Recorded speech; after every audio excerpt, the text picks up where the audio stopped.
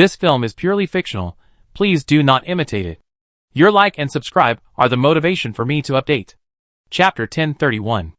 On the 363rd day, after a night's work, Joe had collected approximately 1,000 portions of Parker fiber. The quantity wasn't large. It's unavoidable, as Parker fiber isn't found in all depths of around 2 million meters. At this point, at a suitable depth with appropriate water pressure, Joe consumed a calamity-inducing alpha cluster and teleported back to his stomach wall space. He then fed Phantom Scale and Starlight Leviathan. After feeding, Joe began rummaging through the items in his storage lockers. These lockers were the lowest level lockers he had initially acquired, with a total storage capacity of only 10,000 slots. In the deep sea, survivors in various districts were almost completely restricted from long-distance exploration due to the dead bloodworms in the seawater. Therefore, aside from obtaining some items to enhance their strength, they had very few items for daily life. Now that the survivors have entered the endless sea, freed from the restrictions of the bloodworms, they can explore freely, thus acquiring various blueprints related to their lives. For example, Joe will use the golden storage locker to replace the ordinary lockers. However, the material used to make the golden storage locker is not gold, but golden wood, and its internal storage space is 100 times that of ordinary lockers, that is, 1 million slots. Currently, these ordinary lockers are no longer suitable for placement in the living area because their strength is too low. Joe might accidentally break them. Therefore, they need to be replaced with the more durable golden wood lockers. Over the next few hours, Joe transferred the items from the ordinary storage cabinets one by one to the golden storage cabinet. While transferring the items, Joe noticed several cans of fruit and meat, as well as some bandages and medicine. Sigh. Things I treasured at first are now useless. Joe sighed deeply. In about a year, he had transformed from an ordinary person into a being capable of unleashing world-destroying energy with every move. The food he once cherished was now unimportant. As he cleared out the items from the ordinary storage cabinets, Joe ate the canned fruit and meat he had once treasured. Half an hour later, all the useful items from the ordinary storage cabinets were transferred to the golden storage cabinet. The useless items were simply thrown away along with the ordinary storage cabinets. Next, Joe replaced the stone foundation of the platform beneath his feet with a foundation of yellow earth with a strength equivalent to that of a large leviathan, so he wouldn't have to worry about crushing the stone foundation while walking. After completing these steps, the living area within the stomach wall space became brighter, as the rows of cluttered ordinary storage cabinets were gone.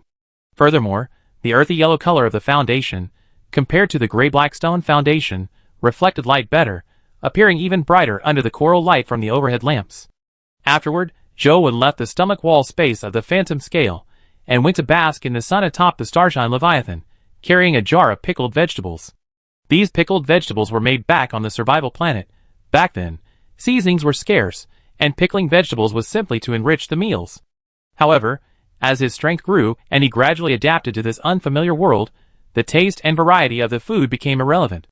Joe opened the cabbage jar, picked out a pickled radish with his chopsticks, chewed it a few times, and his expression immediately contorted. Hiss, so sour. Joe's mouth watered uncontrollably from the sourness. But, the taste is still pretty good, Joe commented after swallowing the radish. Just as Joe was eating the pickled radishes one by one, a private message arrived. He checked the system panel, and saw it was from Jiangge. Boss, I arrived near the main island of Sea Area 3. Jiangge sent a message. Okay, hide for now. Don't let the survivors on the main island of Sea Area 3 find you. Joe sent a message. Oh, okay. Jiangge didn't know what the boss's plan was, but he didn't ask any further questions. Joe left Jiangge temporarily near the main island of C3, naturally as a backup plan to contain the survivors from C3 who were attacking C10. If he couldn't stop the survivors attacking C3, he would teleport directly to C3 and forcefully kill the Guardian Leviathan. He didn't believe that if the Guardian Leviathan was under mortal threat, the survivors from C3 would continue their attack on C10 without a second thought. After all, these survivors from C3, who relied on the Guardian Leviathan for their survival, knew best the importance of it. Therefore, if he could force the survivors from C3 to use an emergency order to recall the survivors attacking C10, he could buy 10 more days. Then, Joe could figure out a way to transfer the survivors from C10. Of course, this was the worst-case scenario. If one could annihilate those million people, then this contingency plan would be the starting point for destroying Sea Area 3. Boom! Boom! Just as Zhou closed the system panel, the previously sunny sky suddenly darkened, becoming overcast with silver lightning flashing through the clouds, accompanied by thunder. Is it going to rain? Zhou looked at the dark clouds above, a hopeful smile on his face, because he hadn't seen rain for over 200 days. Zhou loved the feeling of being sheltered inside, amidst howling winds and torrential rain, finding it all part of the scenery. It gave him a strange sense of security. So, Zhou deliberately stopped the Starshine Leviathan, then placed 4 stone foundations on its head, and then fixed a small wooden hut on the foundations. He even placed a wooden bed inside the hut, and laid down on it. Boom! Boom! Splash! Splash! Gradually, the thunder in the clouds grew more frequent, and the light outside completely dimmed. A few minutes later, the rain Zhou had been hoping for poured down. The rapid rain pelted the roof of the cabin, sounding like a series of rapid drumbeats. Zhou leaned comfortably against the cabin wall, his gaze lingering through the small window as he quietly watched the storm raging outside. Everything was so peaceful. Zhou opened the pickle jar and took out a pickled radish. Just as he was about to put it in his mouth, a violent whooshing sound suddenly came from outside. Boom! Just as Zhou was about to use his mental energy to probe, a powerful torrent of water suddenly struck, instantly shattering the cabin. Zhou lay soaked to the bone on the 4 empty stone foundations, his hand still in the position of eating the pickled radish, his half-open mouth filled with seawater. Chapter 1032. Is this much of a commotion after a rainstorm? Zhou spat out the seawater in his mouth, somewhat helplessly. He had just wanted to enjoy life a little, but this surging wave had completely destroyed it. At this moment, Zhou noticed a huge waterspout not far away, 1,000 meters in diameter and 10,000 meters high, piercing directly into the dark clouds above. The wave that had shattered his small wooden house must have been caused by this giant waterspout. Zhou suddenly noticed that something seemed to be faintly visible within the black clouds connecting the waterspout. Zhou's expression immediately changed. It was one thing for an ordinary wave to shatter his small wooden house, but if it was caused by some kind of creature, then he would settle the score. So he immediately activated his levitation ability, and flew towards the creature faintly visible in the clouds. Whoosh! Whoosh! Whoosh! Just as Zhou reached the location of the waterspout, the creature in the clouds spotted him.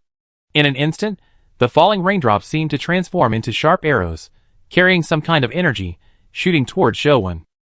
Swish! Zhou formed a sword finger with his hand, simultaneously activating the Liang characteristic. Then, he slashed in front of him, releasing a 10-meter-long Liang energy blade that collided with the incoming raindrops. The Liang energy blade traveled several dozen meters through the swirling rain before quickly dissipating. Looks like abyss-level energy, Zhou judged. Since it was only abyss-level energy, Zhou had nothing to worry about. He simply relied on his radiant golden body to withstand the dense raindrops, and quickly flew into the clouds. Shortly afterward, Zhou, using the Wavebreaker Mech's brief 10x mental power detection, located the creature within the clouds. The creature's appearance was somewhat familiar to Zhou. It resembled the cloud-eating leviathan he had encountered on the survival planet. However, this one was much larger, and entirely black and translucent. Whoosh whoosh whoosh.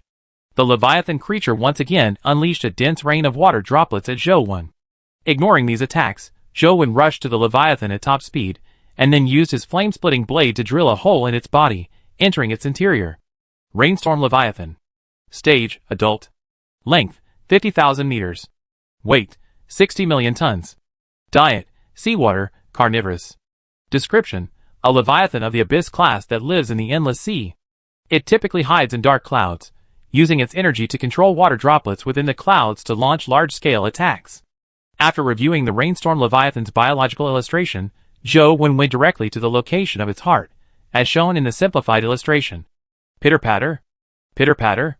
Even after entering the body of the Rainstorm Leviathan, Zhou was still bombarded by a barrage of energy-laden raindrops from all directions, striking his body with a series of violent metallic clangs. To improve his search efficiency, Zhou summoned the Wavebreaker Mech, and then imbued its surface with radiant gold energy to withstand the raindrops, which possessed an energy intensity equivalent to that of the abyss.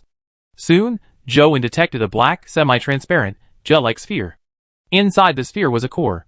This gel-like sphere was the heart of the Rainstorm Leviathan. Just as Zhou was about to retract the Wavebreaker Mech and retrieve the core, his movements suddenly froze. From his mental detection perspective, the core of the Rainstorm Leviathan was rapidly shrinking, from approximately 30 meters to about 3 meters. Is this what Zhang Dongyang encountered before? Zhou Wen wondered. Zhou Wen simply watched quietly, making no move. According to the intelligence Zhang Dongyang had sent, while the energy intensity of a core transformed into a living being would increase, it wouldn't exceed its current level. The Rainstorm Leviathan was only a Sea Abyss level Leviathan. Even if its energy intensity reached King level, it wouldn't be a match for Zhou Wen, so he wasn't worried at all. At this moment, within the Rainstorm Leviathan's heart, the core, which had shrunk to 3 meters, began to writhe, gradually transforming into a humanoid shape. Why isn't it moving? Zhou Wen had been waiting for this humanoid core to burst out of the heart and attack him, but suddenly it stopped moving. Is it waiting for me to cut open the heart wall? Zhou Wen guessed. After all, this creature transformed from the core was ultimately a defensive mechanism for the Rainstorm Leviathan. It wouldn't actively destroy its own heart. Since that's the case, then I do it, Zhou Wen said, putting away his Wavebreaker mech and activating his Golden Lightning ability, unleashing a Golden Lightning attack directly at the heart. The surface of the Leviathan's heart was protected by a layer of gel-like energy liquid, but the energy intensity wasn't high. In an instant, it was pierced by the Golden Lightning, leaving a nearly 1 meter long charred hole in the heart. Whoosh! As soon as the hole appeared, a black energy droplet shot out from it, rapidly heading towards Zhou Wen. Zhou Wen neither dodged nor evaded, allowing the amplified energy droplet to strike him. He wanted to test its strength. Bang! The black energy droplet struck Zhou Wen's body like a bullet, producing a rapid, brief explosion. The droplet shattered into mist, and the golden runes on Zhou Wen's skin flashed briefly where he was hit. Not bad, barely reaching the strength of golden energy, Zhou Wen commented. Whoosh! But before Zhou Wen could finish speaking, a black shadow rushed towards him from within his heart, covering hundreds of meters in an instant. The shadow swung its arm, slamming it down at Zhou Wen. Zhou Wen, without activating any special abilities, swung his own arm, throwing a punch that collided with the shadow's arm. Bang! A deafening roar of energy rang out, and Zhou Wen was sent flying backward, just like when Zhang Dongyang first encountered the Leviathan core evolution of the Earth Shrimp, embedding himself heavily in his flesh. The power is indeed immense, Zhou Wen exclaimed as he emerged from the bloody hole. Whoosh! The humanoid shadow charged at Zhou Wen again, but this time Zhou Wen wasn't going to play along. His blade of rending flames appeared, and he swung it upwards. Swish! The blade of rending flame sliced through the center of the humanoid shadow's body, like cutting jelly, cleaving it in two. Ding! Killed a Leviathan-level creature of the Abyss level. All 3 attributes increased by 3 points. Killed this core evolution, and the Rainstorm Leviathan died too? Zhou Wen was somewhat surprised. Normally, taking the core of a Leviathan creature would only deplete its energy, not kill it immediately. Its brain would also need to be destroyed. The black shadow cut in two on the ground gradually dissolved into a pool of gel-like liquid, and a fist-sized, black, semi-transparent core gradually solidified. Zhou Wen stepped forward and took the core in his hand. Chapter 1033. Ding! Obtained Rainstorm Core X1. Ding! Obtained Rainstorm Gel X1. Ding! Rainstorm Gel, a material for the Transformation Leviathan's Metamorphosis stage. Ding! Rainstorm Leviathan Core Evolution. Influenced by the Evolution Emperor's energy factor, the core has mutated, evolving into a core creature. The Evolution Emperor is compensating for the Leviathan's massive size, Zhou Wen murmured, looking at the description of the Rainstorm Leviathan Core Evolution in his mind. Normally, survivors only needed to accumulate a certain amount of Abyss-level energy to kill an Abyss-level Leviathan, by destroying its brain or extracting its core from its heart. But now they have to face a core creature possessing the energy of an entire core. Against a core creature, unless the survivor's energy level surpasses that of the core creature by a level, there is virtually no chance of victory. I never heard of this kind of core creature before, back in Sea Area 9. It must have only recently appeared. Zhou Wen suddenly had a bad feeling. Won't there be more and more of these core creatures in the future? Zhou Wen frowned. If there really were more and more, the survivors would be in real danger. Actually, if this core creature only stayed in the heart of the main body, the threat level wasn't too bad, because the Abyss-class Leviathan was huge, and the bioradar of the Phantom Leviathan would automatically avoid it after detecting it. But if the core creature could move freely in the ocean, the Phantom Leviathan wouldn't take such a small creature seriously at all, and wouldn't deliberately avoid it. Once encountered, under unknown circumstances, ordinary survivors could be killed instantly. Zhou Wen's expression shifted, and he immediately sent information about the core creature to the regional communication channel in Sea Area 10, allowing survivors exploring the area to prepare for any encounters with the strange humanoid creature. Next, Zhou sent the photos he had just taken of the Leviathan core evolution using the system panel to the regional communication channel. Zhou's message immediately attracted the attention of all survivors in C Area 10, and they quickly began exchanging messages. Survivor from Area 10. Core creature? Isn't this evolution emperor deliberately targeting us survivors? Survivor from Area 5. If only the king of Area 10 could find this evolution emperor and kill him directly. Survivor from Zone 2. Don't get the king of Zone 10 in trouble. This evolved emperor is clearly not simple. It might even be stronger than the dead emperor. How could you just kill it like that? Survivor from Zone 1. If only the tidal Leviathan were still around. It seems the tidal Leviathan reached emperor level before. With the tidal emperor and the king of Zone 10, we should have a chance. Survivor from Zone 10. Hey! The big boss sent us information about core creatures, so we could be on guard while exploring.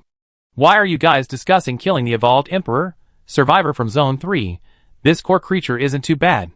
If we encounter it, we can bring the kings of survivors from other zones. It shouldn't be too difficult to deal with. Survivor from Zone 4. Abyss-level creatures are indeed manageable, but what if a king level 1 appears? Besides the king of Zone 10, we definitely can't handle the kings of survivors from other zones. Survivor from Zone 3. Then let's bring the king of Zone 10. Survivor from Zone 4. Is the king of Zone 10 your babysitter, always at your beck and call? Survivor from District 8. Alright, there's no point in discussing this now. Look at the news from the king of District 10. There aren't many of these core creatures yet. Just be careful. Meanwhile, Zhou had already entered the stomach space of the Rainstorm Leviathan and retrieved its exclusive supply box.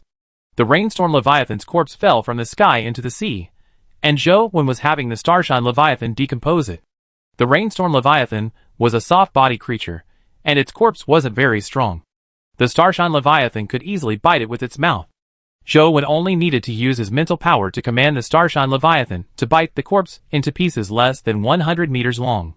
Soon, the 50,000-meter-long Rainstorm Leviathan corpse was completely decomposed with the help of the Starshine Leviathan. Without the Rainstorm Leviathan, the dark clouds in the sky gradually dissipated, and the sky became sunny again. After letting the Starshine Leviathan continue forward, Zhou opened the Rainstorm Leviathan's exclusive treasure chest. Asterisk ding. Obtained 1x Rainstorm Leviathan Gene Potion. Asterisk. Asterisk ding. Obtained 1x Rainstorm Shotgun. Asterisk. Asterisk ding. Obtained 1x Crystal Diamond. Asterisk. Asterisk ding. Obtained 1x Beacon. Asterisk. Asterisk ding. Obtained 10,000 Evolution Factors. Asterisk. Rainstorm Shotgun, an Abyss-class weapon? Zhou took it out to examine it. After hearing the system's description in his mind, it was indeed an Abyss-class weapon. However, this kind of Abyss-class weapon was useless to Zhou, so he directly sent it to Zhang Dongyang, along with the Rainstorm Leviathan Gene Potion and Rainstorm Core. The remaining items weren't worth looking at, so Zhou simply put them away. He gave the Rainstorm Gel he had just obtained to Jiang Hideout for sale. For the rest of the time, Zhou had nothing to do, so he continued to bask in the sun while eating pickled radishes. Around noon, Zhou received a private message from Chen Xian. Boss Zhou, I entered the Eternal Day Sea. But the Eternal Day Sea is strange. There seem to be multiple suns in the sky, but strangely, the temperature hasn't risen much, Chen Xian said. Come along with me. Hearing about multiple suns in the sky, Zhou raised an eyebrow. Those were all sun fruits. The next second, Chen Xian's invitation to join him arrived. Zhou immediately clicked accept, and his figure vanished in a flash of blue light. When Zhou reappeared, he was already beside Chen Xian. His first glance revealed 10 suns of varying sizes in the sky. If the sun fruit, after being completely absorbed by the Eternal Day Emperor, can truly evolve a Sea Abyss-level Leviathan into a King-level Leviathan, then there are probably quite a few King-level Leviathans in this Eternal Day Sea, Zhou thought to himself, gazing at the 10 suns in the sky. Boss Zhou, although we arrived in the Eternal Day Sea, we still don't know where the sun fruit grows. How are we supposed to find it? Chen Xian asked Zhou. The suns in the sky are sun fruits, Zhou said, pointing to the suns. Huh? The suns are sun fruits? Chen Xian was somewhat surprised, then activated her levitate ability and flew into the sky, preparing to examine them up close. Zhou was startled by this, and quickly activated his levitate ability, flying into the sky to stop Chen Xian, then they landed back on Crystal's head together. What's wrong? Shin Xian asked, puzzled. The Radiant Sun fruit might be protected by the Eternal Day Emperor. I flew up to get close and check it before, but I was attacked by the Eternal Day Emperor, Zhou said. Chapter 1034. Emperor-level Leviathan. Shin Xian's expression changed in shock. When she looked back at the radiant fruit in the sky, a hint of lingering fear flashed in her eyes. Aside from the Starfall Leviathan in its growth phase, Shin Xian had only ever seen the Deathly Silence Emperor-level Leviathan, and even that was from afar. But whether it was the Starfall Leviathan in its growth phase, or the Deathly Silence Emperor she had seen from a distance, their terror had left a deep impression on Shin Xian. They were simply invincible. Especially the scene when the Deathly Silence Emperor first appeared, with its countless enormous eyes darting wildly in the air, was both horrifying and disgusting. A scene straight out of the apocalypse. Therefore, Shin Xian had a certain understanding of the terrifying power of Emperor-level Leviathans. But then, her expression changed again, and she turned to look at Zhou. Boss Zhou, were you alright after being attacked by the Eternal Day Emperor's energy attack? Shin Xian asked, examining Zhou with concern. It's nothing, Zhou shook his head. Although he had almost been burned to death that time, a month had passed, so there was no need to bring it up. Oh, that's good. Shin Xian nodded, relieved. By the way, Boss Zhou, will this Eternal Day Emperor attack us? Shin Xian suddenly felt a sense of danger and pointed to the sun in the sky. After all, it was an Emperor-level Leviathan. Probably not. Zhou wasn't entirely sure either.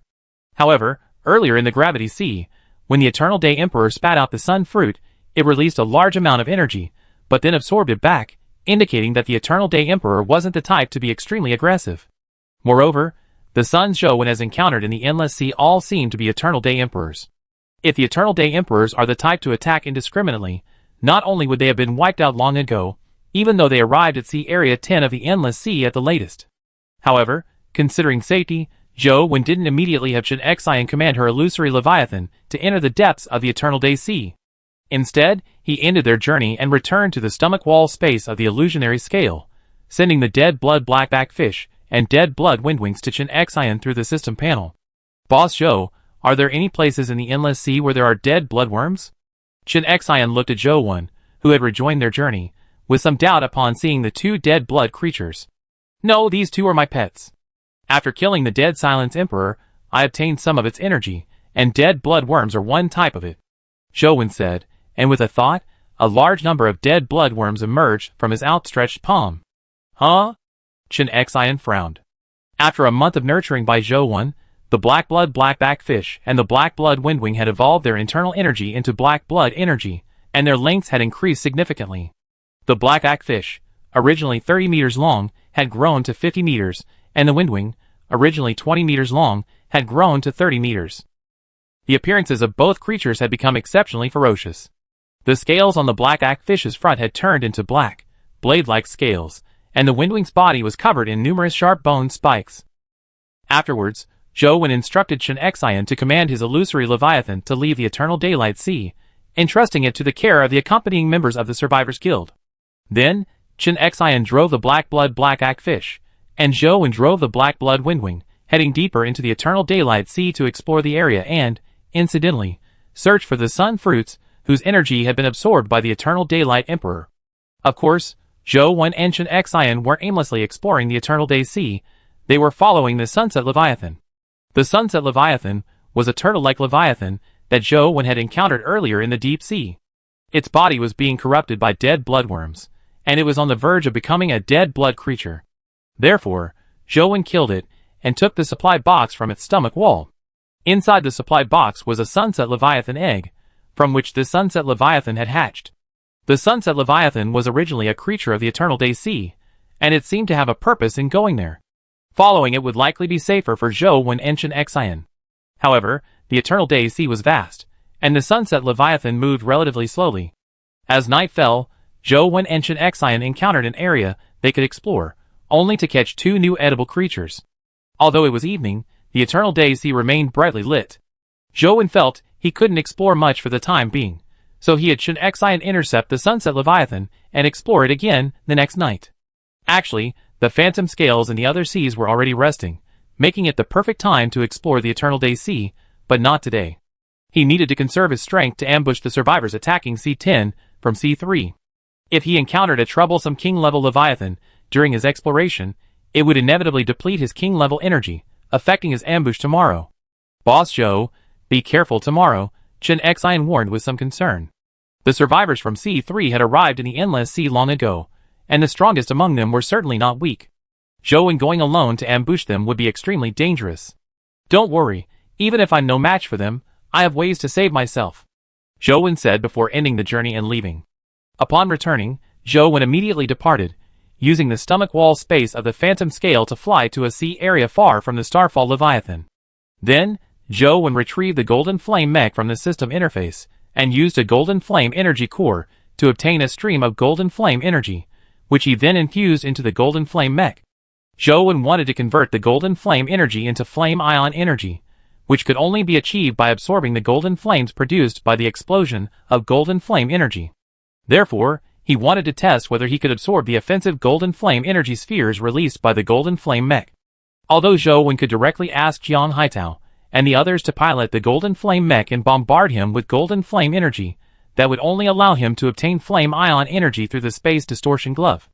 The Flame Ion energy stored in the Space Distortion Glove could only be used to charge the Blazing Flame Blade, but it couldn't allow him to enter the Starfall Leviathan form.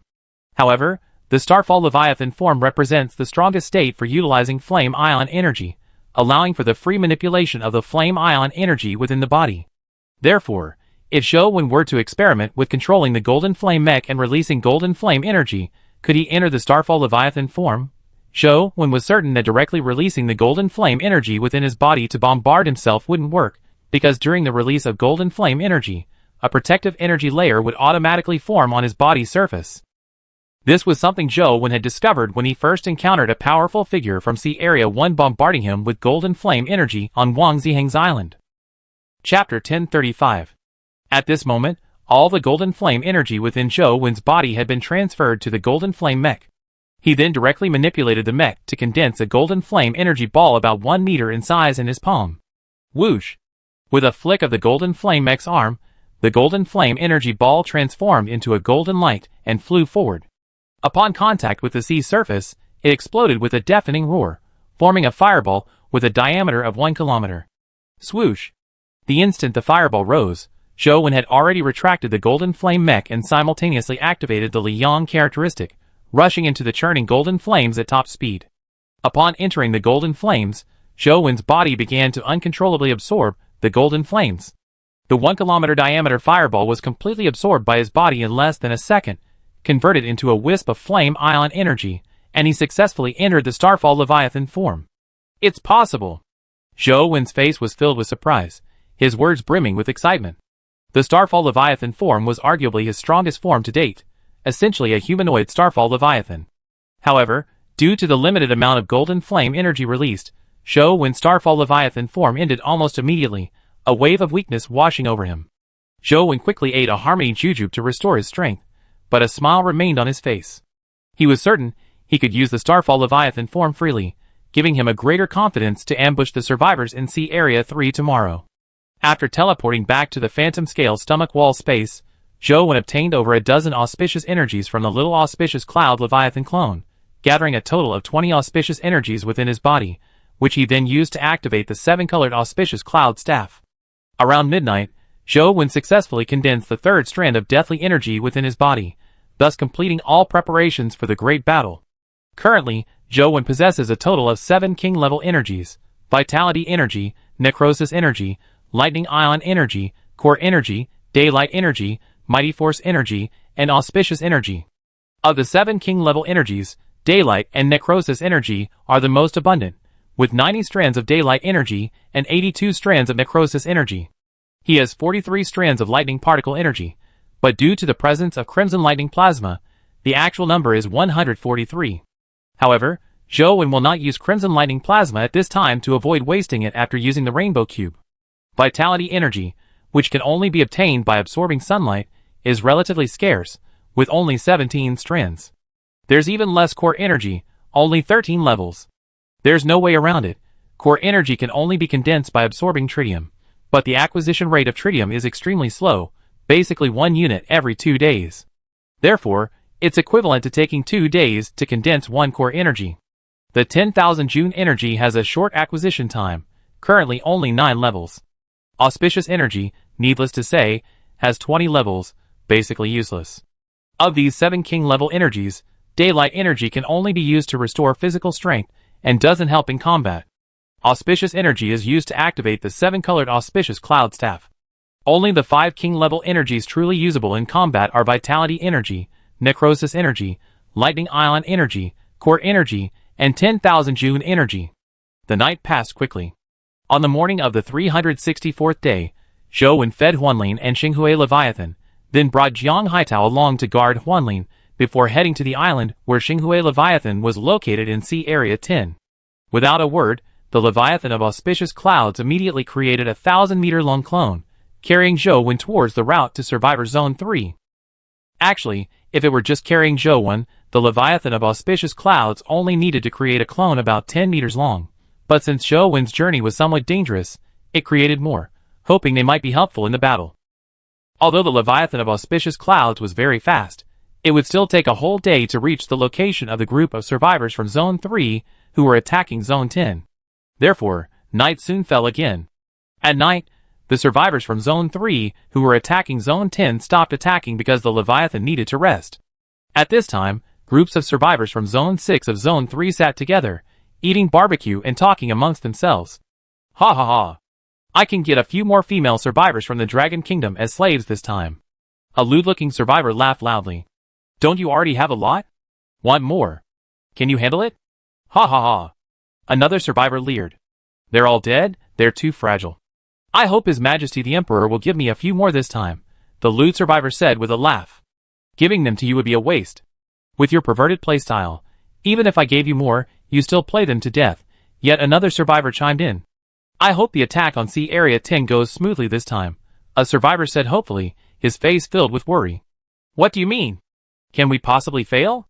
I heard the rulers of Sea Area 10 are a bunch of Dragon Kingdom people. Do these lowly creatures have the strength to contend with us? The lewd survivor said disdainfully. Before, when His Majesty the Emperor announced the departure, something seemed to have happened on the main island, so serious that it was sealed off, a survivor said with a worried expression. And I heard that some survivors from C10 infiltrated our C3. So, the survivors from C10 probably already know we're going to attack them, the survivor said, their expression growing even more worried. So what? Even if the survivors from C10 know we're going to attack them, even with all their preparations, they can't possibly be a match for us, a sneaky survivor said nonchalantly. Yeah, we were the third to arrive at the Endless Sea, 100 days earlier than the survivors from C10, and their numbers are only a little over 10 million.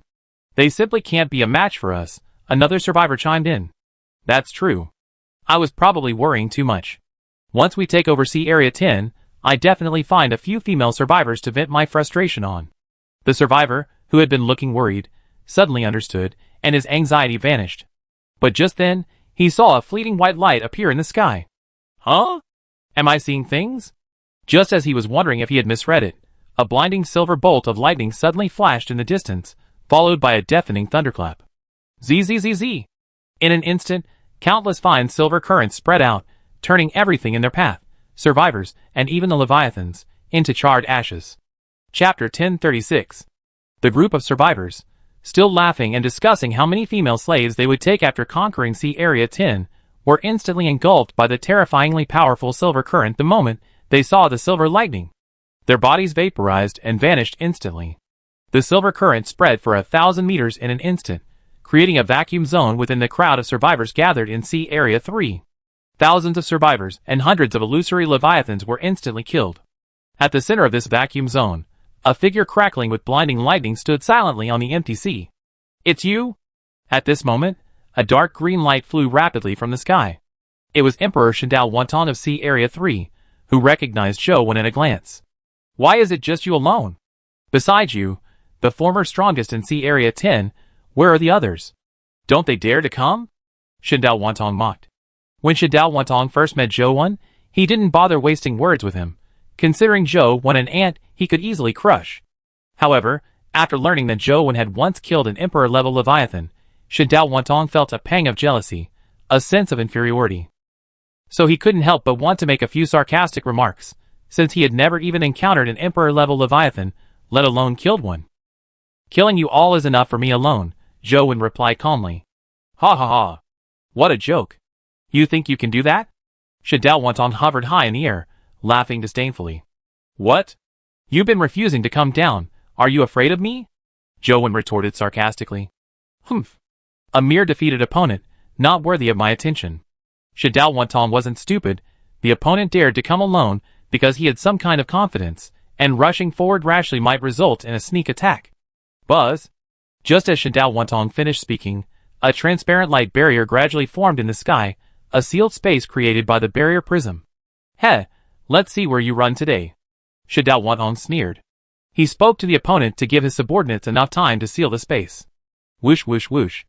At this moment, beams of light rushed towards Zhou Wen from all directions, a total of 8 figures instantly surrounding him. Defeat them, and you be worthy of my attention, Shadao Wantong said, his figure flying to a more distant position. Watching the strongest figures from Sea Area 3 gradually disappear into the distance, Zhou Wen frowned slightly. He had originally planned to wait until all the survivor kings of Sea Area 3 arrived before releasing a deathly energy to kill them all, but the opponents seemed to be on guard. It seems they already sent people to our Sea Area 10 to gather information, Zhou Wen guessed. Otherwise, given his previous humiliating escape from their clutches, they wouldn't be so vigilant. You're the strongest in Sea Area 10? Since you dared to attack us alone, now I show you the difference in strength between your Sea Area 10 and our Sea Area 3.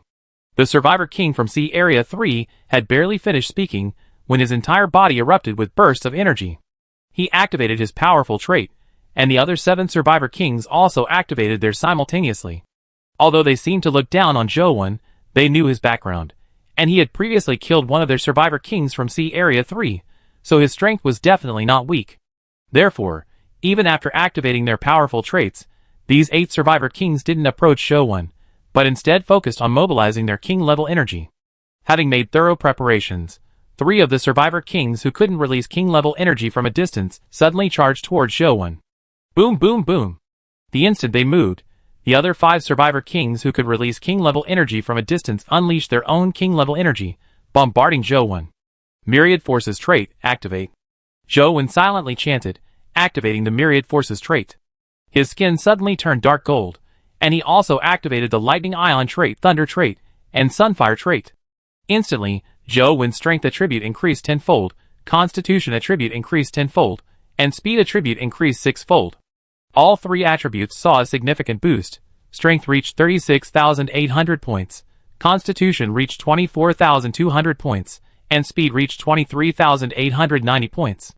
At this moment, the 3 survivor kings, who had imbued their weapons with king-level energy for close-quarters combat, had reached Zhou Wen, their weapons simultaneously striking different vital points. Bang! Bang! Bang! However, only 3 crisp metallic sounds, and the hard feel of weapon hilts responded. The 3 survivor kings' expressions changed drastically, and they hurriedly retreated. At that moment, 5 beams of king-level energy shot in from a distance, buying them time to escape. To their surprise, Zhou Wen actually withstood the 5 king-level energies head-on, with his body, and a blazing flame blade appeared in his hand. The 3 men's pupils constricted sharply, the fear of death gripping their hearts. They wanted to escape, but somehow found themselves unable to move. At that moment, the figure who had been simultaneously bombarded by the 5 king-level energies vanished. Whoosh! In an instant, a blurry figure swiftly swept past the 3 king survivors, 3 fiery red blade marks appearing on their necks.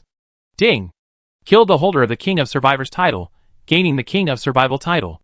3 system notifications sounded almost simultaneously in Zhou Wen's mind, but he didn't bother to check them carefully. Instead, he charged towards the remaining 5 king survivors at undiminished speed. Clang! Just as Zhou Wen's blade of rending flame was about to strike the neck of the 4th survivor king, a figure in eerie green suddenly appeared. This figure also wielded a blade of rending flame, and the 2 blades collided with tremendous force, producing a resounding clang. The eerie green figure was none other than Shadao Wantong. Having witnessed Zhou Wen's sudden display of strength, he immediately realized that Zhou Wen's confidence stemmed from possessing true king-level energy. Constantly relieved, he flew down to rescue the remaining 5 survivor kings. While it wouldn't matter if all the survivor kings died, rebuilding them would still require resources, so saving some was always beneficial. Humph! You finally calculated it. Seeing Shadao Wantong's figure, Zhou Wen sneered inwardly, a smirk playing on his lips. Deadly Silence Trait Activate. Chapter 1037. Deadly Silence Trait Activate. Zhou Wen silently chanted, activating the Deadly Silence trait. Buzz. In an instant, a chillingly dark energy was released from Zhou Wen's body, slowly spreading outwards, like ink seeping into clear water. This is. The 5 survivor kings of Sea Area 3, who thought they were saved, felt their hearts tremble upon sensing this sudden, terrifying aura, and fear involuntarily appeared on their faces. At this moment, Zhou Wen was like the grim reaper of hell in their eyes, as if they would suddenly die at any moment. This aura? How is this possible? The relaxed expression on Shen Dao Wantong's face vanished abruptly, replaced by utter disbelief. Shen Dao Wantong knew that Zhou Wen had once killed the Emperor-level Leviathan Deadly Emperor, meaning that Zhou Wen had obtained the Deadly Emperor's core and exclusive treasure chest, which was the main reason he wanted to attack Sea Area 10. To use the Emperor-level Leviathan-grade gene potion and traits, a survivor's character attribute panel needs to reach the Abyss-level Leviathan level, but based on the current progress of the survivors, reaching the Abyss level is impossible. Shinto Tenkyo was certain that Zhou Wen couldn't use the Deathly Emperor's gene potion and traits, which is why he rushed over to kill him and steal everything. But at this moment, Zhou Wen released an energy that terrified even him, and the color of this energy was exactly the same as the Deathly Emperor's energy color he had previously detected. Therefore, he immediately guessed that this pitch-black energy might be the energy possessed by the Deathly Emperor. This was the reason for the incredulous look on Shen Dao Wantong's face. Just 10 days ago, Zhou Wen was merely a defeated opponent whom he had easily routed, but now, he could wield Emperor-level energy. It was utterly unbelievable. However, the situation was urgent, and Shen Dao Wantong had no time to ponder why Zhou Wen could integrate the Deathly Emperor's genes. He flashed back, quickly retreating to avoid the attack. Don't even think about running. Zhou Wen noticed Shen Dao Wantong's retreat, and immediately activated True King's pressure. The next second, a pitch-black energy phantom, 100,000 meters long, appeared in the sky. Its shape resembled a writhing mass of dark flesh, and then, numerous crimson cracks gradually appeared on its surface. Thud thud thud. Suddenly, crimson eyeballs bulged out from the cracks, as if trying to break free of their restraints, constantly twisting outwards, looking extremely eerie. Buzz. In an instant, a terrifying mental force erupted from those blood-red eyeballs, covering an area of 50,000 meters in diameter. Those survivors in Zone 6 of Sea Area 3, who were farther from the battlefield and unaware of what was happening, had their heads shattered like watermelons the moment this mental force struck, their blood splattering everywhere. In a mere second, 1/10 of the million-strong attacking force, or 100,000 people, suddenly perished. Many of them died without even knowing what had happened, their deaths shrouded in mystery. The 5 survivor kings closest to Zhou Wen, under the influence of this powerful mental force, abruptly halted their retreat and all knelt on the ground. Only Shen Dao Wantong withstood this emperor-level pressure, because he also released True King pressure. In an instant, 9 enormous phantoms, each 10,000 meters in diameter, appeared in the sky, directly confronting the blood-red eyeballs that filled the entire sky, thus neutralizing the emperor-level pressure. Buzz. At this moment, the deathly energy around Zhou Wen had condensed into an energy halo. With a thought, the dark energy halo suddenly expanded outwards, like ripples on a lake. The 5 survivor kings of the number 3 sea area, suppressed on the ground by the emperor-level pressure, were instantly swallowed by the deathly energy halo, their figures vanishing as if erased from thin air. Only Shen Dao Wantong managed to fly into the sky in time to avoid this attack. The deathly energy halo expanded further and further, eventually covering an area of 50,000 meters in radius. The illusory leviathans that had just been killed by the emperor-level pressure were powerless against the deathly energy halo, and were all wiped out by the dark energy. Asterisk ding. Killed the holder of the King of Survival title, gaining the King of Survival title. Asterisk. Asterisk ding. Killed the holder of the King of Survival title, gaining the King of Survival title. Asterisk. Immediately afterward, 5 system notifications sounded in Zhou Wen's mind, simultaneously granting him 5 King of Survival titles, bringing his total to 8. Once energy reaches the King level, it can be released at will, including deathly energy. However, Zhou Wen used this wide-range attack method to kill as many survivors as possible in Sea Area 3. What? Aren't you going to run? Zhou Wen looked up at the divine path all-encompassing floating in the sky, his tone laced with sarcasm. In just over 10 days, you reached this level. I wonder how much Emperor-level energy you still possess. Shen Dao Wantong said calmly. At this moment, Shi Dao Wantong could roughly determine that Zhou Wen's previous killing of the Silent Emperor was likely achieved using some kind of one-time trump card, rather than possessing the inherent strength to kill an Emperor-level Leviathan. Because if the opponent truly possessed the strength to kill an Emperor-level Leviathan, he wouldn't have needed to deliberately lure him close, he could have simply overwhelmed him with his superior power. Therefore, he could confirm that the opponent didn't possess much Emperor-level energy, and thus, he had nothing to fear. Indeed, not much, but certainly enough to kill you. Zhou Wen said, a dark blue ball of light suddenly appearing in his palm, which he then hurled toward Shi Dao Wantong in the sky. Heh! Is that so? Shi Dao Wantong scoffed, completely ignoring the incoming cluster of condensed energy. Crack core domain. Just as the fused energy cluster was about to strike Shi Dao Wantong, a pale golden character attribute panel appeared within his body and rapidly expanded. Boom! The fused energy cluster collided directly with the pale golden character attribute panel, resulting in a violent explosion. However, the pale golden character attribute panel quickly dissipated the fused energy cluster intact, and pressed down on Zhou Wen from above like a mountain crashing down. This is a character attribute panel? Zhou Wen's face showed astonishment. At first, he thought that what blocked the explosion of the fused energy cluster was some kind of defensive energy from Shi Dao Wantong, but it turned out to be a character attribute panel. Strength, Constitution, and Speed are all 2,800 points. Such high scores for all three attributes? Zhou Wen saw the three attributes on Shi Dao Wantong's character attribute panel, but apart from these three attributes, all other information was marked with question marks, so he couldn't obtain any information about his character. Chapter 1038. Faced with an unknown attack, Zhou Wen usually focused on dodging. However, this time he miscalculated. For some reason, his body seemed to be bound by something, rendering him completely immobile. What's going on? Just as Zhou Wen was puzzled, suddenly, his pale silver character attribute panel popped out on its own, then rapidly expanded, flying towards the pale gold character attribute panel in the sky. However, even at its maximum expansion, Zhou Wen's pale silver character attribute panel was only 1/10 the size of the pale gold one. Bang! The two character attribute panels collided quickly. But Zhou Wen's pale silver character attribute panel only slightly delayed the pale gold one before shattering and disappearing. The moment the character attribute panel shattered, Zhou Wen felt a strange sense of weakness. But the opponent's character attribute panel had already fallen, and he didn't have time to process it. He immediately activated his Myriad Forces ability, instantly turning his skin a dark gold color. Then, Zhou Wen swung his flame-splitting blade, attempting to slice through the opponent's pale gold character attribute panel, but he touched nothing. The panel simply passed right through him.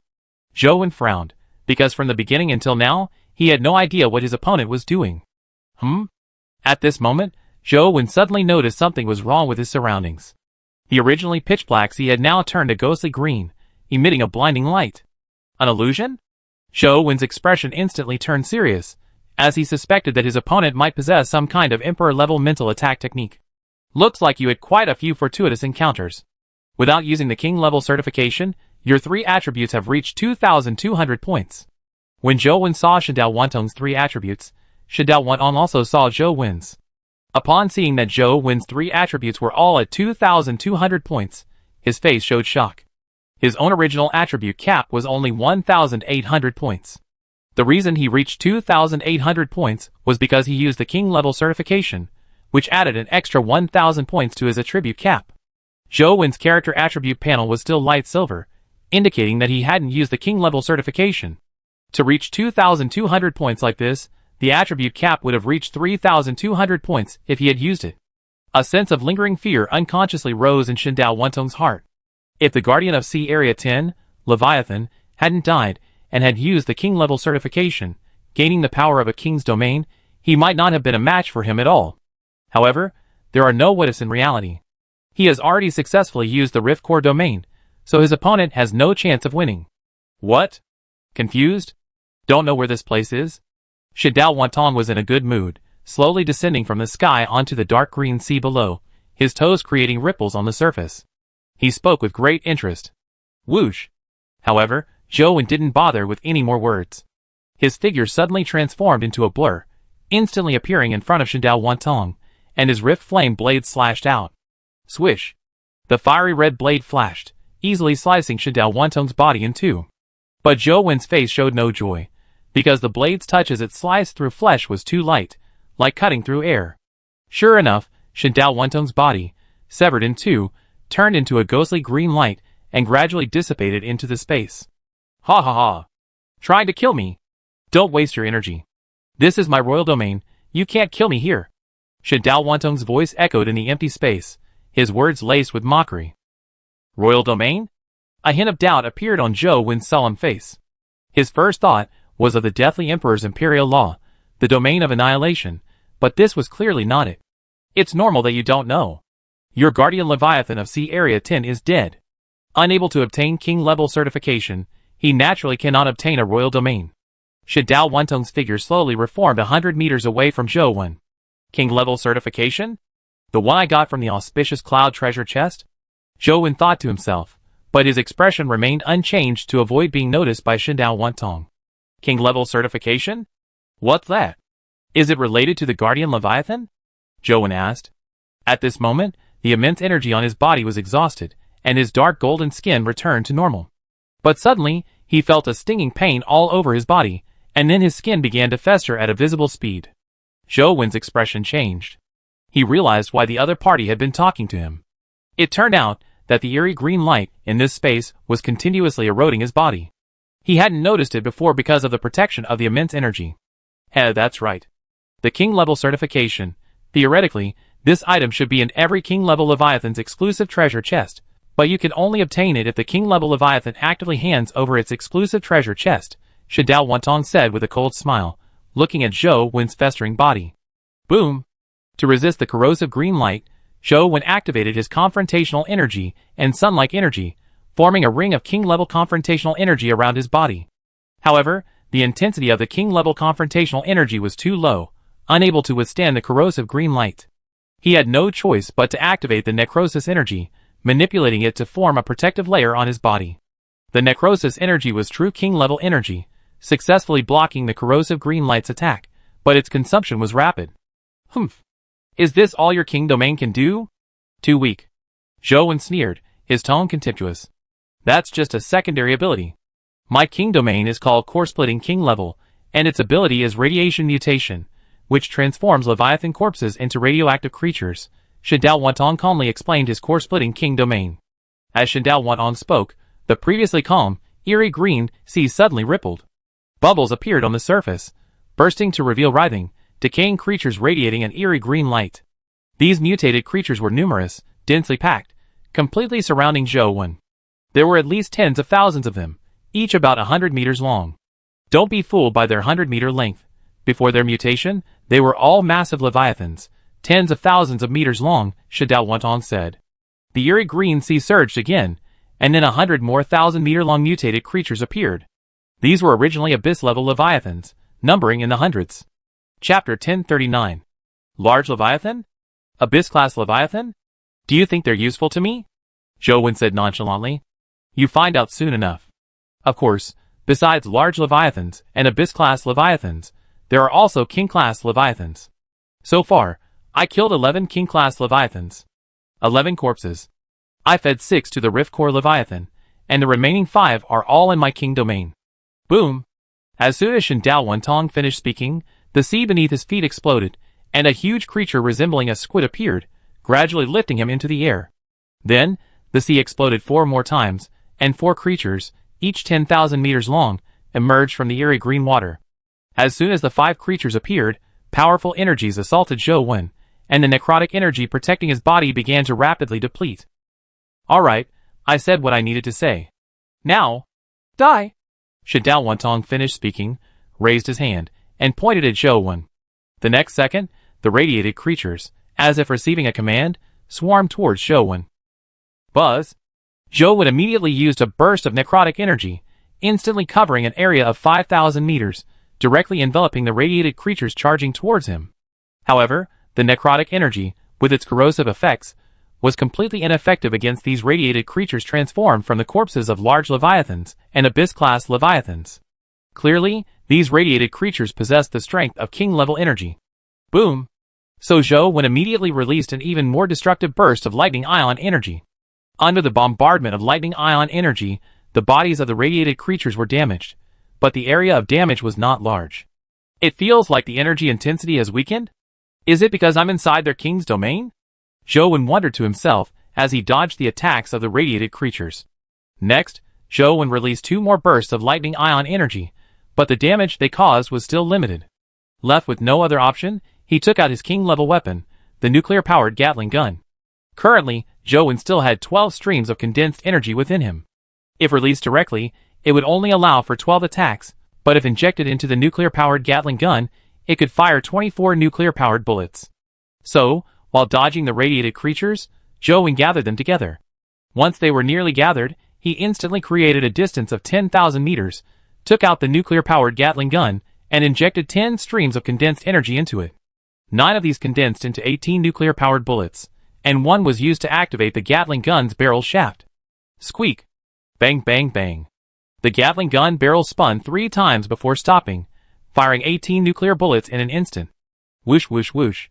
18 tiny, eerie blue specks streaked through the air, scattering into the swarm of radiated creatures. The next second, orbs of eerie blue energy rapidly expanded from them. Boom boom boom. A series of explosions followed, the exploding energy engulfing tens of thousands of radiated creatures gathered together. Soon afterward, the explosive energy dissipated. The 100-meter-tall radiated creatures vanished without a trace, completely annihilated, while the 1,000-meter-tall ones suffered severe damage, becoming mangled and battered. 2 nuclear bombs flew toward Shindao Wantong's location, but were blocked by a crab-like creature beside him, its pincers acting like a shield. The 10,000-meter-tall crab-like creature withstood 2 nuclear explosions without sustaining any damage. Clearly, the larger these radioactive creatures were, the stronger the eerie green energy emanating from their bodies. However, what puzzled Zhou was that although he had wiped out all the 100-meter-tall radioactive creatures in one fell swoop, the creature's expression remained unchanged. But the next second, he understood why. The eerie green sea surface rippled violently again, and 100-meter-tall radioactive creature after another resurfaced, surrounding Zhou once more. They can regenerate indefinitely? Zhou eyes widened in astonishment. If these radioactive creatures could regenerate indefinitely, he would be slowly worn down and killed. What's wrong? You should have more energy than that, right? Keep going. Use the rest of your Emperor-level energy. Shindao Wantong, sitting atop the radiated squid creature, smiled as he watched Zhou, who was constantly dodging but not attacking. Zhou ignored Shindao Wantong's words and began moving around the space, trying to find a way out. His king-level energy was limited, and apart from the core energy, the other 2 types of offensive energy had virtually no effect on the radiated creature. Continuing to attack was pointless. Once his king-level energy was exhausted, he wouldn't be able to withstand the continuous erosion of the surrounding radiation energy. You're not looking for an exit, are you? Don't waste your energy. Unless you kill me, you won't get out, Shindao Wantong warned after a while, realizing Zhou intentions. Zhou ignored Shindao Wantong and continued searching for an exit. This peculiar space couldn't exist indefinitely unless one was at the transcendent realm. It must have a time limit. Wait!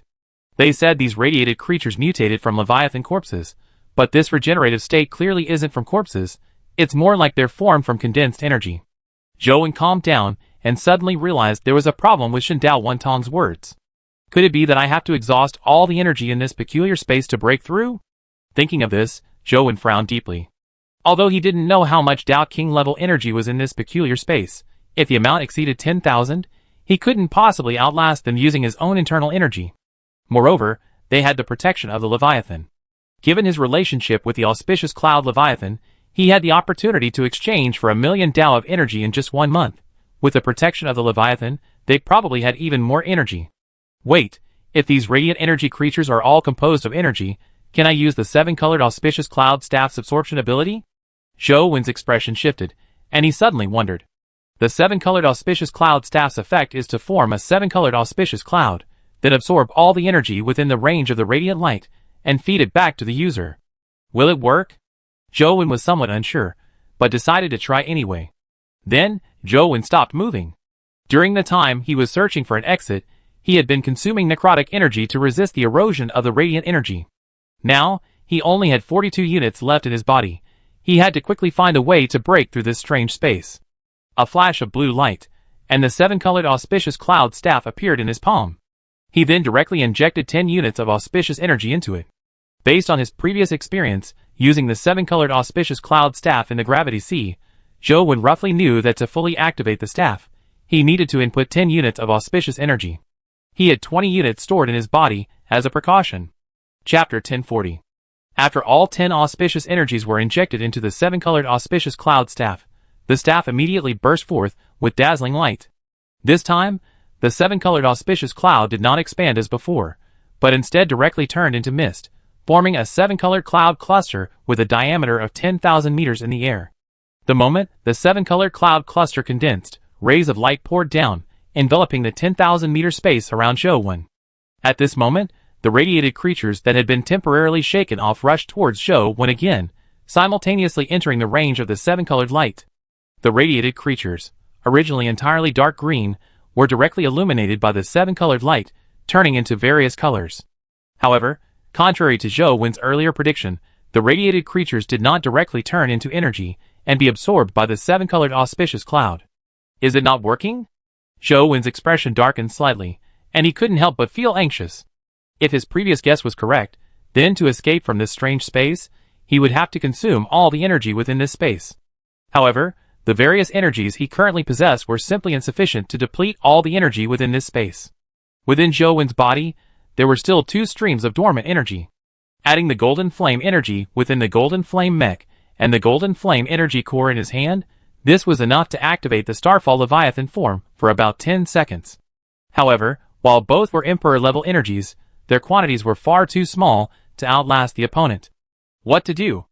Zhou felt trapped in a dead end. I wonder if using the Rainbow Cube will be enough to hold out. Zhou only remaining hope was the Rainbow Cube, but the situation was unclear, and he couldn't use it rashly. As Zhou dodged the attacks of the irradiated creatures while constantly pondering a way to win, a surge of energy suddenly flowed into him from the auspicious 7-colored clouds above. Zhou expression shifted, and he immediately used his mental power to carefully examine the nearest irradiated creature. He discovered that the eerie green energy on its body was gradually weakening under the 7-colored light, but this process was so slow that it was almost imperceptible without careful mental perception. Since the auspicious 7-colored clouds can absorb the energy of the irradiated creatures, this makes things easier. Zhou suddenly breathed a deep sigh of relief, because relying on the auspicious 7-colored clouds meant he was essentially using the creature's energy to outlast it. Although the auspicious 7-colored clouds absorbed the irradiated creature's energy very slowly, some energy feedback was better than nothing. At least it would allow him to deplete as much of the creature's energy as possible, increasing his chances of escape when he finally used the Rainbow Cube in a desperate gamble. I wonder what kind of energy it's feeding back, Zhou thought to himself, immediately sensing it carefully. To his dismay, the energy being fed back was auspicious energy. If I had known it would be like this, I should have forcibly demanded 1,000,000 strands of auspicious energy from the auspicious cloud Leviathan before coming here, directly activating the king-level certification, Zhou suddenly regretted. His original intention in ambushing the survivor attacking team in Sea Area 3 was to severely damage them as much as possible, forcing them to abandon their attack and buying himself time to develop. After all, he had now successfully integrated the deadly Leviathan gene.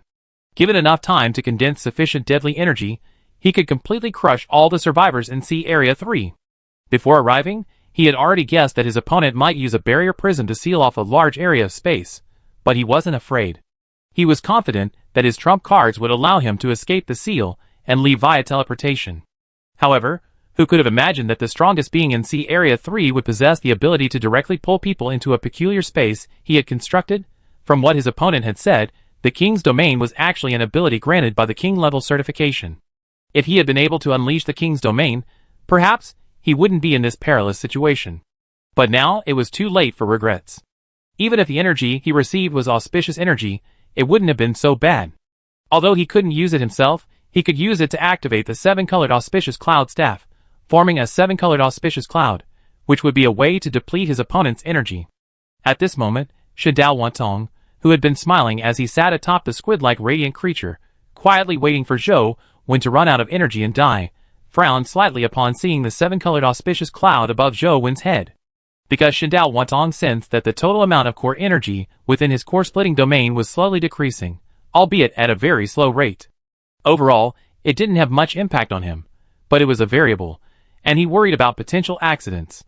Within the core-splitting domain, although Shidao Wantong was far from Zhou, he was still aware of Zhou's every move. He also sensed the process of the 7-colored auspicious clouds absorbing the radiation generated bioenergy and feeding it back to Zhou. With a thought, one of the 4 10,000-meter-tall radiation-generated creatures standing beside him, a creature resembling a sea anemone, immediately began writhing its numerous tentacles, rolling across the emerald green sea surface and charging towards Zhou's location. Zhou's expression hardened, and a blue light flashed in his hand as the space distortion glove and the blade of rending flames appeared simultaneously. Whoosh! The flame ion energy stored in the space distortion glove was all channeled into the blade of rending flames. In an instant, churning crimson flames erupted from the blade, forming a fiery tornado swirling around it. The fiery tornado rapidly contracted and condensed, gradually taking shape as a crimson energy blade, seemingly woven from crimson flames. Soon, an 11-meter-long crimson energy blade appeared in Zhou's hand. At that moment, the 10,000-meter-long anemone-like radiated creature was already before him. Whoosh! Zhou's figure vanished abruptly, transforming into a crimson streak of light, instantly reaching the anemone-like radiated creature. However, the radiation energy released by the anemone-like radiated creature was even stronger. The necrotic energy protecting Zhou's body was completely depleted in less than a second as he approached. To avoid pointless waste, Zhou stopped using necrotic energy for defense and instead activated the 10,000 June property, turning his skin a dark gold color. The defensive effect of 10,000 June energy was far stronger than that of necrotic energy. The corrosive effect of radiation energy had almost no effect on it. Unfortunately, Zhou didn't have much 10,000 June energy left. After using this one, he only had 7 left, and each 10,000 June energy could only last for 10 seconds. Whoosh whoosh whoosh. After using his 10,000 June energy to block the even stronger radiation erosion from the 10,000-meter-long irradiated creature, Zhou charged directly onto its body, his crimson blade slashing continuously. In a second, Zhou unleashed over 100 slashes, completely consuming his 11-meter-long crimson energy blade. Then, crimson blade marks appeared on the 10,000-meter-long irradiated creature's rotting, twisted, eerie green body. Chapter 1041. Whoosh! The next second, a large amount of crimson flames erupted from the crimson blade mark, instantly engulfing the sea anemone radiated creature.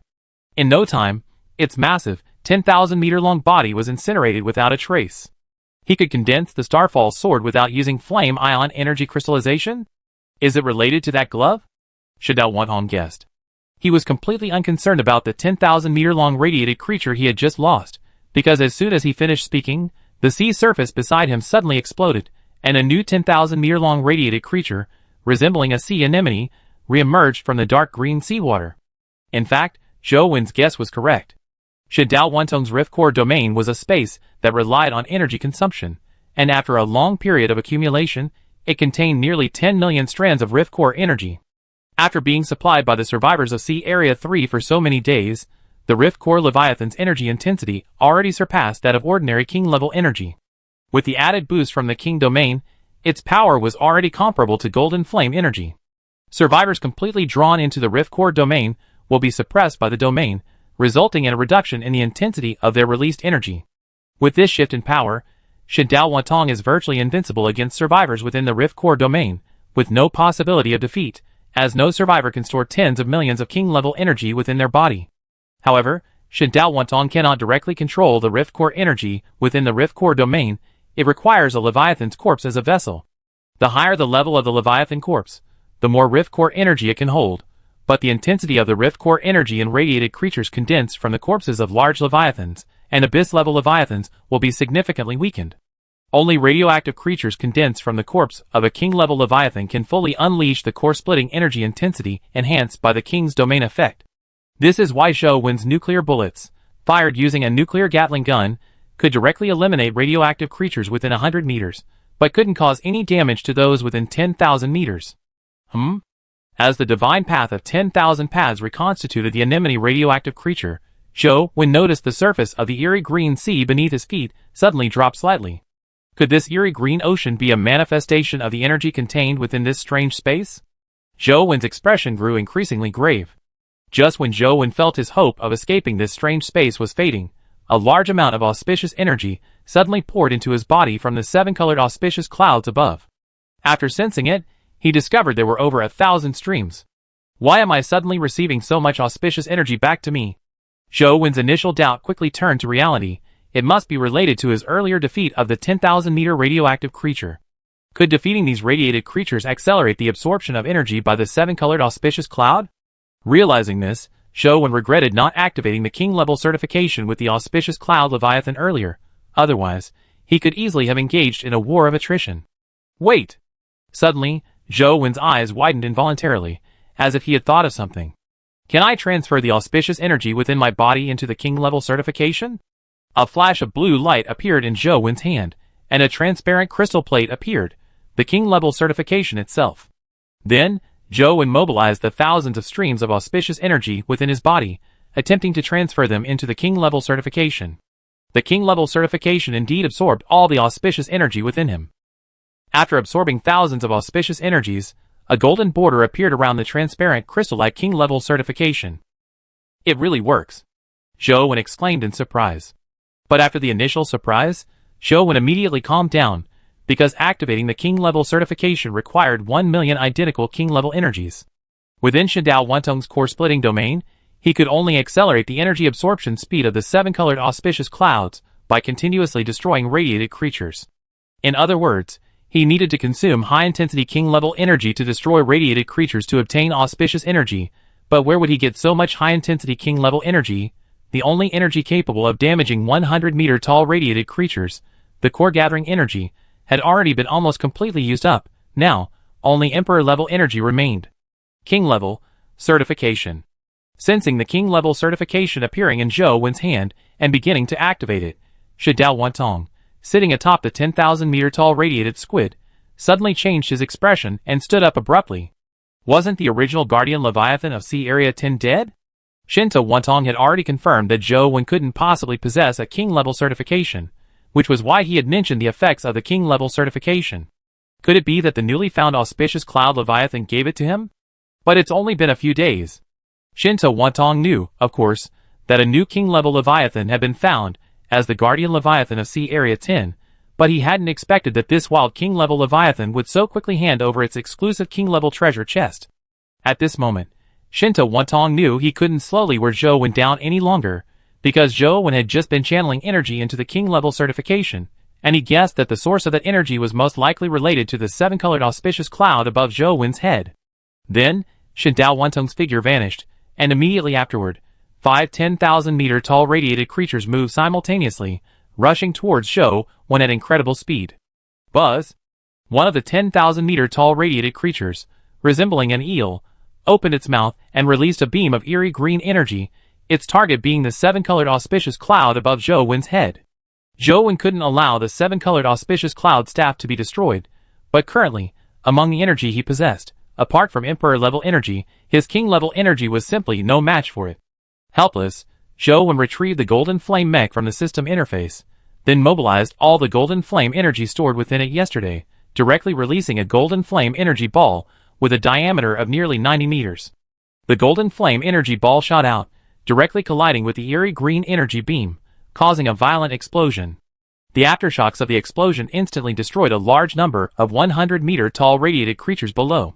Immediately after releasing the Golden Flame energy ball, Zhou Wen used his last Golden Flame energy core. After acquiring a burst of Golden Flame energy, he directly channeled it into the Golden Flame mech and unleashed it upon the radiated creatures, some hundreds and thousands of meters in diameter. Boom! In an instant, Golden Flames tens of thousands of meters in diameter surged forth, engulfing the radiated creatures. Then, Zhou Wen retracted the Golden Flame mech and rushed into the Golden Flames at top speed. Whoosh! The Golden Flames, which had been spreading outwards, suddenly seemed to be drawn in by some force, rushing wildly into Zhou Wen's body. Once all the Golden Flames were absorbed, Zhou Wen successfully entered his Starfall Leviathan form. In an instant, the temperature within the Rift Core domain skyrocketed, and even the emerald green sea beneath his feet showed signs of burning. Chapter 1042. This is the aura of the Starfall Leviathan? Shindao Wantong, having reformed, was utterly shocked. How is this possible? Shindao Wantong himself could enter the energy form of the Rift Core Leviathan, so he knew that Zhou Wen was currently in some kind of energy form, only this form was activated by the energy of the Starfall Leviathan. He actually possesses 2 Emperor-level genes. At this moment, a hint of fear appeared in Shindao Wantong's shocked eyes. He suddenly felt that his rash attack on Sea Area 10 might have been a grave mistake. However, Shadao Wantong did not choose to stop fighting, even though the strength Zhou Wen displayed had indeed shocked him. But if he could kill Zhou Wen, everything would belong to him. This was both a crisis and an opportunity, and judging from the current situation, he still held a significant advantage. Boom! At this moment, Zhou Wen's crimson figure moved. Shadao Wantong only felt his vision blur for a moment, and the next second, his figure exploded. Looks like there's really no way to kill it. Zhou Wen uttered these words, and his figure vanished again. This time, Zhou Wen reappeared above the head of the 10,000-meter-long radioactive eel-like creature that was releasing energy beams, and then unleashed a powerful punch. Boom! With a deafening explosion, the terrifying shockwave from the punch instantly blasted a 100-meter-wide hole in the eel-like creature's head. Boom, boom, boom! Then, Zhou Wen unleashed hundreds of punches in succession, directly shattering the eel-like creature's head. Although such attacks were meaningless against these radioactive creatures formed from condensed energy, it was enough to temporarily halt its attack on the seven-colored auspicious cloud. The massive body of the radiated eel-like creature, its head shattered, lay supine on the eerie green sea, its form dissolving into energy and merging into the water. Meanwhile, Zhou Wen had already arrived before the other four 10,000-meter-tall radiated creatures. With a whooshing punch, the four creatures exploded one by one, all dissipating into energy. Zhou Wen temporarily protected the seven-colored auspicious cloud, but his Starfall Leviathan form also ended. The golden flame produced by the single golden flame energy explosion was too little to sustain the Starfall Leviathan form for long. Before his body entered a state of extreme weakness, Zhou Wen used a burst of daylight energy to fully restore his lost physical strength. Originally, Zhou Wen planned to restore his strength by consuming the Harmony Jujube and Sunflower Seeds, but they were corroded by the eerie green energy as soon as he took them out of the system interface. Daylight energy was within his body, and could be used freely in emergencies, so he wanted to conserve it. At this moment, the auspicious seven-colored clouds fed Zhou Wen over 3,000 streams of auspicious energy. The total energy that could be absorbed in the area was certainly more than that, but the range of the auspicious seven-colored clouds' radiance was limited and couldn't cover the entire area. Now Zhou Wen roughly understood the principle behind the auspicious seven-colored clouds' energy absorption. It absorbed the energy dissipated within the range of the radiant light. In other words, the energy aftershocks generated by the battle were unclaimed energy, while the auspicious seven-colored clouds had difficulty absorbing manipulated energy. At this moment, the entire Rift Core domain space had been almost completely cleared by Zhou Wen, leaving only a few scattered radiant creatures, each 100 meters tall. Suddenly, the eerie green sea below dropped slightly again, and radiated creatures, hundreds and thousands of meters tall, coalesced once more, completely surrounding Zhou Wen. Only two strands of dead energy, and the rainbow cube remained. Zhou Wen glanced at the radiated creatures attacking him again, frowning in thought. The rainbow cube would definitely be used last. Now, he needed to figure out how to use the remaining two strands of dead energy. If he unleashed two large-scale attacks, he should be able to wipe out the radiated creatures twice. However, in that case, the seven-colored auspicious cloud wouldn't absorb much energy. It would be best to keep the attack range within 10,000 meters. I haven't used the dead flesh and blood creature armor since it merged into my body. I wonder what it will look like after activating it with one strand of dead energy. After much thought, Zhou Wen decided to expend one strand of dead energy to test the dead flesh and blood creature armor. At this moment, the five even larger, 10,000-meter-tall radiated creatures had recondensed and launched another attack on the seven-colored auspicious cloud. Zhou Wen had also activated the deathly flesh and blood creature armor by channeling a stream of dormant energy within his body. Boom! A burst of pitch-black energy erupted from Zhou Wen's body, then condensed into countless writhing tentacles. These pitch-black tentacles, like living beings, coiled around Zhou Wen's body, rapidly forming a twisted, humanoid armor resembling the Deathly Emperor. Buzz! At this moment, the eel-like radiated creature once again fired an energy beam at the seven-colored auspicious cloud. Zhou Wen's pitch-black figure leaped forward, using his levitation ability to fly a distance, directly blocking the energy beam. Then, with a thought, countless tentacles extended from the lifeless, fleshy bioarmor on his body, condensing into a black, arc-shaped shield hundreds of meters in diameter in front of him. This easily blocked the incoming energy beam, also hundreds of meters in diameter. What is this? An item from the Deathly Emperor? Shadao Wantong hovered in midair, watching the battle below, his brows furrowed deeply. After the shield formed by the lifeless, fleshy bioarmor blocked the energy beam, Zhou Wen immediately landed on the sea surface. He then activated his Liang and Moon Shuttle abilities, charging towards the eel-like radiated creature at top speed. During his movement, the tentacles on Zhou Wen's arm wriggled, condensing into a 100-meter-long black sword, which he then swiftly swung at the eel-like radiated creature, slicing it into pieces. This dead flesh and blood creature armor, is it really just armor? Does it have no effect at all? Zhou Wen had assumed that as an Emperor-level weapon, the dead flesh and blood creature armor would possess some powerful effect, but aside from the black tentacles being able to freely change shape, it offered him no benefit whatsoever. Should I try activating the devouring pattern?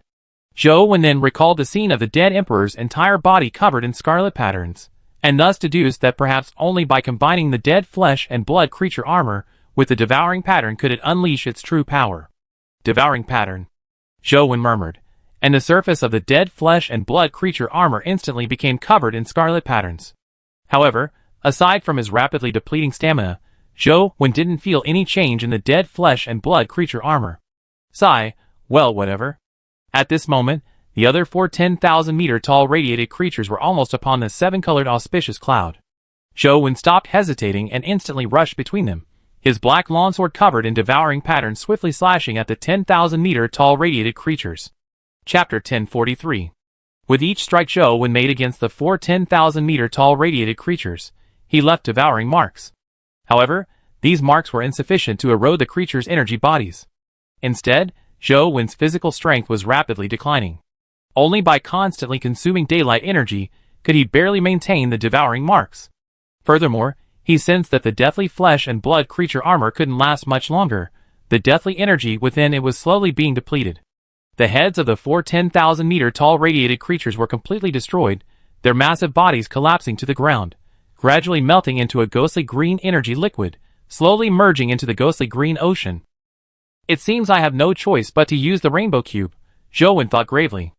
Since the deathly flesh and blood creature armor had no special effect, with the remaining king-level energies within him, he couldn't continue to deplete their energy. He had no choice but to use his last trump card. Life or death, it all depends on Rainbow Cube. Zhou Wen said, releasing the remaining 2 streams of core energy within his body, which fell into the radiated biome, destroying thousands of 100-meter-tall radiated creatures. Deadly Silence ability, activate.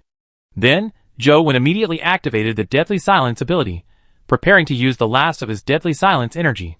But just then, he suddenly felt the devouring patterns on the surface of the deathly flesh and blood creature armor being attracted to Deadly Silence energy. The devouring patterns also need Deadly Silence energy? Zhou Wen wondered. Should I use the last of my Deadly Silence energy on the devouring patterns? Zhou Wen thought to himself, his expression hesitant. Because he had previously channeled a stream of deathly energy into the deathly worm within his heart, it only resulted in a layer of deathly energy appearing on the worm's surface, without any other changes.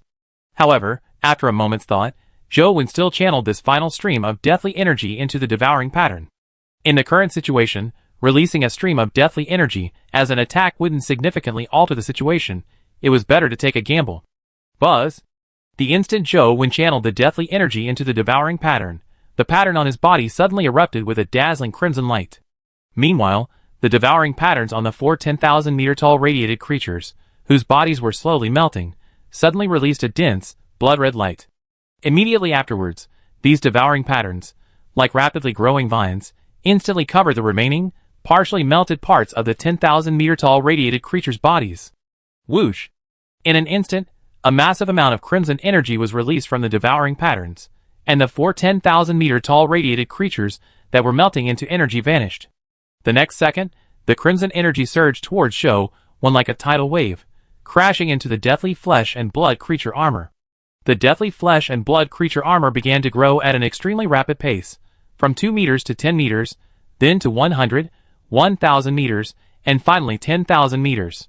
The 100-meter and 1,000-meter radiated creatures charging towards Zhou Wen were now constantly shrinking in his vision. When the deathly flesh and blood creature armor stopped growing, the horde of radiated creatures was already as tall as his toes, and his height eventually reached approximately 30,000 meters. The devouring patterns on his body, which had been enhanced by the sudden increase in deathly energy, also dissipated.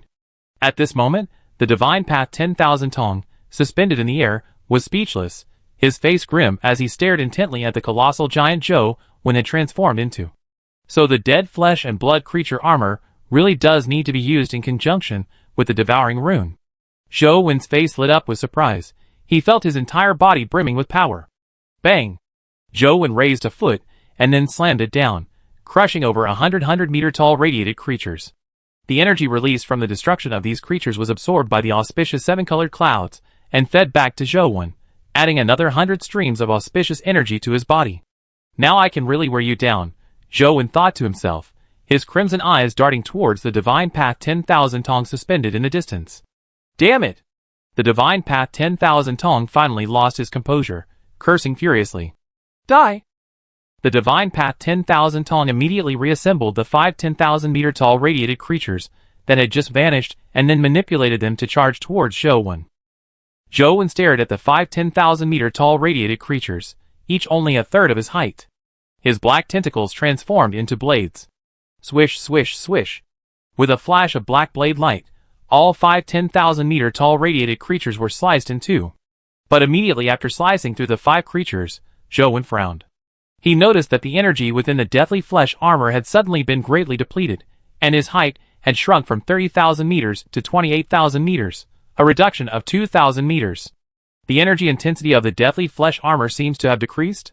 When Zhou Wen activated the deathly flesh armor with deathly energy, the energy intensity inside the armor was at the Emperor level, but now it had dropped to the King level. Could it be that the dead flesh and blood creature armor absorbs energy of a certain intensity through its devouring pattern, thus manifesting an intensity corresponding to that intensity? Zhou Wen speculated. He felt that the dead flesh and blood creature armor's current strength was comparable to the energy intensity of the 10,000-meter tall radiated creatures. In that case, Zhou Wen targeted the 100-meter and 1,000-meter tall radiated creatures. These creatures were far weaker than the 10,000-meter tall ones. The dead flesh and blood creature armor couldn't maintain its gigantic size indefinitely. Even when not fighting, the energy within the armor was continuously being consumed. Attacks on 100-meter and 1,000-meter tall radiated creatures would accelerate the energy consumption, albeit at a much lower rate than on the 10,000-meter tall creatures.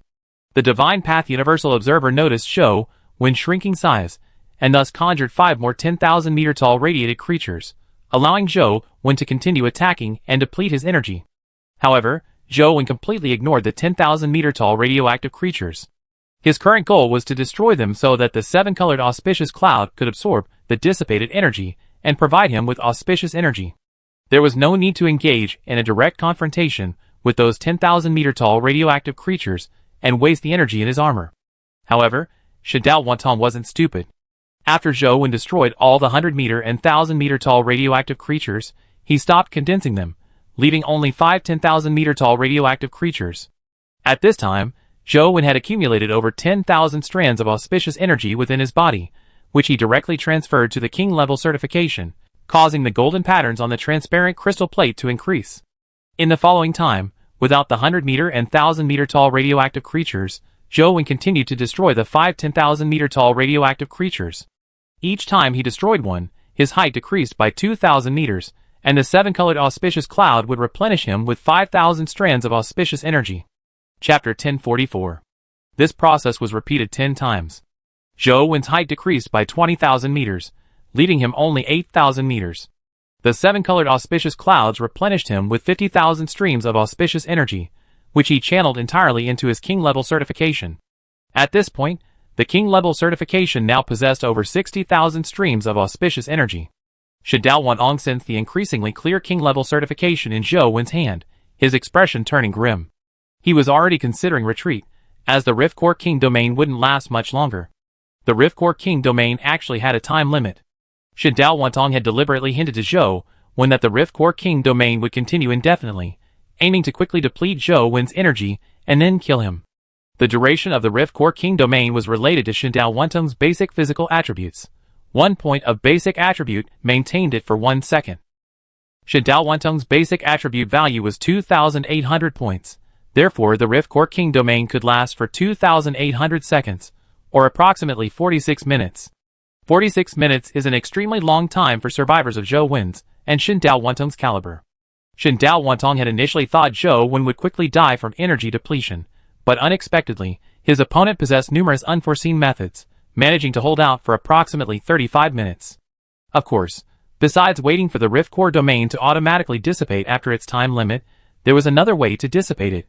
Zhou Wen's earlier guess was to exhaust all the energy within the rift core domain. However, this method is extremely difficult to achieve.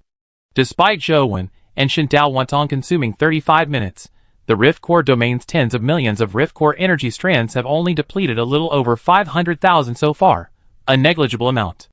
At this point, Shen Dao Wantong knew that killing Zhou Wen was already difficult. If Zhou Wen had other methods later, there was no point in continuing to expend energy. It was better to save some time to release the rift core domain as a precaution. The rift core domain could be released multiple times a day, but its total duration was fixed at 46 minutes. Once used, it could only be released again the next day. At this moment, Zhou Wen had fought 4 more battles against the 5 10,000-meter tall creatures. His 8,000-meter height had shrunk to 2 meters. The lifeless, fleshy biological armor on his body had also begun to shrink into Zhou Wen's body due to energy depletion. Do you still have any tricks up your sleeve? Shen Dao Wantong's eerie green eyes were fixed on Zhou Wen, his expression somewhat uneasy. He hoped Zhou Wen would fall like this, so that he could continue attacking Sea Area 10 instead of fleeing back to Sea Area 3 in a sorry state. However, when he saw the eerie scarlet patterns reappear on Zhou Wen's body as he charged towards the 5 10,000-meter tall radiated creatures, he knew he was utterly defeated. Since his opponent could once again enter that gigantic state, continuing to expend energy was a waste of time, and would only provide the opponent with the energy to activate his king-level certification. Crack! Just as the blades transformed from the deathly flesh and blood creature armor covered in devouring patterns were about to strike the 10,000-meter tall radiated creatures, the entire space shattered like a broken mirror. The shattered, eerie green fragments transformed into pale golden energy, condensing in the air into a pale golden character attribute panel, instantly merging into Shen Dao Wantong's body. Whoosh! In an instant, Shen Dao Wantong's figure vanished from the sky. Just then, Zhou Wen's figure appeared, and a ghostly green light was seen rapidly flying out of the sealed space. Don't even think about running! Zhou Wen shouted, immediately activating his Liang ability, and sprinting across the sea. However, Zhou Wen's speed was inferior to Shen Dao Wantong's, and Shen Dao Wantong had activated its core-splitting Leviathan energy form, making its flight speed extremely fast, impossible to catch up with in a short time. Ultimately, Shen Dao Wantong successfully broke through the sealed area, landing on its illusory Leviathan, and then took out a black token. Buzz! The next second, the black token released an invisible energy, enveloping Shen Dao Wantong and its illusory Leviathan. Die! At this moment, Zhou Wen, who had just arrived, shouted, and then suddenly released a jet black energy blade toward Shen Dao Wantong. But the jet black energy blade had barely been released when Shen Dao Wantong, and its illusory Leviathan, had already vanished in blue light. Phew! Finally gone. Seeing Shen Dao Wantong leave, Zhou Wen let out a long breath. Besides the Rainbow Cube, what other means did he have to fight his opponent? The Rainbow Cube was his ultimate trump card. Zhou Wen wouldn't use it unless it was a life-or-death situation. Using it to chase down Shen Dao Wantong was too risky. Because now, if he had enough time to gather the Deathly Stillness energy, or to find Shangyun Leviathan to activate his king-level certification, he could easily kill Shen Dao Wantong afterward. There was no need to use the Rainbow Cube. Alright, next, it's time to clean up the rest. Zhou Wen turned to the remaining survivors of Sea Area 3, his eyes cold. Shen Dao Wanmi used some kind of teleportation item to send himself and the illusory Leviathans away, but it's impossible for the remaining nearly 900,000 survivors in Sea Area 3 to all possess such an item. Buzz! Just as Zhou Wen was about to make a move, a blue energy beam suddenly shot towards him, its energy intensity reaching the king level. Zhou Wen's figure flashed, easily dodging the blue energy attack, and a smile appeared on his face. Because 8 illusory Leviathans, each over 2,000 meters long, were charging towards him, the very same 8 illusory Leviathans that had previously represented the kings of Sea Area 3. Just in time to be short of king-level flesh and blood. Killing these 8 illusory Leviathans should be enough for a short time. As he spoke, Zhou Wen activated his 1,000-pound trait, his skin turning dark gold, and the blazing flame blade immediately appeared in his hand. A dozen seconds later, all 8 king-level Leviathans in their metamorphosis stage were dead. Zhou Wen disintegrated their corpses and stored them in the system interface. He then took out 2 travel tickets and summoned Jiang Haitao and the other survivor kings from various districts to accompany him. Take care of the rest, Zhou Wen said to the group. The group already knew what was going on before they arrived, and immediately nodded in agreement. They all activated their special abilities and charged towards the survivors in Sea Area 3. Next, Zhou Wen summoned his 1,000-meter-tall auspicious cloud Leviathan clone, which had been hiding in the clouds, and together they plunged into the fray. The bloody slaughter continued throughout the night, until the morning of the 365th day, when they had nearly wiped out the 900,000 survivors and Leviathans in Sea Area 3. During the slaughter, they also encountered many powerful Sea Area 3 survivors, who released core-splitting energy cores. Fortunately, Zhou Wen's group was protected by his smaller auspicious cloud Leviathan clones, so there were no casualties. Chapter 1045. King of District 10, shouldn't we press our advantage and attack Sea Area 3 directly? The King of Survivors from District 7 asked expectantly. Taking Sea Area 3 would surely yield a large amount of resources. The strongest being in Sea Area 3 isn't dead yet, and they also have the Leviathan guarding it. It won't be so easy to take it. Zhou Wen shook his head. His various king-level energies usable in combat were almost exhausted, making it impossible for him to immediately attack Survivor Sea Area 3. Alright, everyone return. We find another opportunity to attack Survivor Sea Area 3 later. After Zhou Wen finished speaking, the Survivor Kings from various districts, who had initially been eager to attack, had no choice but to give up and disappear in blue light. At this moment, on a sea of blood, Zhou Wen stood quietly, the sunlight making the surface of the sea appear even more crimson. Luckily, I gathered 3 strands of deathly energy before coming, otherwise it would have been troublesome, Zhou Wen said with some relief. The king-level certification must be activated immediately, Zhou Wen said in a deep voice. Because he didn't know about the king domain, he had almost been trapped to death in the Rift Core King domain of the Divine Path. So, Zhou Wen looked up at the 1,000-meter-long auspicious cloud Leviathan clone floating in the sky and waved to it. What?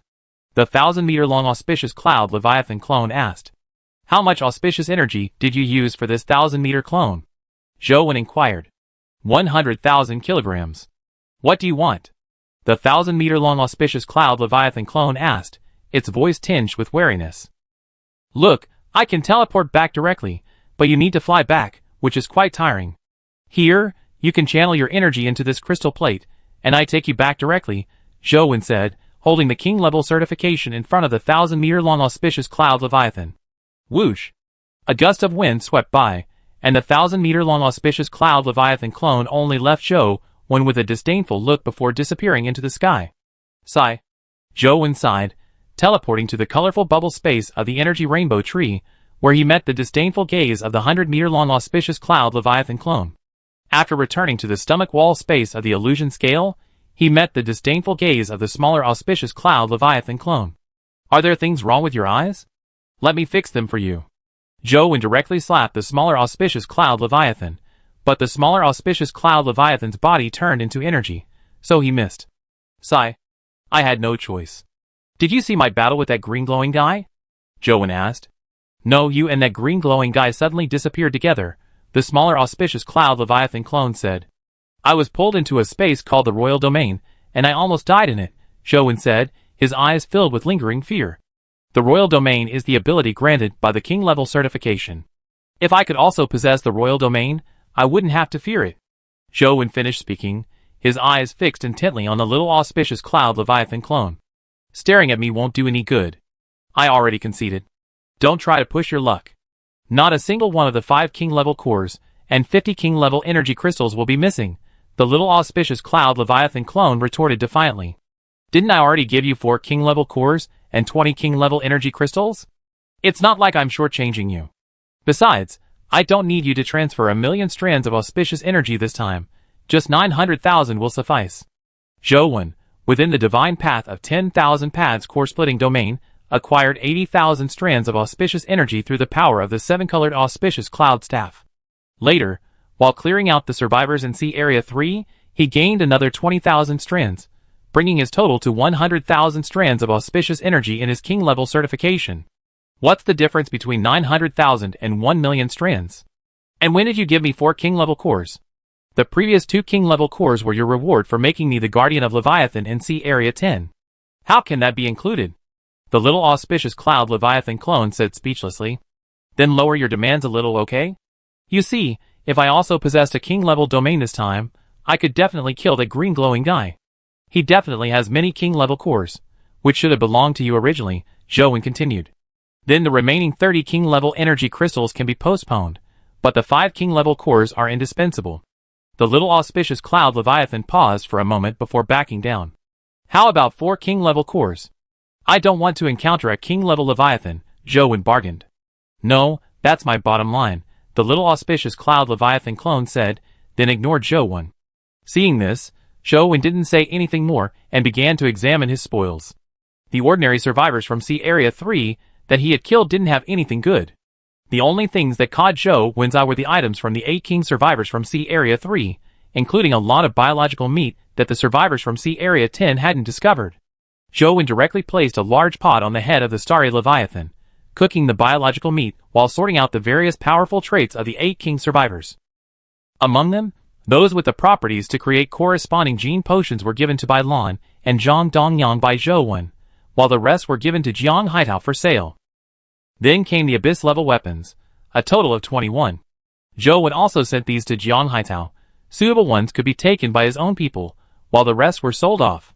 Finally, there were the Rift Core energy cores. There were quite a few, the 8 survivor kings, plus some strong individuals from Sea Area 3, totaled 33. Like the Golden Flame energy core, Rift Core energy cores grant a king-level energy upon use. Zhou speculated that the strength of Rift Core energy was similar to that of Core Convergence energy, belonging to a very high-intensity energy. The remaining miscellaneous and useless items were distributed evenly among the managers of the shops of the 3 major guilds, Brother Jiang, Survivors, and Black Knife Society, for sale to ordinary survivors. Alright, everything's done. Next, it's time to fuse the King of Survival title. However, Zhou didn't fuse all 8 King of Survival titles immediately. Instead, he fused 6 first. Ding! Successfully fused the King of Survival title. The maximum values for strength, constitution, and speed have each increased by 50 points. The system notification sounded 6 times in a row, and Zhou's maximum values for all 3 attributes increased by 300 points each. His strength maximum reached 2,600 points, constitution maximum reached 2,500 points, and speed maximum reached 2,500 points. Chapter 1046. Zhou directly awarded the remaining 2 King of Survival titles to Bai Lan and Zhang Dongyang, adding 2 more Kings of Survival to District 10. Originally, Zhou intended to give these 2 King of Survival titles to Li Jinjian from District 3 and Shivam from District 5, but after thinking it over, he decided to give them to his own people instead.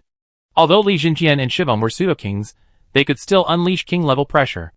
Aside from lacking the bonuses of the King of Survival title, they weren't much different from true kings. After processing all the loot, Zhou began consuming the large amount of freshly acquired biological meat, rapidly increasing his 3 attribute values. While consuming the new biological meat, Zhou kept an eye on the private messages sent by Jiang on the system interface. The messages were from the communication channel of Sea Area 3, spanning from last night to now. Survivors from Zone 3, what happened? Why did the portraits of the 8 survivor kings suddenly disappear? Survivors from Zone 8, could it be that the team that attacked C10 lost? Survivors from Zone 5, how is that possible? C10 was the last to arrive in the Endless Sea, and they only have about 10 million people. How could they possibly be a match for us from Zone 3? Survivors from Zone 2, I always felt that C10 was not simple. When we from Zone 3 first arrived in the Endless Sea, how many people died because the creatures of the Endless Sea were too powerful? But C10 still has about 10 million people. That speaks volumes. Survivors from Zone 4, it's over. It's over. C10 will definitely attack. I heard that the rulers of C10 are the survivors from Zone 10, and our Zone 10 from Zone 3 has been wiped out. If they find out, we're all going to die.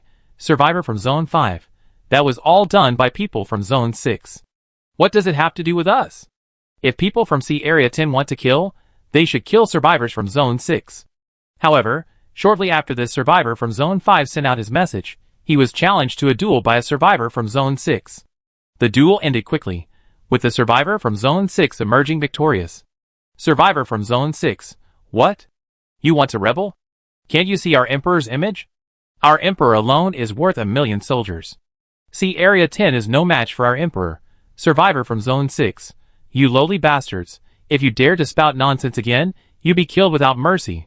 For a brief moment, the regional chat channel of Sea Area 3 fell silent, and survivors from other zones stopped discussing anything related to the defeat. See Area 10 of C Area 3 has been wiped out? Zhou frowned, his expression turning cold. In that case, there's no need for Zone 6 of C Area 3 to exist anymore, Zhou decided. Although Zone 6 of C Area 10 was also wiped out, it wasn't done by Zone 10 itself, but by the alien brain and Qianlin Qianmu, one of their own. Zhou even killed Qianlin Qianmu to avenge the survivors of Zone 6 of C Area 10. Then, Zhou had Jiang Haitao and the others inform all the survivors in the C Area 10's regional communication channel that the crisis in C Area 3 had been temporarily resolved, and that the survivors no longer needed to live in fear. When this message was first sent in the regional communication channel, the unsuspecting survivors couldn't help but show expressions of shock. They had indeed worried that the survivors in C Area 3 would attack them, but it was just speculation. They never expected that C Area 3 would actually attack C Area 10. What shocked them even more was that the survivors from C3, who attacked C10, had already been eliminated by the king of C10's team. Survivors from C10, speechless. Awesome, boss. Survivors from C9, those survivors from C3 actually attacked our C10. We didn't provoke them before, how infuriating. Survivors from C5, humph. C3 wasn't that strong. Now that their main force has been wiped out by the king of C10, shouldn't we attack C3? Survivors from C1. That's true, but unfortunately, I'm already far from our C10. Turning around and heading to C3 will take too long. Survivors from C2, yeah. So how are we going to attack C3? Are we just going to give up? Survivors from C7, attacking C3 isn't our concern. The king of C10 should have a solution. Survivor from Zone 2, that's true. Survivor from Zone 4, I wonder when the king of Zone 10 will start attacking C Area 3. A C area with a similar number must have collected a lot of resources. Survivor from Zone 3. Speaking of which, could the Guardian Leviathan of C Area 3 become ours? Our auspicious Cloud Leviathan can increase the maximum of 3 attributes, but we can't exchange it for energy. Survivor from Zone 5. I don't know. Let the Guardian Leviathan of C Area 3 become our Guardian Leviathan? Zhou felt it was unlikely. C Area 1 conquered C Area 9. But directly killed the Guardian Leviathan of C Area 9. If the Guardian Leviathan of Survivor C Area 9 could become the Guardian Leviathan of C Area 1, Zhou didn't think the king of Survivor C Area 1 would kill it. After all, having 2 Guardian Leviathans is definitely better than 1. However, Zhou didn't dwell on the issue too much, because based on the current situation, they might have 3 Guardian Leviathans after C Area 10. The first was the auspicious Cloud Leviathan, the second was the Brilliant Sea Serpent after evolving into a king-level Leviathan, and the third was the Gravity Emperor. Of course, this was contingent on the Brilliant Sea Serpent evolving into a king-level Leviathan, and whether the Gravity Emperor would be willing to return as the Guardian Leviathan of C Area 10. Especially the Gravity Emperor, which was in the process of resurrection, was definitely different from the Tide Leviathan, and might not necessarily return to serve as the Guardian Leviathan for the survivors. Forget it, there's no use thinking about it anymore. I just asked in the C area where the Gravity Emperor resurrected. Zhou stopped thinking about it, and continued eating the new creature meat. Soon it was noon. Zhou finished eating all the new creature meat, and a series of attribute boost notifications rang in his mind. The values of his 3 attributes had increased significantly. His strength attribute reached 2,522 points, his constitution attribute reached the maximum of 2,500 points, and his speed attribute reached 2,389 points. Next, Zhou teleported to the C area where the teleportation foundation was located, consumed a calamity energy black silk algae, and then returned to the illusion scale stomach wall space, where he began to condense various king-level energies within his body. Chapter 1047. That evening, Zhou teleported into the colorful bubble space of the energy rainbow tree, accelerating the condensation of his king-level energy by basking in the 7-colored light. On the morning of the 366th day, after leaving a large amount of Leviathan biological flesh for the energy rainbow tree, Zhou returned to the stomach wall space of the illusion scale. After feeding it, the Starshine Leviathan continued its journey towards the Dream Sea. Zhou basked in the sun on the Starshine Leviathan's head for a while before receiving a private message from Chen Xian. Boss Zhou, I found a very beautiful creature. Would you like to come and see it? Come with me, I'm coming. Immediately afterward, Zhou figure transformed into blue light and disappeared.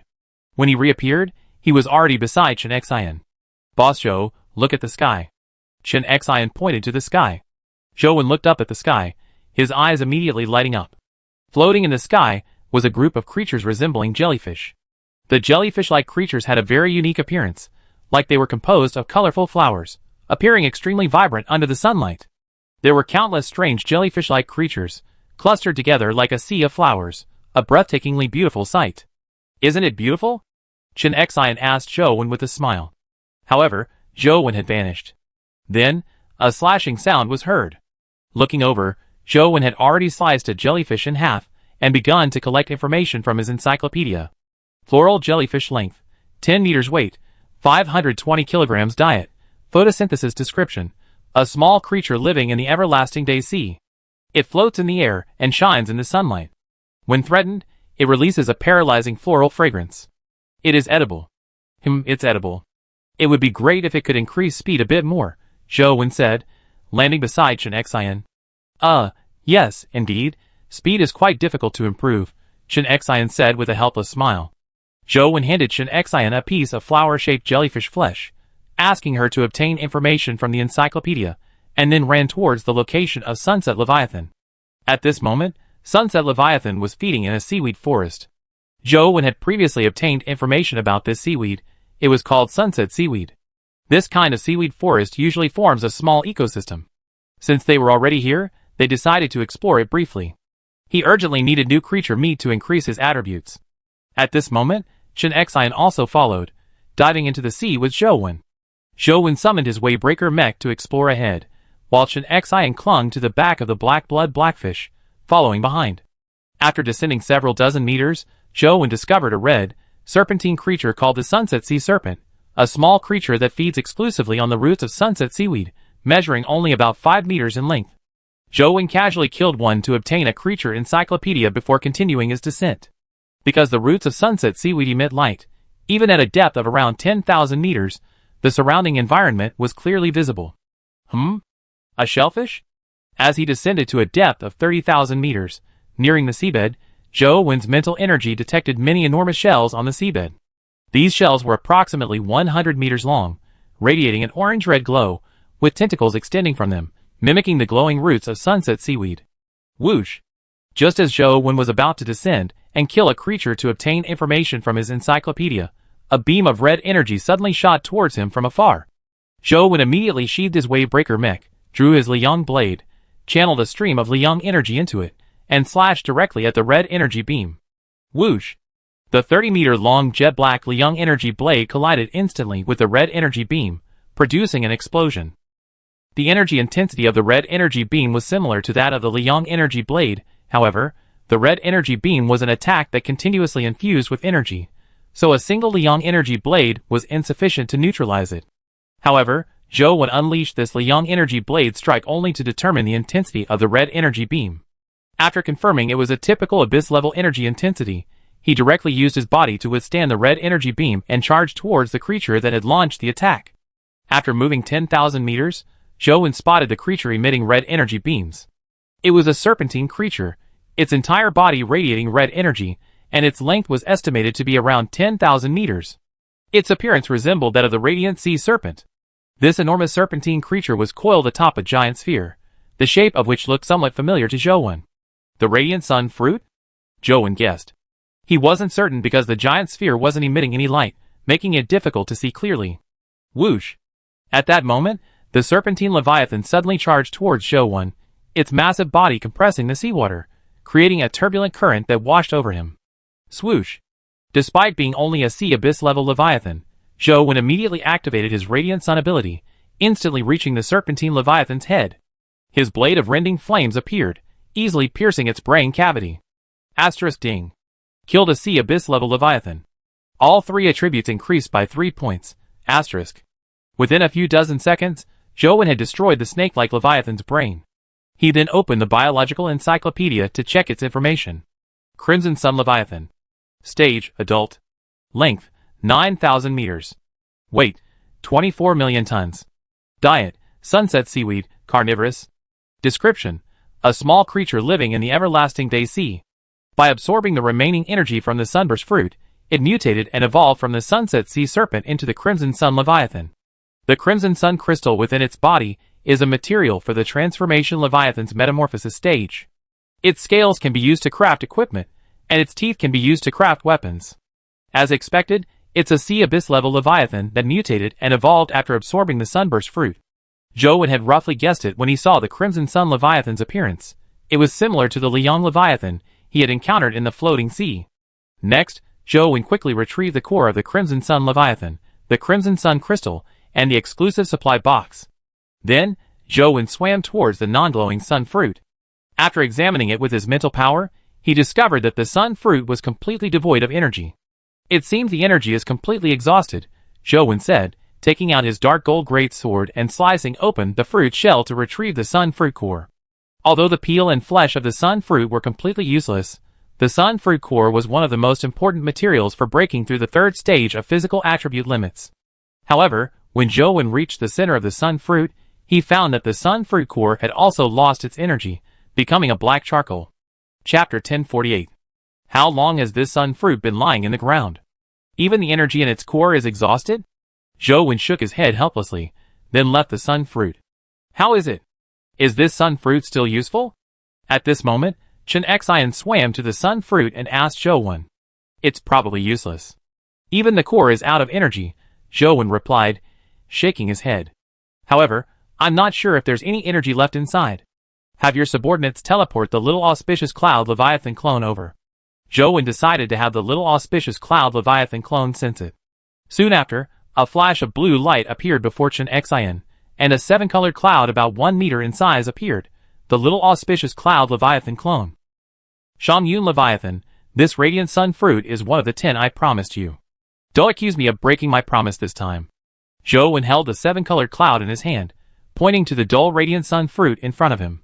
Upon hearing it was a radiant sun fruit, the little Shangyun Leviathan clone immediately transformed into a dazzling moth and rushed to the fruit. However, after sensing it for a moment, it turned to Joe angrily. It has no energy at all. This one doesn't count. Why doesn't it count? I said it was 10 radiant sun fruits. I didn't say it had to have energy. Joe retorted.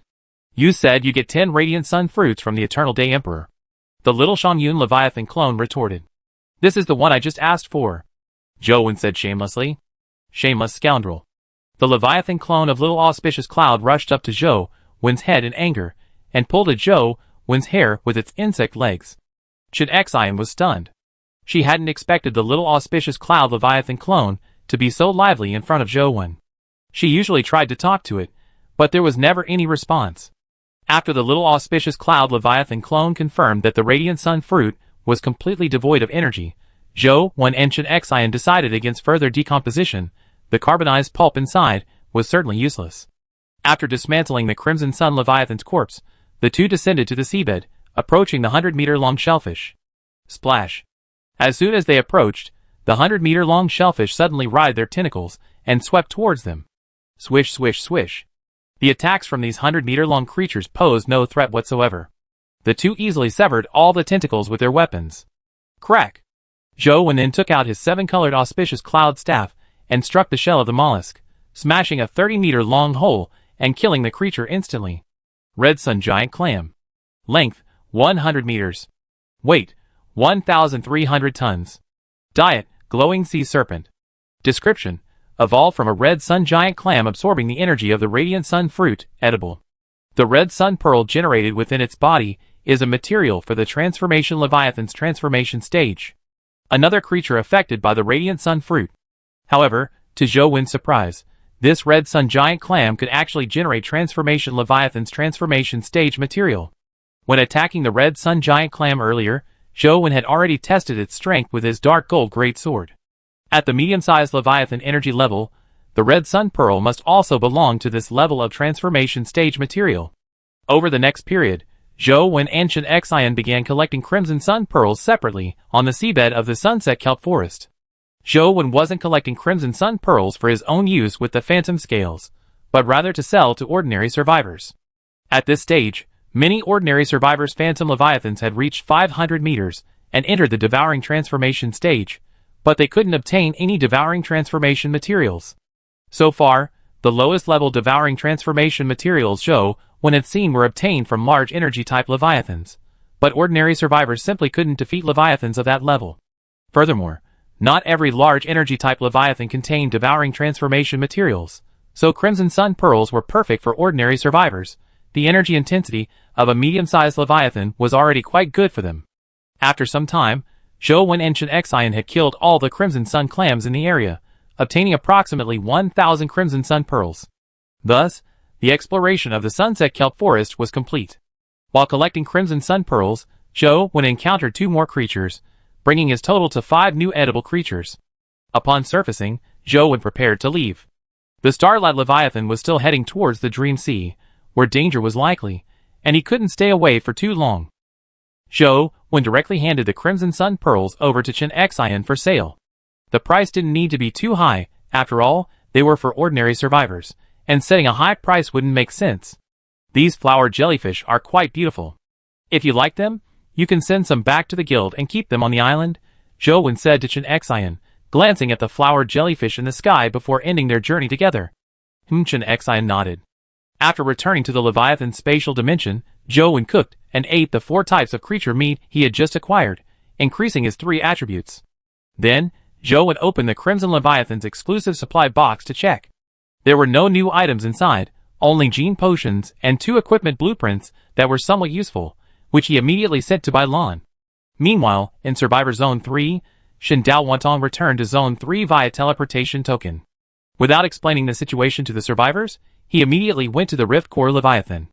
The strength Zhou Wen displayed was beyond his capabilities. The 1 million survivors from Zone 6 he had brought were almost entirely wiped out by the Leviathan. Clearly, the 2 survivor zones were now mortal enemies, and reconciliation was impossible. Shen Dao Wantong actually wanted to escape Zone 3, but it was pointless, because once the Leviathan arrived in Zone 3, he could find Zhou Wen's avatar in the regional communication channel and challenge him to a duel. There's still time. The survivors in Sea Area 10 shouldn't be able to reach us quickly. We need to increase the energy intensity of the Rift Core Leviathan as soon as possible. Shen Dao Wantong's only hope now is the Rift Core Leviathan. The stronger the Rift Core Leviathan's power, the stronger the Rift Core domain will be.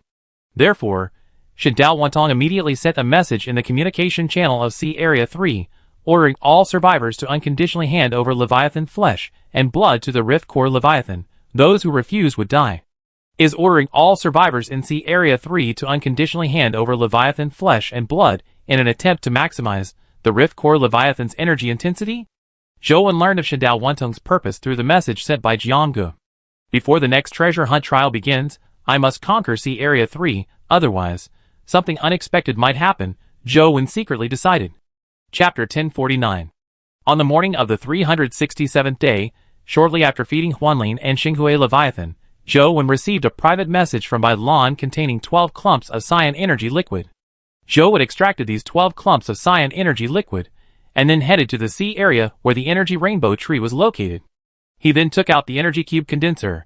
These 12 clumps of cyan energy liquid were extracted using a large quantity of light azure lotus, a material used to break through the second stage speed attribute limit through an energy extraction agent.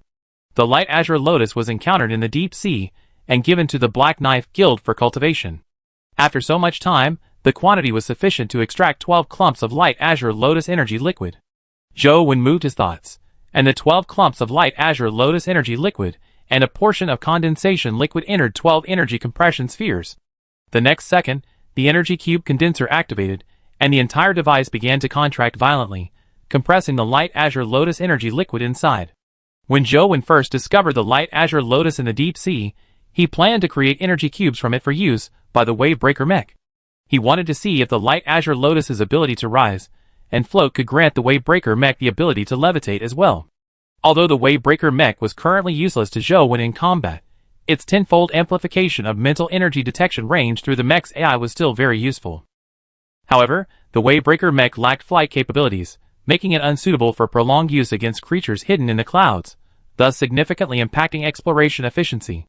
Hopefully, the energy cube made from the light azure lotus energy will grant the Wavebreaker mech the ability to fly, Zhou Wen thought, looking at the energy cube condenser that had shrunk to its maximum size. Boom! Suddenly, a loud bang resounded, and the energy cube condenser, which had shrunk to its maximum size, abruptly expanded back to its original size. A cyan cube flew out from it, and landed in Zhou Wen's hand. Ding! Obtain Light Azure Cube X1. After storing the energy cube condenser in the system interface, Zhou Wen immediately returned to the stomach wall space, then went to the head of the Starshine Leviathan and summoned the Wave Breaker mech. Zhou Wen entered the mech's cockpit, opened the engine bay cover at the bottom, replaced the Immortal Lotus Energy Cube inside with the Light Azure Cube, and then, with a thought, activated the Wave Breaker mech. In an instant, Cyan energy surged through the entire Wave Breaker mech. After Zhou Wen manipulated the mech to cover its surface with a layer of Cyan energy, the Wave Breaker mech, like a balloon filled with hydrogen, slowly floated upwards. It really works. Zhou Wen's face lit up with joy. This way, when exploring creatures in the clouds, he wouldn't need to frequently summon the Wave Breaker mech to investigate the surrounding environment. However, Zhou Wen quickly frowned. The energy consumption of the Light Cyan Cube was too rapid. Just making the Wave Breaker mech float upwards by 1,000 meters had consumed 1/10 of its energy. Then, Zhou Wen reduced the output of Light Cyan energy, allowing the Wave Breaker mech to hover in the air. The energy consumption for hovering was much less. Not bad. As long as it can hover for a long time, that's fine. Anyway, I can fly myself, so I don't need to rely on the Wave Breaker mech for flight. Zhou Wen nodded, somewhat satisfied. He then retracted the Wave Breaker mech in midair and activated its levitation feature to fly down. Back on the Starshine Leviathan, Zhou Wen sent a private message to Bai Lan, instructing him to instruct guild members to increase the cultivation of the light green lotus. Afterwards, with nothing else to do, Zhou Wen went to the Gravity Sea and used the flesh and blood of 8 king-level transformation stage leviathans to cultivate a large amount of calamity energy black silk algae. He then kneaded them all into balls, floated to a place with weaker water pressure, ate 1 algae, and returned.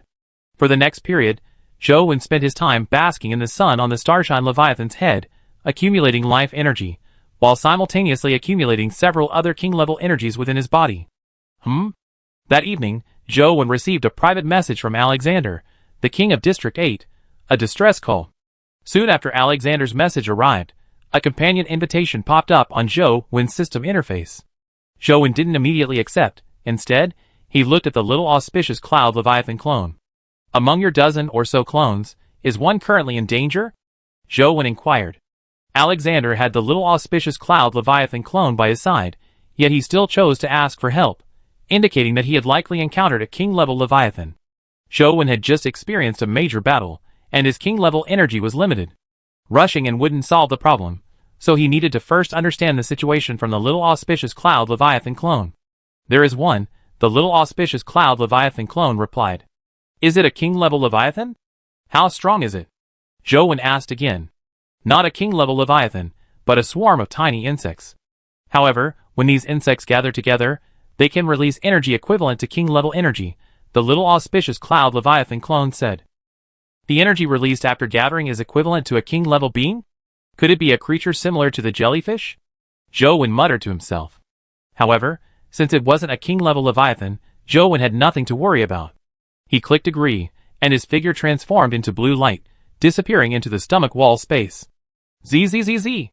As soon as Zhou Wen's figure reappeared from the blue light, he heard a violent crackling of electricity. He found himself inside a 7-colored energy shield about 3,000 meters in diameter. In the center of the 7-colored energy shield, a 7-colored auspicious cloud was continuously releasing auspicious energy. Judging from the rate at which the 7-colored auspicious cloud was shrinking, this energy shield shouldn't last much longer. King of District 10, you finally arrived. Seeing Zhou Wen's figure appear, Alexander's solemn expression softened considerably, and his voice became somewhat excited. What's going on? Zhou Wen asked Alexander about what had happened while summoning the Wave Breaker mech, and then spreading his mental energy to probe the situation outside the 7-colored energy shield. The 7-colored light shield was found to be surrounded by a type of black, granular worm. These worms were extremely small, like grains of sand, and were dodecahedral in shape. These black worms were tightly connected, forming a hollow sphere that completely enveloped the light shield. The hollow sphere continuously released electric currents, attempting to destroy the 7-colored light shield. Here's what happened. While exploring this area, one of my men discovered a huge biological corpse. After touching it and obtaining its biological identification code, it turned out to be the corpse of a king-level Leviathan. Chapter 1050. Originally, I was going to inform you immediately, but I thought it would be better to explore first, and then let you know once I confirmed there were any worthwhile items. As soon as our group entered the interior of the king-level Leviathan corpse, we encountered these insects. At first, there weren't many of these insects, and we could handle them, But the closer we got to the interior of the king-level Leviathan corpse, the more numerous they became, and the intensity of the lightning energy they released increased, eventually even reaching the king level. We had no choice but to give up and retreat using the 7-colored energy shield released by the auspicious Cloud Leviathan. But these insects wouldn't let us go. They chased after us and trapped us. Alexander quickly recounted what had happened, then handed several black insect corpses to Zhou, asking him to obtain the insect's identification information. Magnetic insect. Body length, 1 mm. Weight, 10 g. Diet type, electricity, iron. Description: a type of insect that mutates and evolves from an iron sandworm absorbing king-level energy. Its body is extremely hard. It generates magnetism throughout its body by releasing electric current, attracting other insects of its kind. It can also launch electric attacks. Mutated by absorbing king-level energy? Is the core still in that king-level Leviathan's corpse? Zhou frowned. Then, Zhou checked the information on the king-level Leviathan sent by Alexander. Permanent magnet Leviathan. Stage, juvenile. Body length, 120,000 meters. Weight, 5 billion tons. Diet type, lightning, carnivorous. Description: a king-level Leviathan that lives in the endless sea. Its body is incredibly hard. When it releases permanent magnet energy, it can extract all the iron from other organisms. Looks like another defensive king-level Leviathan. Hopefully, its core is still intact, Zhou thought to himself. After closing the system interface, Zhou activated his lightning ion trait. Once the lightning in his palm was nearly full, he raised his hand and unleashed it. Boom! A deafening thunderclap exploded, and a terrifying burst of lightning shot out, instantly blasting a hole hundreds of meters wide into the shield formed by the 7-colored energy barrier and the magnetic insects. Whoosh! Zhou immediately flew out of the hole. As soon as he reached the outside, the magnetic insects changed their target and charged towards Zhou. After landing on the sea surface, Zhou immediately moved away, creating a distance of 10,000 meters between himself and Alexander and the others, and then activated his necrosis trait.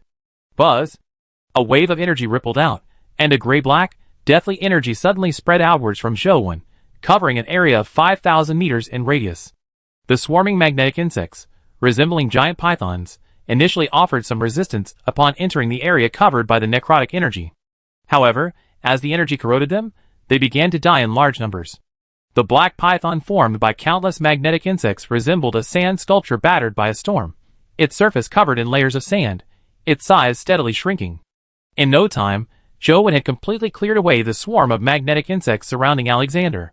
King of District 10, you are truly amazing. You dealt with such powerful insects so easily. The sudden avert of death startled Alexander, but he quickly praised Zhou after recovering from his initial shock. Take me to the location of the Leviathan's corpse, Zhou said, giving Alexander a deep look. Zhou didn't believe Alexander had even considered informing him when he discovered the Leviathan's corpse. Once inside, if Alexander discovered Alexander had taken the core, Zhou would kill him without hesitation. Alexander's character attributes were currently only at full level 3, so obtaining a king-level core was useless. Zhou, for the sake of Survivor C number 10, had previously attacked the conquest team of C number 3 alone, only to be pulled into the Rift King's domain by Shindao Wantong, finding himself in a life-or-death situation. Now that the enemy in Survivor C number 3 was still undefeated, if Alexander dared to steal a king-level core, Zhou would make an example of him. Soon after, led by Alexander, Zhou dived to a depth of approximately 200,000 meters, where a massive creature came into view. Zhou amplified his mental power with the Wave Breaker mech and quickly scanned the corpse of the permanent magnet Leviathan. He found the body extremely decomposed, indicating it had been dead for a long time. I can go in myself, Zhou said, seeing Alexander preparing to enter the corpse. Oh. Okay, King of District 10, please be careful, Alexander nodded after a slight hesitation. Actually, Alexander was extremely unwilling. He had finally encountered a king-level Leviathan corpse, and everything inside was originally his, but now he had to hand it over. However, Alexander dared not say anything. He had seen the cold, murderous look in Zhou's eyes earlier, and he knew that if he dared to disobey now, he would surely die. Damn those magnetic insects. Alexander cursed inwardly. If it weren't for the magnetic insects, he would have already silently obtained what was inside the Leviathan's corpse. At this moment, Zhou unleashed his mental power, following a decaying crevice into the Leviathan's interior. On his way, he refreshed his encyclopedia information and, by examining the simplified illustration of the Leviathan, determined the location of its heart. Whoosh! But he hadn't gone far when a tidal wave surged towards him. So many magnetic insects? Within Zhou mental detection range, a swarm of magnetic insects, resembling a black ocean current, rushed towards him. Buzz! Zhou immediately activated his necrosis ability, using necrotic energy to clear the magnetic insects, while rapidly moving towards the Leviathan's heart. Soon, Zhou reached the heart, but there were even more magnetic insects there. In the center of the swarm was a giant magnetic insect, approximately 300 meters long. The giant magnetic insect was covered in silver lightning patterns. As soon as Zhou entered its attack range, it erupted with lightning, unleashing a bolt of lightning. This one looks like the queen, Zhou thought, not wanting to entangle with it. He activated his lightning ion property, instantly releasing a burst of lightning ion energy. Zhou's lightning was far more powerful than the magnetic queen's. The queen's lightning was blasted apart upon contact. Boom! Zhou's lightning struck the magnetic queen's body, piercing through it and killing her. After clearing out the remaining magnetic insects, Zhou used the wave breaker mech to probe the area, but found no core. Chapter 1051. Sigh, it seems the core was completely absorbed by these magnetic insects. Zhou sighed helplessly, then went to the corpse of the magnetic mother insect, decomposed it, and stored it in the system interface. This was a corpse containing king-level energy. Next, Zhou went to the stomach wall space of the permanent magnet Leviathan. He originally planned to find the permanent magnet Leviathan's exclusive supply box, and then directly use the king-level Leviathan corpse containment sphere to collect the corpse. However, while using the Wavebreaker mech to search the supply box extensively, he discovered an urchin-shaped crystal on the stomach wall of the permanent magnet Leviathan. It was only the size of a fist, jet black, with a material that resembled both metal and crystal, and its surface emitted an invisible energy. Ding! Obtained strong magnetic gold crystal X1. It really is a strong magnetic gold crystal. Zhou was startled, and then his emotions involuntarily became excited. The last material needed for the super heavy brick has finally been found. Zhou was overjoyed. With the super heavy brick, he could now condense the core. Afterward, Zhou meticulously explored the stomach space of the permanent magnet Leviathan, making sure not to miss any strong magnetic crystals, ultimately collecting 3226. I wonder if these strong magnetic crystals are enough to condense the core, Zhou said with some worry. If not, he could only pray to encounter the permanent magnet Leviathan again during the treasure hunt trial. While collecting the strong magnetic crystals, Zhou also found the permanent magnet Leviathan's exclusive treasure chest. Having obtained everything he needed, Zhou took out the king-level Leviathan corpse containment sphere and directly stored the permanent magnet Leviathan's corpse. Alexander, waiting outside the corpse of the Leviathan, was startled when the massive body suddenly vanished in a flash of blue light. He initially thought some strange creature had swallowed the Leviathan whole. The king of District 10, how did the corpse suddenly disappear? Seeing Zhou calmly swim over, Alexander already suspected Zhou was involved, but he still couldn't resist confirming. I put it away, Zhou said casually, offering no further explanation, then looked at Alexander. The threat in Sea Area 3 hasn't been eliminated yet. Don't let it happen again, Zhou warned. If he hadn't just discovered the strong magnetic gold crystal, and was in a good mood, Zhou wouldn't have said this. It was both a warning and a reminder. With that, Zhou left without waiting for Alexander's response, ending their journey and disappearing in a flash of blue light. Upon returning to the stomach wall space of the illusionary scale, Zhou immediately went to the head of the Starshine Leviathan and placed out 3 materials: a skeleton of the void-transforming Leviathan, a supergravity factor, and a strong magnetic crystal. He then opened the blueprint interface and flipped to the supergravity brick blueprint. Supergravity brick blueprint requires 10 void-transforming Leviathan skeleton fragments, 1 supergravity factor, and 1 strong magnetic crystal. Zhou clicked craft. The next second, a burst of blue light enveloped all 3 materials, which then fused together in midair, soon forming a massive, jet-black cube with a surface faintly radiating transparent energy. Bang! A muffled cracking sound came from inside the massive cube, and then it shattered into smaller cubes with sides of 3 centimeters. Asterisk ding. Obtained 2,000 super heavy bricks. Asterisk. The materials used to craft super heavy bricks, a single void Leviathan skeleton, were completely used up. Only a few dozen super heavy factors and 1226 strong magnetic crystals remain. Can a single void Leviathan skeleton only make 2,000 super heavy bricks? Zhou said, somewhat speechless. He had just found the strong magnetic crystals, and now he was short of the void Leviathan skeleton. Never mind, let's see how many super heavy bricks are needed to condense the core. With that, Zhou took out the hydrogen-eating factor. Zhou didn't know how to absorb the super heavy bricks and hydrogen-eating factors, so he placed the two items together. However, the moment the hydrogen-eating factor approached the super heavy brick, it seemed to be attracted by something and directly merged into the super heavy brick's interior. The super heavy brick, originally radiating an invisible energy, turned a ghostly blue after incorporating the hydrogen-absorbing factor. How do I use this? Should I grind it into powder and eat it, or absorb it by holding it in my hand? Zhou looked at the super heavy brick radiating a ghostly blue light in his hand, somewhat perplexed. Suddenly, Zhou felt the core energy within his body seem to be moving towards his palm. Could it be that I need to inject the core energy into the super heavy brick to absorb it? Zhou asked, his expression somewhat grim. He currently only had one core of core energy within him. If absorbing each super heavy brick required consuming one core of core energy, then condensing a core would take an unknown amount of time. After all, Zhou's current rate of condensing core energy was one core every 2 days, mainly due to the slow rate of acquiring tritium. Now that the super heavy brick had been created, it was natural to test its absorption. So Zhou channeled the only core energy he possessed into the super heavy brick in his palm. The instant the core energy entered the super heavy brick, it transformed into a mass of black matter, rapidly merging into Zhou's palm. Then, drawn by the core energy, this black matter flowed throughout Zhou's body, slowly merging into his form. The core energy itself wasn't consumed, so it only served a guiding function. Good, it wasn't consumed. The troubled look on Zhou's face immediately vanished, replaced by joy.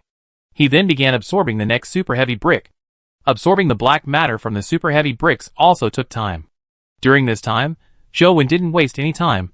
He went directly to the sea area where the energy rainbow tree was located and placed the corpse of the permanent magnet Leviathan there. Although the flesh and blood of the permanent magnet Leviathan were composed of metal, its own energy was not integrated into the flesh and blood, therefore its hardness was not high, only at the level of a medium-sized Leviathan, which the roots of the energy rainbow tree could absorb.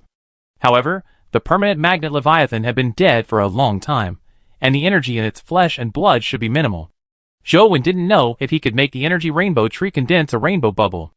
Afterwards, Zhou continued to absorb super heavy bricks until evening. When he had absorbed a total of 1,000 super heavy bricks, a system notification sounded in his mind. Ding! The core formation has been successfully condensed. Chapter 1052. Ding! The condensed nucleus has been successfully condensed. Ha! The condensed nucleus has finally been condensed. Hearing the system notification in his mind, Zhou couldn't hide his smile. With the condensed nucleus, Zhou could absorb hydrogen to condense condensed nucleus energy within his body. Compared to using tritium to condense condensed nucleus energy, the speed should be much faster. At least it would save time acquiring tritium. And in the colorful bubble space of the energy rainbow tree, the floating velvet had already ionized a lot of hydrogen, so he didn't need to specifically acquire hydrogen. It was already evening.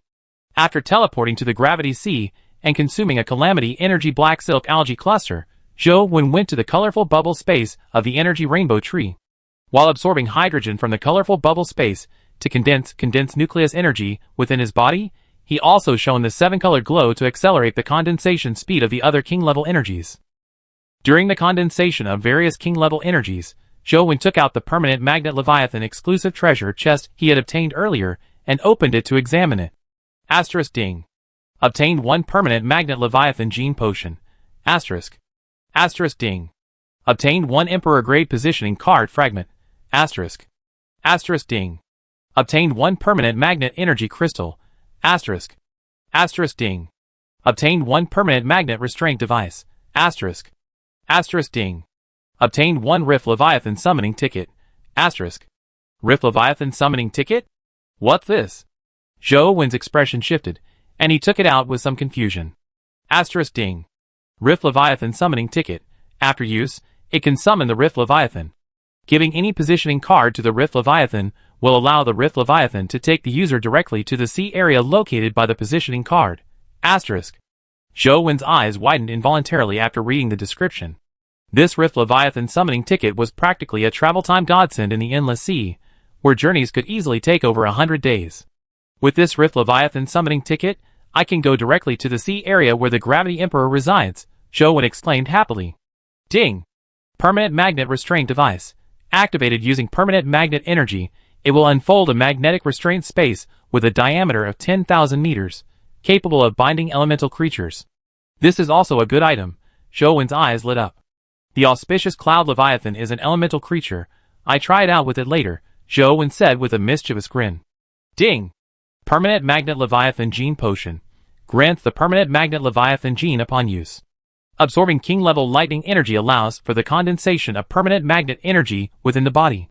It can only be used when the character's constitution reaches 1,000 points and the character's attribute panel reaches the medium-sized Leviathan level. Only king-level lightning-type energy can be used for condensation? That's a bit extravagant, Zhou muttered. However, since there are no corresponding properties, and the condensed permanent magnet energy, besides being used to activate the permanent magnet restraint device, has no other consumption, Zhou could accept using king-level lightning-type energy. The remaining Emperor-level positioning card fragments and permanent magnet energy crystals weren't particularly interesting. Zhou directly gave the permanent magnet energy crystal to Shangyun Leviathan. After that, Zhou stayed in the colorful bubble space, condensing various king-level energies within his body. The night passed quickly, and on the morning of the 368th day, Zhou wore a smile, because overnight, relying on the newly condensed core, he had successfully condensed 2 core energy streams within his body. Furthermore, Zhou had a faint feeling that he could integrate the core energy within his body into his flesh and blood. Zhou guessed that once he filled his entire body with core energy, he should be able to reach the level mentioned in the system's introduction of the core body, the power of every movement being a nuclear explosion. However, Zhou didn't plan to integrate the core energy into his flesh and blood for the time being, because the matter in Sea Area 3 was still unresolved. He needed to accumulate more core energy within his body for use in battle. Returning to his stomach space, Zhou fed Phantom Scale and Starlight Leviathan. Starlight Leviathan headed towards the Dream Sea, while he continued to bask in the sun on Starlight Leviathan's head, accumulating king-level energy. 2 days passed peacefully like this. On the 370th day, when Zhou checked the message forwarded by Jiangge in the Sea Area 3 regional communication channel, his expression changed slightly. An alien brain had appeared on the main island of the Survivor Sea Area 3. Zhou revived in Survivor Zone 9. After talking with Cheng Hui, he learned that there were no aberrant brains in Zone 9, and he had never heard of such a creature. Therefore, it's highly likely that there aren't any in Survivor Zone 1 either. This means that only Survivor Zone 10 has aberrant brains. Now that an aberrant brain has suddenly appeared on the main island of Survivor Zone 3, it can only have spread from their Zone 10. There are aberrant brains in Zone 10? Zhou's expression was extremely grim. Because so far, no aberrant brain has ever been found among the survivors in Zone 10. This means that the aberrant brain has deliberately hidden itself, and is secretly infecting the survivors in Zone 10. Before the alien brain factor transforms a survivor's brain, it won't appear on their character attribute panel, and it can't be detected by mental power. Sigh. Let's ban survivors from selling food for now. Zhou didn't have any better solutions. Currently, the only way for the alien brain to silently infect survivors is by distributing food. Next, Zhou summoned the survivor kings from each district, and went to island number 10 in the sea area for a large-scale inspection. They not only inspected the survivors, but also the entire island and the surrounding sea area to prevent any alien brains from hiding. As a result, Zhou actually discovered an alien brain hiding in the island's stone foundation, and it was even an alien brain possessing the 10 Kings gene. When this alien brain was discovered, it tried to persuade Zhou to let it go by offering to help create a king-level gene potion, but Zhou ignored it and blasted it to ashes with a single bolt of lightning ion energy. And it's a very popular steam bun shop. Zhou frowned deeply, indicating that many survivors had already been infected by the alien brain. Every 10 days thereafter, check all the survivors on the island. Zhou instructed the survivor king who was traveling with him. At the same time, he posted about the aberrant brain on the regional communication channel, warning the survivors to be wary of it, and not to eat food given by other survivors. Instantly, all the survivors in Sea Area 10 were gripped by fear. Trust between people plummeted to rock bottom, and the once bustling city became deserted. This was all Zhou could do for now. If any infected were to be transformed into an aberrant brain, they would be killed immediately. As long as the survivors remained vigilant, it would be difficult for the aberrant brain to spread silently on a large scale again. Chapter 1053. Zhou Wengang had just returned to his stomach wall space when he received a private message from Chen Xian. Boss Zhou, a sun in the sky has suddenly started releasing energy. Upon hearing the sun releasing energy, Zhou Wengang immediately had Chen Xian accompany him. You should end the journey and leave the Eternal Days Sea first, Zhou Wengang said to Chen Xian as he materialized from the blue light. During the Eternal Day Emperor's process of spitting out the radiant sun fruit, it would continuously release energy, and the high temperature generated by this energy was unbearable for Chen Xian. Okay, Boss Zhou, be careful. After saying this, Chen Xian transformed into a streak of blue light and disappeared. Then, Zhou Wengang sent the black blood windwings and the black blood blackback fish to Chen Xian through the system interface, while the sunset leviathan had already hidden deep in the ocean. In the sky, a sun was continuously releasing rings of energy, and the surrounding temperature was rising rapidly. However, to Zhou Wen's surprise, the energy released by the sun was absorbed by other suns as soon as it began to spread outwards. Therefore, the apocalyptic scene he had encountered in the gravity sea did not occur, only the temperature rose slightly. After a while, the sun in the sky that had released energy successfully spat out the radiant sun fruit, then transformed into an orange beam of light and flashed away in one direction. The radiant sun fruit began to fall, but this time it did not fall in Zhou Wen's direction. With the crisis averted, Zhou Wen immediately used a travel ticket to bring Chen Xian along. After leaving Chen Xian behind, he activated his sun riding ability and chased after the radiant sun fruit. However, the radiant sun fruit was extremely far from Zhou Wen. He activated his Liyang trait and ran at full speed for 3 hours, expending over 1,000 strands of Liyang energy, before finally reaching the crash site. By then, the radiant sun fruit had already sunk into the sea. But what puzzled Zhou Wen was that the sea surface at the crash site was remarkably calm, lacking the massive waves typically generated by large beasts fighting over it. Could it be that there are no leviathan creatures in this area? Zhou Wen wondered. Just then, the sea suddenly boiled. The next second, the seawater beneath Zhou Wen's feet vanished, creating a vacuum. Immediately afterward, a fireball with a diameter of 10,000 meters, radiating extreme heat, was released from it, instantly engulfing Zhou Wen. Zhou Wen reacted immediately, activating his Myriad Forces trait, channeling a surge of Myriad Forces energy into his skin to resist the massive fireball. Boom! The massive fireball engulfed Zhou Wen, but protected by the Myriad Forces energy, he was unharmed. Simultaneously activating his Mighty Force trait, Zhou Wen also activated his Confrontational trait, forming a ring of king-level confrontational energy around his body. However, this was instantly destroyed by the energy within the fireball. King-level fire energy? Zhou Wen's expression shifted. Because he possessed the Starfall Leviathan gene, he had no fear of king-level fire energy. However, for his own safety, Zhou Wen did not withdraw his Mighty Force energy from his entire body. Instead, he withdrew the energy from his arm first. This way, even if his body couldn't withstand the fire energy, he would only lose an arm. His arm, exposed to the fire energy, remained unharmed and even began to automatically absorb the flames.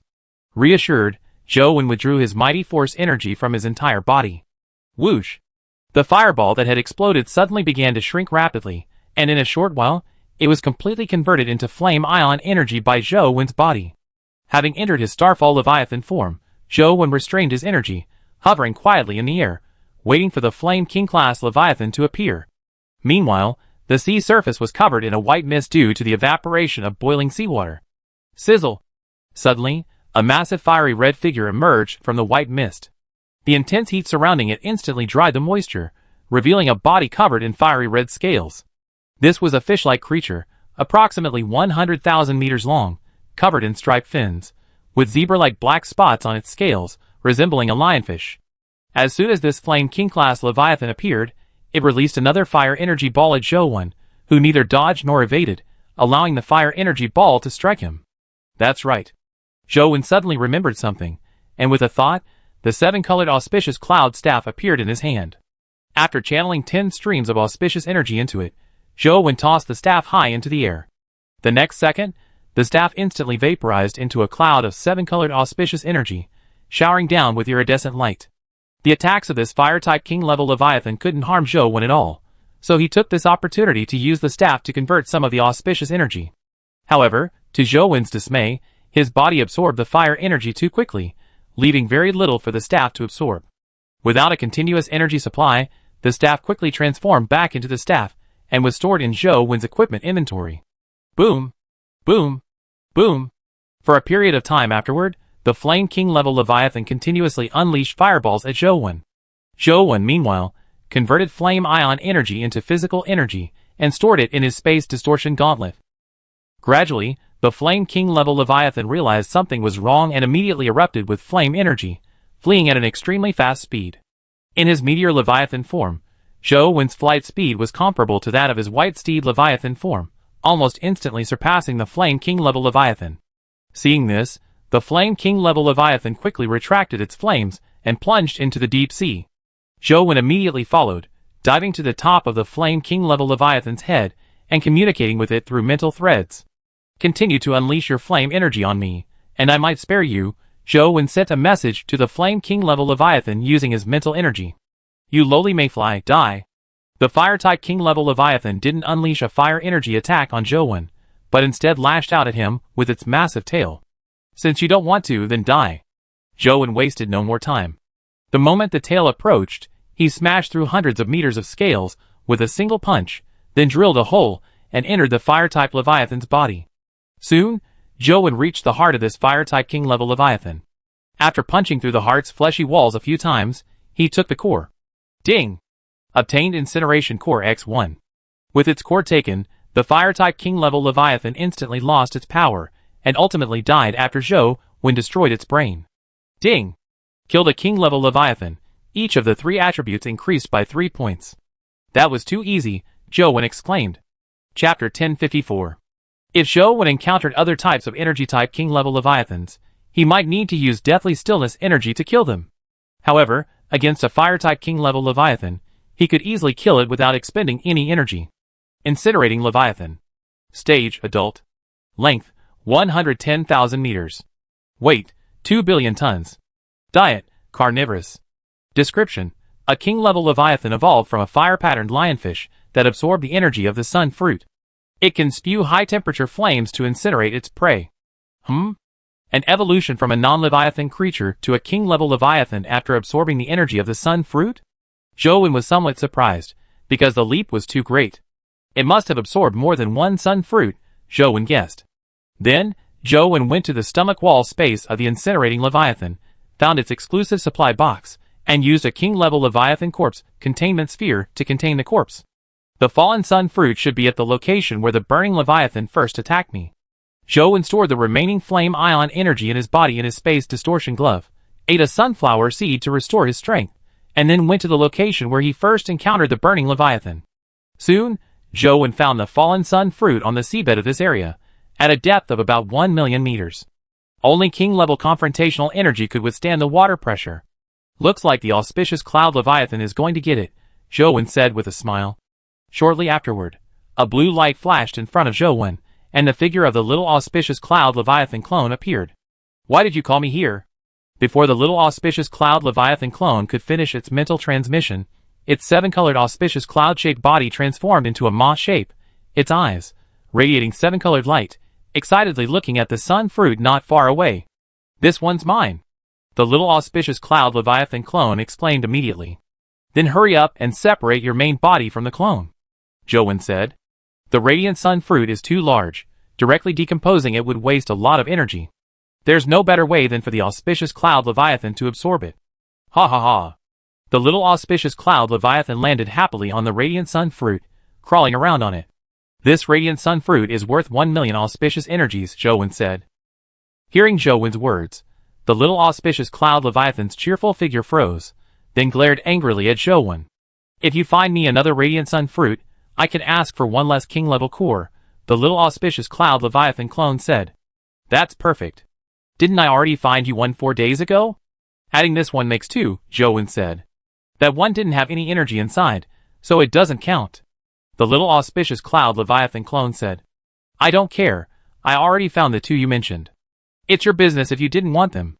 With this burning core, I only need 1 more King level core from you, Zhou Wen said, taking out the burning core. Little auspicious Cloud Leviathan was about to object, but seeing another King level core, it hesitated slightly and reluctantly accepted. The following time involved teleporting numerous auspicious Cloud Leviathan clones to absorb energy. After absorbing enough energy, the clones were teleported back. When the energy in the Radiant Sun fruit had been almost completely absorbed by the auspicious Cloud Leviathan, Zhou Wen went to a shallower area and brought Jiang Haitao and the others over. After the little auspicious Cloud Leviathan clone protected their bodies, it descended to the seabed with extremely high water pressure and began decomposing the Radiant Sun fruit. By the time the Radiant Sun fruit was decomposed, it was already evening. Zhou Wen went to the Jiangge Guild's headquarters in Sea Area 10 to check on the Brilliant Sea Serpent's condition. It was still dormant.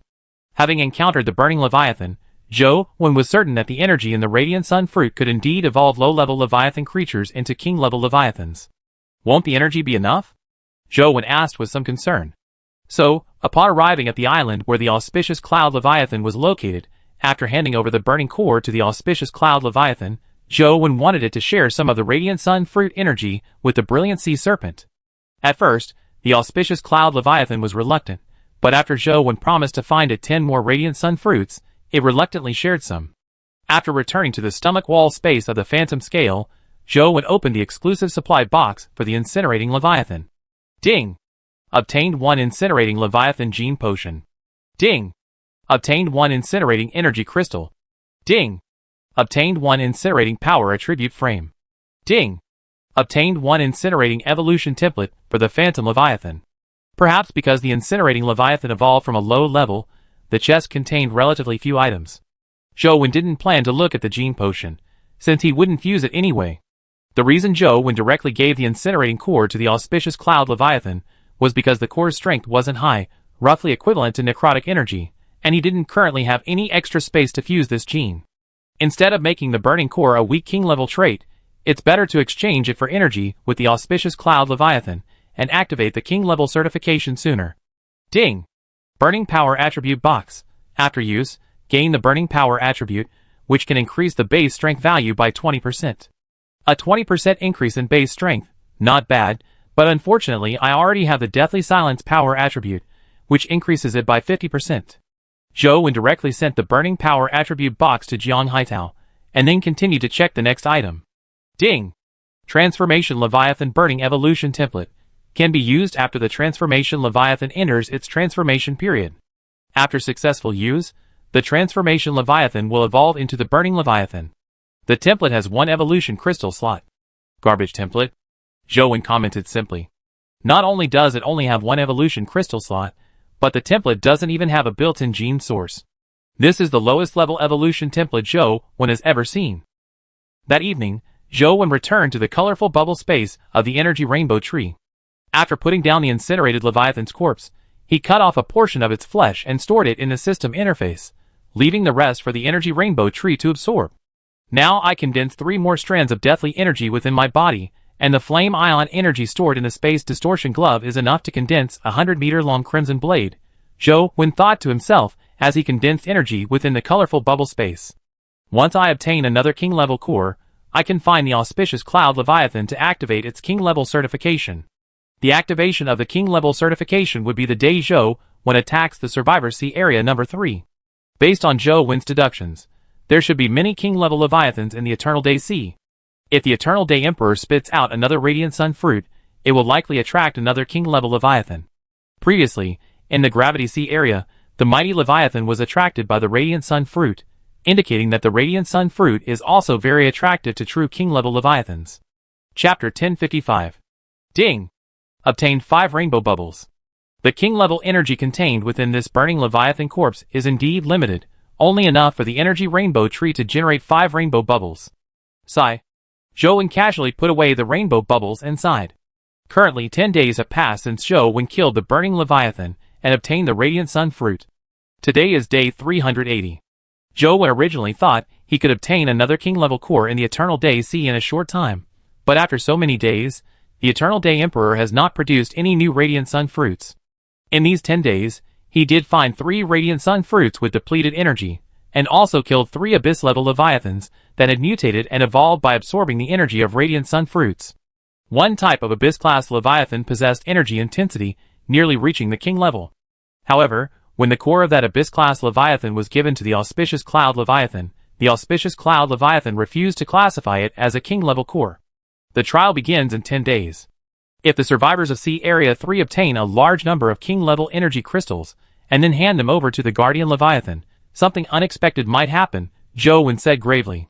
It seems I must kill the Guardian Leviathan of Sea Area 3 before the 11th trial begins, Joe decided. After 10 days, Joe possessed 8 strands of deathly energy. Using these 8 strands of deathly energy to activate the deathly flesh and blood creature armor, combined with the devouring pattern, should give him a chance to kill the Guardian Leviathan of Sea Area 3. Moreover, by the time Joe actually did this, it would be close to the 11th trial, at which point the deathly energy within him would be even greater. Of course, Joe's 10 days in the eternal days weren't entirely fruitless. Although he didn't encounter a king-level Leviathan, he still obtained a lot of new creature meat. After consuming it all, his strength attribute increased to its maximum of 2,600 points, and his speed attribute increased to 2,438 points, just 62 points away from reaching the limit. Returning from the colored bubble space to the stomach wall space, after feeding Phantom Scale and Starshine Leviathan, Joe went to the main island of Sea Area 10 to join the survivor kings from other areas to check if any of the survivors on the island had any hidden abnormalities. It took about an hour for the group of survivor kings to thoroughly check the main island, the sub-islands, and all the survivors residing within the corpse of the Leviathan. During the investigation, over a dozen hidden alien brains were discovered. However, because these brains couldn't obtain Leviathan flesh through trade, even with the 10 Kings gene, they couldn't condense much energy within their bodies. Ultimately, these dozen or so alien brains were easily killed by the survivor king discovered by the Discovery team. After checking the survivors on the island, Zhou and Fei went to the Jiangge Guild's headquarters to check on the Brilliant Sea Serpent. 10 days had passed, and the Brilliant Sea Serpent had grown significantly, from 1,000 meters to over 3,000 meters, and was still growing. However, the Brilliant Sea Serpent remained dormant. Zhou and Fei was worried that the Brilliant Sea Serpent didn't have enough sun fruit energy for evolution, so he wanted to ask Shangyun Leviathan for some more. However, Shangyun Leviathan had already converted the sun fruit energy it absorbed 10 days ago into its own energy, and couldn't share it. Your main body, Rainbow Cloud, has almost doubled in size, hasn't it? I'm only short 1 king-level core from you, okay? Zhou flew directly to the top of the cloud-covering algae, arriving on the main body of Auspicious Cloud Leviathan, and proposed. Only 1 king-level core short? You only need 1 king-level core from me. You still need 7. I already backed down again and again, don't push your luck. Auspicious Cloud Leviathan used energy to condense a small clone, which flew in front of Zhou and said with dissatisfaction. At this moment, Zhou suddenly noticed that a new air fruit had grown on the branch where Auspicious Cloud Leviathan's main body was cultivating air fruits, but it was relatively small, only about 1 meter in diameter. What are you doing? Auspicious Cloud Leviathan noticed Zhou's gaze, and immediately condensed a 10,000-meter-long energy clone to protect the air fruit. You said before that the air fruit was your energy source, right? Now that my Sea Area number 10 is providing you with the cores and energy crystals of various king-level Leviathans, you don't need to cherish the air fruit so much anymore, Zhou said. You think the air fruit can only produce 3? As long as I have enough energy to supply nutrients, the number of air fruits can keep increasing, and it won't be less than the energy provided by your Sea Area number 10, Shangyun Leviathan sneered. Oh, I see. Zhou grinned mischievously. What do you want? Shangyun Leviathan looked at Zhou's malicious expression and immediately became wary.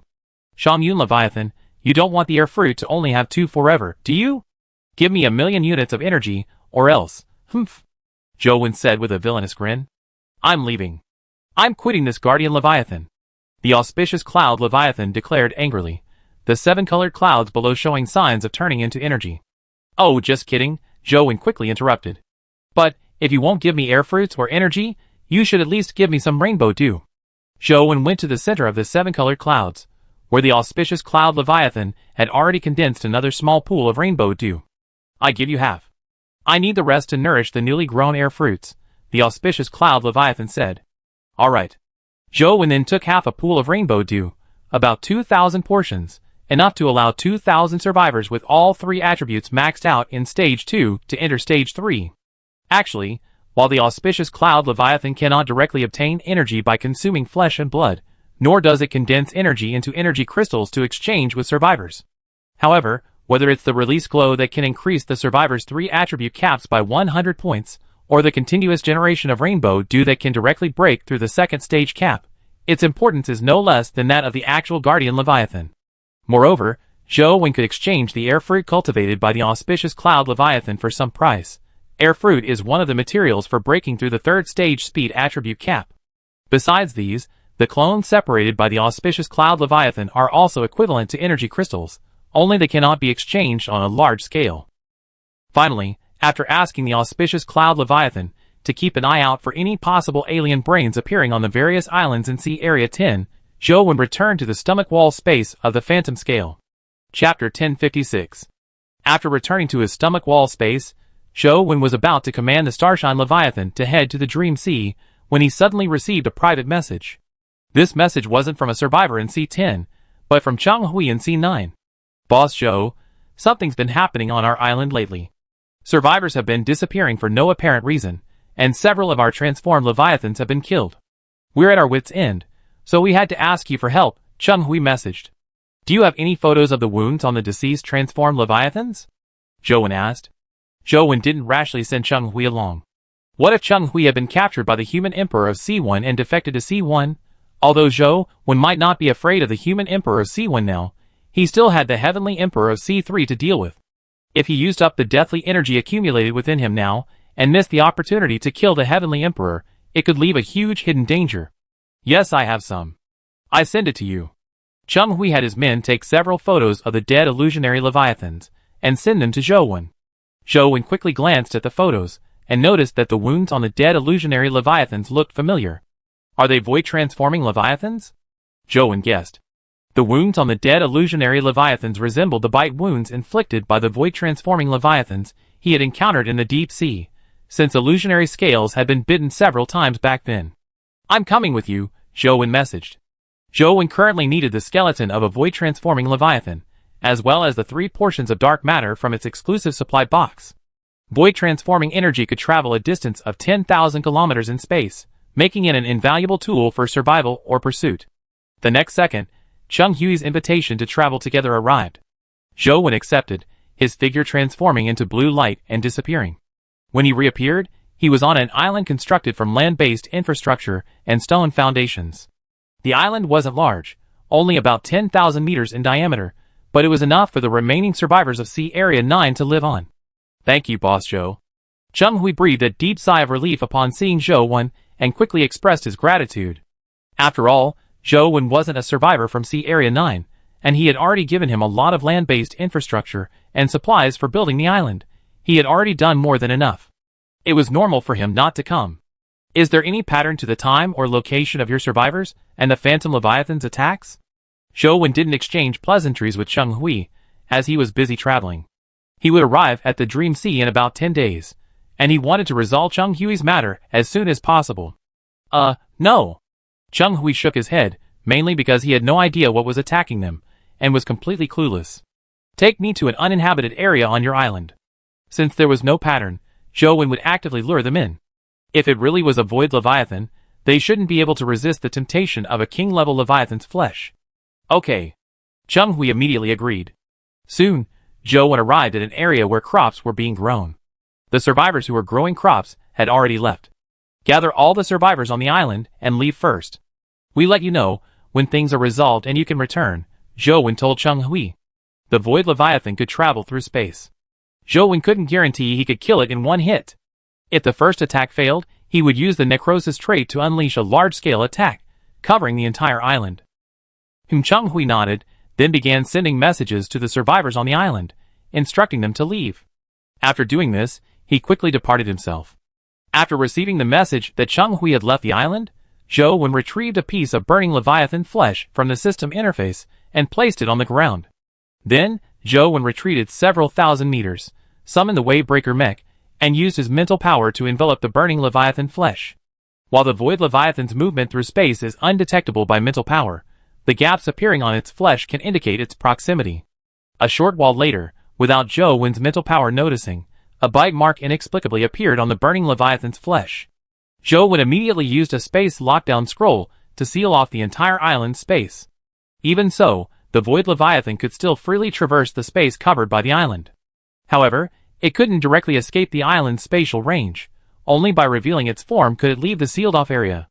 That moment would be Zhou Wen's opportunity to attack. Whoosh! After successfully sealing off the space, Zhou Wen's figure flashed, appearing directly at the location where the Leviathan's flesh was burning. Simultaneously, he activated his Lightning Ion property, channeling a burst of Lightning Ion energy, releasing a King-level Leviathan aura from his entire body.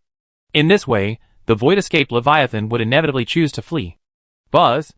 Just then, at one edge of the island's spherical sealed-off space, a Leviathan creature approximately 2,000 meters long, with a matte black, metallic body, suddenly appeared, the void-escaped Leviathan. Boom! As soon as the void-escaped Leviathan appeared, Zhou Wen released a burst of Lightning Ion energy. The Void Leviathan sensed danger and tried to re-enter the spatial dimension, but it was too late. Silver lightning grazed its body, and a violent silver current instantly coursed through its entire form, killing it instantly. Bang! The Void Leviathan's corpse slammed heavily onto the island, instantly shattering the island's stone foundation and creating a large hole. Zhou Wen dived into the sea beneath the island, retrieved the core and the exclusive supply box, and then quickly decomposed the corpse. A few minutes later, Zhou Wen returned to the island, immediately lifted the spatial blockade, and then stored the burned Leviathan flesh used as bait into the system interface. After doing this, Zhou Wen sent a message to Cheng Hui, instructing all survivors to return to the island. Are they still sending people to capture UNC Area 1? Shortly after, Cheng Hui returned, and Zhou Wen, preparing to end their journey, casually asked as he left. No, something happened in C Area 1 recently. I heard there's a parasite that can use Emperor-level energy, called a heterobrain, Cheng Hui said. Heterobrain? Emperor-level energy? Zhou Wen's expression changed drastically. I just heard about it. I think this news is pretty absurd. Seeing Zhou Wen's strong reaction, Cheng Hui thought the news was too far-fetched to be true. After all, how could a parasite possess Emperor-level energy? What color is that parasite's Emperor-level energy? Zhou Wen continued to ask.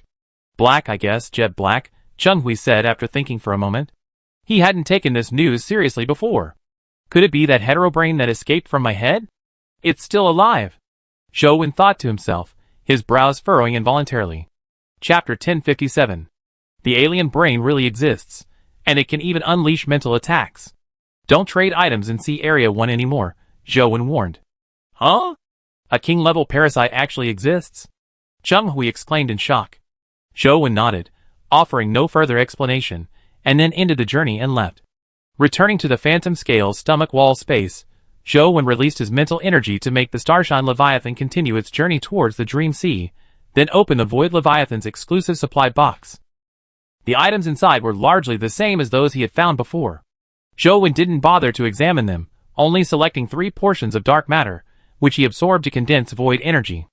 The Void Leviathan genes that Zhou Wen had previously integrated had already merged into his body with his resurrection, so he could directly absorb dark matter. However, the void attribute needed to be reapplied. Fortunately, there was still one slot after the speed attribute, so Zhou Wen directly used the Void Steel Seal to reapply the void attribute. I wonder if I can absorb the energy in this void essence core. Zhou Wen wondered, looking at the core in his hand. 3 portions of dark matter could only condense into 3 streams of void essence energy. If he could absorb it directly from the core, he wouldn't need to conserve his void essence energy so much. However, after trying, Zhou Wen was disappointed to find that he couldn't absorb the energy in the void essence core at all. But Zhou Wen wasn't completely disappointed yet, because his little auspicious cloud Leviathan clone could also absorb energy. If the little auspicious cloud Leviathan clone could absorb the energy in the void essence core and then transfer it to him, it would be the same.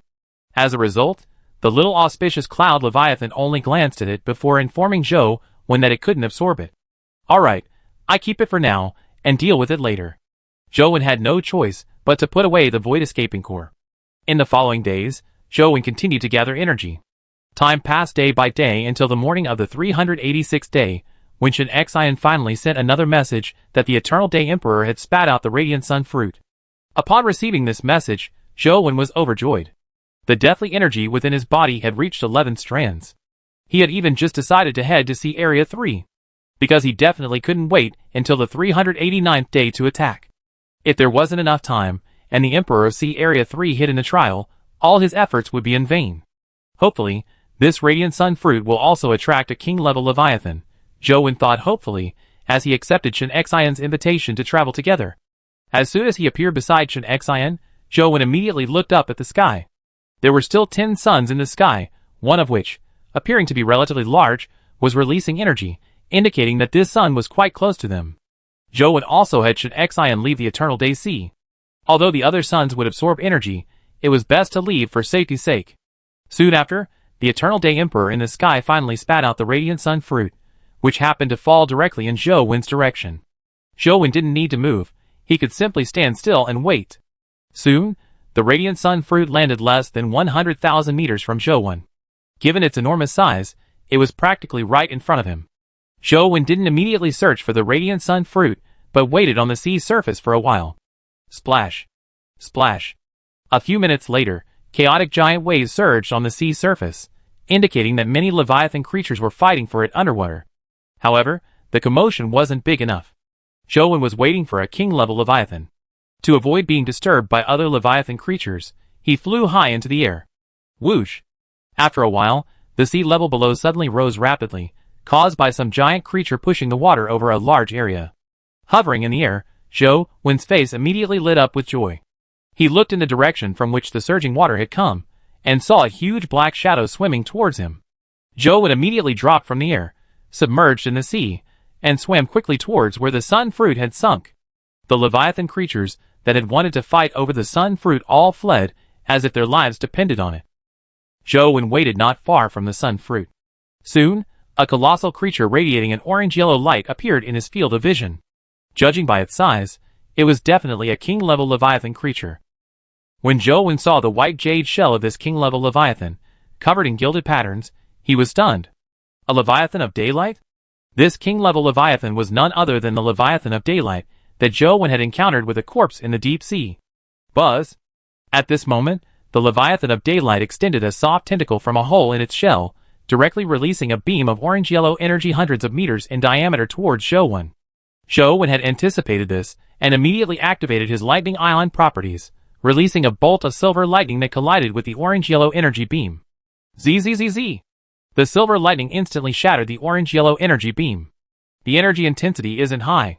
Zhou Wen wasn't going to waste time with the Leviathan of Daylight. After assessing the energy intensity, he charged directly towards it. Because the Leviathan of Daylight could regenerate energy by absorbing sunlight, and in the everlasting Daylight Sea, its energy was inexhaustible, so a swift victory was necessary. Buzz buzz buzz. Just as Zhou Wen was less than 10,000 meters away from the Leviathan of Daylight, its shell suddenly emitted a dazzling light, followed by wave after wave of energy shockwaves, like constantly rippling water. Zhou Wen immediately activated his 1,000-pound power ability, channeling a massive amount of energy into his skin, enduring the energy shockwaves, and entering the shell through the openings of the Leviathan of Daylight's tentacles. Zhou Wen didn't immediately search for the Leviathan of Daylight's brain and heart. Instead, he directly used the 33 split-core energy cores he had obtained from the No. 3C Area Assault Team, gaining 33 streams of split-core energy, and then released them all at once. Boom! Boom! Boom! A series of explosions resounded from the shell of the Leviathan of Daylight. A ghostly green energy spread within the shell, causing immense damage to the Leviathan. The core-splitting energy not only possessed tremendous explosive power, but also had a corrosive effect. While the Leviathan of Daylight used its energy to resist the corrosive effect, Zhou Wen entered its body and, based on the simplified illustrations in the Biological Atlas, searched for the brain and heart. This process was extremely time-consuming, as he couldn't use the Wavebreaker mech to locate the body and had to rely on his senses, thus wasting a significant amount of energy. Soon afterward, the Leviathan of Daylight recovered from the core-splitting energy explosion and began mobilizing its internal energy to defend against Zhou Wen, causing his movement speed to slow down considerably. Forget it, I can't conserve energy. Zhou Wen had intended to conserve some of his deathly stillness energy, but continuing would only consume more. Therefore, Zhou Wen activated 2 deathly stillness characteristics within his body, one to activate the deathly stillness flesh-blood biological armor, and the other to strengthen the devouring pattern. Chapter 1058. The moment the deathly flesh and blood creature armor appeared on Zhou Wen's body, the devouring patterns lit up. Then, the pitch-black tentacles on his arm twisted and rapidly coalesced into a long, black blade. As the black blade, covered in devouring patterns, slashed into the flesh of the Daylight Leviathan, the devouring patterns also adhered to the wound. Once the wound was long enough, and enough devouring patterns had adhered to the flesh, Zhou Wen channeled a stream of deathly energy into the devouring patterns. In an instant, the devouring patterns on the deathly flesh and blood creature armor erupted with a dazzling crimson light, and Zhou Wen appeared as if he had become a grotesque, blood-soaked figure. Buzz! Immediately afterward, the devouring patterns attached to the daylight leviathan's flesh also began to glow, then, as if alive, rapidly spread in all directions. Whoosh! Wherever the devouring patterns passed, the flesh and blood of the leviathan of daylight melted and vanished as if struck by a hot iron, instantly transformed into a massive amount of crimson energy. In an instant, the flesh and blood of the leviathan of daylight, devoured by the devouring patterns, developed a large, uneven patch of pits, looking as if it had truly been bitten by some kind of creature. The devouring patterns, enhanced by the energy of death, only lasted for a second. However, in that single second, the devouring patterns on the flesh and blood of the leviathan of daylight spread tens of thousands of meters, devouring a vast amount of flesh and blood. As the crimson energy transformed from this flesh and blood entered the armor through the devouring patterns, the deathly flesh and blood creature armor began to expand rapidly, quickly growing to 10,000 meters. However, to Zhou Wen's surprise, after absorbing all the crimson energy, the deathly flesh and blood creature armor only grew to 20,000 meters. What's going on? Why is it only 20,000 meters tall? Zhou Wen was puzzled, but he didn't waste time. Instead, he used the long, black blade that transformed from his arm to cut through the flesh, searching for the heart or brain, while pondering this question. Could it be because the flesh contains less energy? Zhou Wen guessed. Previously, the 10,000-meter-tall radiated creatures he devoured using the devouring pattern in the Divine Path split core domain were all composed of energy. This time, however, he was devouring flesh. Under the same devouring time, the energy in the flesh must be less than that of creatures composed of energy. After absorbing the energy converted from the devouring pattern, the deathly flesh creature armor's strength indeed becomes comparable to the strength of the devoured energy. As Zhou Wen used his arm to transform into a long blade to cut through the flesh of the daylight leviathan, its size continuously shrank, indicating that the energy levels of both were comparable, further confirming his previous guess. However, even if the 20,000-meter-tall deathly flesh creature armor continued to shrink, it would still be enough to find the brain or heart within the approximately million-meter-long daylight leviathan.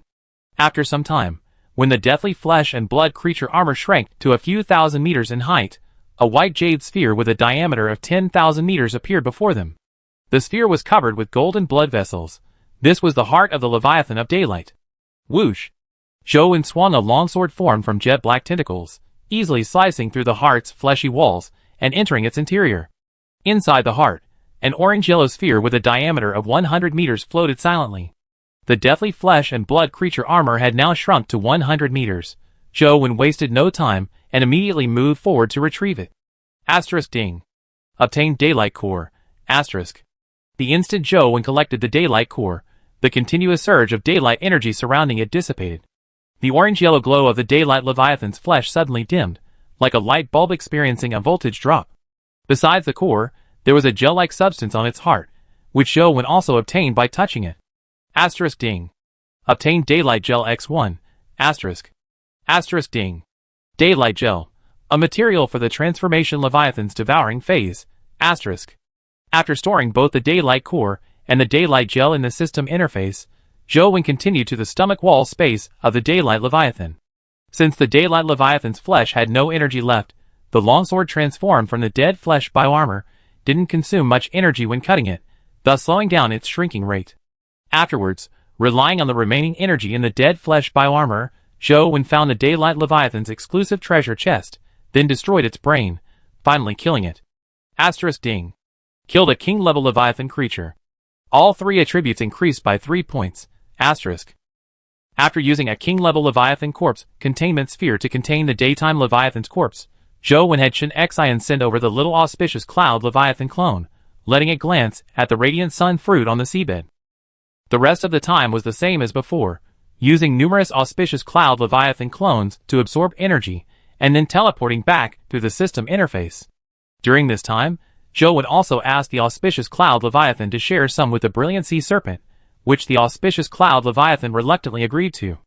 Once the energy in the radiant sun fruit was almost completely absorbed, Zhou Wen, accompanied by his own people, decomposed the radiant sun fruit, then ended his journey, and returned to the stomach wall space. Upon returning to his stomach wall space, Zhou Wen opened the exclusive treasure chest of the Leviathan of Daylight, and checked its contents. Ding! Obtain Leviathan of Daylight Gene Potion X1. Ding! Obtain Leviathan of Daylight Energy Crystal X1. Ding! Obtain Sunlight Crystal X1. Ding! Obtain Leviathan of Daylight Attribute Panel Pattern X1. Ding! Obtain Leviathan of Daylight Energy Rapid Evolution Crystal X1. Ding! Obtain Focusing Shell X1. No Emperor level positioning card fragment again? He could understand why the previous Burning Leviathan, evolved from a low-level creature, didn't have an Emperor level positioning card fragment, but the Leviathan of Daylight was a true King level Leviathan. Is it because I already obtained one from another Daylight treasure chest? Zhou pondered for a moment, remembering that the previous Daylight treasure chest contained an Emperor-level positioning card fragment. It seems that each King-level Leviathan only yields one Emperor-level positioning card fragment, Zhou thought to himself. Then, Zhou took out the Sunlight Crystal and sent it directly to Chen Xian. Thus, Chen Xian only needed the Vitality Factor, one key material, to break through the third stage of her physical attribute limits. The Vitality Leviathan is also a creature of the Eternal Daylight Sea. If Chen Xian stays in the Eternal Daylight Sea for a while, she might encounter one. Without looking at the Daylight Energy Crystal, Zhou directly checked the Daylight Pattern panel in his Character Attribute panel. Ding! Daylight Pattern panel in Character Attribute panel. After use, a Daylight Leviathan pattern will be drawn on the Character Attribute panel.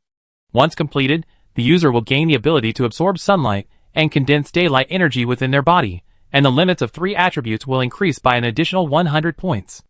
Chapter 1059. This pattern panel seems to only work with the Daylight Leviathan gene. Zhou definitely couldn't use it, because he simply didn't have the space to draw it. After thinking for a moment, Zhou sent both the Daylight Pattern panel and the Daylight Leviathan gene potion to Chen Xian. Although Chen Xian couldn't use the gene potion or activate the pattern panel's abilities for the time being, increasing the upper limit of the 3 attributes by an extra 100 points was still good. Ding! Daylight Leviathan Light Energy Rapid Conversion Evolution Crystal can be inlaid into a suitable deformation stage evolution template. After successful inlay, the deformation stage evolution template will gain the Light Energy Rapid Conversion gene source. Ding! Light Energy Rapid Conversion quickly converts sunlight into light-based energy. The effect doesn't seem very good, Zhou shook his head, because apart from the Eternal Day Sea, all other sea areas in the Endless Sea experience night. Furthermore, there might be sunless sea areas. If one enters such a sea, the Light Energy Rapid Evolution Crystal will be completely useless. Ding! Gathering Light Shell. Activated with daylight energy, it can quickly absorb sunlight and convert it into daylight energy. Another item that matches the Daylight Leviathan gene. However, Zhou need for daylight energy is not high, so this item is not very useful to him. He can use it occasionally to accumulate some daylight energy in his body to restore his physical strength. After checking the items in the Daylight Treasure Chest, Zhou teleported to the Energy Rainbow Tree and released the Daylight Leviathan corpse. This time, Zhou brought Jiang Haitao, Chen Xian, Lung Liang, and Bai Long, having them cut some Daylight Leviathan flesh to feed them when they transform into Leviathans, increasing the speed of King-level energy condensation. Zhou left the remaining flesh and blood of the Daytime Leviathan in the Energy Rainbow Tree Sea area to generate rainbow bubbles. After doing this, Zhou went to the island where the Auspicious Cloud Leviathan was located in Sea Area 10, then flew directly to the top of the cloud-covering algae to find the main body of the Auspicious Cloud Leviathan. Hurry up and give it to me. The Auspicious Cloud Leviathan already knew that Zhou had obtained another King-level core, so it had condensed a small clone and advanced to wait. Here you go. Zhou didn't waste any time and directly handed the daytime core to the Auspicious Cloud Leviathan clone, then took out the King-level authentication certificate. Buzz!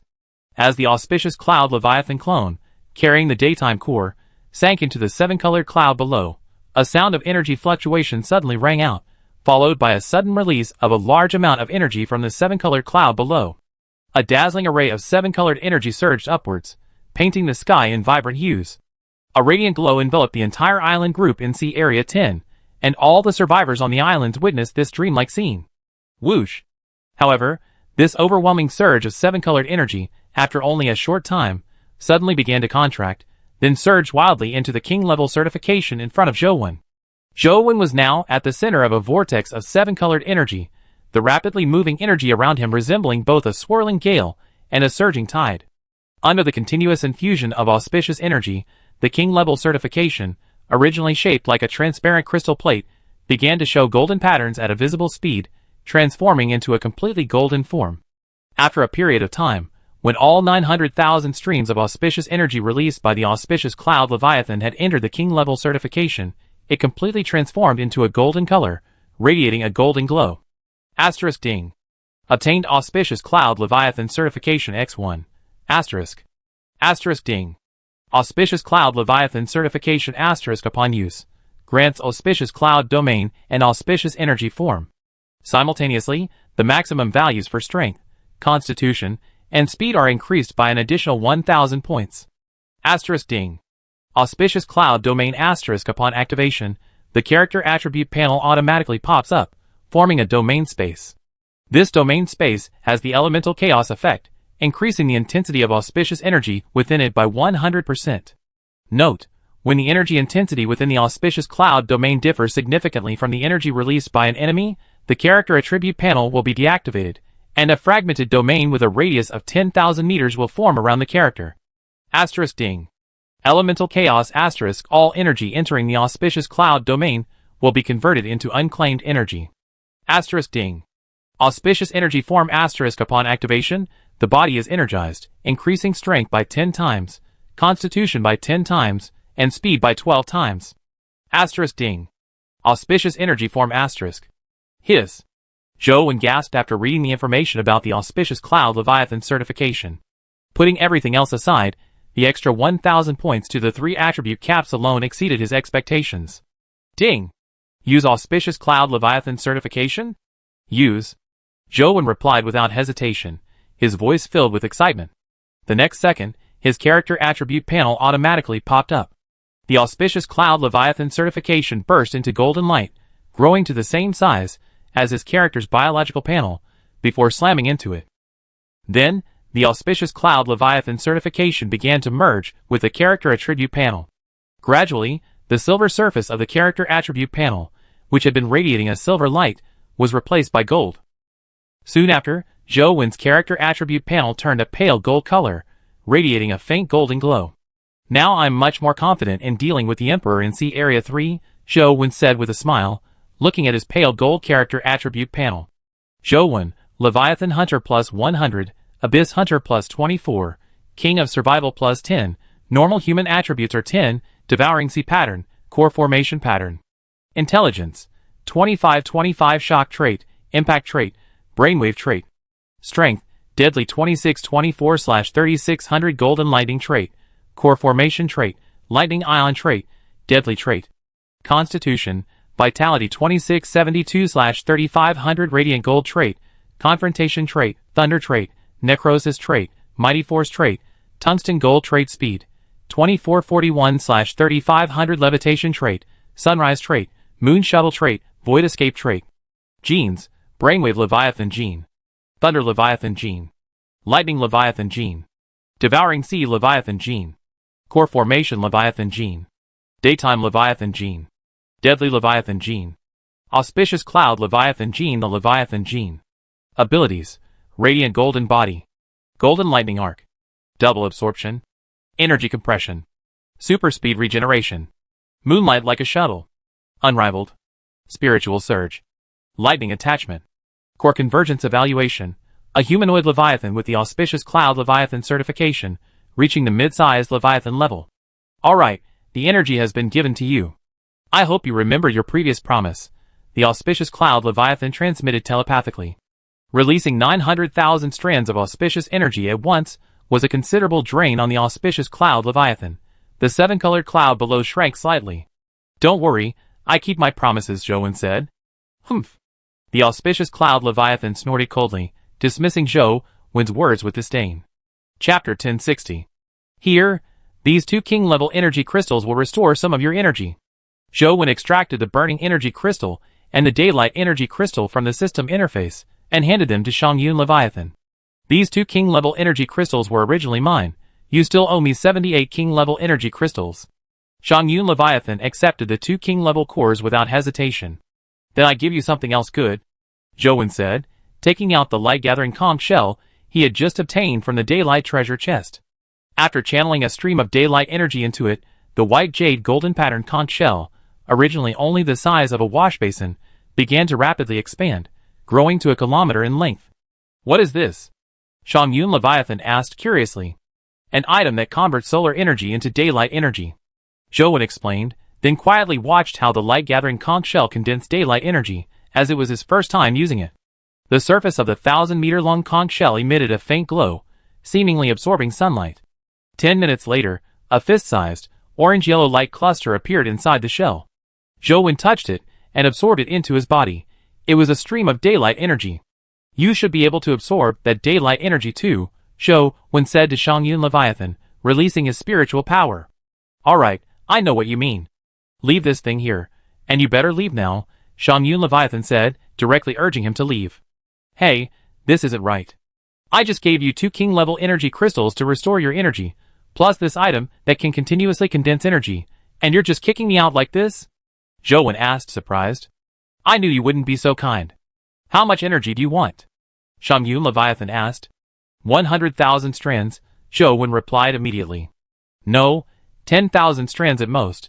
Shangyun Leviathan directly rejected Zhou's exorbitant demand. Alright then. Zhou wanted these 10,000 strands of auspicious energy as a precaution. After all, the Rift Core King domain possessed by the divine path of the Third Sea region was specifically designed for attrition warfare, so having extra energy was always a good idea. Then, Shangyun Leviathan separated a 100-meter-long clone for Zhou, who immediately absorbed all 10,000 strands of auspicious energy from the clone into his body for easier use. Zhou tried to mobilize one strand of auspicious energy within his body, then made a sword finger gesture with his palm and swung it horizontally forward. Whoosh! 100-meter-long, 7-colored energy blade shot out instantly, slicing through the distant clouds.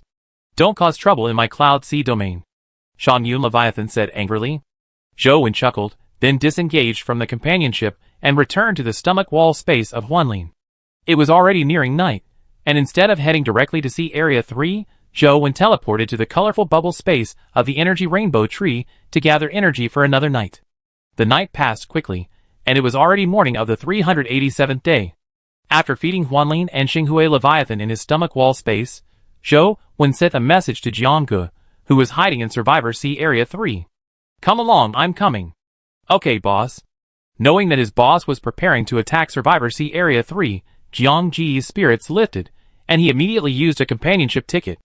After accepting Jiangge's invitation, Zhou clicked accept, and his figure instantly transformed into blue light and disappeared.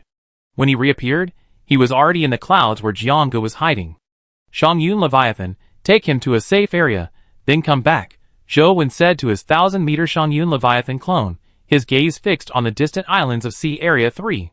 The 1,000-meter Shangyun Leviathan clone said nothing, simply taking Jiangge and his illusory Leviathan away.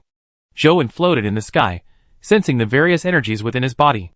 Daylight energy, necrosis energy, and lightning ion energy were all over 100, core energy 78, mighty force energy 45, and deathly stillness energy 9. At this moment, the 1,000-meter Shangyun Leviathan clone, having seen Jiangge off, had returned. Wait, if I need energy, just transfer it to me, Zhou said earnestly to the 1,000-meter Shangyun Leviathan clone. Okay, the 1,000-meter Shangyun Leviathan clone readily agreed. Whoosh! The next second, Zhou transformed into a white light, flying towards the largest main island of Sea Area 3. Boom! As Zhou approached the main island, he activated his lightning ion property. In an instant, his entire body crackled with lightning, and thunderous booms echoed throughout the heavens and earth, immediately attracting the attention of the numerous survivors in Sea Area 3 on the island. Buzz! Before the survivors in Sea Area 3 could even react, a gigantic phantom of a creature suddenly appeared in the sky, followed by a terrifying pressure crashing down. Thump! Thump! All the survivors within the range of his mental energy collapsed to their knees, unable to move an inch. Divine path all-encompassing. Come forth! Zhou amplified his voice with lightning ion energy, making it sound like a thunderclap. Actually, Zhou could have directly entered the regional communication channel of Sea Area 3 to find Divine Path All-Encompassing's avatar and challenged him to a duel, but that would have been a death match. It was better to leave himself an escape route in case of unforeseen circumstances. Boom!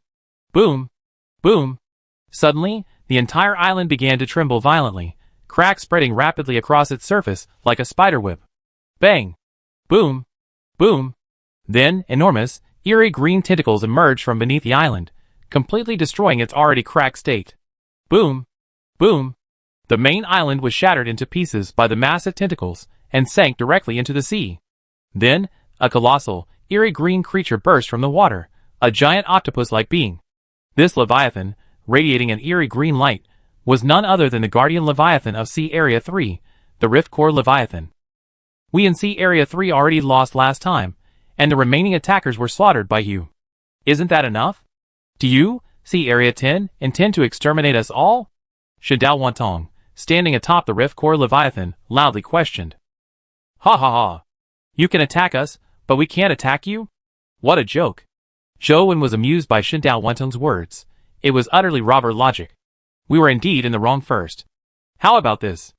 Our Sea Area 3 is willing to make compensation, and we can reconcile. How about that? Shindao Wantong immediately proposed. Humph. You want to reconcile after losing? Well, it's not impossible. Zhou Wen suddenly changed his tone. A smile immediately appeared on Shindao Wantong's face, but his heart was filled with coldness. Reconciliation was merely a temporary measure. Once the Rift Core Leviathan reached Emperor level, he would destroy Sea Area 10.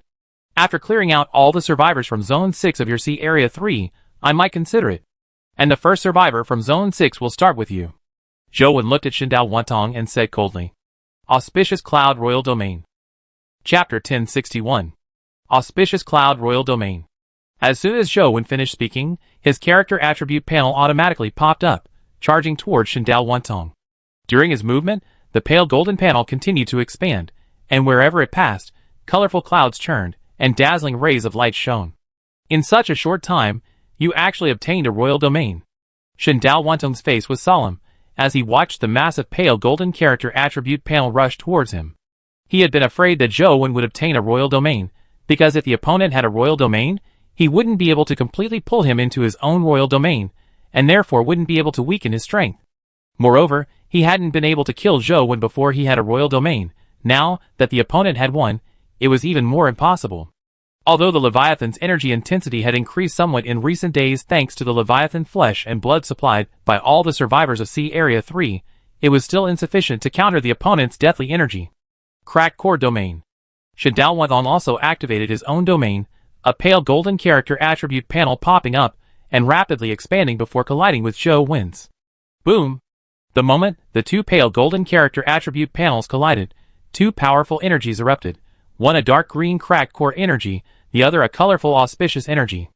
The two energies confronted each other for a moment, and the auspicious energy released by Zhou Wen's character attribute panel began to be pushed back by Shindao Wantong's panel.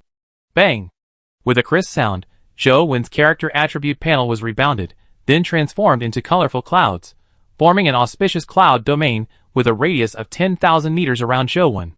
Shindao Wantong's character attribute panel continued flying towards Zhou Wen for a distance before automatically retracting, forming a dark green domain around him. King of Sea Area 10, we don't need to fight to the death. If you're willing to let me go, I can summon all the survivors from Zone 6 for you to kill, Shindao Wantong proposed again. No, you must die. Boom! Zhou Wen said, raising his palm and releasing a bolt of silver lightning at Shindao Wantong. This is outrageous. Shindao Wantong roared in anger. One after another, radiated creatures appeared within his core-splitting domain. One of them, a 10,000-meter-long eel-like radiated creature, spat out a dark green energy beam that clashed with the silver lightning. Boom! With a deafening roar, the dark green energy beam shattered the silver lightning and continued its charge towards Zhou Wen. Zhou Wen calmly took out his 7-colored auspicious cloud staff, infused it with 10 streams of auspicious energy, and threw it directly into the sky. Whoosh! The radiant 7-colored auspicious cloud staff exploded in the sky, transforming into a 7-colored cloud with a diameter of 10,000 meters, its light shining down. At this moment, the eerie green energy beam had entered the auspicious cloud's domain, but shortly after entering, the energy beam, hundreds of meters thick, suddenly began to shrink rapidly, then transformed into a dissipating eerie green energy mist. This eerie green energy mist was quickly absorbed by the 7-colored auspicious cloud in the sky, then vanished without a trace. What kind of ability is this? Shindao Wantong's face immediately showed shock. He had the 10,000-meter-long radiating eel creature release the energy beam, not only to disperse the silver lightning, but also to test the effect of the opponent's domain. However, to his surprise, the energy beam dissipated immediately upon entering the opponent's domain. How come 100 strands of auspicious energy within me suddenly disappeared? Zhou Wen's expression remained unchanged, but his heart was filled with doubt. Just the instant the eerie green energy pillar entered the auspicious cloud domain, 100 strands of auspicious energy within Zhou Wen's body vanished. Could it be that the auspicious cloud leviathan caused the energy to go out of control, requiring the consumption of auspicious energy? Zhou Wen wondered. That's too much of a loss, isn't it? Zhou Wen was somewhat speechless, because after the energy from the eerie green energy pillar was absorbed by the seven-colored auspicious cloud, it only returned 10 strands of auspicious energy to him. In the end, I still have to take action myself. Relying solely on the auspicious cloud domain would definitely not be enough to outlast the opponent. He needed to take the initiative. Then, Zhou Wen, carrying the auspicious cloud domain, directly rammed into the divine path of 10,000 connections domain. The instant Zhou Wen's domain touched the divine path of 10,000 connections domain, a brief clash occurred between the energies of the two domains. Then, the auspicious cloud domain began to rapidly shrink, from a diameter of 20,000 meters to 2,000 meters. Meanwhile, the auspicious energy within Zhou Wen's body began to rapidly deplete at a rate of 10 units per second. However, Zhou Wen did not stop. After entering the domain of divine path of universal insight, he charged directly towards the 100-meter-tall radiated creatures. Boom, boom, boom. As soon as the 800-meter-tall radiated creatures were enveloped by Zhou Wen's auspicious cloud domain, their originally solid bodies began to rapidly vaporize. 5 seconds later, they transformed into wisps of dark green energy mist. At this moment, he had consumed another 500 units of auspicious energy. But to Zhou Wen's delight, when these dark green energy mists were absorbed by the seven-colored auspicious cloud, they actually replenished him with 800 units of auspicious energy. It seems the elemental chaos ability of the auspicious cloud domain is area of effect. No matter how much hostile energy enters the domain, it consumes 100 strands of auspicious energy per second, Zhou Wen guessed. In that case, Zhou Wen turned his gaze to the other 100-meter-tall radioactive creatures, then moved at high speed to the center of the 15. 5 seconds later, the 1,500-meter-tall radioactive creatures transformed into energy mist, absorbed by the seven-colored auspicious cloud, and then fed Zhou Wen back 1,500 strands of auspicious energy. However, the divine path of all things couldn't just stand by and watch Zhou Wen convert the radioactive creatures he had condensed with his core-splitting energy into the opponent's energy. Boom, boom, boom. A series of violent sounds rang out as a 10,000-meter-tall anemone-like radioactive creature charged towards Zhou Wen. One of the 10,000-meter-tall anemone-like radioactive creature's tentacles entered the auspicious cloud domain and also began to mist, but the 10,000-meter-tall radioactive creature's core-splitting energy was much stronger, making the conversion more time-consuming. Ultimate Power Ability, Activate. Zhou Wen had no intention of relying on the auspicious cloud domain to slowly transform this 10,000-meter-tall radioactive creature. He directly activated the Ultimate Power Ability. As the Ultimate Power energy merged into his skin, the Rending Flame Blade and the Space Distortion Glove appeared simultaneously. Then, with a thought, he transferred the Flame Ion energy from the Space Distortion Glove to the Rending Flame Blade.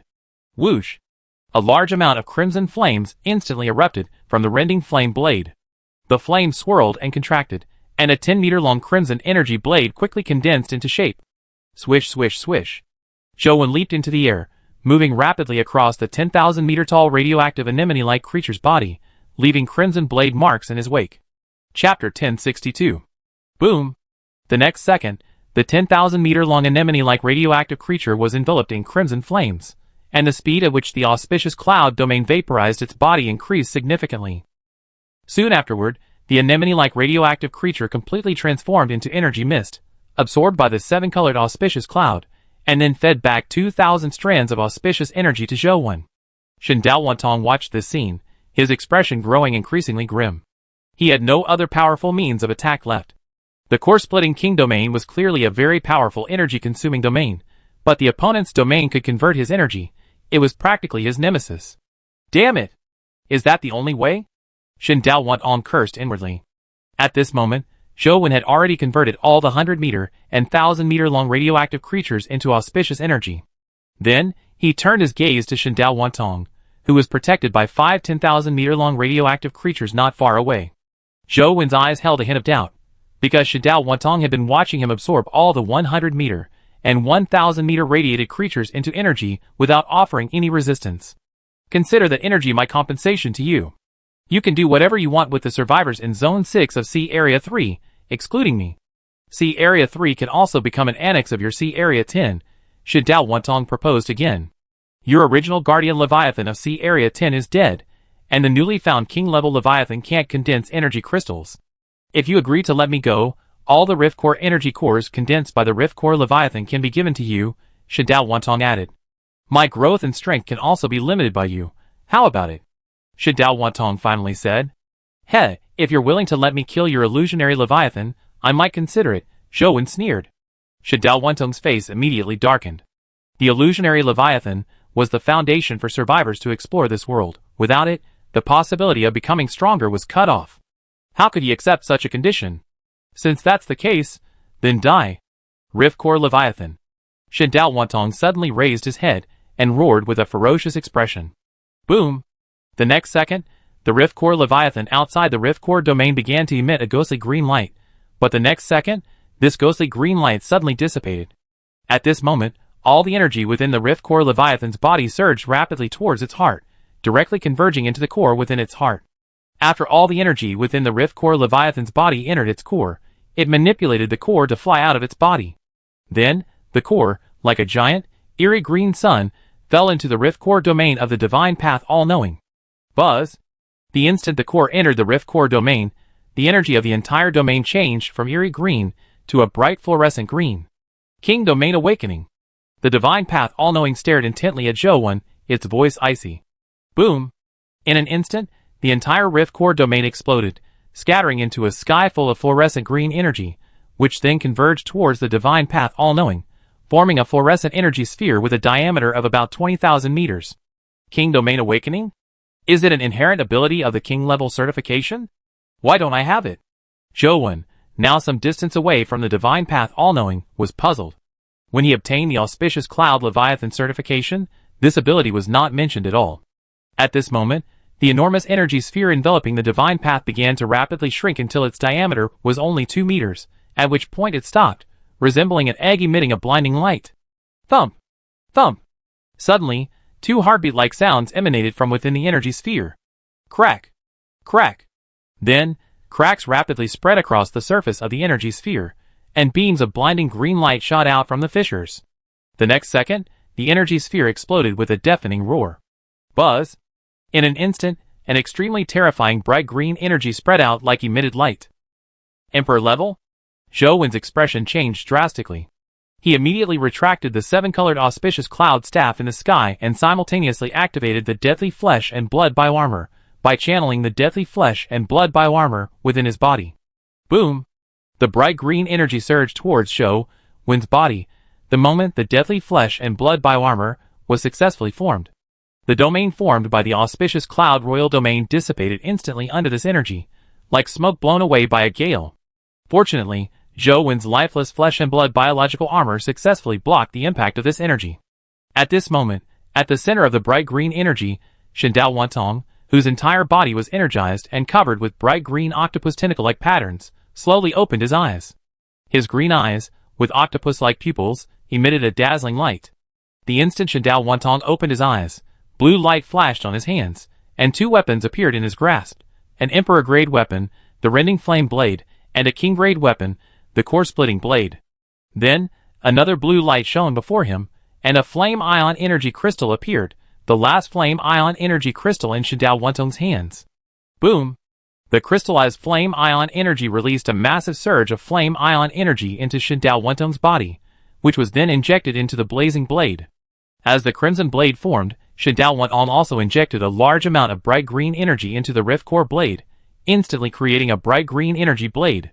Seeing this, Zhou Wen immediately injected the Flame Ion Energy from his Space Distortion Glove into the Rift Flame blade, rapidly condensing a Crimson Energy blade. Buzz! The 2 Crimson Energy blades were completed almost simultaneously.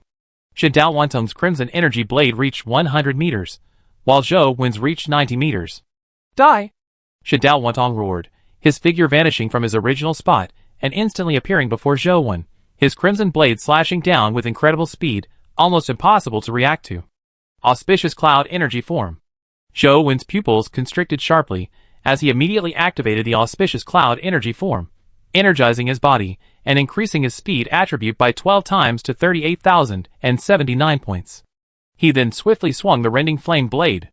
Bang! The two crimson energy blades collided heavily, unleashing a short, sharp explosion. Simultaneously, two streaks of crimson flame shot out like sparks.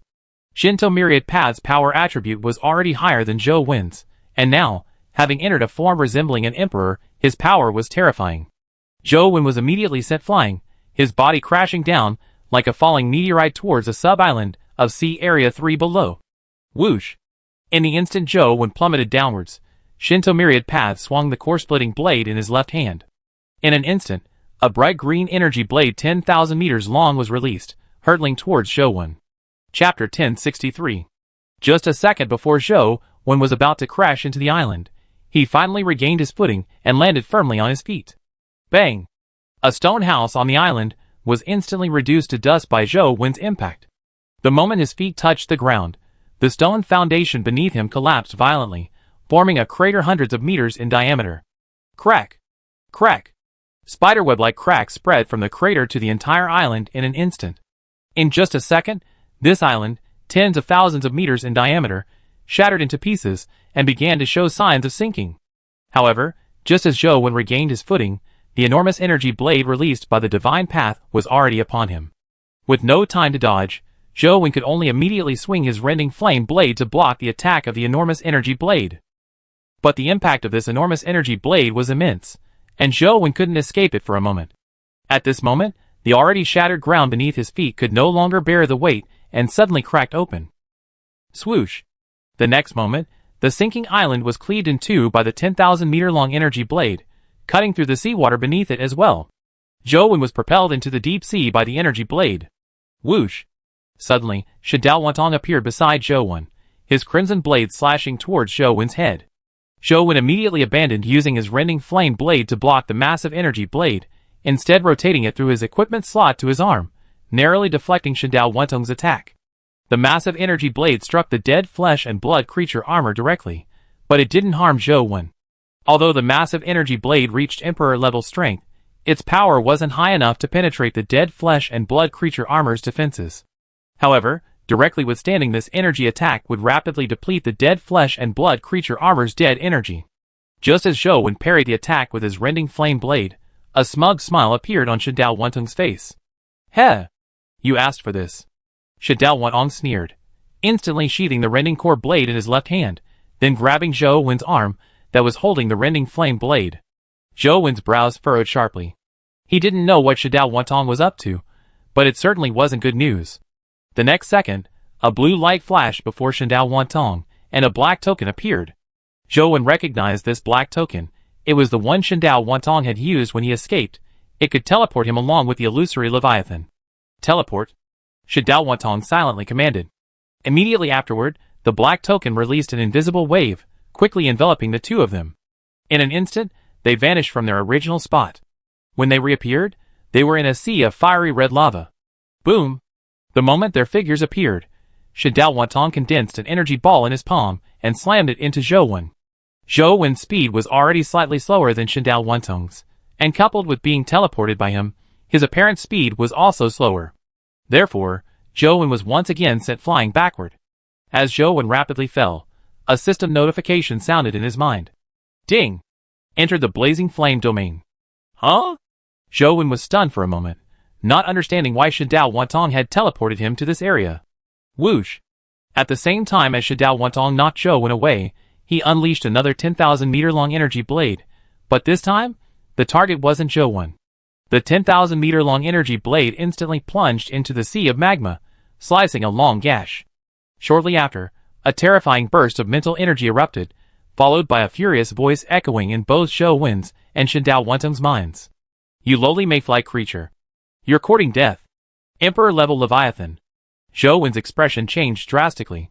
He immediately tried to teleport away, but the energy Shadao Wantong had just used on him suddenly expanded, forming a 10,000-meter-long energy shield. Then, a system warning sounded in his mind. Ding! Current space has been sealed.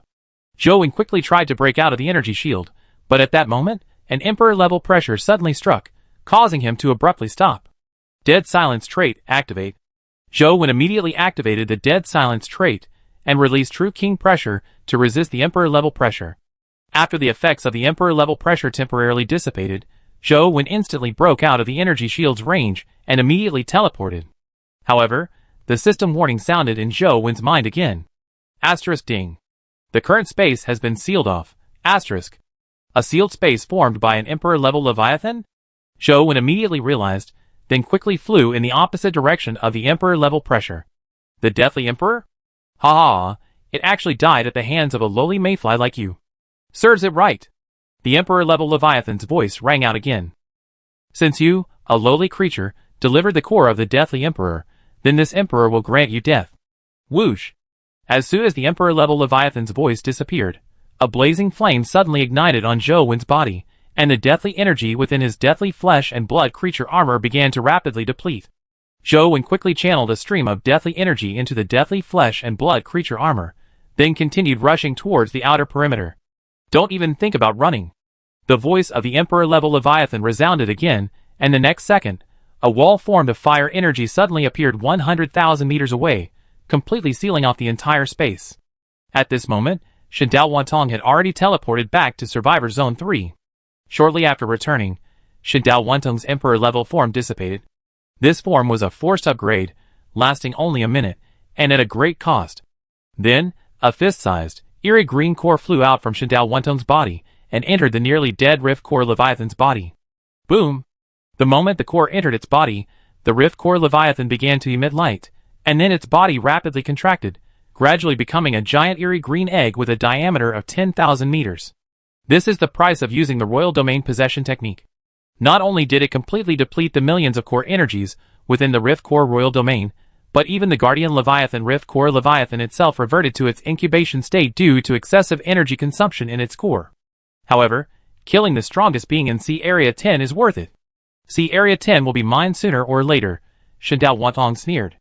As the third survivor sea area to descend upon the Endless Sea, Shen Dao Wantong naturally collected all 10 fragments of the Emperor-level location card. The blazing flame domain he had just teleported Zhou Wen to was the Magma Sea area where the Emperor-level Leviathan, the Blazing Flame Emperor, was reborn. Previously, after arriving in the Blazing Flame domain and confirming the Blazing Flame Emperor's location, Shen Dao Wantong thought the Emperor-level Leviathan in the resurrection process would be easy to deal with. However, he was almost burned to death, and only escaped after expending an Emperor-level armor. Therefore, he didn't think Zhou Wen could survive. Chapter 1064.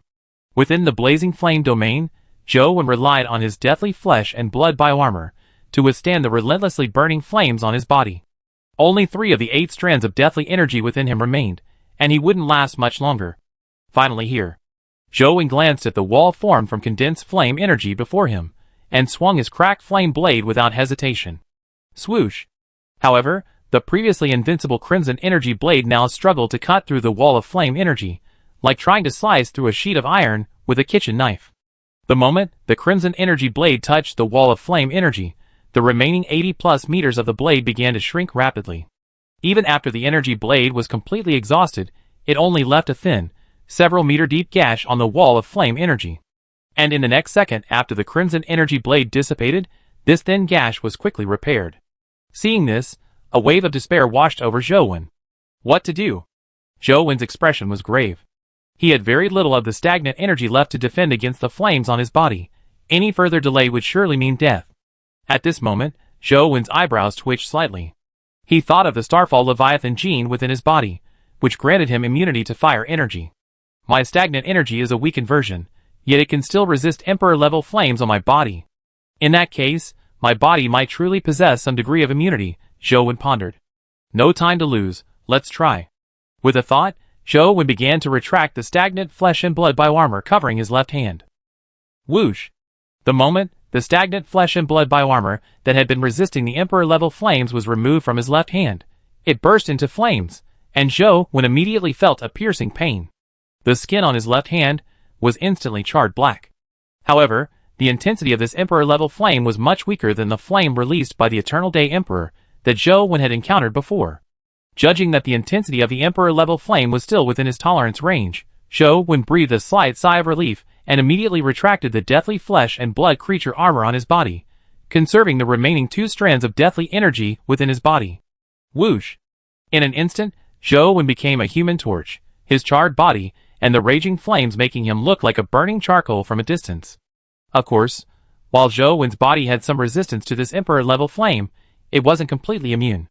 Prolonged exposure would still result in being burned to death, so he was constantly consuming his life energy to recover. Surviving being burned by my blazing flames? It seems you, a lowly planktonic creature, possess many secrets. The blazing flame emperor immediately noticed Zhou Wen's abnormality. However, the blazing emperor wasn't in a hurry. It had plenty of time, and being in its resurrection phase, it had no need to waste its energy. It could sense that although Zhou Wen could resist its flames, his body would still be burned. Even if he had energy to continuously regenerate, how could the energy of a lowly planktonic creature compare to that of a supreme emperor? Death was only a matter of time. Zhou Wen ignored the blazing emperor and instead looked at the wall of fiery energy before him, pondering possible escape. His life force wasn't limitless. Once depleted, he too would be close to death. Using the rainbow cube to unleash 2 full-force emperor-level energies, can I cut through this energy wall? Zhou Wen thought to himself. Zhou Wen possesses 2 types of emperor-level Leviathan genes within his body, allowing him to acquire 2 types of emperor-level energy when using the rainbow cube. However, the problem is that the rainbow cube's simultaneous provision of 2 types of emperor-level energy cannot last long. Therefore, the key is whether he can break through the fire energy wall within this limited time. Furthermore, even if the rainbow cube provides enough energy to break through the fire energy wall, his every move is under the emperor-level Leviathan surveillance, and it's unlikely to simply watch him escape. I have to find a way to attract this emperor-level Leviathan's attention, Zhou Wen thought, starting to check his stored items in the system interface. He then saw 1 Abyss-level Leviathan hunting ticket. Summoning an Abyss-level Leviathan is useless. If only I still had the 11 King-level Leviathan hunting tickets I obtained in the deep sea, Zhou Wen said regretfully. Judging from the outcome of the battle between the Silent Emperor and the 11 King-level Leviathans, the 11 King-level Leviathans were completely counterproductive.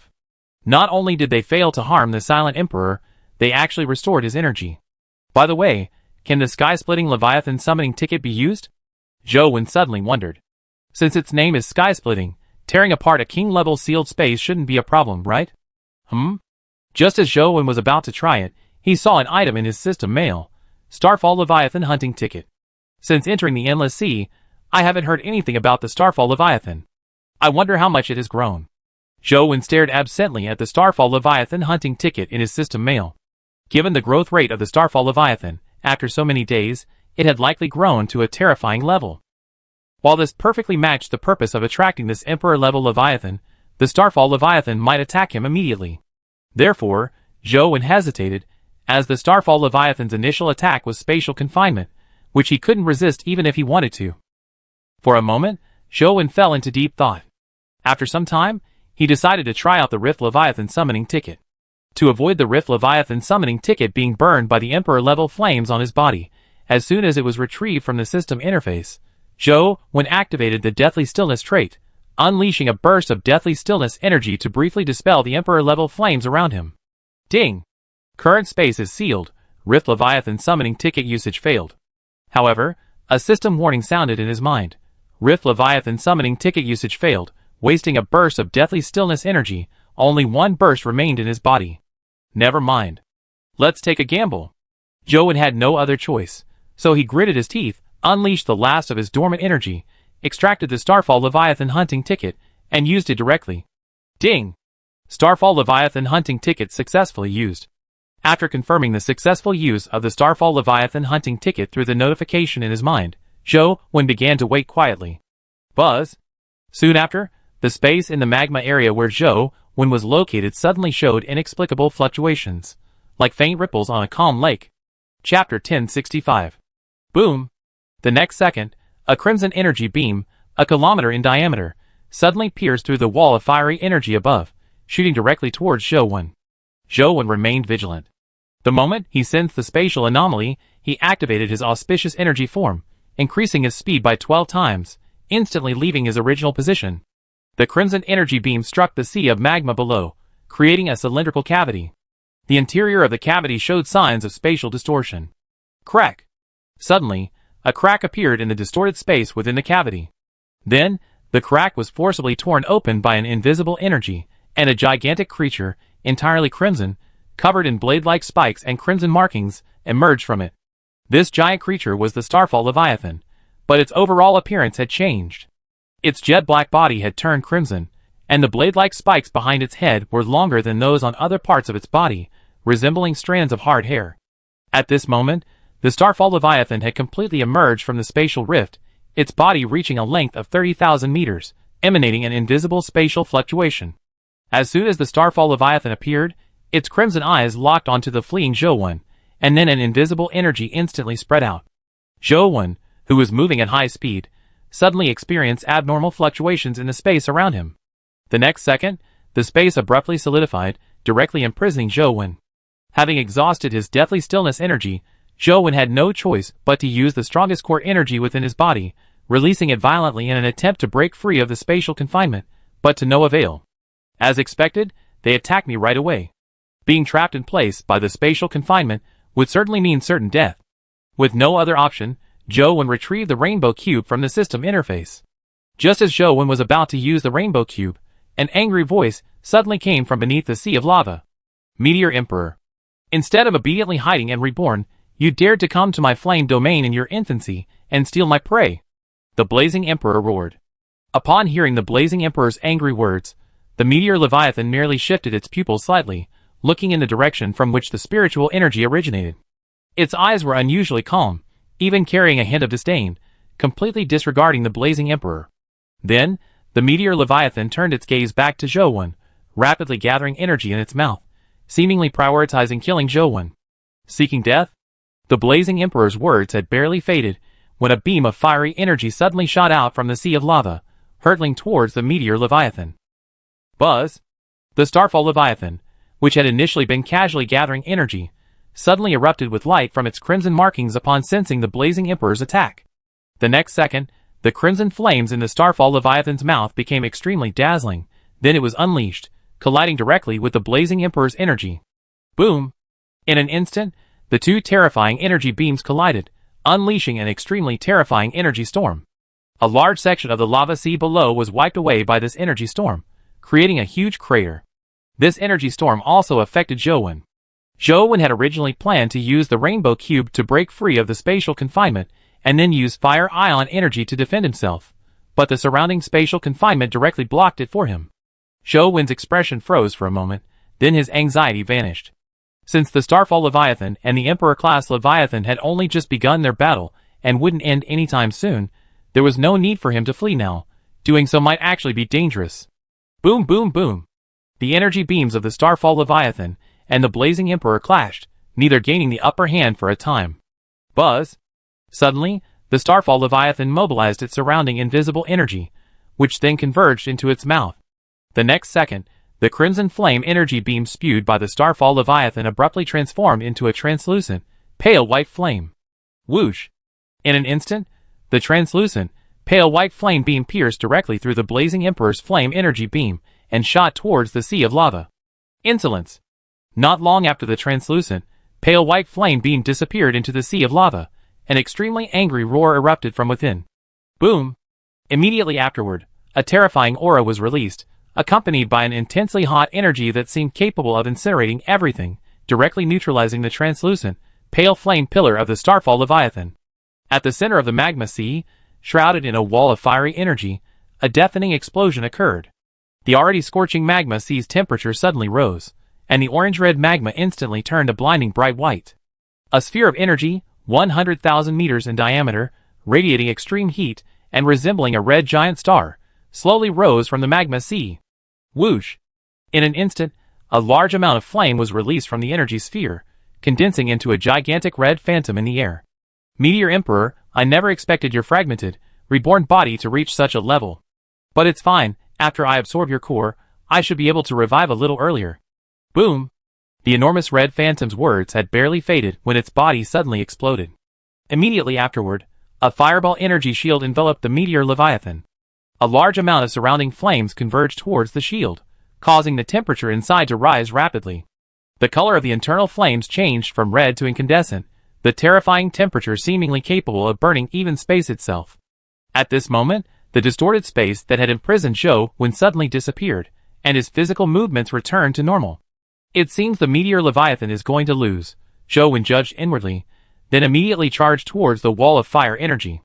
The Emperor-level Leviathan's unleashing of its killing move against the meteor Leviathan had also consumed a great deal of energy, drawing away most of the energy from the wall of fire energy. This might be Zhou Wen's only chance to escape, so he had to seize the moment and use the rainbow cube to forcefully break through the weakened wall of flame energy. Boom! Just as Zhou Wen was about to reach the edge of the flame energy wall, a tremendous energy roar suddenly resounded from within the incandescent energy shield enveloping the meteorite Leviathan. Buzz! The next second, a deep, semi-transparent beam of energy suddenly emerged from the incandescent energy shield. This deep, semi-transparent beam of energy was like a black hole. Wherever it passed, space was severely distorted, like a rubber membrane being twisted by a stick. Meteorite energy. How is this possible? The Blazing Emperor exclaimed in disbelief. Chapter 1066. But the meteorite energy was already shooting towards the sphere of fire energy, and inside this fire sphere was the Blazing Emperor's resurrected form. Without time to hesitate, the Blazing Emperor chose to force his resurrection. Boom! With a deafening roar, the sphere of fire energy exploded, revealing a gigantic creature covered in black scales and flowing with magma. This was a lizard-like creature, its entire body engulfed in raging flames, with a pair of fiery wings formed from magma on its back, resembling a western fire dragon. The instant the Blazing Emperor resurrected, its fiery red pupils abruptly turned a strange black. In an instant, the wall of fire energy trapping Zhou Wen vanished, and the sea of magma within a 10,000-kilometer radius suddenly condensed from liquid into obsidian. In a moment, all the fire energy in this area was drawn away and entered the Blazing Emperor's body. Strangely, despite absorbing energy, the Blazing Emperor's colossal 100,000-meter-long body was continuously shrinking, yet a black energy emanated from its body. At this moment, the meteor energy beam from the Starfall Leviathan had reached the Blazing Emperor, the severely distorted space seemingly about to devour everything. However, just as the meteor energy beam was about to strike the Blazing Emperor, whose length had shrunk to 10,000 meters, suddenly unleashed a burst of black energy from its entire body. Ash! In an instant, time seemed to stand still, and the black energy suddenly transformed into a peculiar space, directly enveloping the Starfall Leviathan and the meteor energy it released. Immediately, the black space began to rapidly shrink, encountering the profound meteorite energy during this contraction. However, the meteorite energy, seemingly capable of devouring space, was directly obliterated by the black energy. Finally, the black space shrank to several thousand meters, enveloping the head of the meteorite Leviathan. The next second, an indescribable extreme heat suddenly erupted from the black space, instantly burning a hole in the surrounding space. Still releasing meteorite energy, the meteorite Leviathan suddenly stiffened. The invisible energy around it gradually dissipated, and the crimson patterns on its body lost their luster. At this moment, the black space enveloping the head of the meteorite Leviathan also disappeared, revealing its charred head, a color different from its body. Bang! The body of the meteorite Leviathan slammed heavily onto the obsidian ground below, while its head, in the process of falling, turned to ashes, becoming a headless corpse. I never expected the young avatar of the Meteor Emperor to have reached such a level. However, without mastering the Emperor's law, he is ultimately no match for me. The Blazing Emperor said, and with a thought, used energy to take the core of the Meteor Leviathan. Suddenly, the Blazing Emperor's expression changed. He immediately turned to look behind him, and his pupils contracted sharply. Boom! At this moment, a terrifying aura erupted from Zhou Wen's entire body. That's right. After seeing that the Emperor-level Leviathan had almost exhausted all its energy to kill the Meteor Leviathan, Zhou Wen didn't intend to escape. Instead, he directly used the Rainbow Cube. The instant the Rainbow Cube entered Zhou Wen's body, two streams of Emperor-level energy, one red and one black, instantly spread throughout his body. Two enormous phantoms appeared and disappeared in the sky, the Deathly Silence Emperor and the Meteor Leviathan. Zhou Wen reactivated the Deathly Flesh and Blood bioarmor, then poured all his energy into it. Instantly, Zhou Wen's body began to expand rapidly, reaching 30,000 meters in just a few seconds. Simultaneously, scorching crimson flame surged across the surface of the Deathly Flesh and Blood bioarmor. Fire ion energy. You lowly planktonic creature. Even if my energy is exhausted, you are not worthy to desecrate me. Die! The Blazing Emperor roared, then instantly spat out a beam of fiery energy from his mouth. Buzz. However, after a spatial fluctuation, Zhou Wen's dark figure vanished. When he reappeared, he had already grasped the core of the Starfall Leviathan and stored it in his system interface. Then he disappeared again, reappearing behind the Blazing Emperor, the greatsword formed from the deathly flesh and blood bioarmor slashing fiercely at the Blazing Emperor's back. Bang! Only a crisp metallic sound was heard, no damage was caused. You damned, lowly creature. The Blazing Emperor turned to attack Zhou Wen, but before he could even turn his head, Zhou Wen punched him, knocking his head off balance. Zhou Wen was now 30,000 meters tall, while the Blazing Emperor was only 10,000 meters. Furthermore, the Blazing Emperor was still weakened from unleashing the Emperor's Law, making him slightly weaker than Zhou Wen in strength. Seeing that he had gained the upper hand, Zhou Wen immediately grabbed the Blazing Emperor's head and slammed it to the ground, then continued to slash with his great sword. The great sword was covered in devouring patterns. Zhou Wen continuously channeled his deadly energy into these patterns, causing them to spread across the Blazing Emperor's body. Crack! Under the erosion of the devouring patterns, the strength of the Blazing Emperor's scales weakened, and Zhou Wen's blade successfully pierced into its flesh. Damn it! The Blazing Emperor suddenly roared, its entire body transforming into an energy state, escaping from Zhou Wen's grasp. Die! The Blazing Emperor breathed a mouthful of scorching flames at Zhou Wen, who used his deathly flesh and blood creature armor to withstand the flames. Then, activating his void escape ability, he reappeared beside the flying Blazing Emperor and slashed at its body. The Blazing Emperor's energy was already low, and after transforming into energy, it was almost completely depleted. After that, Zhou Wen didn't attack the Blazing Emperor again, simply standing still and resisting the flames it spewed. At this moment, numerous devouring patterns had spread across the Blazing Emperor's body. These patterns would devour the Blazing Emperor's energy and feed it back to the deathly flesh and blood creature armor. With the energy of the Blazing Emperor dwindling, it had no chance of winning. After a while, the Blazing Emperor's energy was completely exhausted. Its body withdrew from its energy form and crashed onto the obsidian ground, creating a large crater. Zhou Wen immediately stepped forward, held down the Blazing Emperor's body, and began to cut off its head with his great sword. The process was extremely difficult, feeling like a dull knife cutting wood. However, after some time, he successfully severed the Blazing Emperor's head, but the Blazing Emperor was still not dead. You lowly creature, when I am resurrected, I will definitely kill you. The Blazing Emperor roared. Buzz! Zhou Wen directly released a stream of deathly energy, channeling it into the Blazing Emperor's brain through its severed neck, killing it completely. Ding! Killed a Leviathan of Emperor level. Strength, Constitution, and Speed each increased by 3 points. Finally dead? Hearing the system notification in his mind, Zhou Wen breathed a deep sigh of relief. Chapter 1067. Blazing Emperor. Stage, ? Length, ? Weight, ? Food type, fire creatures. Description, scorching the heavens and earth, using all things as fuel. Why aren't there detailed descriptions for these Emperor-level Leviathans? Zhou Wen muttered after reviewing the Blazing Emperor's encyclopedia entry. However, Zhou Wen didn't dwell on this. Based on the Blazing Emperor's dying words, these Emperor-level Leviathans seemed capable of continuous regeneration, so the encyclopedia information wasn't important, knowing their names was enough. As for the Blazing Emperor's dying words of revenge, he didn't take them to heart at all. Because whether it was the previous dead Emperor or the current Blazing Emperor, their resurrection required a very long time. Given Zhou Wen's current rate of strength growth, by the time the Blazing Emperor resurrected, he would probably already be able to use its flesh and blood as energy-restoring food. Swoosh! Zhou Wen swung his great sword, formed from the armor of a lifeless, fleshy creature, plunging it into the corpse of the Blazing Emperor. He gutted it like a fish, finding its heart and extracting its core. Ding! Obtained Blazing Core X1. Ding! Blazing Core grants the Blazing Flame trait upon use. When activated, the Blazing Flame trait allows free manipulation of internal Blazing Flame energy. Consuming 100 units of Blazing Flame energy at once allows the use of Incinerate Space. Ding!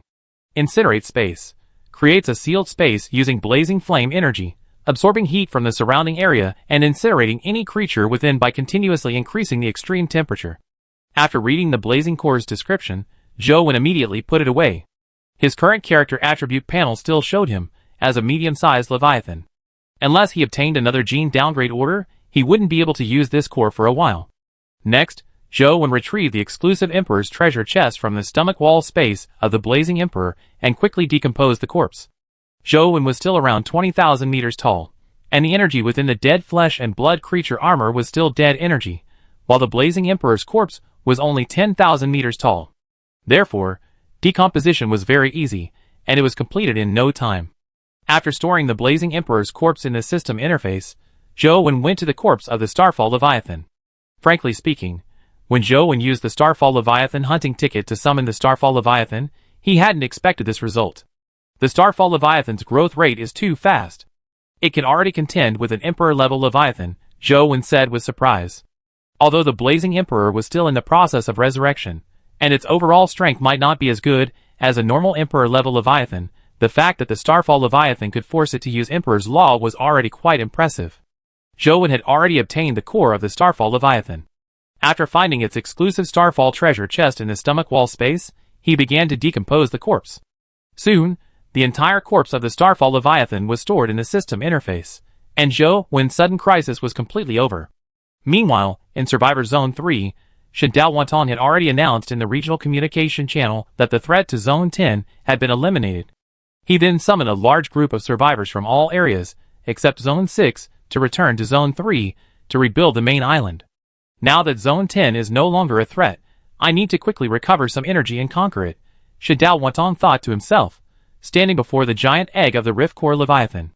The Rift Core Leviathan, now an egg, can no longer condense its Rift Core energy core. Without this core, the survivors in Sea Area 3 will experience a slowdown in development, which is unacceptable. Therefore, the Rift Core Leviathan must hatch as soon as possible. Hatching a Rift Core Leviathan requires a massive amount of energy, and the only thing capable of instantly supplying such a large amount is a King-level Leviathan core. Sea Area 10 already possesses a King-level Leviathan. That guy must be dead by now, Shen Dao Wantong muttered. That guy wasn't weak, he might have severely injured the Blazing Emperor. Once my energy recovers, I check it out again. Maybe I can even reap the benefits, hee, Shen Dao Wantong said with a faint smile. What's that? It looks like a creature. A large Leviathan creature? At this moment, the survivors in Sea Area 3, who were building the main island, suddenly saw a gigantic, jet-black creature appear on the distant sea surface. This giant creature was rushing towards the main island at an extremely fast speed. A humanoid Leviathan?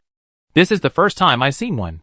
Facing a Leviathan measuring approximately 20,000 meters in length, the survivors of Sea Area 3 didn't panic.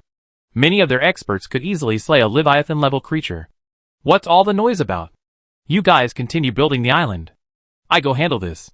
A powerful supervisor from District 6 impatiently reprimanded the onlookers from other districts, then unleashed his abyss-level energy and charged towards the humanoid giant.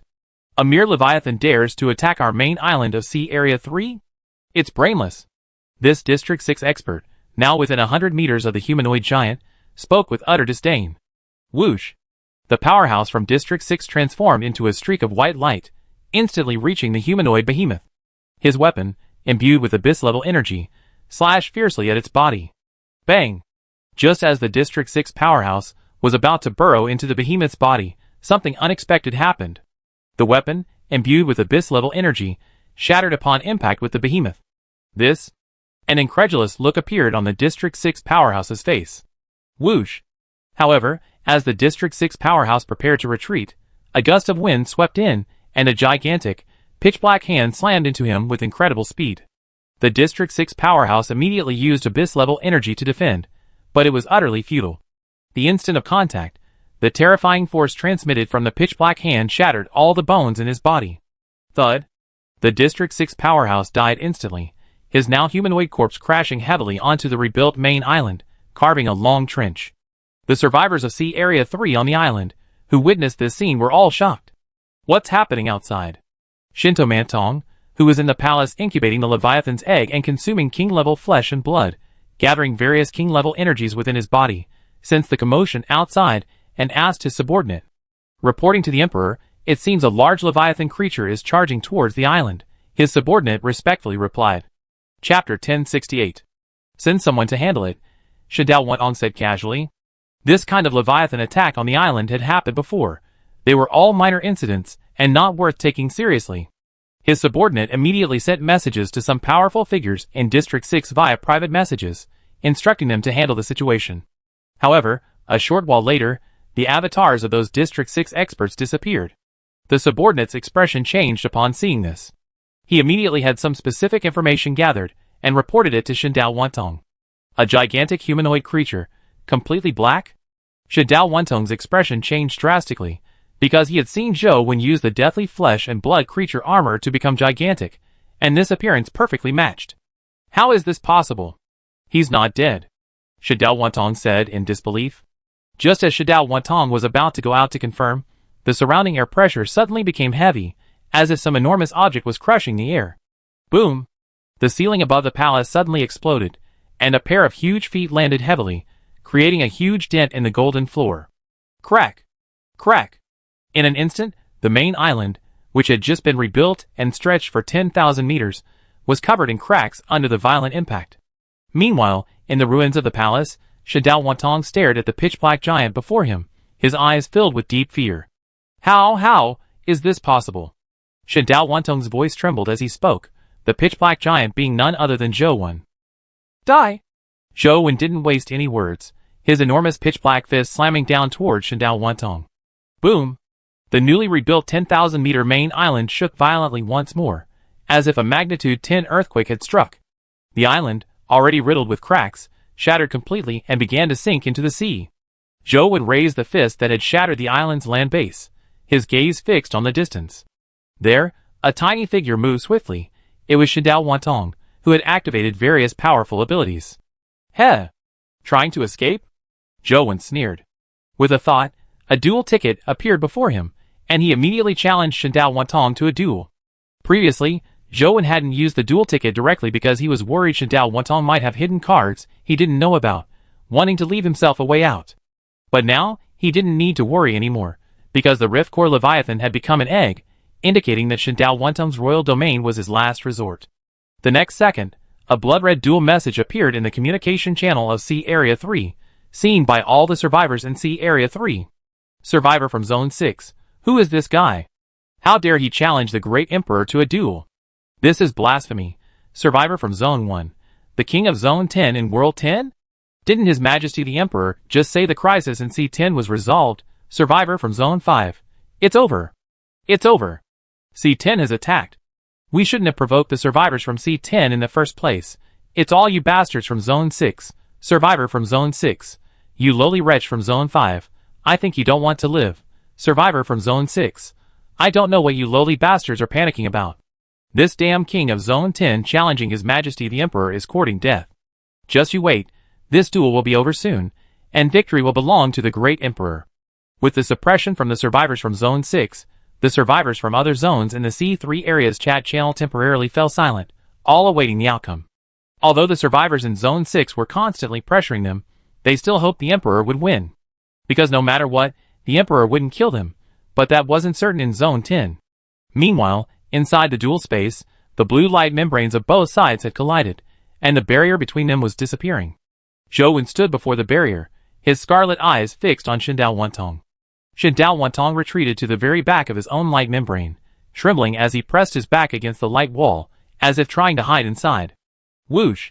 Finally, the barrier between the two blue light membranes disappeared, and Zhou Wen, like a black gust of wind, charged directly toward Shindao Wantong. Please spare me. Shindao Wantong immediately knelt and begged for mercy, but before he could finish speaking, Zhou Wen's mountain-like fist had already landed. Shindao Wantong immediately mobilized the little king-level energy he had just condensed within his body, attempting to defend against Zhou Wen's punch, but it was futile. The deathly flesh and blood creature armor carried Emperor-level energy, which king-level energy could not withstand. Shindao Wantong was utterly powerless against the punch, turning into a bloody pulp. From Zhou Wen's perspective, who was nearly 20,000 meters tall, he looked like a mosquito that had been swatted. Ding! Kill the holder of the King of Survival title, gaining the King of Survival title X1. Ding! You have won the duel, and will obtain all of the opponent's resources. At this moment, in the communication channel of Sea Area 3, the survivors of Sea Area 3, who were waiting for the result, all breathed a sigh of relief when they saw that the duel had ended so quickly. Survivor of Area 6, how about that? Just a King of Survivors from Sea Area 10 dares to challenge our Great Emperor to a duel. Survivors from Zone 5, the Emperor is invincible. How could the king of survivors in C10 possibly be a match for him? He's practically courting death. Ridiculous. Survivors from Zone 3, humph. The king of survivors in C10 dares to be so disrespectful to the Emperor. I think we should immediately attack C10 and make them give us an explanation. Survivors from Zone 8, yes. Yes. Just as the survivors from C3 were celebrating, the blood-red duel message flashed, revealing the final winner. The winner's avatar was that of the king of C10. Instantly, the regional chat channel fell into a deathly silence. Survivors from various zones, who had been clamoring to attack C10, all withdrew their messages. After a period of silence, the tide of voices in the regional chat channel turned. Survivors from all zones began to verbally attack the survivors from Zone 6, hoping Zhou Wen could uphold justice. King of Zone 10 in World 10, after 10 days, Zone 6 will either perish or live. Zone 6 will either survive or die. After emerging from the dual space, Zhou Wen was first teleported to the stomach wall space of the Phantom Scale. Fortunately, he had already released most of the deathly energy from the deathly flesh and blood creature armor, leaving him only a few dozen meters tall. Otherwise, the Phantom Scale might have exploded. After arriving at Sea Area 3 with Django, Zhou Wen sent out this message, telling them to clean up the area themselves. Zhou Wen knew that in Sea Area 3, the survivors from Zone 6 were generally quite strong due to the resource allocation from Divine Path Universal, and 10 days wouldn't be enough to clear them all out. But it didn't matter, as long as they were mostly eliminated, that was fine. Because if he let the survivors from Sea Area 10 clean up the area, there would definitely be a large number of casualties. Chapter 1069. First, let the survivors in each area of C3 clear out the weaker survivors in Area 6. The remaining stronger survivors can be dealt with by the king of survivors in C10. At this moment, Zhou Wen arrived at the location of the sunken main island in C3. After diving underwater, he found the Rift Core Leviathan's giant egg, then rushed into the egg and killed the Rift Core Leviathan inside. Ding! Survivors of World 10 have killed the Guardian Leviathan of World 3. From this moment on, World 3 belongs to World 10. Ding! Killing a king-level Leviathan increases strength, constitution, and speed by 3 points each. Ding! Obtained Rift Core X1. Zhou Wen searched for a treasure chest in the stomach wall of the Rift Core Leviathan, but found none. He then used a king-level Leviathan corpse containment orb to collect the corpse. Thus, the matter in C3 is now completely concluded. After having the 1,000-meter auspicious cloud Leviathan send Jiangge and his illusory Leviathan back to Sea Area 10, Zhou Wen ended his journey and returned to the stomach wall space of the illusionary scale. Zhou Wen's gains this time were extremely rich. He not only resolved the threat in Sea Area 3, but also obtained 2 Emperor-level Leviathan cores, 2 Emperor-level treasure chests, and 2 Emperor-level Leviathan corpses. However, Zhou Wen had now lost all his energy due to using the Rainbow Cube. He had no more dead energy, king-level energy, or even the most abundant abyss-level energy, and needed to start condensing it from scratch. Afterwards, Zhou Wen checked the spoils mail from the Divine Path Universal Path. It contained many items. It wasn't until evening that Zhou Wen finished looking at all the items from the Divine Path Universal Path. The best item was naturally the Emperor-level weapon, the Rift Flame Blade, followed by 11 king-level steel seals. However, none of the 11 king-level steel seals contained the corresponding gene potions, nor did they contain the corresponding king-level Leviathan corpses, making them useless for crafting gene potions. There were 3 king-level weapons: the core-splitting blade, the purple lightning bow, and the howling wind cannon. But only the core-splitting blade was usable. The purple lightning bow and the howling wind cannon were useless because both required specific energy to activate. However, they could serve as club-like striking weapons for subordinates. So Zhou Wen sent these 2 weapons to Chen Xian and Jiang Haitao. Chen Xian received the purple lightning bow, and Jiang Haitao received the howling wind cannon. I didn't expect Shadao Wantong to have collected so many Stage 3 breakthrough materials. Zhou Wen took out all the Stage 3 breakthrough materials from the loot mail, and categorized them according to the breakthrough recipes for each attribute. He discovered that, except for the Stage 3 Intelligence Attribute Limit Breakthrough Recipe, which was missing a Fantasy Gem, the materials required for the Stage 3 Strength, Constitution, and Speed Attribute Limit Breakthrough Recipes were all complete. It wasn't used well, but it'd be good for Jiang Haitao to enter Stage 4, Zhou Wen said with a smile. He's the only Stage 4 survivor in Sea Area 10, and he often has to personally handle things. Letting Jiang Haitao enter Stage 4 means he can deal with things in the future. Then let Jiang Haitao use this core splitter blade. Zhou planned to give the core splitter to Jiang Haitao. Only with king-level energy can one truly be considered a stage 4 survivor. The current core splitter energy intensity is not as high as the core convergence energy, because the core splitter Leviathan has re-entered the incubation state, and the core splitter energy intensity has returned to its initial enhanced state. Core splitting energy and aggregation energy are quite similar, so possessing both is meaningless, especially since he currently has no space to chimera genes. At this moment, Jiang Haitao was using the newly acquired Howling Wind Cannon to destroy the brain of a medium-sized Leviathan creature. When he received 3 sets of materials for breaking through the 3rd stage attribute limit from Zhou, he was completely stunned. Use these 3 sets of materials for breaking through the 3rd stage attribute limit to enter the 4th stage, Zhou messaged. Oh. Okay, Brother One, thank you, Brother One, Jiang Haitao quickly replied. I sent you the core of the core-splitting Leviathan, and a section of its spine. Make your own gene potion.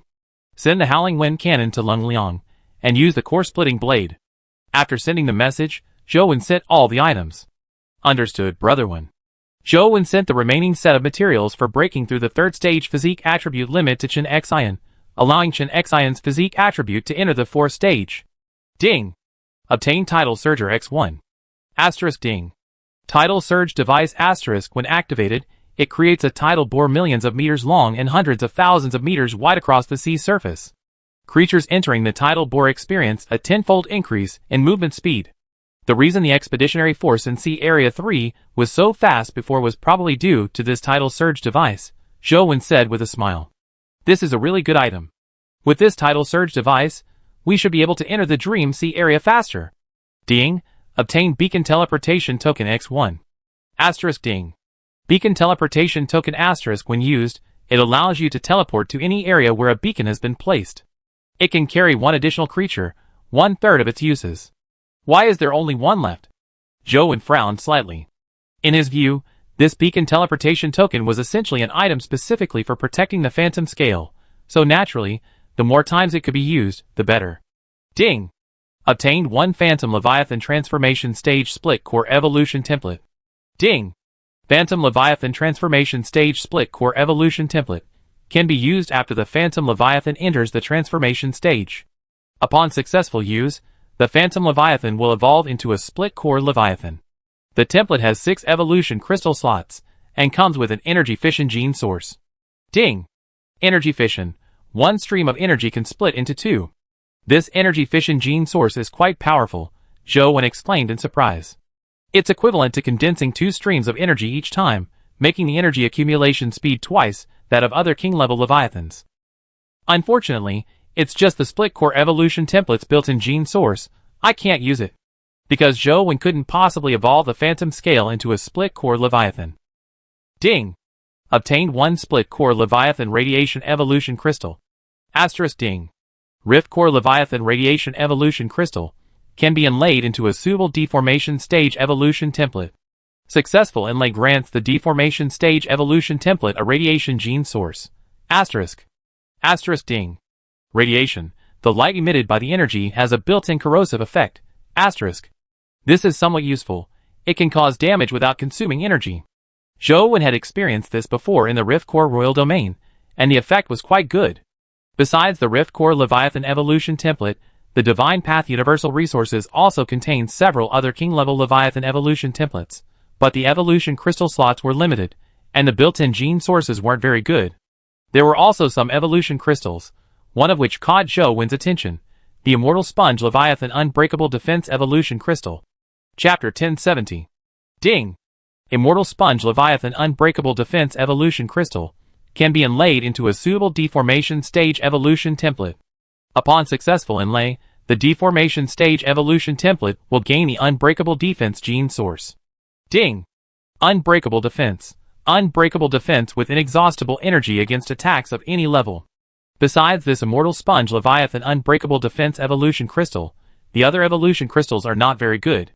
After retrieving the 3 Emperor-level positioning card fragments from the loot mail, the remaining items were of little value to Zhou and were directly distributed evenly to the 3 major guild shops. Among them were 108 Abyss-level weapons, and 52 kinds of Abyss-level metamorphosis stage materials. These were first selected and purchased by some mid-sized guild leaders in District 10, and the rest were sold directly to the public. Any survivor who could afford the price could purchase them. After processing the items in the Divine Path all-encompassing loot mail, Joe took out the core of the Starfall Leviathan to examine it. He hadn't had time to look at it closely when he acquired it earlier. Ding! Obtain Starfall Core X1. Ding! Starfall Core. After use, it grants the Starfall trait. When the Starfall trait is activated, you can freely mobilize the Starfall energy within your body. The core's name has changed again, Joe murmured. Initially, the first core Joe obtained from killing the Starfall Leviathan was called the Burst Core, the second core was called the Flame Ion Core, and now this third one truly utilizes the Starfall Leviathan's name, called the Starfall Core. Will the core's name become Meteor Core later? Joe guessed. Back in the Blazing Flame domain, he had heard the Blazing Emperor refer to the Starfall Leviathan as the Meteor Emperor. Do I feel like I really offended this Meteor Emperor? Joe suddenly wondered. He killed quite a few Meteor Leviathans along the way, or forced them to self-destruct. And according to the information revealed by the Blazing Emperor, the Meteor Emperor was also resurrecting. I need to increase my strength quickly, Joe thought to himself. The Meteor Emperor's strength was definitely not simple. Even in its infancy, the Meteor Leviathan was almost capable of contending with the reborn Blazing Emperor. Joe couldn't even imagine how powerful it would become once it fully regenerated into a true Emperor-level Leviathan. Therefore, Joe took out the meteorite treasure chest he had obtained from the stomach wall space of the Meteor Leviathan and opened it to check its contents. Ding! Obtained 5 Fallen Star meteorite crystals. Ding! Obtained 1 Meteor Leviathan hunting ticket. Ding! Obtained 1 meteorite crystal source. Ding! Obtained 3 Meteor Leviathan gravity factors. Asterisk ding! Obtained 1 Starfall evolution template for the transformation stage of the Leviathan. Asterisk. Asterisk ding. Obtained 1 character attribute panel pattern stripping plate. Asterisk. Another Starfall Leviathan hunting ticket. Will it summon the Meteor Emperor later? Joe said with a wry smile. Asterisk. He couldn't even handle the Starfall Leviathan he had summoned before. He wouldn't use this Starfall Leviathan hunting ticket unless he wanted to perish together with the enemy. Asterisk ding. Meteor crystal source. Injected a strand of Starfall Leviathan-related energy to activate. Upon release, it's equivalent to a strike from the Meteor Emperor. Asterisk. This Meteor Emperor strike. Could it be the profound energy released by that Starfall Leviathan at the end? Joe thought to himself, but the smile on his face was hard to hide. If anyone dares to throw me in front of a resurrected Emperor-class Leviathan again, I just unleash a meteor energy attack and instantly kill it, scaring them to death. Joe said arrogantly. The Meteor Leviathan gravity factor isn't anything special, but with this item, Joe can finally activate the Space Distortion Glove again and unleash a giant spatial hand capable of distorting space. Ding! Meteor Evolution Template for Transformation Leviathan. Usable after the Transformation Leviathan enters its transformation phase. Upon successful use, the Transformation Leviathan will evolve into a Meteor Leviathan. The template has 9 evolution crystal slots and comes with an Energy Multiplier gene source. Ding! Energy Multiplier. Doubles the energy gained from consuming flesh and blood. 9 evolution crystal slots. This evolution template is powerful. Joe exclaimed in surprise. If he can't find a better evolution template later, he used this one with the Transformation Leviathan. Asterisk ding. Character Attribute Panel Pattern Removal Panel Asterisk. This panel removes one of the King-level Leviathan patterns from the character's attribute panel, restoring it to a pattern panel. Haha, finally I can remove the patterns, Joe said with a smile. Previously, Joe might have chosen to remove the Devouring Sea pattern, but now that the core formation has condensed, the core formation pattern is useless. He no longer needs to rely on tritium to condense the core energy, he can directly absorb hydrogen to condense it, which is even faster. The Devouring Sea pattern increases digestion speed by 100%, which helps Joe condense energy. Combined with the Auspicious Cloud pattern's 300% energy absorption speed, the energy condensation speed will be even faster. Joe immediately used the Character Attribute Panel Pattern Stripping Board, and the next second, his Character Attribute Panel automatically popped up. Immediately afterwards, the core pattern on the Character Attribute Panel glowed with a ghostly blue light, then began releasing ghostly blue light spots. These light spots all landed on the Character Attribute Panel Pattern Stripping Board, redrawing a line pattern of a core Leviathan. Ding! The core pattern has been successfully stripped. On Joe's Character Attribute Panel, the upper limits of all 3 attributes decreased by 100 points simultaneously. However, for him, who had an upper limit of over 3,000 points, This was nothing, and he could add them back later. After putting away the core pattern board, Zhou would immediately use the character attribute panel auspicious cloud pattern board, drawing a line-like, colorful auspicious cloud Leviathan pattern on the character attribute panel. The 100 points that had been reduced from the upper limits of the 3 attributes were also added back. It was already late at night, and after looking at the items in the meteorite treasure chest, Zhou felt somewhat drowsy. Today, Zhou mental energy was severely depleted when facing the blazing emperor. His emperor-level pressure was almost constant, and after exhausting his deathly energy, he could only unleash true king pressure using king-level energy. However, the true king pressure released with king-level energy could only alleviate some of the suppressive effects, not completely block it, thus placing a tremendous burden on his mind. I haven't slept for many days, and the 11th trial is about to begin. Time to rest, Zhou said, collapsing onto the bed and quickly falling asleep. While Zhou slept, the communication channel in C Area 3 was unusually active, with one crimson dual message after another appearing, all from survivors in other areas against survivors in Area 6. Chapter 1071. In an instant, the number of survivors in Zone 6, which numbered approximately 20 million, began to dwindle. Some resourceful survivors, while dueling with other Zone 6 survivors, had their companions take screenshots. Later, they hoped to impress the ruler of C Area 10 and perhaps secure a position managing a portion of the survivors in C Area 3. Survivors in Zone 6, you bastards. We should have killed you all before. Survivors in Zone 6, idiots. All idiots. C Area 10 will never let you go, they just want us to kill each other. Survivor from Zone 6, ha ha ha. Trash. You think you can kill me? I hold out until 10 days later, then I die with you all. Survivor from Zone 6. By the way, the 11th trial is in 2 days, and our Zone 3 is now under Zone 10. So, during the trial, will we be with the survivors from Zone 10, Survivor from Zone 6? Yes. Since the rulers of Zone 10 want us all wiped out, then we slaughter their survivors during the trial. Survivor from Zone 6. We just say we're survivors from other areas of C3. I wonder what the ruler of C10 will think when he finds out that survivors from C3 are indiscriminately slaughtering survivors from C10. Survivor from Area 1. You beasts.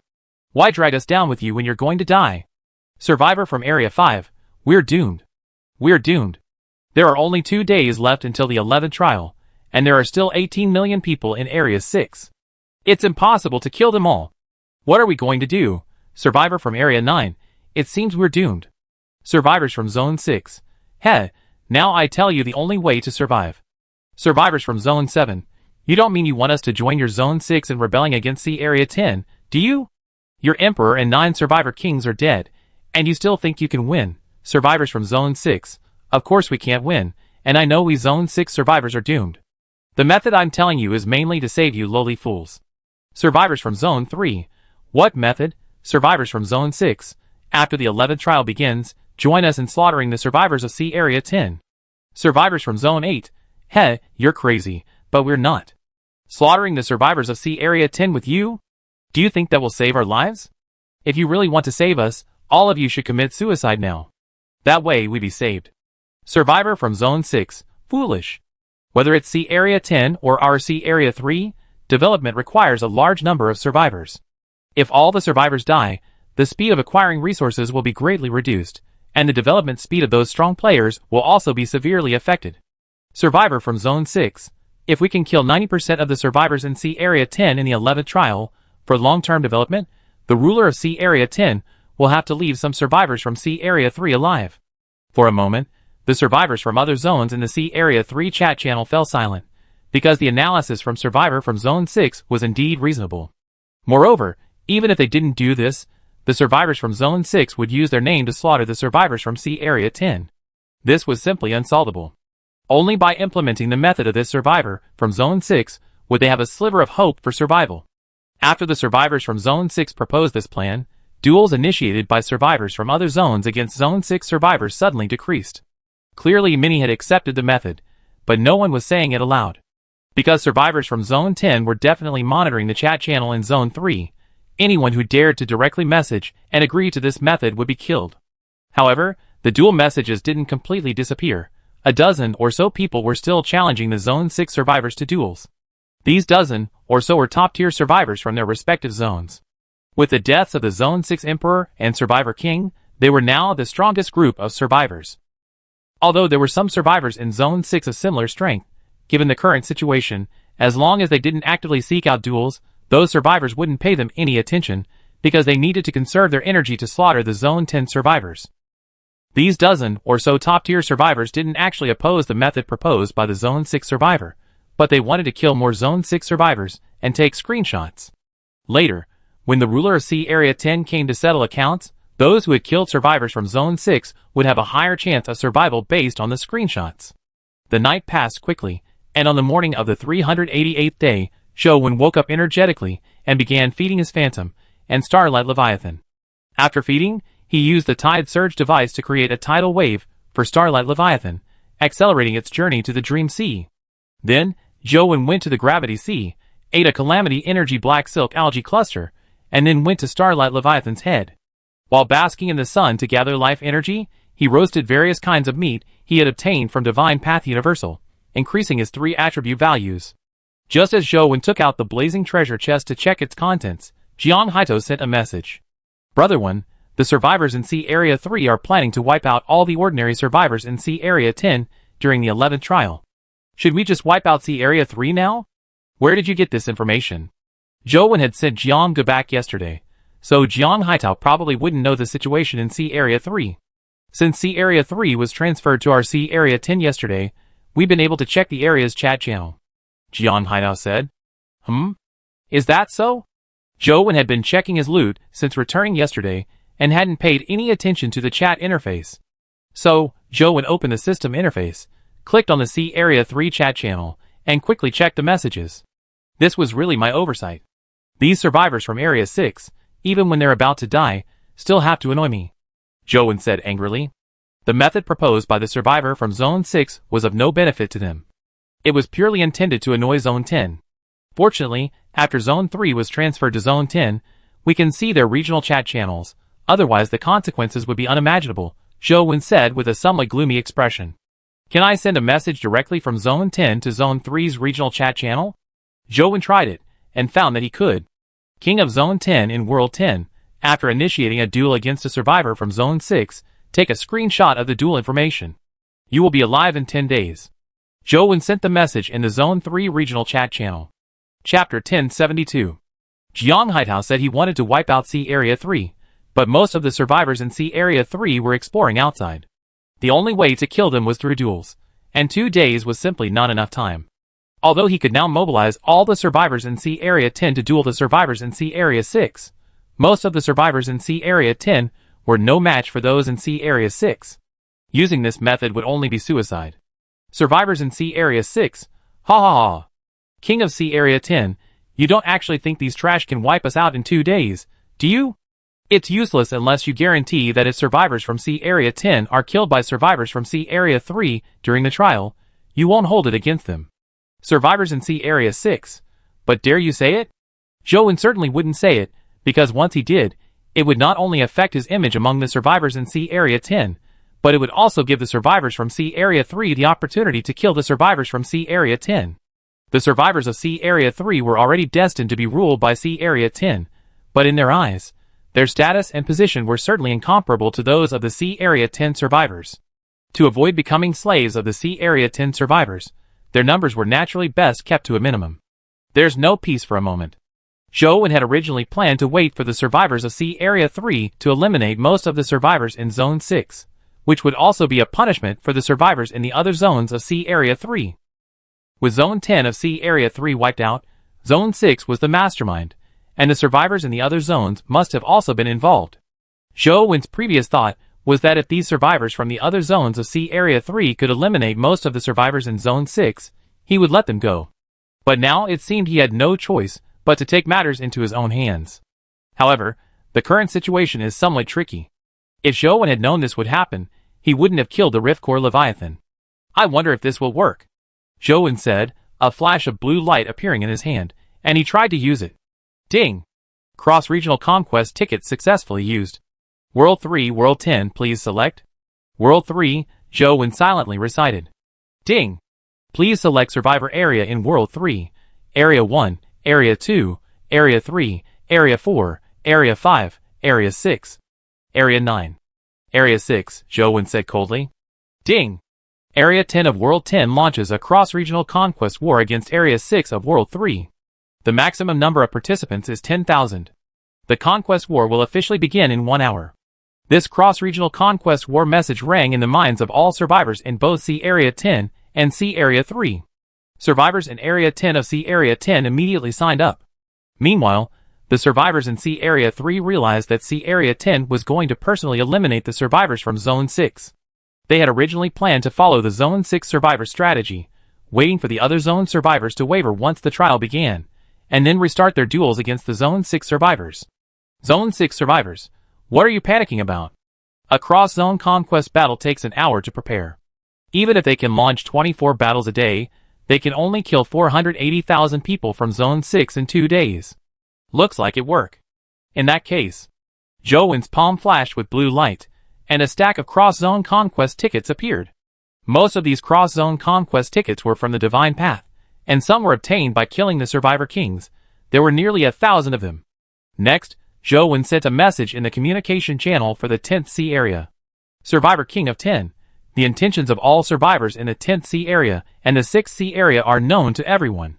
Now, those strong players from each area who are willing to launch a cross-regional conquest against the survivors in the 6th C area, come and collect your cross-regional conquest tickets. Survivor King of 10. Strong players who have collected cross-regional conquest tickets, please communicate with each other and determine the time to use the tickets. 10 players should use them at 10-minute intervals. Survivor King of 10. After entering the conquest space, you don't need to fight, simply accompany the Survivor Kings from each area. Although the conquest can only be launched once an hour, several conquests can be launched simultaneously.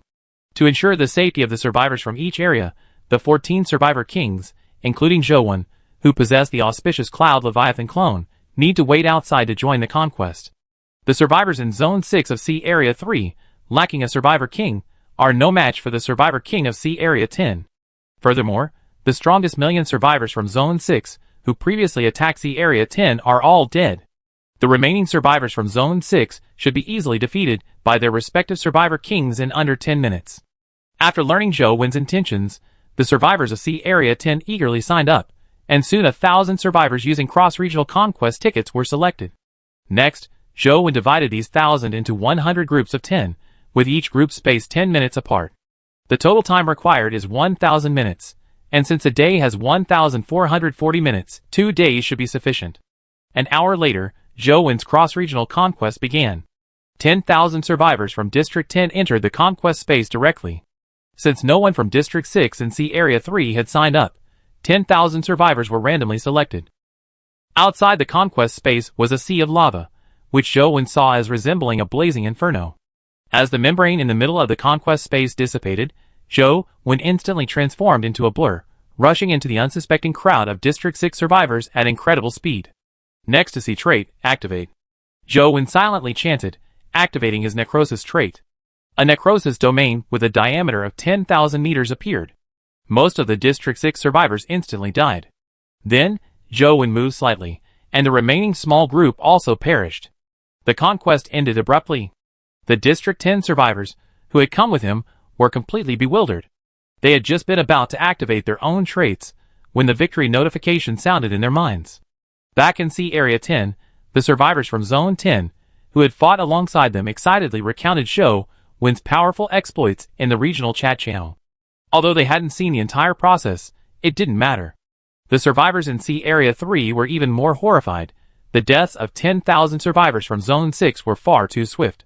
A Zone 6 survivor commented, "Don't worry, even if it's fast, it's useless.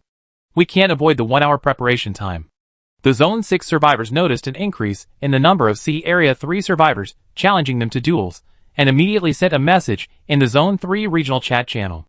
However, immediately afterward, the Zone 6 survivors heard that survivors from various zones in C Area 10 had simultaneously launched 10 cross-zone conquest battles against them, and another 10 were launched 10 minutes later. Chapter 1073. As each cross-regional conquest battle ended within 10 minutes, some survivors in C Area 3 realized that the survivors in C Area 6's previous plan was useless. Therefore, some strong players also began using cross-regional conquest tickets on C Area 6. On the morning of the 389th day, All 1,000 cross-regional conquest battles in Sea Area 10 ended, while the survivors in Sea Area 3's Sea Area 6 were almost completely wiped out. Originally, Joe had planned to collect some cross-regional conquest tickets from survivors in Sea Area 10 or Sea Area 3 after using up his 1,000 cross-regional conquest tickets.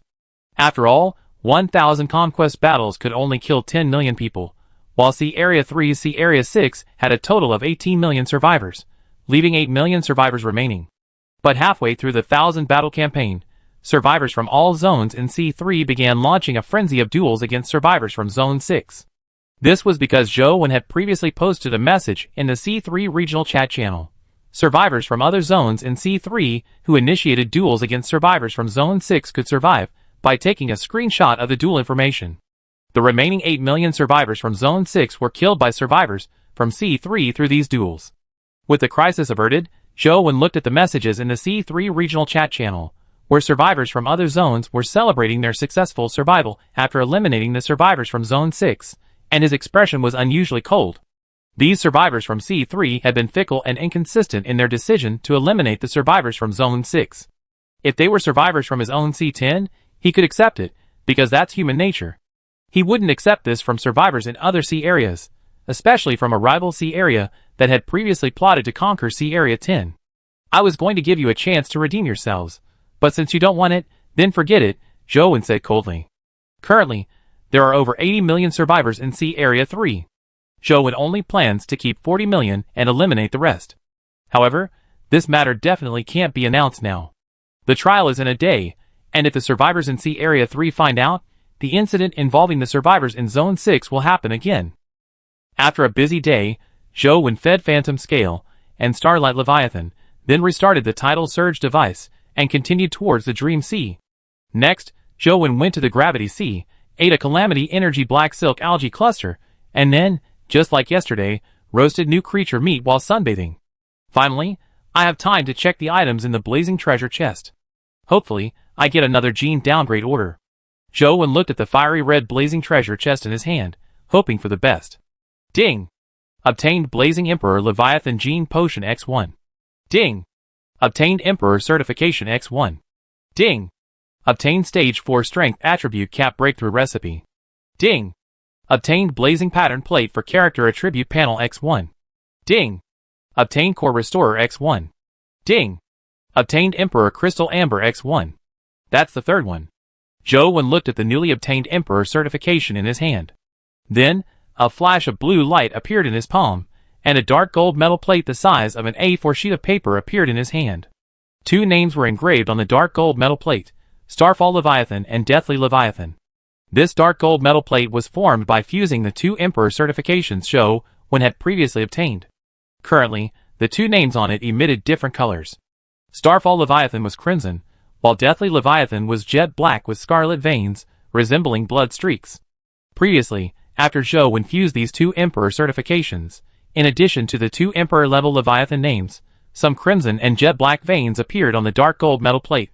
The principle of the King-level certification should be similar to this Emperor certification, right? Joe thought to himself. After using the King-level certification, the upper limit of 3 attributes increases by an additional 1,000 points.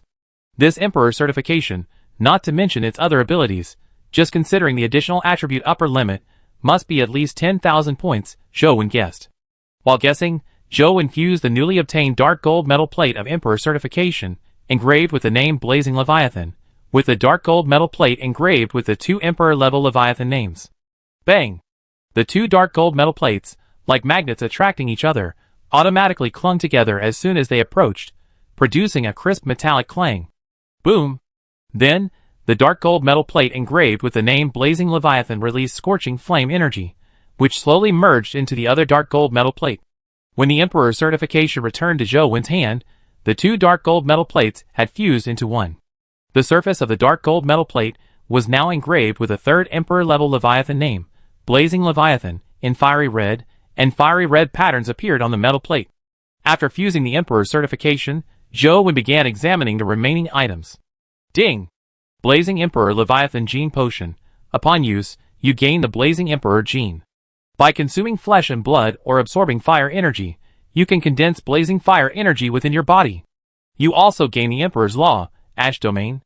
This can only be used when your Constitution attribute reaches 1000 points, and your character panel reaches the Abyss level. Ding! Ash Domain. Within this domain, the incineration process is skipped, turning everything to ashes. Hiss!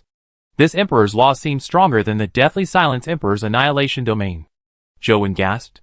The Deathly Silence Emperor's Annihilation Domain had certain limitations, but the Blazing Emperor's Ash Domain had none. It's a pity I didn't unlock the gene downgrade order.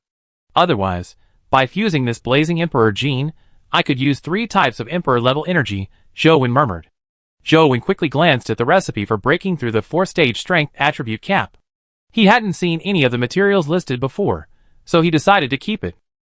Ding! Blazing Flame Pattern Plate for Character Attribute Panel. After use, a Blazing Flame Leviathan pattern will be drawn on the Character Attribute panel.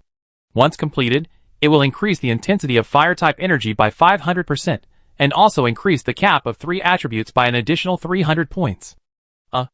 I drew the Auspicious Cloud pattern too early, Jowen said speechlessly. He should have waited until he opened the items in the Blazing Flame treasure chest before using the pattern plate. A 5x increase in Fire-type energy intensity would be perfect for boosting the intensity of Fire Ion energy. Why didn't I wait? Sigh. Jowen sighed helplessly, deeply regretting his decision. Now, facing the Emperor-level Leviathan, Jowen's use of Fire Ion energy through the Crimson Blade condensed by the Blazing Flame Blade was almost useless. Chapter 1074.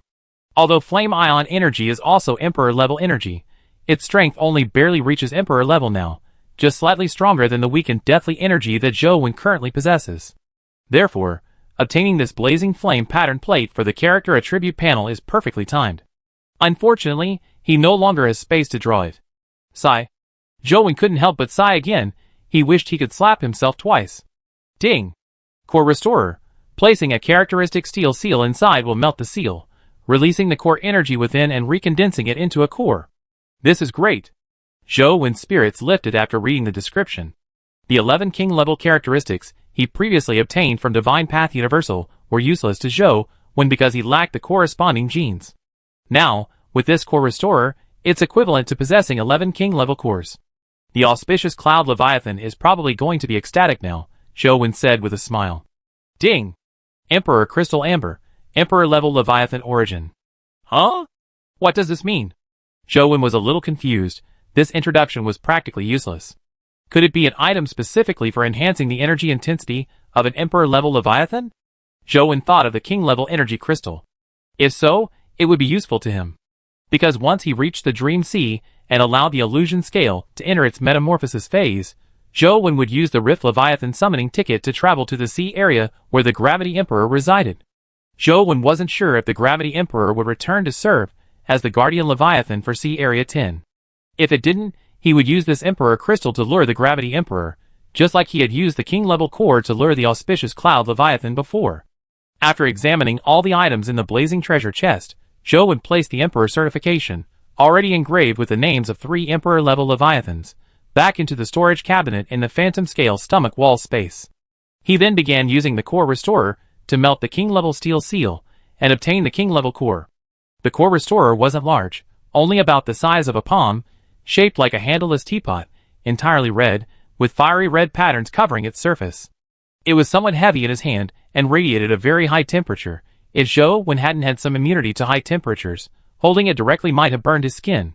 The upper part of the Core Restorer could be opened, revealing a solid interior, also covered with numerous fiery red patterns. The lower part had a rectangular groove in the center, perfectly sized to hold a characteristic steel seal. Jowen directly took out a king-level steel seal, placed it into the rectangular groove, and then closed the upper part. The upper and lower parts of the Core Restorer couldn't close completely because the king-level steel seal in the middle prevented it from being properly positioned. Jowen initially thought it was due to improper placement, but just as he was about to adjust it, the overall temperature of the Core Restorer began to rise rapidly. The rising temperature made Jowen feel it was burning hot. At this moment, the upper part of the Core Restorer began to slowly sink, and the gap in the middle gradually narrowed. Buzz! When the upper and lower parts of the Core Restorer completely closed, a wave of energy rippled out, followed by a burst of purple lightning energy released from the flame patterns on the surface of the upper part. This purple lightning energy continuously gathered in the air, gradually condensing into a sphere. When the core restorer stopped releasing purple lightning energy, a purple core with a diameter of about 10 meters quietly floated in the air. Asterisk ding. Obtain purple lightning core X1. Asterisk.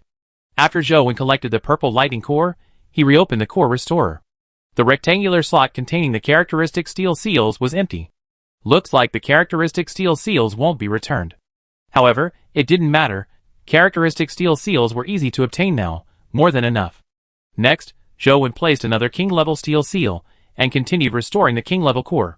While restoring the king-level core, Zhou also ate the roasted new creature meat, and his 3 attributes rapidly increased. By noon, all 11 king-level steel seals had melted, successfully restoring 11 king-level cores. After temporarily stopping the Starshine Leviathan's movement, Zhou accompanied it to the island where the auspicious Cloud Leviathan was located in Sea Area 10, then flew directly to the top of the cloud-covered sky algae and landed on the auspicious Cloud Leviathan's main body. "What are you doing here again?" A ball of colorful energy rose from the 7-colored clouds below, condensing into a dazzling moth about a meter tall, its voice tinged with wariness. "I won't give you any more energy until you hand over the remaining 6 king-level cores," the little auspicious Cloud Leviathan clone quickly said. Sigh. Zhou sighed, his gaze towards the little auspicious Cloud Leviathan clone filled with deep disappointment. "Do you think I come to you just to get energy from you?" Zhou questioned.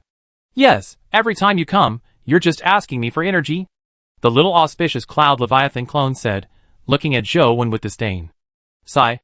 "I originally wanted to be friends with you, but all I got in return was distance and disdain. I'm not pretending anymore. I have 11 king-level cores, I'm laying my cards on the table." Zhou finished speaking with a wave of his arm. A series of flashes of blue light, and 11 king-level cores of varying sizes appeared before him. The moment the 11 king-level cores appeared, the disdainful look in the little auspicious Cloud Leviathan clone's eyes was instantly replaced by shock. Then, the auspicious Cloud Leviathan clone condensed into a moth-like clone about 100 meters long, and then examined it with some disbelief, as if it felt somewhat unreal. Each king-level core was examined by the auspicious Cloud Leviathan clone for a long time, like a dung beetle examining a dung ball. "Did you get this from attacking that so-called Sea Area number 3? The auspicious Cloud Leviathan said with a delighted expression. "That's right. If you had given me 1,000,000 auspicious energies earlier, I would have obtained these king-level cores long ago," Zhou teased. "Humph. Who knows if you keep your word?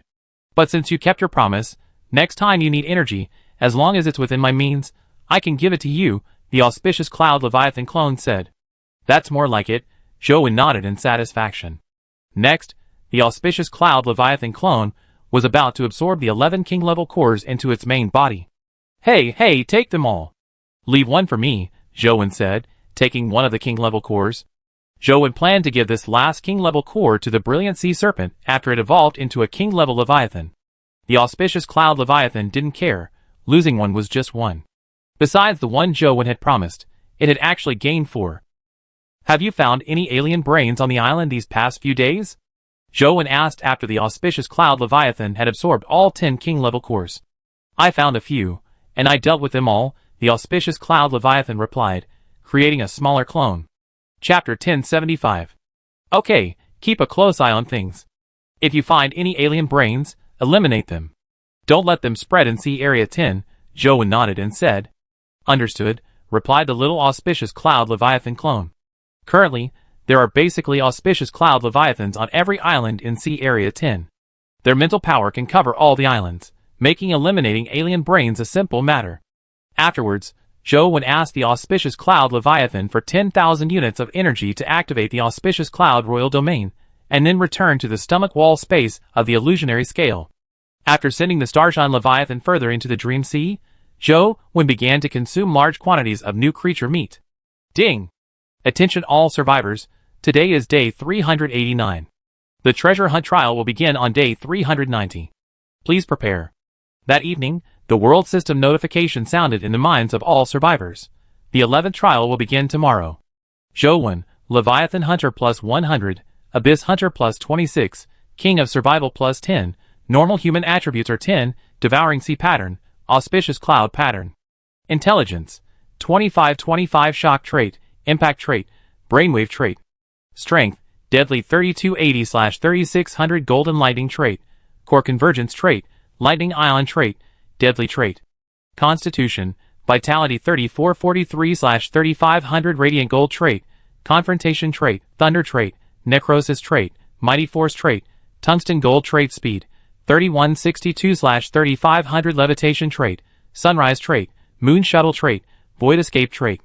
Genes: Brainwave Leviathan gene, Thunder Leviathan gene, Lightning Leviathan gene, Devouring Sea Leviathan gene, Core Convergence Leviathan gene, Daylight Leviathan gene, Deadly Leviathan gene, Auspicious Cloud Leviathan gene. The Leviathan gene.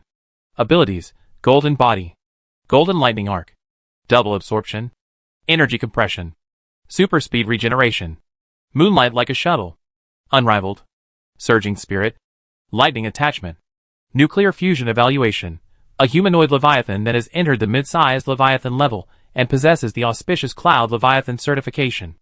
After reviewing his character's attributes, Joe sent a message to the survivors in Sea Area 10, instructing them to uniformly paint a scale on the right pectoral fin of their Leviathan transformations gold. He also warned them to be wary of the survivors in Sea Area 3 once inside the Trial King level Leviathan. Next, Joe sent a message in the Sea Area 3's regional chat channel, forbidding them from stealing treasure chests from the survivors in Sea Area 10 during the trial. Until the excess 40 million survivors in Sea Area 3 were eliminated, Joe would not treat them the same way. The survivors in Sea Area 3 did not object to this order, as they had been treated the same way by the survivors in Area 6. Having done this, Joe went to the colorful bubble space within the energy rainbow tree. Thanks to the nutrients provided by the corpse of the daytime Leviathan, the colorful bubble space had expanded to a kilometer in diameter over the past 3 days, and had even generated its own rainbow bubble. Joe currently possesses 7 rainbow bubbles, 5 more to create a rainbow cube. Once all the nutrients from the Leviathan corpse are absorbed, I should be able to generate 5 rainbow bubbles, Joe estimated. A normal king-level Leviathan corpse can condense approximately 8 rainbow bubbles, and Joe also possesses a Leviathan corpse with a core splitting and a length of 10,000 meters. Combining the 2 king-level Leviathan corpses, even with some losses, generating 5 rainbow bubbles should be sufficient. Can the rainbow tree absorb the flesh and blood of an Emperor-level Leviathan? Joe wondered, preparing to test it. Next, he went outside the colorful bubble space and tried throwing a piece of the Blazing Emperor's flesh onto the roots of the energy rainbow tree. Upon sensing the Blazing Emperor's flesh, the energy rainbow tree's roots immediately began to extend, resembling colorful glass, but they showed signs of melting as soon as they touched the flesh. Just when Joe thought the energy rainbow tree would retreat as it had before against the corpse of the Leviathan, he discovered that it continued to extend its roots towards the Blazing Emperor's flesh. During this process, Joe noticed that the light emitted by these extending roots was becoming increasingly intense. At this moment, a colorful figure swam towards Joe from above. It was the Auspicious Cloud Leviathan's clone. What's going on? Why is the energy in the energy rainbow tree suddenly decreasing? The Auspicious Cloud Leviathan clone asked after reaching Joe, but it quickly sensed that the roots were rapidly consuming energy. This is the flesh and blood of a Leviathan of Emperor rank. The Auspicious Cloud Leviathan clone exclaimed in surprise after sensing the Blazing Emperor's flesh and blood. Is the energy within the energy rainbow tree being drained in large quantities? Joe frowned slightly. The energy rainbow tree couldn't afford to have any problems. Yes, the colorful bubbles you cherish are constantly shrinking, but it's not me absorbing them. The Auspicious Cloud Leviathan clone quickly emphasized, remembering Joe's earlier warning. Could it be just to absorb this Blazing Emperor's flesh and blood? Joe asked, somewhat puzzled. The energy rainbow tree's sudden and frantic energy consumption was definitely related to the Blazing Emperor's flesh and blood, but Joe didn't know why. Is the energy within the energy rainbow tree running low? Joe asked the Auspicious Cloud Leviathan clone, his gaze fixed on the dimly lit trunk of the energy rainbow tree. Yes, did you place this piece of Emperor-level Leviathan flesh here? Hurry up and put it away, the Auspicious Cloud Leviathan clone said. The energy rainbow tree was also very important to it. It couldn't be allowed to be damaged. Joe pondered for a moment. Then instead of putting away the Blazing Emperor's flesh, he took out a rainbow bubble and handed it to the Auspicious Cloud Leviathan clone. For me? Before Joe could reply, the Auspicious Cloud Leviathan clone swallowed the rainbow bubble in one gulp. The next second, its 100-meter-tall body began to expand. Transfer the energy to the energy rainbow tree, Joe said. I knew it, the Auspicious Cloud Leviathan clone muttered, then transferred the energy into the energy rainbow tree. The rainbow bubble was generated by the energy rainbow tree using its energy, and the auspicious Cloud Leviathan clone could perfectly transfer the energy of the rainbow bubble back to it. Why would you expend all your energy to absorb the flesh and blood of the blazing emperor? Zhou asked curiously. He then released the corpse of the Rift Core Leviathan, allowing the other roots of the energy rainbow tree to absorb it. Time passed slowly, and the rainbow bubbles were consumed one after another. Zhou's heart was bleeding. If it weren't for the meteorite crystal he possessed as a trump card, he wouldn't have used it now. Chapter 1076. All the energy retransmitted to the energy rainbow tree using rainbow bubbles was absorbed by a root system coiled beside the blazing emperor's flesh. After consuming the fifth rainbow bubble, the energy on this root system became exceptionally dazzling, its light now capable of obscuring the entire energy rainbow tree's radiance. The energy condensed within the root system gave Zhou a faint sense of emperor-level energy. The next second, this energy rainbow tree root system successfully pierced into the blazing emperor's flesh, drawing out streams of fiery red energy that rapidly flowed into the energy rainbow tree's main trunk. Boom! For some reason, the energy rainbow tree suddenly erupted with an emperor-level aura. In an instant, the corpse of the daytime Leviathan, placed in the distance and enveloped by countless roots, began to visibly wither. The energy within its flesh drained away in just a few seconds. The 10,000-meter-long corpse of the Rift Core Leviathan that Zhou had just placed was now enveloped by a massive amount of tree roots. These roots, like writhing giant pythons, rapidly covered the corpse. Then, the same scene that had occurred with the daytime Leviathan corpse repeated itself on the Rift Core Leviathan corpse. Its flesh began to rapidly wither. But even after absorbing the corpses of two king-level Leviathans, one large and one small, the energy rainbow tree seemed unsatisfied. Its extensive root system continued to spread, selecting other Leviathan corpses. Seeing this, Zhou thought for a moment, and then threw out half of the blazing emperor's corpse. The spreading roots suddenly paused, ceasing their growth, while those roots closer to the blazing emperor's flesh instantly enveloped it. The energy rainbow tree seems to desperately need energy. Zhou hesitated for a moment, then handed the last two rainbow bubbles to the auspicious Cloud Leviathan clone, instructing it to transfer energy to the energy rainbow tree. Next, Zhou sent a message in the communication channel of C Area 10, instructing the survivors, who had moved into the corpse of the Leviathan, to leave. If the energy rainbow tree, after absorbing half of the blazing emperor's flesh and blood, and using the two rainbow bubbles, still wasn't enough, he would have to bring over the corpse of the Leviathan. Previously, the energy rainbow tree's roots couldn't penetrate the corpse of the Leviathan, but now they should be able to. Buzz! After a while, just as the rainbow tree's roots had completely absorbed half of the blazing emperor's corpse, a sound of energy fluctuation suddenly rang out in the colorful bubble space of the energy rainbow tree. Zhou, with a puzzled expression, immediately returned to the top of the tree trunk where the colorful bubble space was located as quickly as possible. At this time, the energy bubbles on the surrounding branches had all disappeared, seemingly absorbed into the tree trunk. Could this be the process of condensing the rainbow heart? Zhou guessed, recalling a similar scene that had occurred on the survival planet. Upon entering the colorful bubble space, Zhou indeed saw a cluster of energy radiating 7-colored light on the 10 energy threads at the center. It really is the rainbow heart! Zhou exclaimed in delight. He was almost at the Dream Sea. If he could successfully find the Divine Mind Leviathan and obtain the Divine Mind Core, he would have collected all the materials needed for the ultimate recipe of the Leviathan transformation stage. While overjoyed, Zhou also felt a pang of regret. The rainbow bubbles generated by the energy rainbow tree were materials for creating the rainbow cube. Losing the energy rainbow tree was tantamount to losing a crucial, continuously obtainable trump card. At this moment, Zhou noticed the creatures he had previously cultivated in the colorful bubble space. Once the rainbow heart fully solidified, the entire energy rainbow tree would die, and the colorful bubble space would cease to exist. These creatures would undoubtedly be crushed by the water pressure. Therefore, Zhou quickly moved, teleporting all the creatures cultivated in the colorful bubble space out through the system interface. Boom!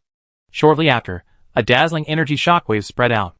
The next second, the 7-colored energy cluster in the colorful bubble space released a blinding light, and a heart-shaped, crystal-like colored crystal appeared in Zhou's vision, the rainbow heart. Upon seeing this, Zhou immediately stepped forward to collect it. This rainbow heart was a crucial material for the ultimate recipe of the metamorphosis stage. He couldn't afford any mishaps. Buzz! Just as Zhou was about to approach, the rainbow heart suddenly released a powerful energy shockwave, pushing him away. Whoosh! The next second, the rainbow heart soared into the sky, transforming into a dazzling ball of light that flew out of the colorful bubble space at an extremely fast speed. What's going on? Is it trying to escape? Zhou Wen's expression changed, and he immediately activated the Li Yang trait to give chase. Pop pop pop pop. As soon as Zhou Wen left the colorful bubble space, he saw the branches of the energy rainbow tree begin to release bubbles again, but these bubbles were all colorful. These colorful bubbles seemed to be chasing after the rainbow heart, swirling and rising rapidly towards the surface. What's going on? This is completely different from the scene when the rainbow heart was generated last time.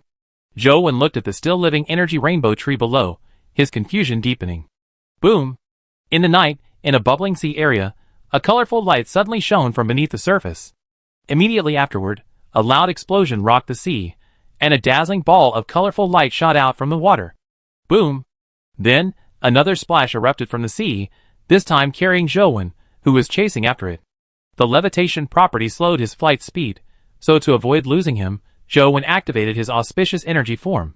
But as soon as he activated auspicious energy form, the rainbow heart stopped flying and hovered in the air. Buzz! Seeing this, Zhou Wen tried to approach, but was once again repelled by the energy shockwave released by the rainbow heart. This energy shockwave was harmless, just like the previous ones, seemingly only meant to keep Zhou Wen away. Puff puff puff. At this moment, one after another, colorful bubbles flew out from the sea below, heading towards the rainbow heart. Looking at it, these colorful bubbles, like soap bubbles dancing in the sunlight, illuminated the dark sea with shimmering, dreamlike light. Whoosh whoosh whoosh. As the colorful bubbles flew towards the rainbow heart, they gradually converged, forming a river of colorful bubbles swirling in the air. This river of colorful bubbles caught up with the rainbow heart and began to flow around it. Chapter 1077. Slowly, more and more colorful bubbles emerged from the seawater, automatically surrounding the rainbow heart and gradually enveloping it. Boom! When the colorful bubbles stopped appearing on the surface, the rainbow heart suddenly released a terrifying burst of rainbow energy, causing Zhou Wen's heart to skip a beat. This is Emperor-level energy? Zhou Wen exclaimed in surprise. The rainbow energy released by the rainbow heart directly enveloped all the surrounding bubbles. Pop pop pop.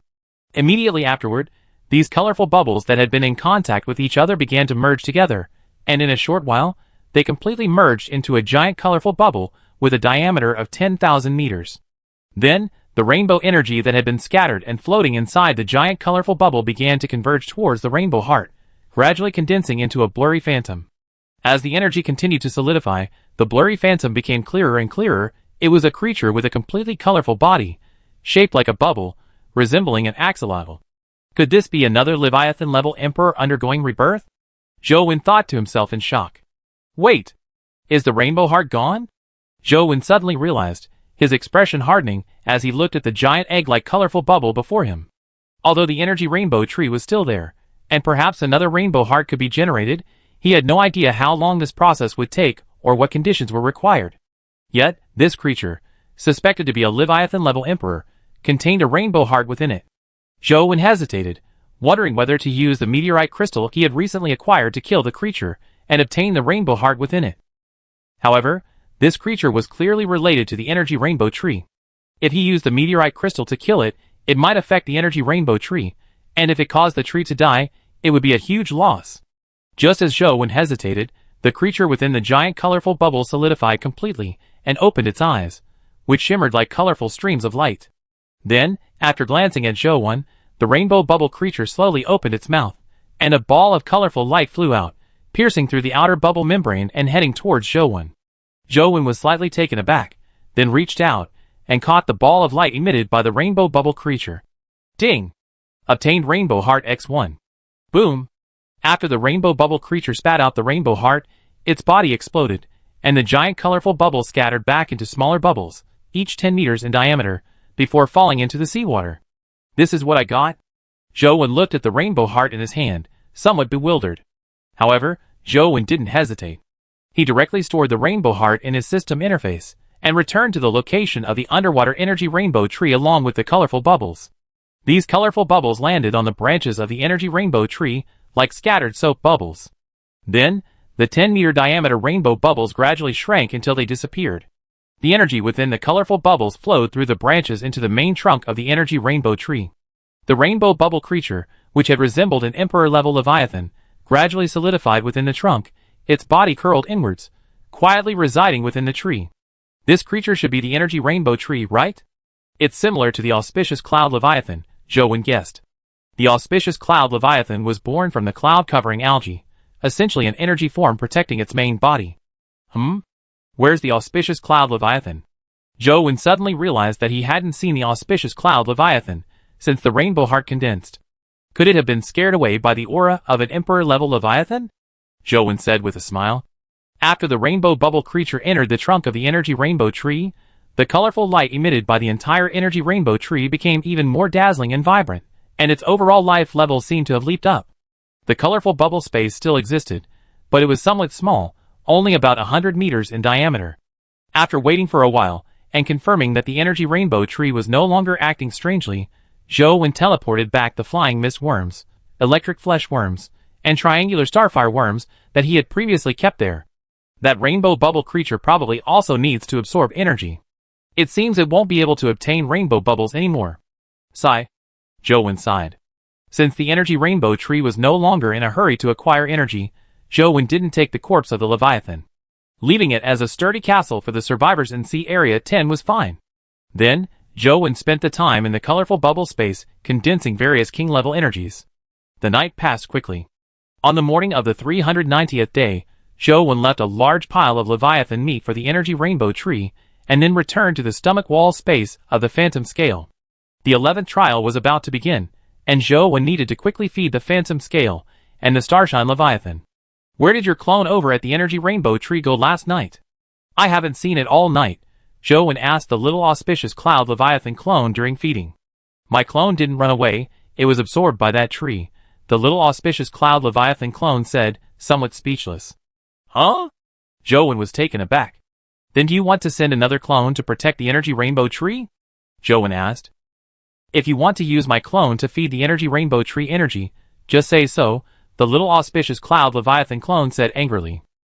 The auspicious cloud leviathan sent its clone to the energy rainbow tree intending to absorb energy, but so far, not only has it not absorbed much energy, it has also sacrificed 10,000 units of its own energy, a complete loss. Has the energy rainbow tree become an emperor-level leviathan? The little auspicious cloud leviathan clone asked Joan. It seems so. I suspect the energy rainbow tree is an emperor-level leviathan in the process of resurrection, Joan said.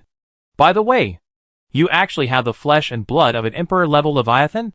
The little auspicious cloud leviathan clone suddenly remembered. What? You want it? But can you absorb it? Last night, the energy rainbow tree condensed all its energy into an energy comparable to an emperor's to successfully absorb the energy from the blazing emperor's flesh and blood. Give me a piece, let me try, said the little auspicious cloud leviathan clone. So, after feeding Phantom Scale and Starshine Leviathan, Joan went outside and extracted a piece of blazing emperor's flesh and blood about 1 meter long from the system interface. Sizzle! The little auspicious cloud leviathan clone swooped down and landed on the blazing emperor's flesh and blood, then evaporated instantly, like a drop of water on a hot iron. Nothing special, Joan commented. Ding! Attention all survivors, the treasure hunt trial is about to begin, please prepare. Chapter 1078. Joan obtained a small clone from Shangyun Leviathan again, and the world system notification sounded in his mind. With only 10 minutes left to prepare, Joan hurriedly asked Jiang Haitao for some gold powder, then applied gold to a scale on Huanling's right pectoral fin to distinguish them from other survivors in Sea Area 10. The 10 minutes passed quickly. The moment the countdown ended, Joan and Huanling vanished in a flash of blue light. When they reappeared, they were inside the body of a king-level leviathan named Lingbing Leviathan. Its body was entirely composed of solid blue ice, with no blood or blood vessels. Joan and Huanling were in a blue ice maze formed from condensed energy. Although there was no liquid in the blue ice maze, it didn't hinder Huanling's movement. Huanling could glide across the smooth ice surface by waving its pectoral fins, resembling a penguin, though it was difficult to slow down. This trial, like the last one, aimed to collect as many king-level energy crystals as possible. Therefore, Joan wasted no time. After roughly determining the location using the Waybreaker mech, he began searching for the golden treasure chest. During his search, Joan encountered several survivors, some from Sea Area 10 and others from Sea Area 3. The survivors from Sea Area 3 were relatively well-behaved and did not attack the survivors from Sea Area 10. After some time, Zhou Wen found an ice ball rapidly gliding through the ice path in the blue ice maze. Inside the ice ball was Ling Bing Leviathan's exclusive golden treasure chest. Zhou Wen immediately gave chase, simultaneously wielding his two flame blades. He quickly broke through the energy condensed protective layer on the outer layer of the golden treasure chest and successfully obtained it. Next, Zhou Wen waited for the survivors in Sea Area 10 to find the golden treasure chest and join him. While waiting, he opened the Ling Bing Leviathan's exclusive golden treasure chest and checked its contents. Ding! Obtained 1 golden token. Ding! Obtained 1 Ling Bing energy crystal. Ding! Obtained 1 Emperor level positioning card fragment. Ding! Obtained 1 Ling Bing Leviathan ice evolution crystal. Ding! Obtained 1 Linghan ice crystal. Ding! Obtained 10,000 evolution factors. Of the items in the golden treasure chest, only the Ling Bing Leviathan ice evolution crystal and the Linghan ice crystal needed checking, so Zhou Wen only took out these 2 items. The Ling Bing Leviathan ice evolution crystal simply grants the ability to turn water into solid ice. Its strength is not high, and it's useless to Zhou Wen. The Linghan ice crystal is a material for breaking through the 3rd stage of constitution attribute limits, which is also useless to Zhou Wen. Looks like this trial won't yield any results, Zhou Wen said calmly. Repeatedly acquiring golden treasure chests reduces the number of items inside. If the first chest doesn't contain anything good, subsequent chests will be even harder to obtain. After waiting for about 2 hours, Zhou Wen finally received a companion invitation and immediately clicked accept, teleporting into another king-level Leviathan. Thus, Zhou Wen continued teleporting between various king-level Leviathans, constantly acquiring golden treasure chests. Just like last time, the items inside the chests gradually decreased. Eventually, only basic items remained: golden tokens, king-level energy crystals, and 10,000 evolution factors. Based on the standard of 20 king-level Leviathans distributed among 10 million people, and with 80 million survivors in Sea Area 3, this trial should have yielded 180 golden treasure chests. Zhou Wen had only acquired 55 so far. As time went on, more and more people said Zhou Wen invitations to travel together, and he was getting quite busy. Next time, I give Jiang Haitao a blade of rending flame, so he can also get some golden treasure chests, Zhou Wen thought to himself. But just as Zhou Wen obtained another golden treasure chest, and opened the system interface to check his travel companion information, he saw Lung Liang's invitation. Something happened? Zhou Wen's expression changed slightly. The king of survivors in Sea Area 10 could basically obtain a golden treasure chest using the Leviathan clone, so he wouldn't be invited. Lung Liang had previously obtained the king-level weapon Howling Wind Cannon.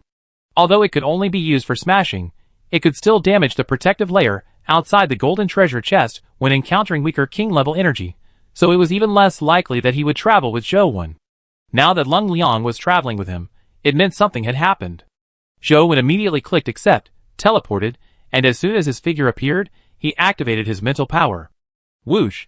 Suddenly, a dragon-headed broadsword, 4 or 5 meters long and entirely formed of golden energy, swung fiercely towards him.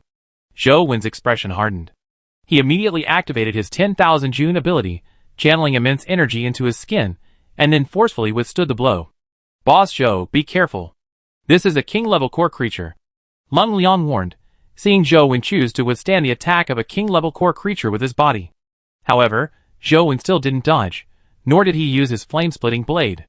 The illusion scale had teleported with him, and the distance was too close. If it caused a king-level energy shock, it would definitely damage the illusion scale. Bang! The golden energy dragon-headed greatsword slammed heavily into Zhou Wen's body, but only managed to cut through his armor, leaving no mark on his dark gold skin. To avoid being sent flying by the blow, Zhou Wen activated his lightning ion energy, boosting his strength attribute tenfold, instantly reaching 52,480 points. The power of the king-level core creature's sword strike was considerable, but Zhou Wen withstood it with his own strength, remaining completely still. At this moment, Wan Lin, under Zhou Wen's mental communication, had quickly moved away from the battlefield. After confirming that Wan Lin was safe, Zhou Wen summoned his rending flame blade, slashing it in two, then retreating a distance. Only then did Zhou Wen have time to carefully examine the king-level core creature before him.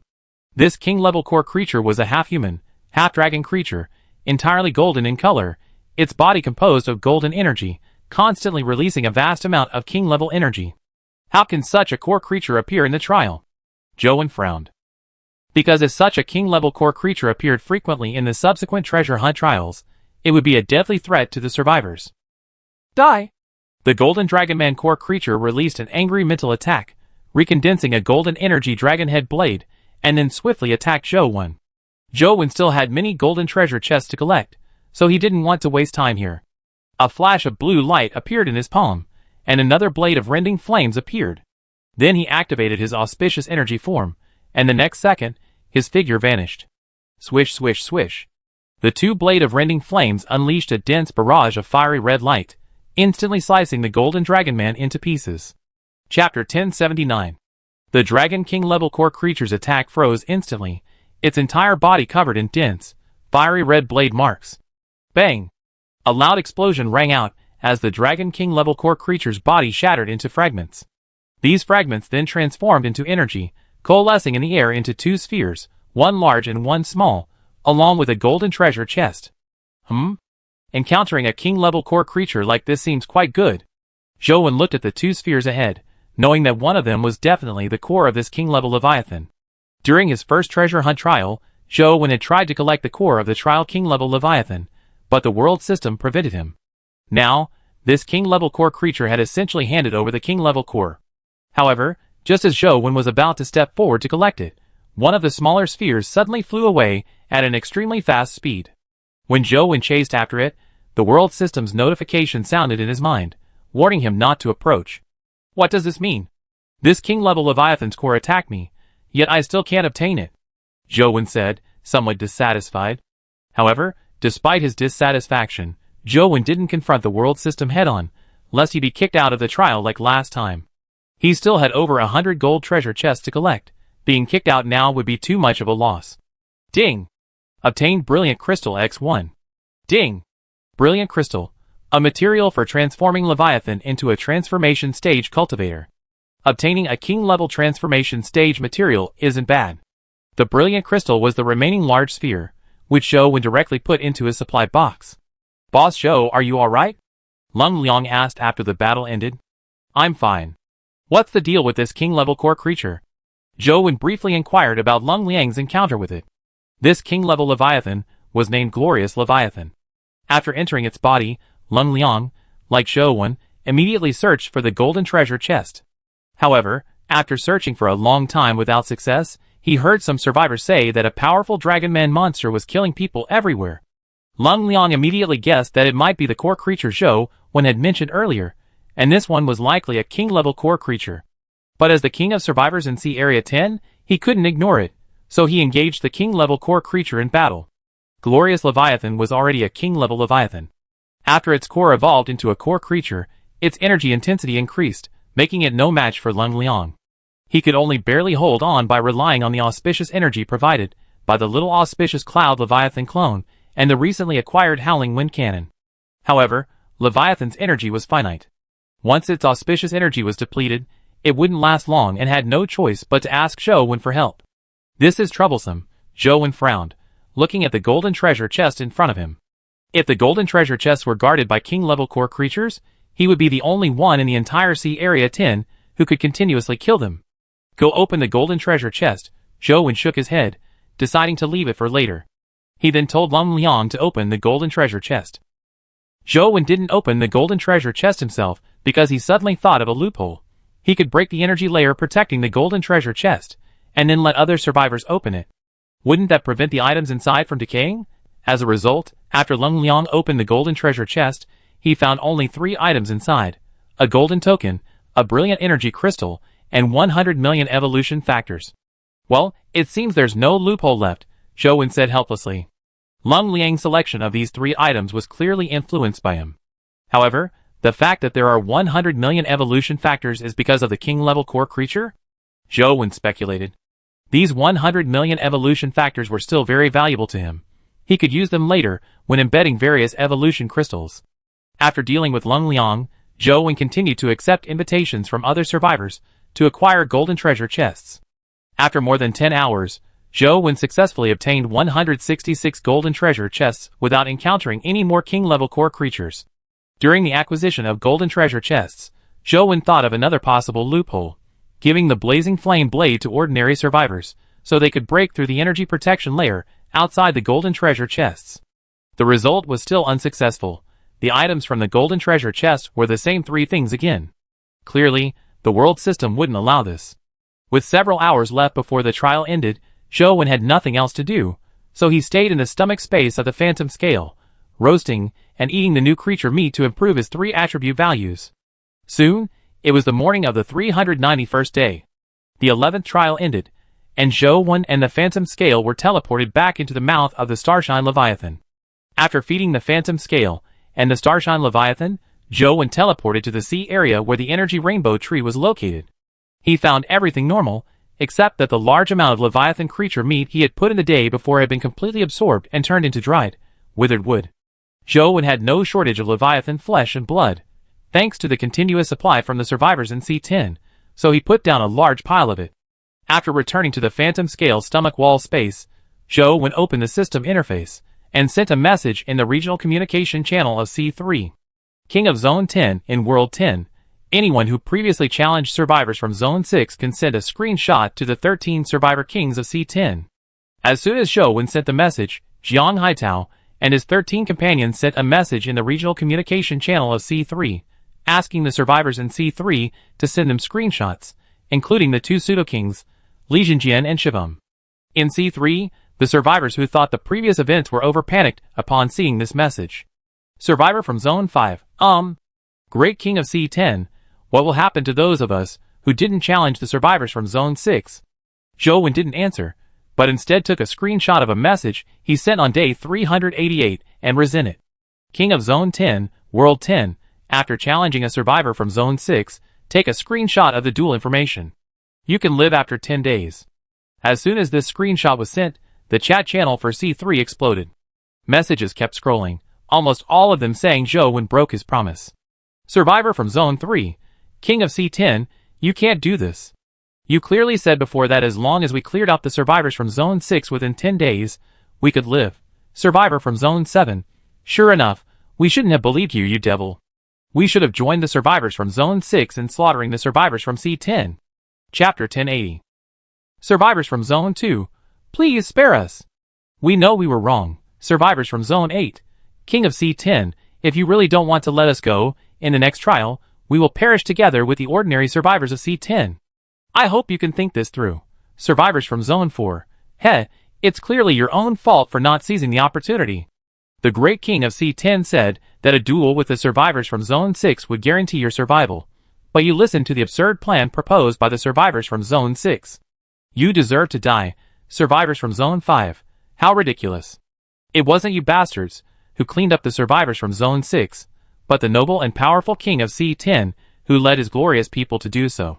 What does it have to do with you idiots? In the chat channel of C3, although many were cursing Zhou Wen, some survivors from C3 who were certain they would survive spoke up for Zhou Wen, their words extremely flattering. King of Zone 10, Area 10, however, I can give you one more chance. In 10 days, the number of survivors in Area 3 will be reduced to 40 million. All 40 million can live, but you cannot attack any survivors who have dueled with survivors from Zone 6, or you will die. Zhou Wen's message sparked another wave of curses, but this time many also began challenging other survivors to duels. They missed their chance the first time. If they miss this second time, there will truly be no more opportunities. Some survivors, like the previous Zone 6 survivors, harbored the idea of perishing together with the ordinary survivors of Area 10, but this time no one listened, because they still had a chance to survive, while Zone 6 was certain death. In an instant, messages of bloody duels scrolled across the regional chat channel, and large numbers of survivors from C3 perished. Some survivors from C3 even attempted to duel survivors from C10, but C3 couldn't see C10's regional chat channel. Unless a survivor from C10 had sent a message in C3's regional chat channel, but so far, only Zhou Wen and the other 13 survivor kings had sent messages. For ordinary survivors in C3, challenging survivor kings was suicidal, so no one did it. After sending these 2 messages, Zhou Wen stopped paying attention to C3. After consuming a Calamity Energy Black Silk Algae Cluster in the Gravity Sea, he began to condense king-level energy. Around noon, Zhou Wen received a message from a member of the Jiangga Guild. The Radiant Sea Serpent, which had been dormant, had suddenly begun to grow exponentially larger. Zhou Wen immediately had the guild member guarding the Radiant Sea Serpent accompany him. The instant they arrived, Zhou Wen saw a blinding orange-yellow light emanating from the Radiant Sea Serpent. At this moment, The Radiant Sea Serpent's body had grown considerably, approaching 10,000 meters in length, and its transparent, diamond-like scales were turning orange-yellow. When the Radiant Sea Serpent reached its full length of 10,000 meters, its light suddenly vanished, like a light bulb that had been turned off. Just as Zhou wondered if it lacked the energy needed for evolution, a crack suddenly appeared in the Radiant Sea Serpent's diamond-like body, and the next second, a beam of orange-yellow light, like sunlight, shot out from the crack. Crack! Crack! The cracks widened rapidly, quickly spreading across its entire body. Bang! A sound like shattering glass exploded, as the diamond-shaped body of the Brilliant Sea Serpent burst open. Buzz! A burst of orange-yellow energy was released, and instantly, the aura of a king-level Leviathan spread out. Whoosh! The Brilliant Sea Serpent, which had been coiled and dormant, opened its enormous eyes with sun-like pupils. Its head was held high, its gaze towards the survivors below filled with contempt and disdain.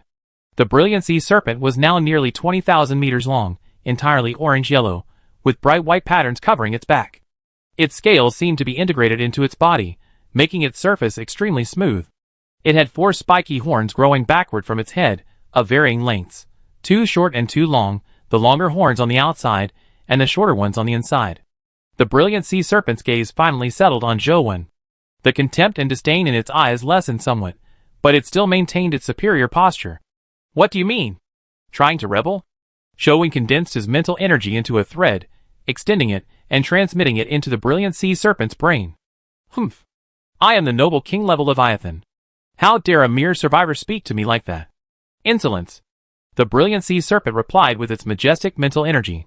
However, considering your kindness in raising me, I will let it go, but from now on you must kowtow to me. The Brilliant Sea Serpent granted Zhou an extra favor. What the hell? You want me to kowtow to you? Zhou laughed in anger. Zhou immediately activated his necrosis, lightning ion, and core formation traits, then released True King's pressure. Whoosh! In an instant, 3 enormous phantoms, each 10,000 meters in diameter, appeared in the sky, 3 True King-level pressures bearing down on the Brilliant Sea Serpent. The Brilliant Sea Serpent, its head held high, shrank back in fear at the sight of these 3 True King-level pressures. The arrogance in its eyes vanished instantly, replaced by a fearful look as it stared at Zhou. It then lowered its head and approached Zhou, trying to nuzzle him, but Zhou slapped it. Radiant Leviathan. Stage Adult. Length 20,000 meters. Weight 5,100 tons. Diet Sunlight, carnivorous. Description: a king-level Leviathan evolved from a Sea Abyss-class Leviathan through mutation after absorbing energy from the radiant sun fruit. Its body is extremely hard, and the light it emits is like the midday sun. Radiant Leviathan. It really did evolve into a king-level Leviathan. It's just too small, there's a huge difference between it and a true king-level Leviathan, Zhou thought to himself after reading the Radiant Leviathan's information. Where did you learn all that from? Zhou jumped onto Leviathan's head and asked through mental energy. I learned it from the survivors. There was always a group of survivors making a ruckus in the center of the island. Leviathan replied obediently, lifting its head high so Zhou could see the center of the island in the distance. Oh, I see. Zhou knew what Leviathan meant when it mentioned the center of the island. Because the survivors had limited entertainment, a group of them had built a platform in the center of the island, and would occasionally perform plays or skits on it. Leviathan was probably influenced by some of these ancient performances. Chapter 1081. From now on, you're not allowed to attack any survivors on the island, understand? Zhou warned in advance. Even though the Brilliant Sea Serpent had evolved into a king-level Leviathan, its personality hadn't changed. This advance warning was to prevent any trouble. I won't attack the other survivors, but that guy who attacked me before, I teach him a lesson, the Radiant Leviathan said stubbornly. The guy who attacked you? Jiang Haitao? Zhou smiled, then had members of the Brother Jiang Guild bring Jiang Haitao over. As soon as Jiang Haitao appeared, the Radiant Leviathan angrily unleashed its energy, but before it could attack, Zhou interrupted it. Go fight on that island, Zhou said, pointing to the corpse of the mighty Leviathan.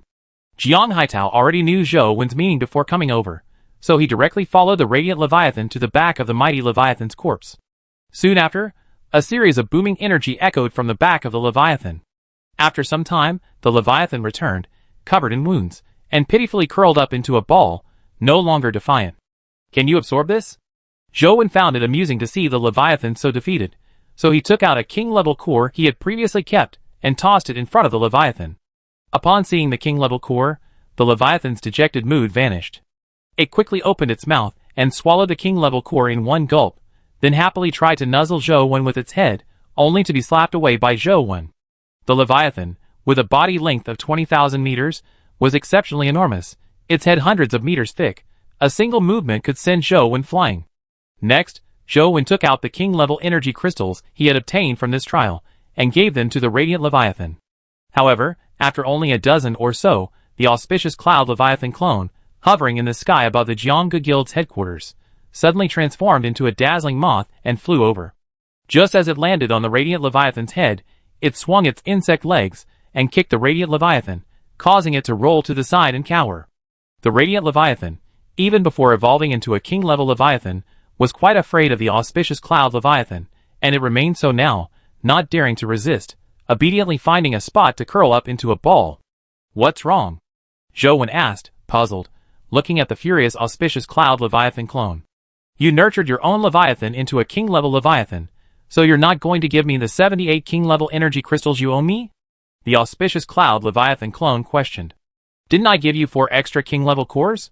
Zhou Wen replied. "For king-level cores to offset 78 king-level energy crystals? Then next time you ask me for energy, you need to exchange them for new cores or king-level energy crystals," said the Shangyun Leviathan clone. "Oh, here you go."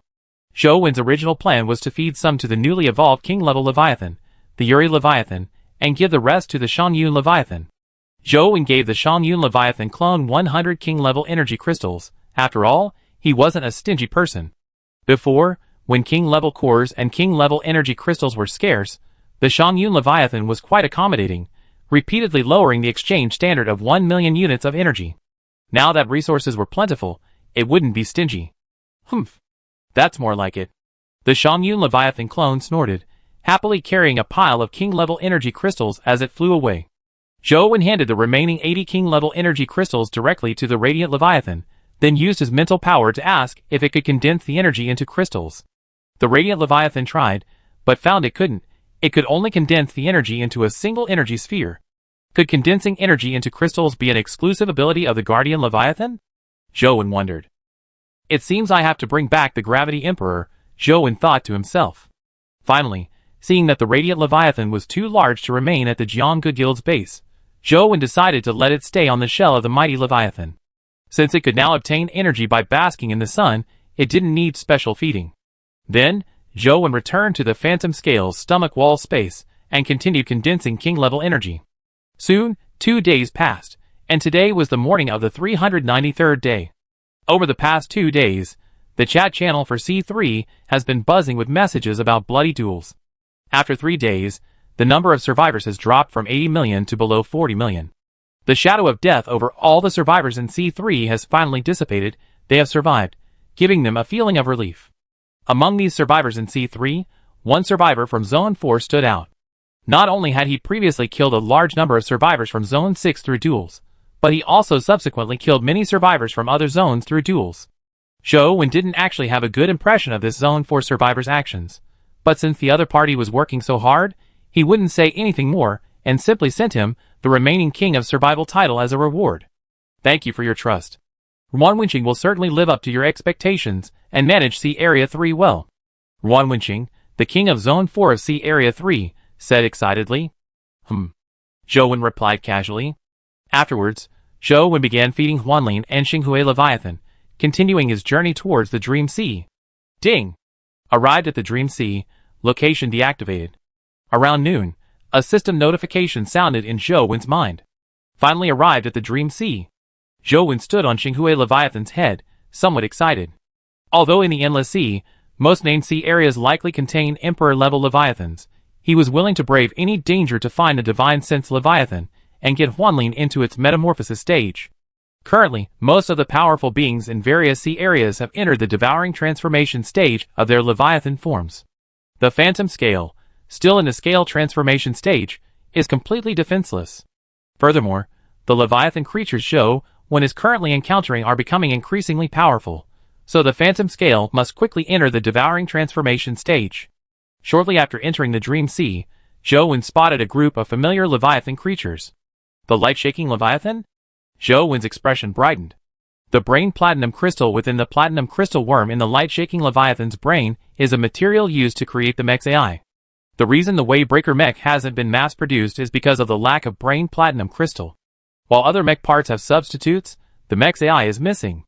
Zhou Wen immediately jumped into the sea and rushed towards the group of light-shaking Leviathans, quickly entering their brains and taking the exclusive silver rim supply boxes within.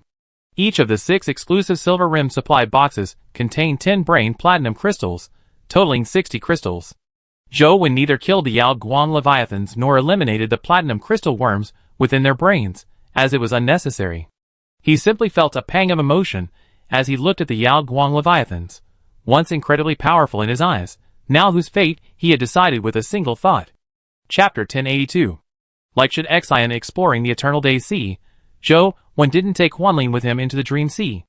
Instead, he piloted the Wavebreaker mech alone to avoid encountering a Leviathan of the Emperor class. The sea is vast. I don't know when I encounter a Leviathan of divine sense, or perhaps there aren't any at all in the Dream Sea. Zhou Wen sat in the cockpit of the Wavebreaker mech, looking at the endless sea through the open cockpit door, feeling somewhat lost. Zhou Wen had no idea whether the Dream Sea contained Leviathans of divine sense. He only guessed that the Dream Sea might be inhabited by intelligent Leviathan creatures, because the 2 Abyss-class Leviathans he had encountered previously both carried fantasy gems related to the Dream Emperor. After all, he had no other choice. The survivors from Sea Areas 10 and 9 had been in the Endless Sea for so many days, and none of them had ever heard of a Leviathan of divine sense. Searching aimlessly in the Endless Sea like a headless fly is probably harder than finding a needle in a haystack. That's why Zhou Wen first focused his search on an area where the probability of encountering a divine sense Leviathan was higher. This Dream Sea doesn't seem to have anything special about it. Zhou Wen, under the autonomous movement of his Wavebreaker mech, had already been traveling at high speed through the Dream Sea for half a day, but hadn't seen anything unusual. The seas Zhou Wen had visited before, the Gravity Sea, the Eternal Day Sea, and the Blazing Flame Sea, all had distinct characteristics, but the Dream Sea was very ordinary, just like any other sea. It was already night. After diving to a suitable depth and consuming a Calamity Energy Black Silk Algae Cluster, Zhou Wen continued his journey. I wonder if the sun in the sky over this sea area is a radiant sun fruit. If it is, will it attract the king-level Leviathans when it falls? Zhou Wen wondered. A divine sense Leviathan is a king-level Leviathan. If he's lucky, Zhou Wen might encounter one directly. If the king-level Leviathan that comes isn't a divine sense Leviathan, Zhou Wen can kill the king-level Leviathan that comes to steal the radiant sun fruit and continue to lure other king-level Leviathans. Although this method isn't necessarily very efficient, it's still much better than aimlessly searching in this vast sea. I fly up and take a look first thing tomorrow morning. Of course, Zhou Wen won't fly too close. He just needs to observe the shape of the sun. If it has a fuzzy appearance, it should be a radiant sun fruit. The sun can't be seen at night because it's constantly moving. The sun that was overhead during the day is no longer in the sea area. Since learning that the suns in the sky were radiant sun fruits, Zhou Wen had observed them for a period of time. He discovered that there should be many suns in the sky, with intervals between them. When a sun enters the sea enters daytime. The interval between the departure of one sun and the arrival of the next is nighttime. In other words, the sun in the sky is not the same every day.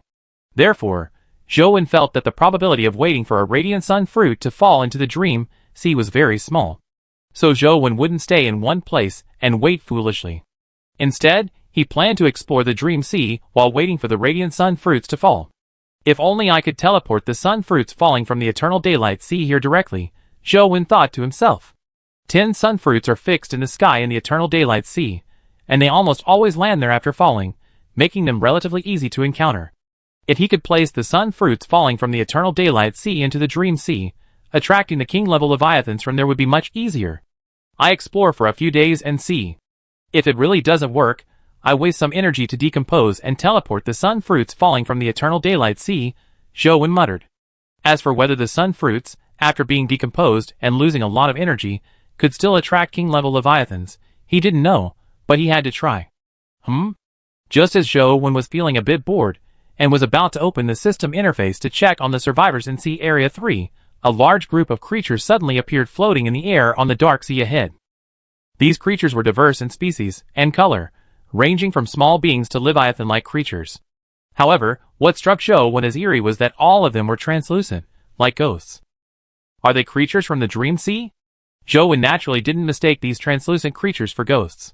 He guessed they were a unique biome found only in the Dream Sea.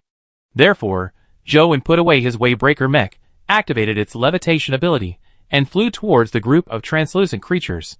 Of course, facing unknown creatures, Zhou wasn't foolish enough to charge directly into the group of translucent creatures. Instead, he stopped at the perimeter and attempted to contact a small, translucent creature only 10 meters long, hoping to obtain some information from its encyclopedia.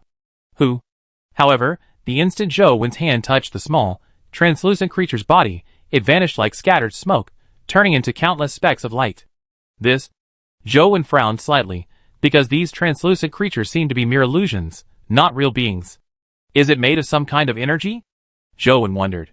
Then, Zhou touched several more translucent creatures, large and small, but they all disappeared the instant he touched them, like fleeting bubbles in a dream. Moreover, these translucent creatures seemed unable to see Zhou, showing no reaction to his movement among them, continuing to drift aimlessly in the air, their movements as fluid as swimming in the ocean.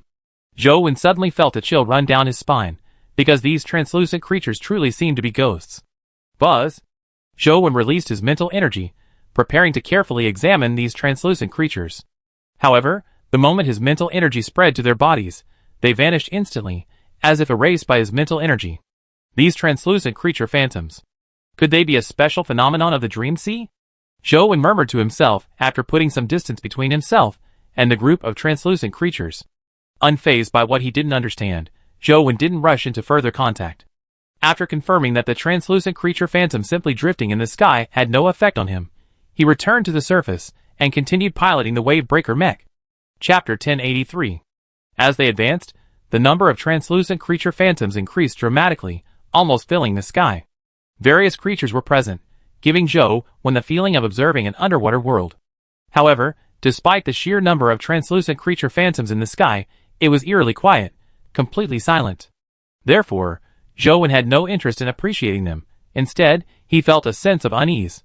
These translucent creature phantoms persisted throughout the night, only disappearing like morning mist when the sun appeared. What exactly are those phantoms? Zhou frowned. Last night, he felt a lingering unease, which only dissipated with the sunrise. Never mind, let's see if the sun is indeed a radiant sun fruit. Zhou temporarily put the previous night's events aside, activated his levitation ability, and flew into the sky, approaching the sun. After confirming that the sun's shape was indeed fuzzy, and that it was indeed a radiant sun fruit, Zhou returned to the surface, and continued exploring the area in his Wavebreaker mech. Boom! Zhou hadn't moved far in his Wavebreaker mech, when a deafening roar of energy suddenly echoed from the sky. Upon hearing the sound, Zhou immediately jumped out of the cockpit, looked up at the sky, and his eyes lit up with surprise. This is incredible luck. I just happened to run into this. Zhou exclaimed joyfully. Buzz! Buzz! Buzz! At that moment, the sun in the sky released 3 consecutive energy shocks, causing the temperature of the sea to rise by several hundred degrees. Seeing this, Zhou immediately retracted his Wavebreaker mech to prevent it from being damaged by the continuously increasing heat. Whoosh! Soon, the energy released by the sun increased, and the entire sea surface began to boil. Zhou's clothes also burst into flames. This time, Zhou didn't stand on the surface to withstand the flames. After all, he wasn't a masochist. Although the flames caused by this high temperature wouldn't cause him serious harm, it was still painful. After confirming that the Eternal Day Emperor was indeed going to spit out the radiant sun fruit in the Dream Sea, Zhou quickly dived into the deep sea, reaching a depth of about 800,000 meters. Why is the seabed of this Dream Sea so desolate? Zhou thought, looking at the barren seabed. Yesterday, when Zhou was feeding on the Calamity Energy Black Silk algae, he had dived to the seabed once, and it was the same, a barren rocky seabed, nothing at all. Although not every area of the sea is teeming with plants and creatures, there are at least some scattered corals or shellfish on the seabed. Aside from the group of leviathans he encountered upon entering the Dream Sea, Zhou hadn't seen a single other creature. A sea with emperor-level leviathans, indeed, isn't normal at all, Zhou thought to himself. Zhou suddenly frowned, then abruptly turned to look behind him, but there was nothing there, only the seawater stirred up by his turn. Then, Zhou looked around again, but all he saw was still, stagnant water, nothing at all. Was that just my imagination? Just now, Zhou suddenly felt something staring at him from behind. But Zhou Wen didn't think it was an illusion. With his current strength, it was almost impossible for him to be mistaken. If he felt something staring at him, then it must be something.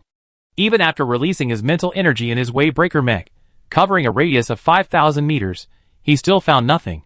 Faced with the unknown creature, Zhou Wen remained vigilant, continuously releasing his mental energy. The time should be about right? Zhou Wen looked up and asked. A minute had passed since Zhou Wen submerged into the sea to escape the high temperature. Based on his experience witnessing the Eternal Day Leviathan spit out the sun fruits several times, a minute should be enough. Whoosh! Zhou Wen retracted his Wavebreaker mech and rushed towards the surface at an extremely fast speed. However, unbeknownst to Zhou Wen, just as he was about to take off towards the surface, a humanoid phantom stood behind him, chest to back, silently, a stiff smile on its face, its expression blank like a statue. Boom! The sea exploded, and Zhou Wen flew out from it, then looked up at the sky. The Eternal Day Emperor in the sky had already spat out the radiant sun fruit and flown away. The fruit was currently falling. Zhou Wen, a smile on his face, rushed towards the direction the radiant sun fruit had fallen. However, his smile was strange, similar to the humanoid phantom he had seen in the seabed earlier, though he didn't realize it. Soon afterward, Zhou Wen arrived at the area where the radiant sun fruit had fallen, dived into the sea, found the fruit, and waited nearby for the king-level Leviathan to appear. At this time, the area around the radiant sun fruit was teeming with Leviathan creatures, attacking and killing each other. But Zhou Wen's expression was unusually grim, because the eyes of those fighting Leviathan creatures would occasionally, in a rather human-like way, glance at him.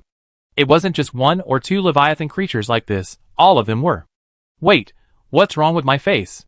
Suddenly, Zhou Wen realized through his released mental energy that he was actually smiling, so he immediately took out a mirror to check. In the mirror, Zhou Wen was staring intently, his mouth stretched almost to his ears, a stiff and eerie smile. Moreover, Zhou Wen felt as if his reflection was staring intently at him. Crack! Suddenly, the mirror shattered, his reflection breaking into pieces. Crimson blood seeped from the cracks and dissipated into the seawater.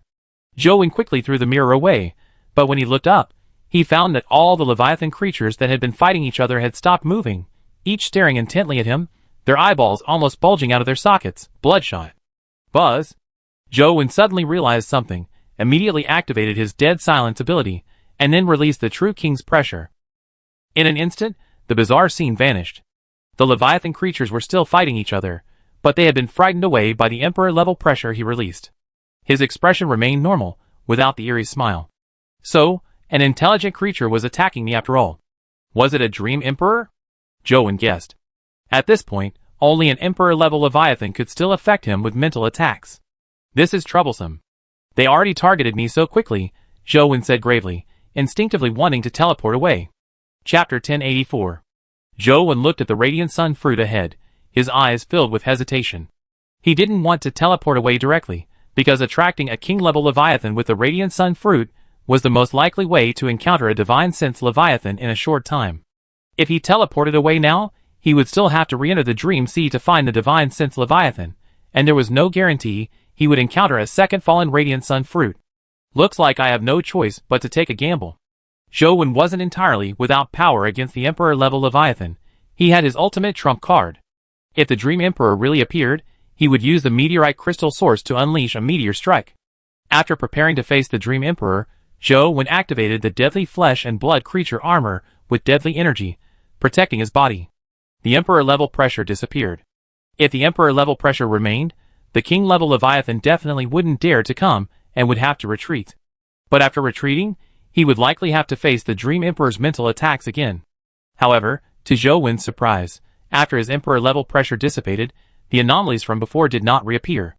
Zhou Wen was unsure whether the dead flesh and blood creature armor had effectively isolated him from mental attacks, or whether the Dream Emperor had simply disregarded him, and the mental attack was merely a casual gesture, or perhaps the attack wasn't even launched by the Dream Emperor at all. Whoosh! Just as Zhou Wen was pondering these possibilities, a surging torrent of seawater crashed down on him from behind, shoving him directly in front of the radiant sun fruit. Die! You lowly planktonic creature! Just as Zhou Wen regained his footing, a majestic and furious voice resounded in his mind, followed by a powerful mental attack. Buzz! Zhou Wen immediately activated his necrosis, lightning ion, and core convergence traits, releasing 3 king-level Leviathan phantoms to defend himself. Is this king-level? Or Emperor level? Zhou wondered. The mental force exerted pressure on Zhou, but it couldn't completely suppress him. It seemed to be somewhere between king level and emperor level. Soon after, a colossal creature, 1,000,000 meters long, entered Zhou's field of vision, a king-level Leviathan. This king-level Leviathan looked at the three phantoms releasing king-level pressure above Zhou's head, a hint of doubt flashing in its enormous eyes, but it quickly disappeared. Buzz! The next second, this king-level Leviathan released a transparent stream of king-level energy, shooting towards Zhou. Boom! Zhou immediately raised his hand and released a burst of silver lightning. Boom! The silver lightning instantly pierced through the king-level Leviathan's energy. Looks like its energy strength isn't that high, Zhou said calmly.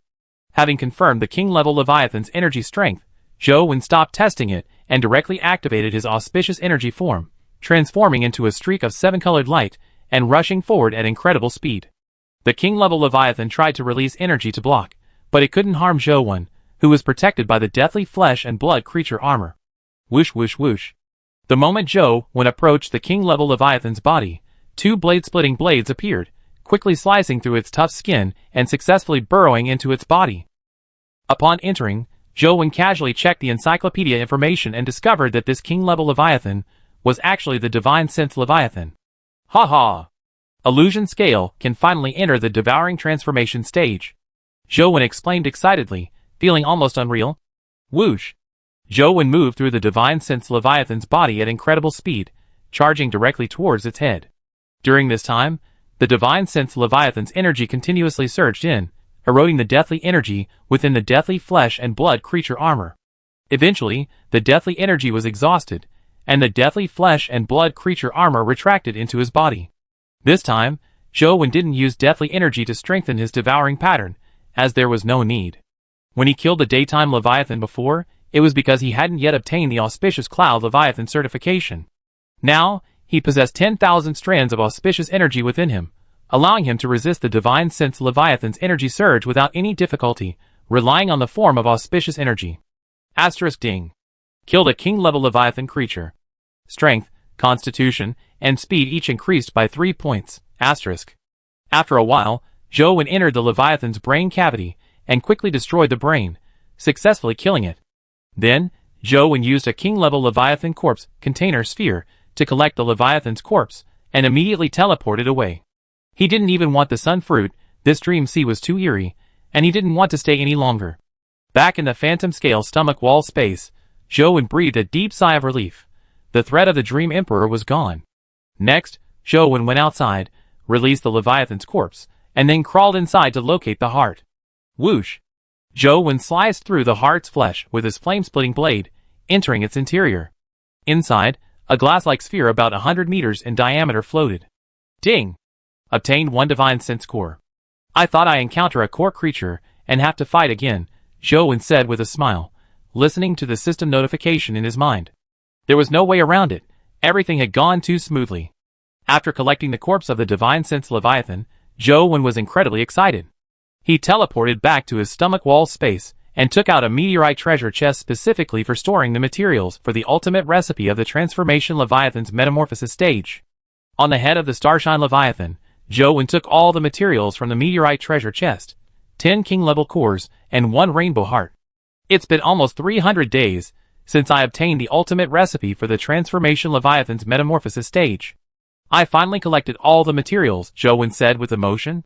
The next second, the ultimate recipe for the Leviathan's metamorphosis stage transformed into a blue light, enveloping the 11 ingredients. In that instant, all 11 ingredients converted into energy and began to fuse. Buzz! After a while, a powerful energy wave spread out, and a dazzling sphere the size of a basketball appeared, slowly landing in Zhou's hand. Ding! Obtained Rainbow Crystal Core X1.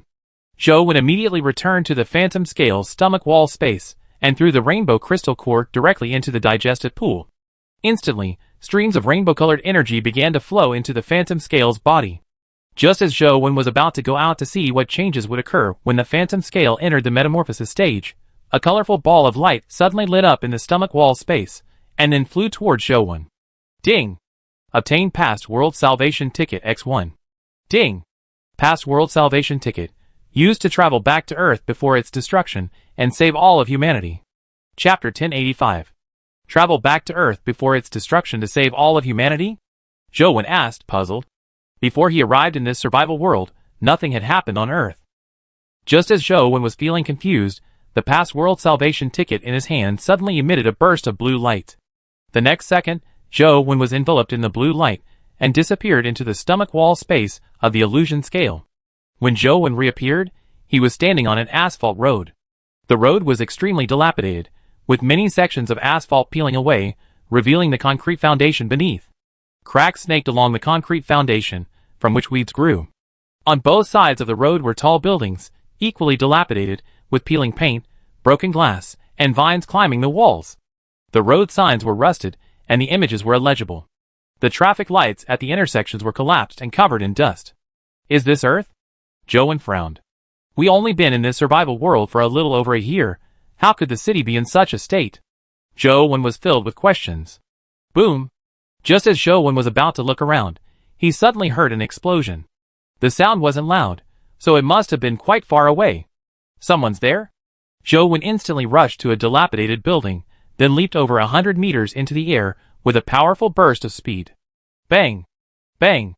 His feet smashed through the building's wall, and he leaped upwards twice more, easily reaching the top of the building, about 300 meters high.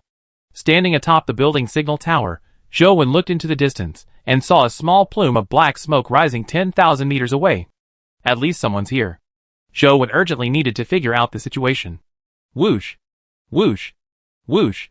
Zhou leaped between tall buildings, quickly approaching the rising smoke. Actually, Zhou could have simply activated his levitation ability and flown there, but as soon as he teleported, he checked the system interface. His character attributes were normal, but his equipment, mech, and communication interfaces were gone.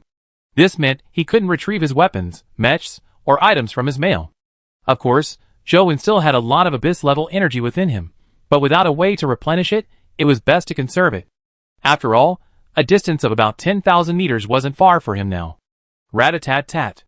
At this moment, in the area where the explosion had occurred, within a defensive line composed of numerous dilapidated trucks, 8 humans dressed in bizarre shrimp-shell suits were continuously firing machine guns at the front. Their target was a giant crab measuring 20 meters in length. Its shell was incredibly hard. Machine gun bullets only caused minimal damage. However, there were over a dozen other similar giant crabs on the street. The bullets are useless. Old Zheng. How many rockets do we have left? A middle-aged man, with a large knife resembling a crab claw slung across his back shouted as he pulled the trigger. One more, Boss Song. Another bearded man, loading ammunition from behind, yelled amidst the cacophony of machine gun fire. One more won't be enough, the middle-aged man called Boss Song said gravely, watching the approaching giant crabs. Xiao Lu. Go check how the evacuation is going in the camp. Boss Song shouted again. The young woman who had been loading bullets into the magazine alongside the bearded man immediately got up and ran towards the rear of the camp. Fatty! Fire the last rocket. Aim and fire. Boss Song yelled once more. Watch closely, Boss Song. Guaranteed to hit its eye and blow its brain off. A burly man hoisted a loaded rocket launcher and quickly aimed at the eye of a giant crab 100 meters away. Whoosh! The burly man pulled the trigger, flames erupting from the back of the launcher as the rocket shot out, flying towards the giant crab's eye. However, just as the rocket was about to hit, the giant crab's leg stepped into a crater in the ground, and its body suddenly swayed. Boom! The rocket struck the giant crab's carapace, causing a violent explosion.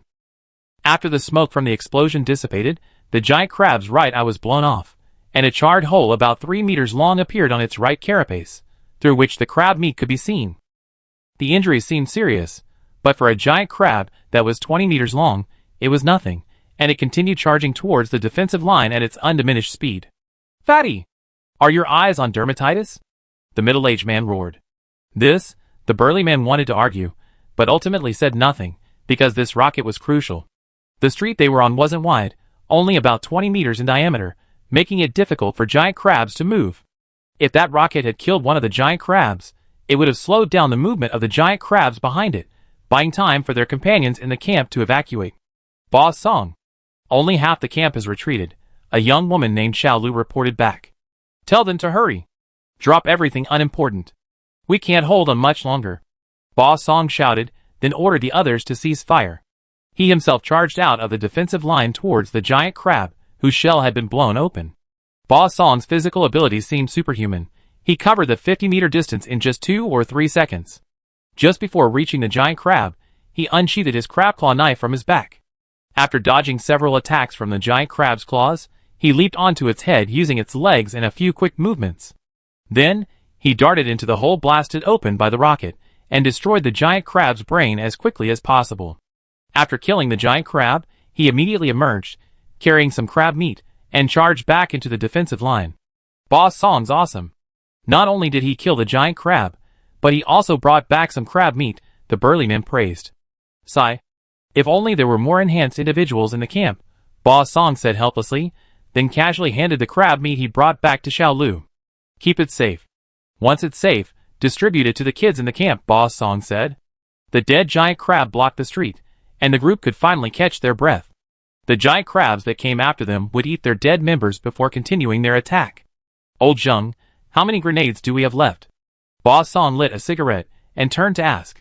1 box left, the bearded man said, wiping the sweat from his brow. He had been moving and replenishing ammunition since earlier, and now he could finally rest. Chapter 1086. String all the grenades together, Ba Song said, exhaling a puff of smoke. All right. The bearded man nodded and got to work. Ba Song, where do these damn giant creatures come from? They keep appearing, one after another. Are we even allowed to live like this? The burly man said, taking a deep drag on his cigarette. Who knows? These 10 or 20 meters tall are considered lucky. If we encountered one that was 100 meters tall, we'd be truly doomed, Ba Song said. 100-meter creature? It could probably collapse a building, right? Ba Song, have you ever seen one? The burly man asked curiously. Of course I've seen them.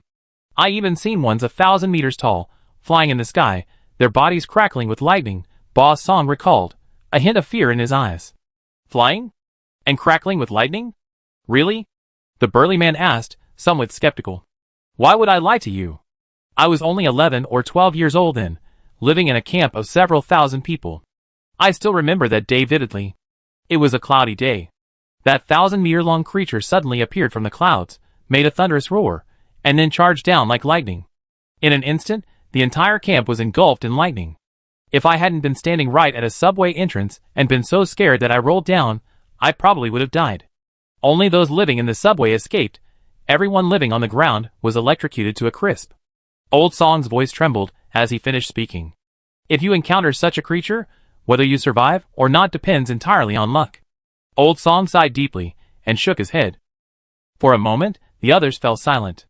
Although they hadn't seen the 1,000-meter-tall creature Song had mentioned, just imagining its enormous size was enough to fill them with despair. At this moment, the giant crabs had finished devouring their companions' corpses and charged towards the camp again. The people in the camp had mostly evacuated. Song finished his last puff of cigarette, threw away the butt, and took a bundle of a dozen or so hand grenades from Old Zheng. Clang! When the giant crabs were less than 50 meters from the defensive line, Song pulled a pin on one of the grenades, and then forcefully threw the bundle of grenades, landing them just as the giant crabs were about to pass. Song didn't think these grenades would kill the giant crabs, but if they could sever a few legs, it would be enough to buy them time to retreat. But just as the giant crabs were about to reach the grenades, a figure suddenly descended from above, stepping onto the giant crab's back. Bang! The immense force stomped a large hole in the giant crab's body, killing it instantly. The group who were packing up to retreat were stunned by the sudden appearance of the person. Ba Song was the first to react. Grenade! Run! Ba Song shouted immediately. Boom! However, it was too late. The grenade exploded, a cloud of flames and black smoke rising into the air, the explosion shaking the ground. How did someone suddenly appear? The burly man asked in surprise. Could that person be an enhanced user? Old Zheng said with a grim expression. Enhanced users were very rare, and this suddenly appearing enhanced user might have come to help them, only to be killed by their explosion. You guys retreat first, I go check. If he's an enhanced user, he might still be alive, said Ba Song, leaping out of the defensive line. At this moment, the smoke from the explosion gradually dissipated, revealing Zhou when standing somewhat disheveled in the center of the blast, half of his clothes blown away. Ba Song, who had just rushed over to check on Zhou, immediately froze, his eyes wide with shock. Young man. Are you all right? Ba Song asked somewhat awkwardly. After all, he was the one who threw the grenade. I'm fine, but could you give me a set of clothes? Zhou Wen asked, as his equipment inventory and system mail were empty, leaving him with no spare clothes. When the grenade exploded, he hadn't dodged, but had turned around, exposing his back to the flames. From the front, his clothes seemed unharmed, but his back was completely burned away, leaving his buttocks exposed. Oh sure, Ba Song immediately shouted back, ordering someone to bring him clothes. Then, Ba Song prepared to invite Zhou Wen into the camp, but just as he was about to speak, a giant crab suddenly charged, its pincers, like steel claws, aimed directly at Zhou Wen. Watch out! Ba Song hurriedly warned. Zhou Wen didn't turn around, but instead retreated a distance, dodging the giant crab's attack. He reached its belly, then leaped upwards, smashing the abdominal shell with a single punch, instantly killing it. Barehandedly smashing a crab shell. Ba Song was astonished at this sight. He knew that even a grenade couldn't easily damage the shell of a giant crab. After killing the giant crab, Zhou Wen also shattered its back shell, then burst out of the crab's body, standing atop the shell facing Ba Song.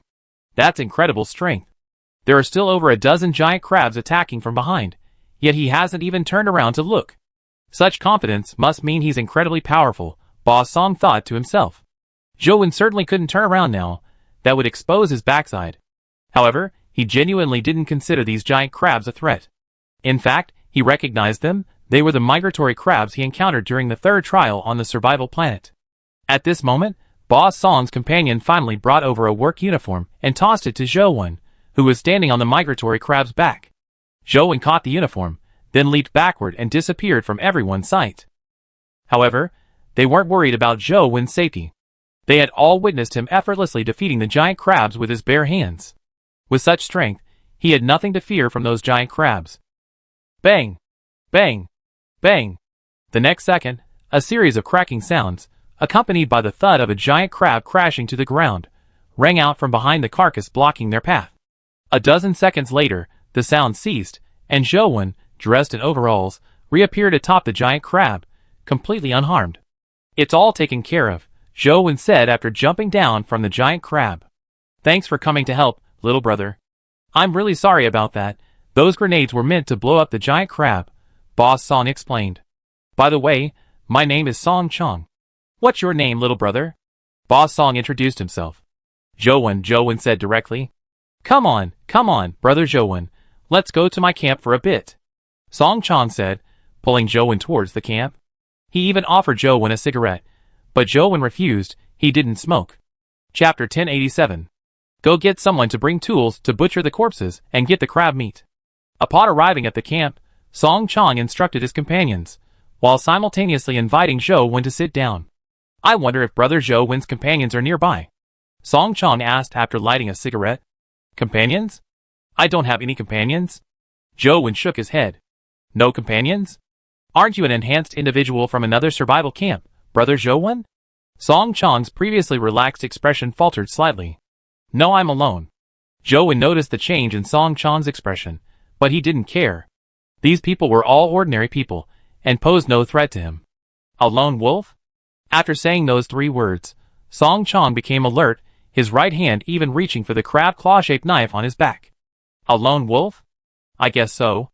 Zhou Wen was indeed alone, so he nodded, but he was somewhat puzzled by Song Chong's sudden change in attitude. After Zhou Wen admitted to being a lone traveler, Song Chong immediately jumped back, creating distance between himself and Zhou Wen. The others around him immediately raised their machine guns and aimed at him. Looking at Zhou Wen's relaxed demeanor, showing no fear whatsoever, and recalling how Zhou Wen had single-handedly killed over a dozen giant crabs, Song Chong hesitated for a moment before telling his companions to put down their weapons. What is your purpose in helping us? Song Chong asked.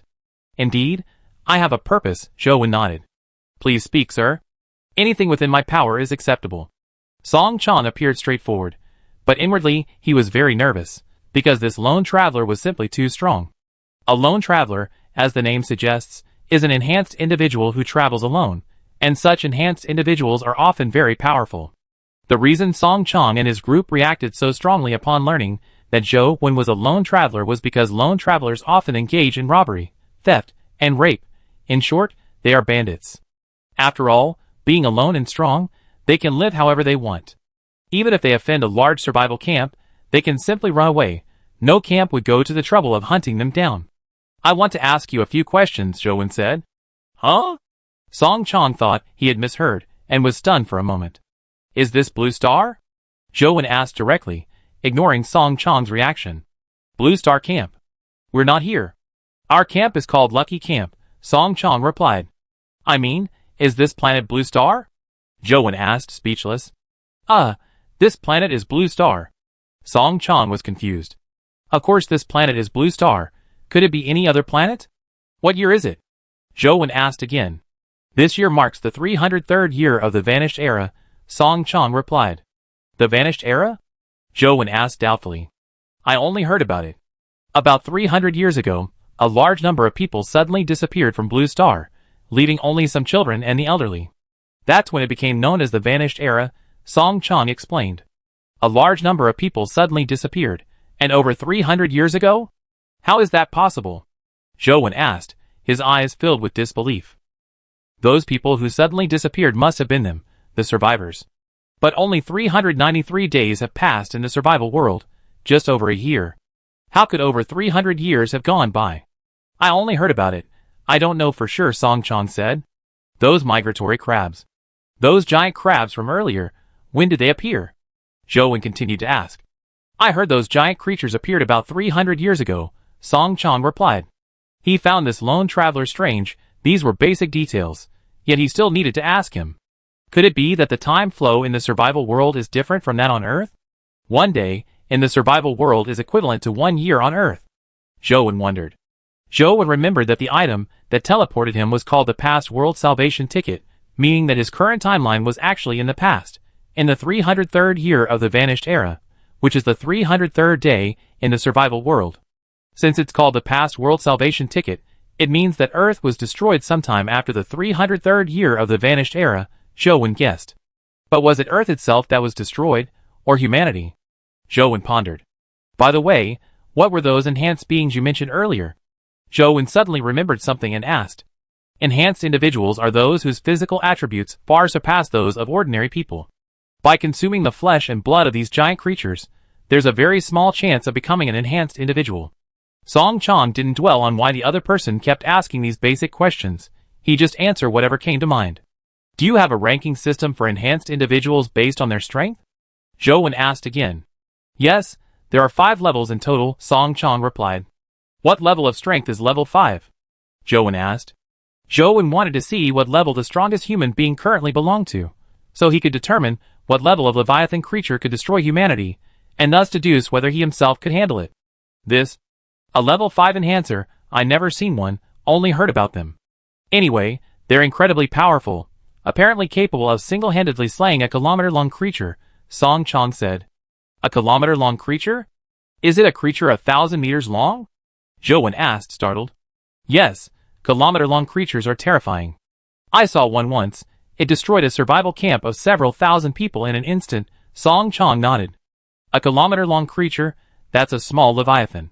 The strongest human enhancer can only handle a small Leviathan? Realizing this, Zhou breathed a slight sigh of relief. In that case, to destroy humanity, a sea abyss-level Leviathan should be enough.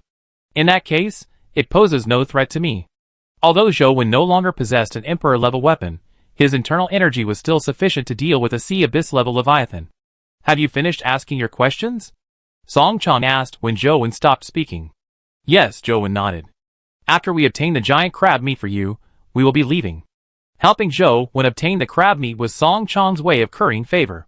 After all, given the strength Zhou had just displayed, Song Chong and his entire Lucky Camp couldn't afford to offend him. Song Chong guessed that Zhou was likely a level 3 enhancer, while he was only level 1. No need, all the crab meat is yours, Zhou said. The migrating crab meat was useless to him. He would eat Leviathan creature meat, which would restore some energy. All of it is given to us. Song Chong's face didn't show joy, but rather became more serious. Sir, what exactly do you want us to do? Song Chong asked in a low voice. I want to stay in your camp, Zhou said. Chapter 1088. Upon hearing Zhou's desire to stay at his camp, Song Chong's expression turned extremely ugly. A powerful lone traveler wanting to stay in his camp. Wasn't that blatantly an attempt to bully him? You jest. My camp is just a small one with a few hundred people. It's too much of a burden for you to stay here. You should find a larger survival camp, Song Chong said, his tone becoming increasingly respectful. No need, I don't feel wronged, Zhou said with a smile. Seeing that the other party seemed to have him completely under his thumb, Song Chong opened his mouth, as if to say something more, but ultimately remained silent. The other party clearly intended to stay in his survival camp. Continuing to persuade him to leave might annoy him, and lead to even more serious consequences. At this moment, Xiao Lu arrived with a group of people carrying chainsaws, crowbars, and steel knives, intending to have them dissect the giant crab carcass. However, after seeing the tense atmosphere surrounding Song Chong and his group, he hesitated. What's wrong, Boss Song? Xiao Lu asked. It's nothing. You take your men to butcher the crabs. Once we're done, we all leave together. Song Chong glanced at Zhou, said nothing more, and told Xiao Lu to go about her business. Xiao Lu also glanced at Zhou, unsure what had happened after she left, but didn't ask any questions and led her men to butcher the crab carcasses. Weren't all these giant crabs cleared out? Why are you still leaving? Zhou asked. Because there have been more and more giant creatures appearing nearby lately. Before, we could barely handle those a few meters or a dozen meters long, but now they're already 20 meters long. If we stay any longer, even bigger creatures might appear. We have to leave, Song Chong explained. So where are you planning to evacuate to? Zhou asked, wanting to see what Blue Star would be like hundreds of years from now with this lucky camp. We're evacuating to a large survival camp called Iron Wall, Song Chong said.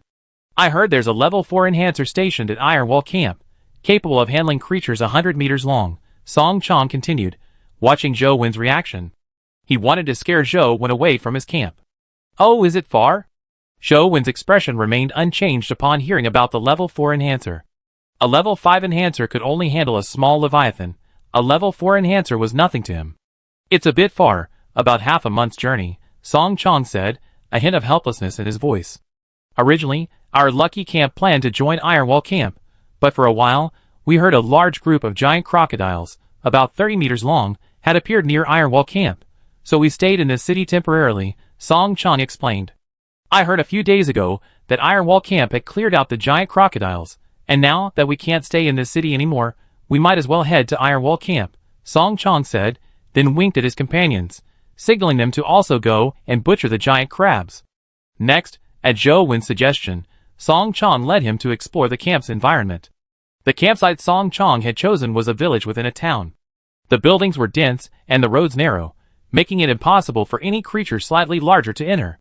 It effectively deterred creatures under 15 meters in length. However, if the creatures were larger, exceeding 20 meters, the buildings in the village wouldn't be enough to stop them. Because creatures exceeding 20 meters in length can either destroy buildings or use their massive size to climb the rooftops of lower houses, rendering them ineffective as defenses. The members of Lucky Camp previously lived in the center of this urban village, surrounded by buildings that resembled a city wall. Even if they encountered a creature over 20 meters long, these outer buildings would hinder its advance, buying time for the camp members to evacuate. At this point, the camp was empty. Everyone had driven away along the prearranged evacuation route. After Zhou finished inspecting the camp, Song Chong went to help his companions dismantle the crab carcass. Being a 20-meter-long giant crab, its shell was very hard, making dismantling extremely difficult. It might take 2 days to completely decompose it.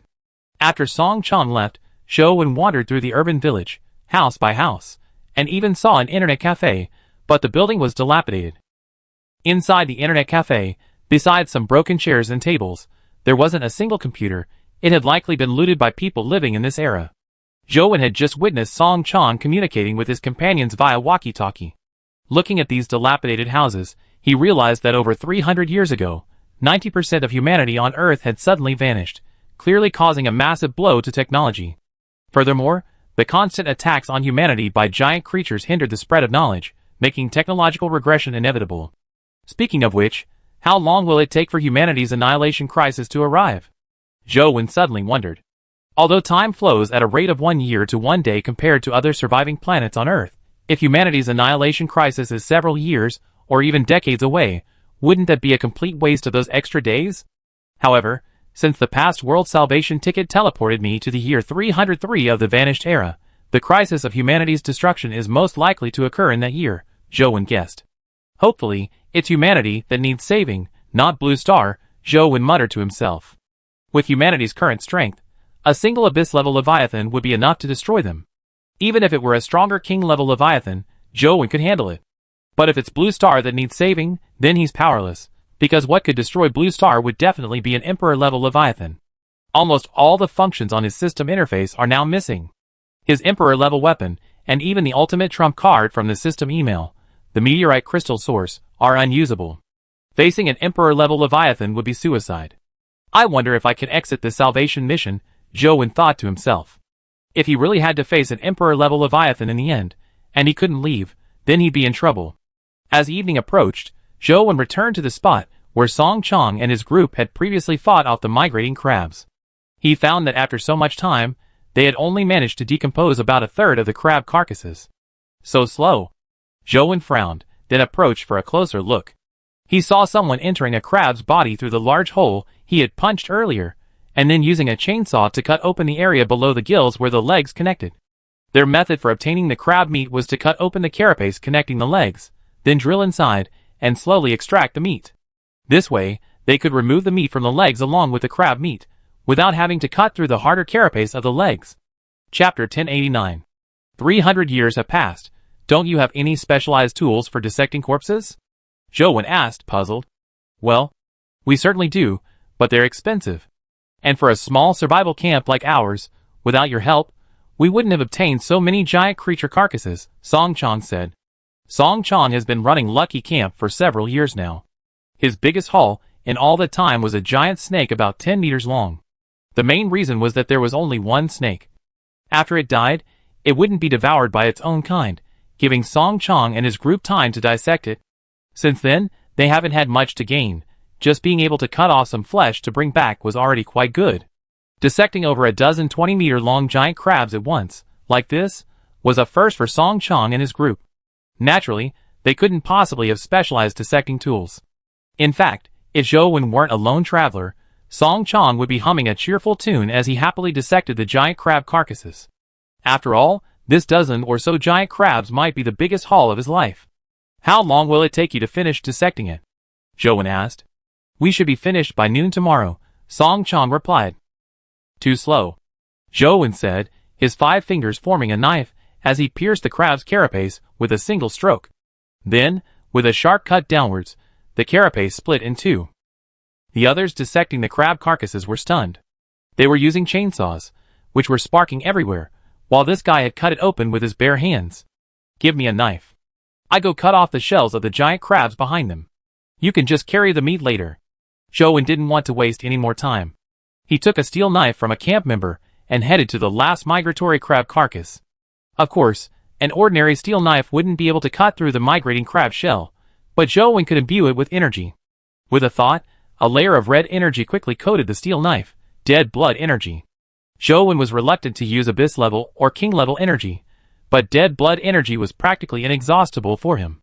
His body's dead blood worms could automatically generate it, so there was no need to worry about consumption.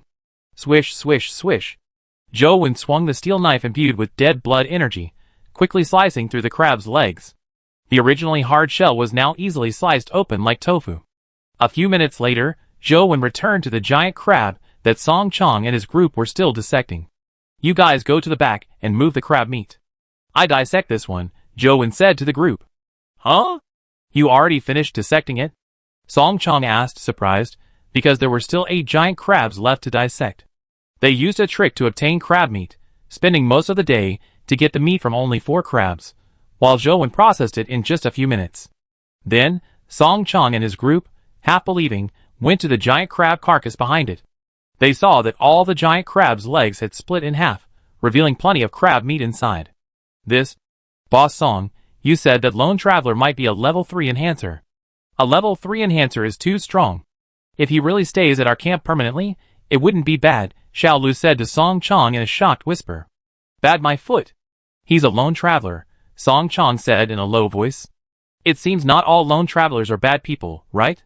Said the burly man, whose name was Jiaran, usually called Fatty Jia by his companions. Lone rangers aren't all bad, but are you willing to gamble? Like those giant creatures, some won't attack humans unless provoked, but if one approaches you for no reason, are you willing to bet it won't attack? Song Chong said. But we don't seem to have a choice now, do we? Jiaran said. Sigh, indeed, let's hope he really doesn't mean any harm. Song Chong sighed. The strength of a level 3 enhancer was far beyond what they could handle. Boss Song, do you think that Lone Ranger might be planning to send us to lure some kind of giant creature? At this moment, old Zheng, who had been gathering crab meat nearby, suddenly spoke up. I thought of that too. After all, what other use is our survival camp of a few hundred people, besides being used as bait? Song Chong had considered this possibility when Zhou Wen said he wanted to stay at the camp. But even guessing this possibility was useless. They were powerless to resist. Although they could disband the camp and let the members scatter and escape, in this world, ordinary people without the protection of enhancers would find it very difficult to survive.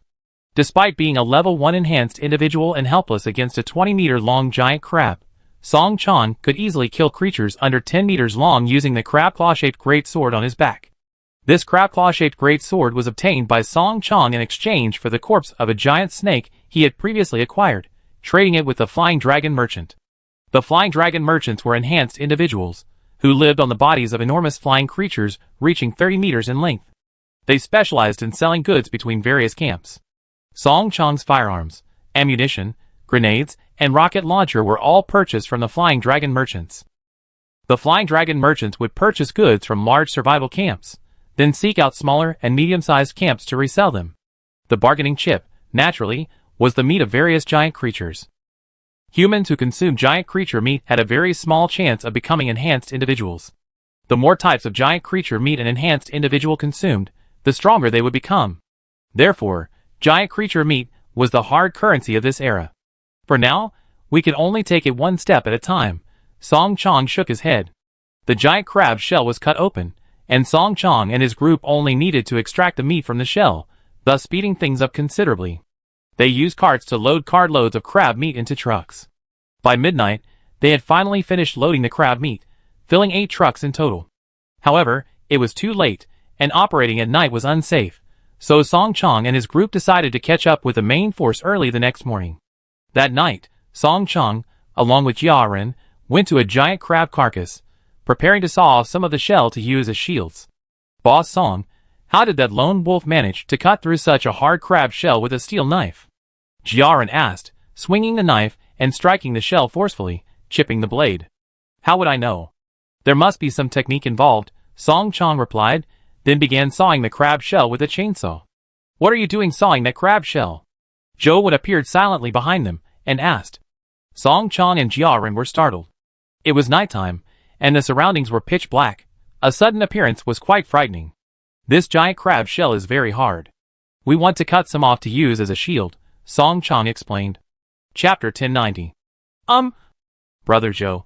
How did you manage to cut through such a hard crab shell with a steel knife? Was there something? Jiaran asked, mustering his courage. He was incredibly curious. Fatty! But before Jiaran could finish, Song Chong interrupted him. Daring to rashly probe the secrets of a lone traveler was practically courting death. Please don't take offense, he's just curious, Song Chong quickly explained. A steel knife can't cut through it, Zhou Wen said, gesturing for Jiaran to hand him his steel knife. When the steel knife was in Zhou Wen's hand, Song Chong's breath caught in his throat, because he thought the other man might suddenly slash Jiaran's head. However, Zhou Wen didn't do that, but what happened next left Song Chong dumbfounded. Because he saw a bloody light suddenly appear in Zhou Wen's palm, and then this bloody light adhered to the surface of the steel knife. Swish, swish, swish.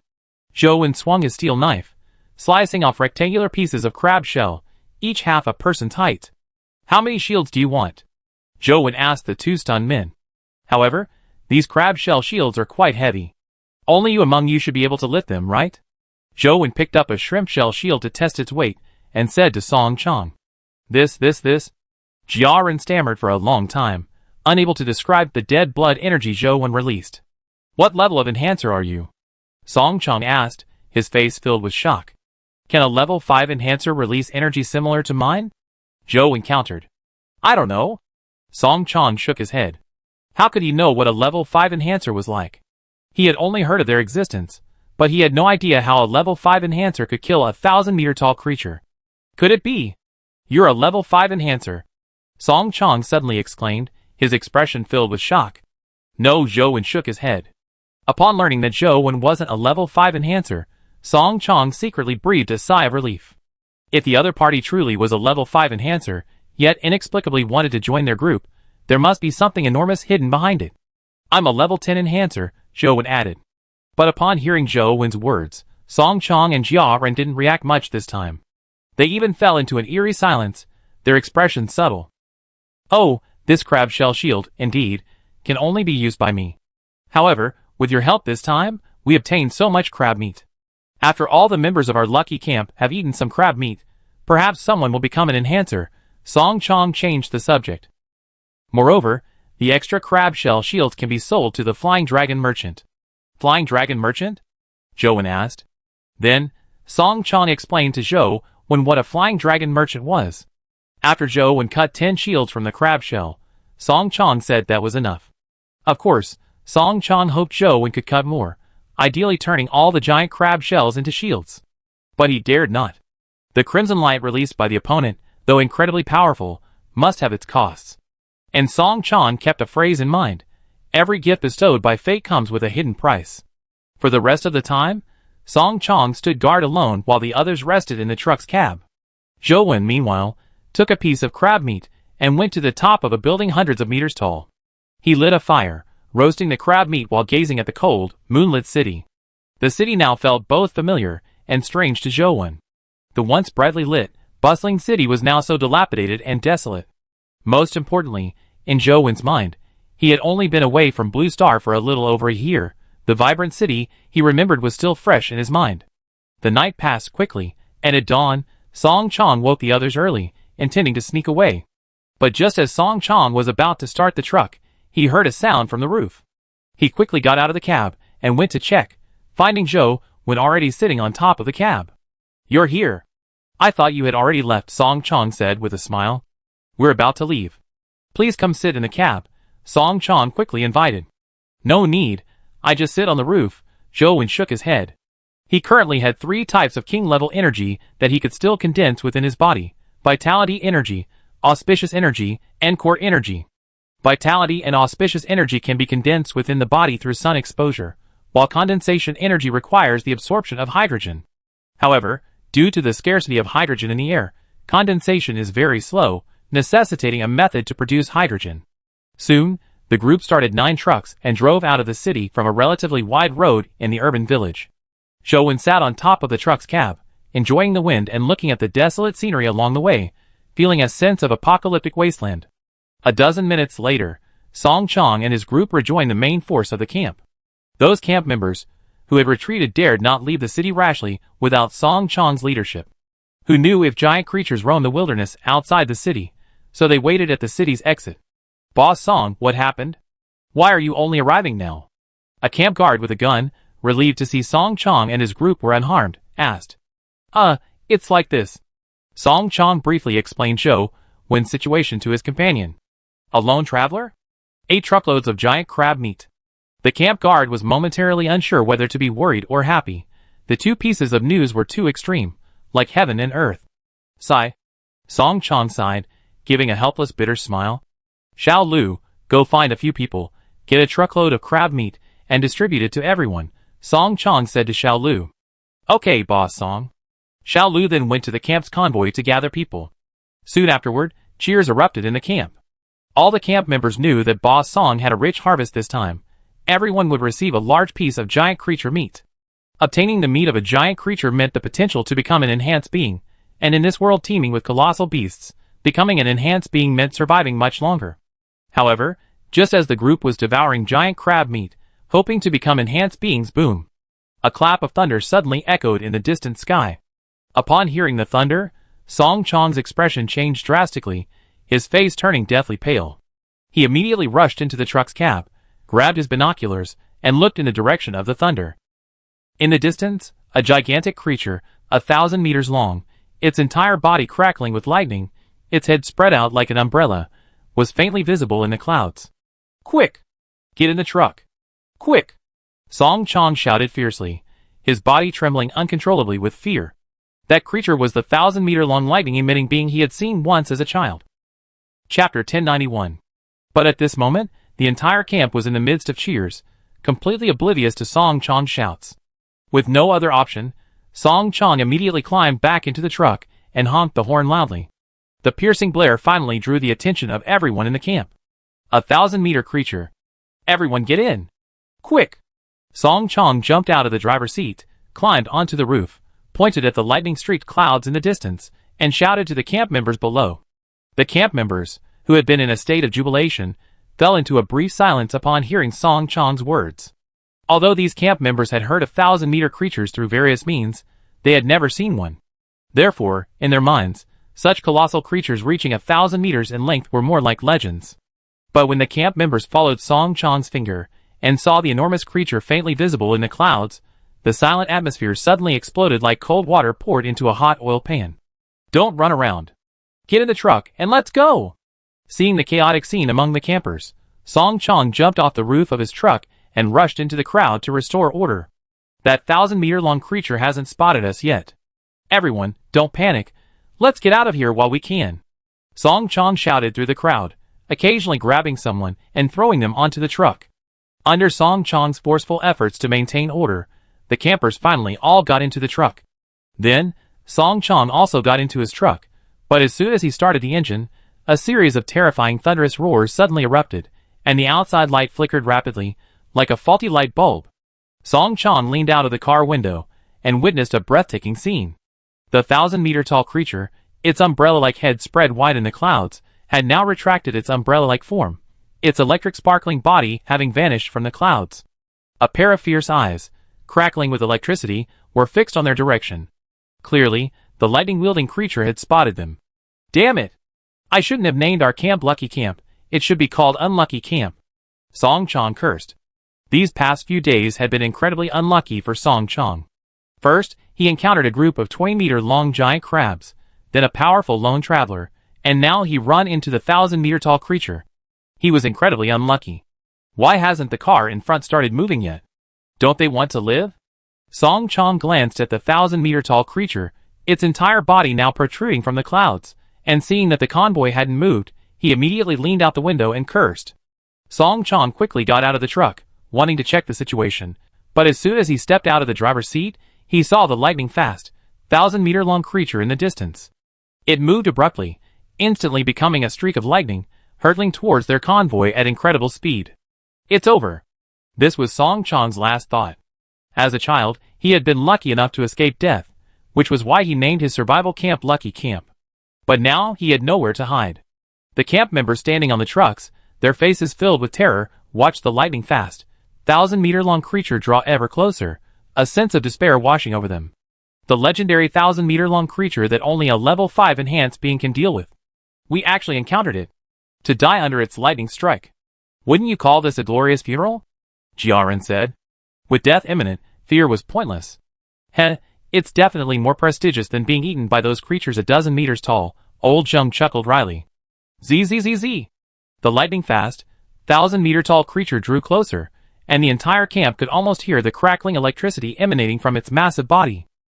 However, the crackling sound they heard wasn't actually from the lightning-fast, 1,000-meter-tall creature. Only Song Chong, who had heard its electric currents up close before, noticed the difference. He then turned his gaze towards the direction from which the crackling sound came. On the roof of the truck's cab, Zhou Wen stood quietly, but what made Song Chong's pupils shrink was that golden currents were flashing across Zhou Wen's entire body. Then, Zhou Wen casually raised his right arm and pushed his palm forward. Boom! In an instant, a deafening thunderclap exploded, followed by a blinding golden light. Song Chong stared in disbelief, his eyes snapping shut by the golden light. The next second, an invisible force spread outwards, as if the air itself had been compressed. This force was incredibly powerful. The camp members, who had been desperately waiting to die on the trucks, were all blown about, nearly overturning the trucks closest to Zhou Wen. Song Chong, standing on the ground, was directly blown away, crashing heavily into a truck before falling to the ground. However, he had no time to worry about his injuries. He immediately got to his feet, first glancing at Zhou Wen, noticing the golden current on Zhou Wen had disappeared, then looking at the lightning 1,000-meter-long creature. At this moment, the lightning 1,000-meter-long creature suddenly began to writhe in the air, seemingly in great pain, and Song Chong saw wisps of golden lightning on its body. The 1,000-meter-tall lightning-infused creature writhed painfully in the air a few times before plummeting downwards. Boom! The colossal body crashed into several buildings, instantly shattering them into fragments and kicking up a cloud of dust. Song Chong stared in shock, his mouth agape. He then turned to look at the truck roof where Zhou Wen had been standing, but it was gone. I didn't expect to encounter a Leviathan so quickly, and a lightning Leviathan at that. Perfect for obtaining the lightning core to refine thunder energy.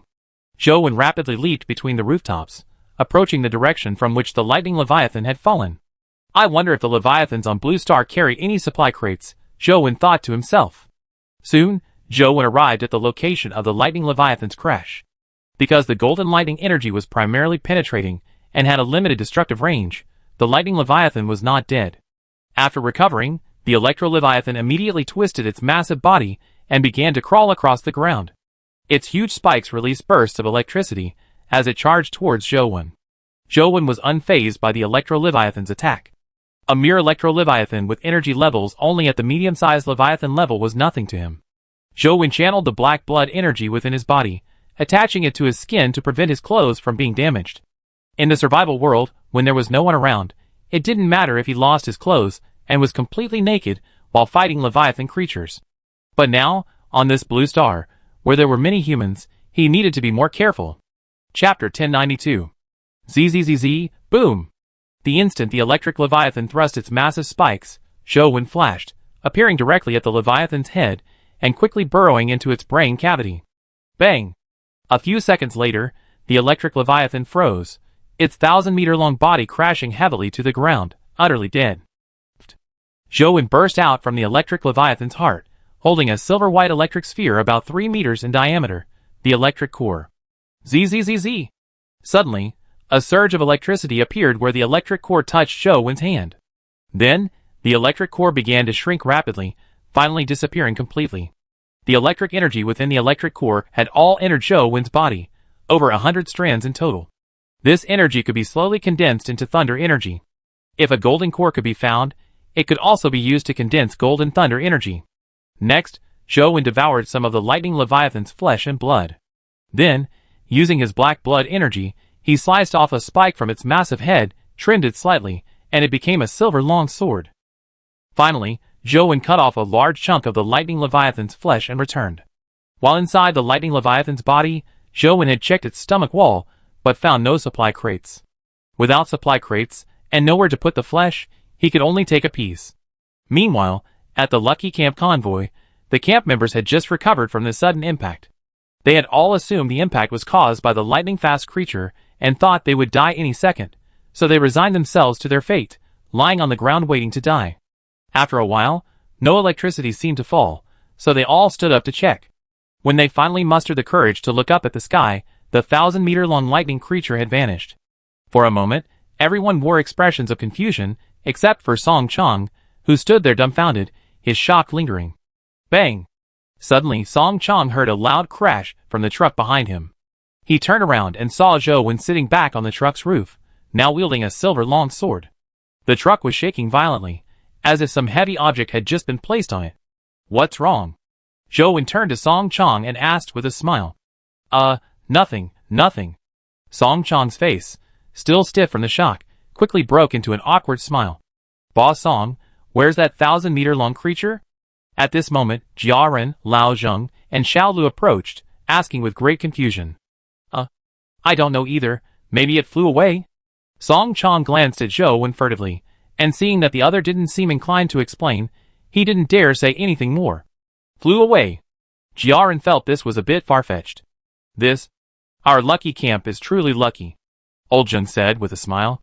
I think the credit should go to Boss Song. Boss Song encountered those 1,000-meter-long creatures before and survived. This time, he brought our entire camp with him, and they survived. They're really too lucky, Xiao Lu said happily. Stop talking. Everyone, hurry up and finish eating the crab meat, then let's get going. Being praised by his companions didn't make Song Chong happy. Instead, he felt a chill run down his spine. It was Zhou Wen who saved the entire camp. What did it have to do with him? Song Chong glanced at Zhou Wen furtively, and seeing no displeasure on Zhou Wen's face, he breathed a slight sigh of relief. Huh? Shouldn't we leave quickly? What if that 1,000-meter-long creature comes back? Old Jun said. Oh right. Let's go. Song Chong nodded immediately. Soon after, the Lucky Camp convoy quickly drove out of the city and into a forest. The dilapidated road was lined with trees 2 or 3 meters in diameter. In Zhou Wen's memory, the roadsides outside the city should have been fields, but now it was a forest.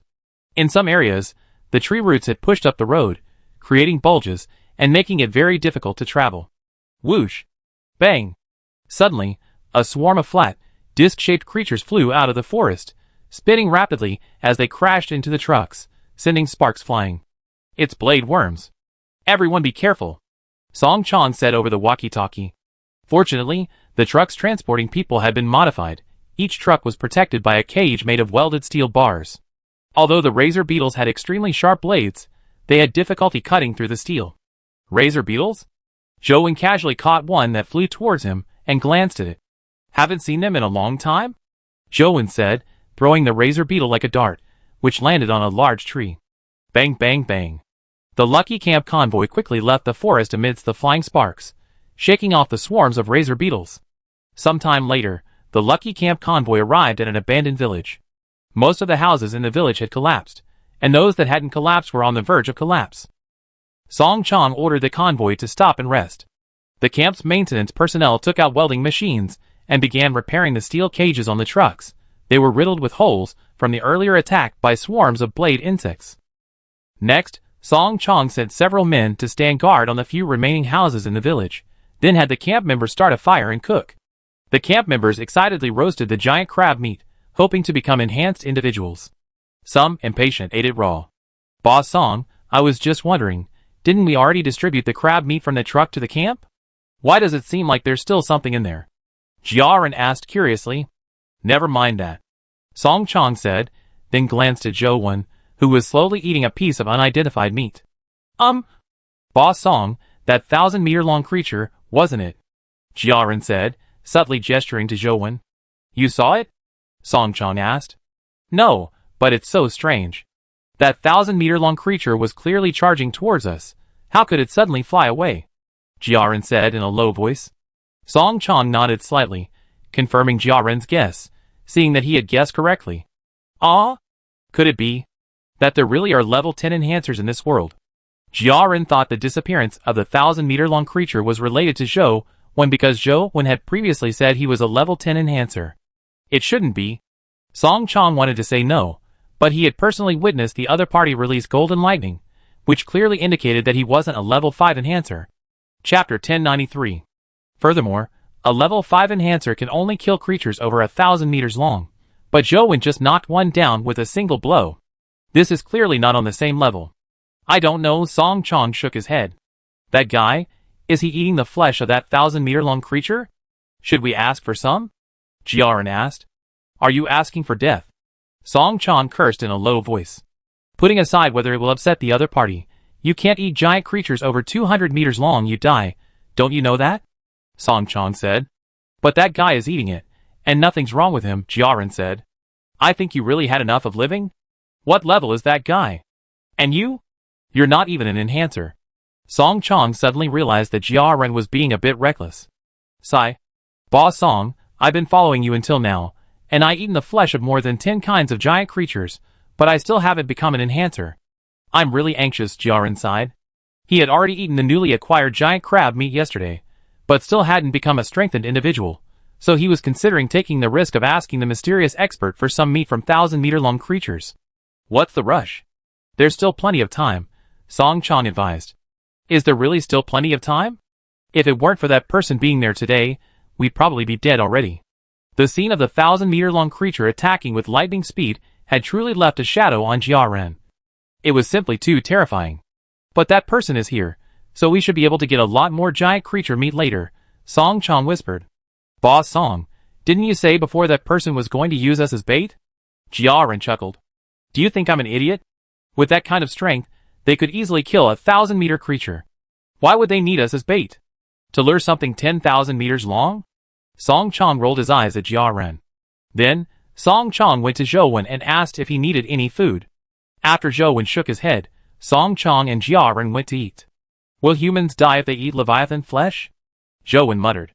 Although Song Chong and Jia Ren's conversation was quiet, Zhou Wen heard it all. He had originally planned to give Jia Ren a piece of Leviathan flesh to see if it could increase the chances of an ordinary person becoming a strengthened being, but it turned out humans couldn't eat Leviathan flesh. Is it because they can't withstand the energy in the Leviathan flesh? Zhou Wen guessed. At that moment, the personnel standing guard on the dilapidated building suddenly noticed a black dot in the sky and quickly looked through their binoculars. Boss Song, it's the Flying Dragon Merchant, the guard said to Song Chong over the walkie-talkie. What a coincidence. Those giant crab meats would spoil easily if left out. The Flying Dragon Merchant is here, we can exchange them all for supplies. Song Chong glanced at the Flying Dragon Merchant through his binoculars and then fired a signal flare. Whoosh! A gust of wind blew, and a gigantic creature, covered in scales, about 30 meters long, with 4 legs and 3 pairs of wings on its back, landed not far from the Lucky Camp convoy. On the back of this flying creature was a wooden house, and at its head, a person was holding a steel cable resembling reins. Brother Song, looks like you had another good haul recently. The human piloting the giant flying creature lowered the steel cable and jumped down from a height of over 10 meters with ease, clearly a power-up user. I got lucky and got some giant crab meat. What do you have, Brother Chin? Song Chong asked, shaking hands familiarly. I just traded with other survival camps, and now I only have some basic supplies left, the merchant surnamed Qian replied. How many rockets do you have? Song Chong asked. Facing creatures over 10 meters tall, rockets were the only thing that could still be effective. 10? Do you want them all? The merchant asked. All of them, Song Chong nodded. Looks like Brother Song has had quite a haul this time, the merchant said, somewhat surprised. Rockets were very expensive, after all, they were thermal weapons capable of killing creatures over 10 meters tall. One rocket was equivalent to the corpse of a 10-meter-tall creature. Previously, Song Chong had traded small amounts of meat from these giant creatures for rockets, accumulating them over time until he finally got 3. Now he was getting 10 at once. Brother Qian, come here. Seeing that the merchant Qian seemed somewhat skeptical, Song Chong led him to a truck, lifted the tarpaulin, and revealed a pile of crab meat. 20-meter-long giant crab meat. How about 10 rockets for 1 truckload? Song Chong said. 20-meter-long giant crab meat? The merchant Qian reached out and grabbed a piece of crab meat. The firmness of the meat confirmed it was from a 20-meter-long giant crab. Although Song Chong and his companions were seeing 20-meter-long giant crabs for the first time, the merchant Qian, having flown around so much, had seen them before and could confirm it by grabbing a piece. Sure, 1 truckload for 10 rockets. The merchant Qian then gestured to his men in the flying creature cabin, ordering them to bring down 10 rockets. Brother Qian, don't rush. I still have a few truckloads of crab meat, Song Chong said. A few more truckloads? Merchant Qian looked at the several trucks behind him, clearly loaded with goods, his expression somewhat surprised. Are all these trucks filled with crab meat? Merchant Qian asked. The last one isn't, the rest are. Song Chong avoided the truck carrying Zhou Wen's 1,000-meter-long biological meat. Upon hearing this, Merchant Qian sized Song Chong up and down. Brother Song, you reached the 2nd level of enhanced beings? No, just lucky. Song Chong didn't reveal Zhou Wen's strength. Brother Song's camp is called Lucky, and you really are lucky, Merchant Qian said with a smile. Of course, he didn't believe Song Chong's words, but he was just a businessman and didn't need to press the issue. So many cartloads of 20-meter crab meat, what else would you like to trade, Brother Song? Do you have any armor or weapons made from 20-meter biological materials? Song Chong asked. If he could get a set of armor and weapons made from 20-meter biological materials, he'd have a fighting chance against creatures over 10 meters long. I do have a set. I was originally planning to trade with some medium-sized camps, but they couldn't afford the price. It seems this equipment is destined for you, Brother Song. After saying this, the merchant personally went back to the flying creature, carried it on his back, and then returned carrying a huge metal box. Here, these are the 10 rockets Brother Song wanted. The merchant took out 2 boxes from the metal box and handed them directly to Song Chong. Each box contained 5 rockets. Then the merchant took out 2 smaller metal boxes, 1 square and 1 rectangular. Upon opening them, the square metal box contained a set of blue armor with fine scales on the surface, and the rectangular metal box contained a black spike. The green snake armor and the steel needle sea urchin spines are both made of 20-meter-long biological materials, the merchant Qian explained. Chapter 1094. Can I test its hardness with the crab claw broadsword? Song Chong asked the merchant, touching the green snake armor. Sure. The merchant nodded confidently. The crab claw broadsword Song Chong had sold was made from the claw of a 10-meter crab. Its strength was average, and it wouldn't leave a mark on the green snake armor. Swish. Song Chong swung the crab claw broadsword forcefully, quickly slicing through the green snake armor, leaving only a white mark. How about that? I didn't lie to you, did I? The merchant wiped the white mark from the green snake armor. Brother Qian's goods are naturally without fault. Song Chong chuckled, then looked at the steel needle sea urchin dagger. Brother Qian, is this the only weapon you have? Song Chong picked up the steel needle sea urchin dagger and tried swinging it. The tip was indeed very sharp, and the material was very hard. It could pierce a hole in a crab claw-shaped blade. However, its attack method was too limited. It could only be used for thrusting, far inferior to a sword that could both chop and slash. Moreover, this kind of conical spiked weapon had limited lethality against giant creatures. It might be decent against humans. That's all I have. I don't sell the better weapons, the merchant said, shaking his head. Sigh, then this one will do. How much? Song Chong didn't say anything more and asked about the price. The merchant's name was Qian Jin, a level 2 enhanced user, and he was at the bottom of the dragon merchants. He indeed didn't get a chance to sell the better weapons made by the large survival camps. He usually only sold basic supplies to small survival camps. As for his earlier claim that the medium-sized survival camps couldn't afford the price of these two pieces of equipment, that was an exaggeration. Medium-sized survival camps simply didn't consider this kind of equipment. 5 cartloads of crab meat, Qian Jin quoted. 5 cartloads? Brother Qian, you're joking. This is 20-meter-long crab meat, on par with equipment. Even if the equipment is more complicated to make, it's not worth 5 cartloads, is it? Song Chong said, placing the steel needles and sea urchin thorns into the tin box. These two pieces of equipment are indeed not worth 5 cartloads, but when I do business out there, I'm risking my life. Let me tell you, the size of giant creatures is getting bigger and bigger. Last time I went to Jinshan Camp, I heard that a 10,000-meter-long creature appeared at launching camp, and they had to use nuclear weapons to kill it. And recently, it seems that a 1,000-meter-long creature that releases lightning has also appeared around here. I heard that several survival camps have been wiped out by that creature. If I encounter that 1,000-meter-long creature, I definitely die. Isn't it reasonable for it to be more expensive? Qian Jin said, sharing what he had heard. A 10,000-meter-long creature really appeared? Song Chong asked in surprise. That's all Blue Star Camp's business. It's far from here. You should worry about that lightning-powered 1,000-meter-long creature first, Qian Jin said. That lightning-powered 1,000-meter-long creature, Golden Mountain Camp even gave it a name, Titan Lightning Jellyfish, Qian Jin continued. Do you still think my price is too high, brother? Qian Jin asked, his eyes fixed on Song Chong's expression, expecting to see fear in the other's eyes, but the other remained completely unmoved. 2 truckloads at most, Song Chong countered. If he had heard Qian Jin's words before, he definitely wouldn't have bargained, because the lightning-powered 1,000-meter-long creature was indeed terrifying, and Qian Jin was indeed facing a great risk. The problem is, the lightning-fast creature is dead, so the premium generated by the risk is naturally gone. 2 cartloads? Brother Song, you're haggling way too much, Qian Jin said, shaking his head. Brother Song, to be honest, who else can you sell this crab meat to besides me? Qian Jin continued. How about this? These 2 pieces of equipment are 4 cartloads of crab meat in total. Let me take the rest. What else do you want? I help you exchange it at a large survival camp. How about that? Otherwise, if you keep this crab meat for too long, it end up being worthless. Qian Jin's words carried a hint of threat. Song Chong frowned slightly. After hesitating for a moment, he agreed. Qian Jin was right. The crab meat couldn't be traded away too soon. Once it spoiled, it would be worthless. Although he could wait for other dragon merchants, his small survival camp of a few hundred people was worthless in the eyes of most dragon merchants, and he had hardly ever done business with them anyway. That's more like it. I'm having a tough time too, brother.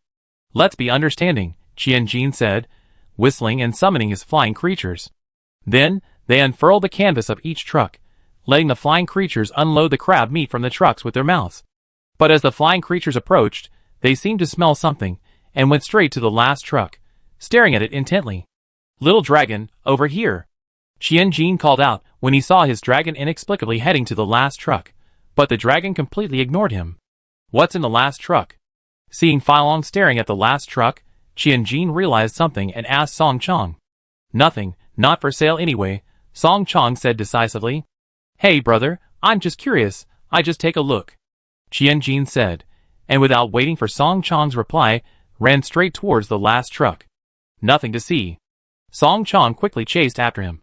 But Qianjin was a level 2 enhanced individual, and Song Chong couldn't catch up at all. The distance of several dozen meters was covered in a second, and Qianjin reached the front of the last truck, where he saw Zhou Wen sitting on top. The moment Qianjin and Zhou Wen's eyes met, Qianjin's expression suddenly changed.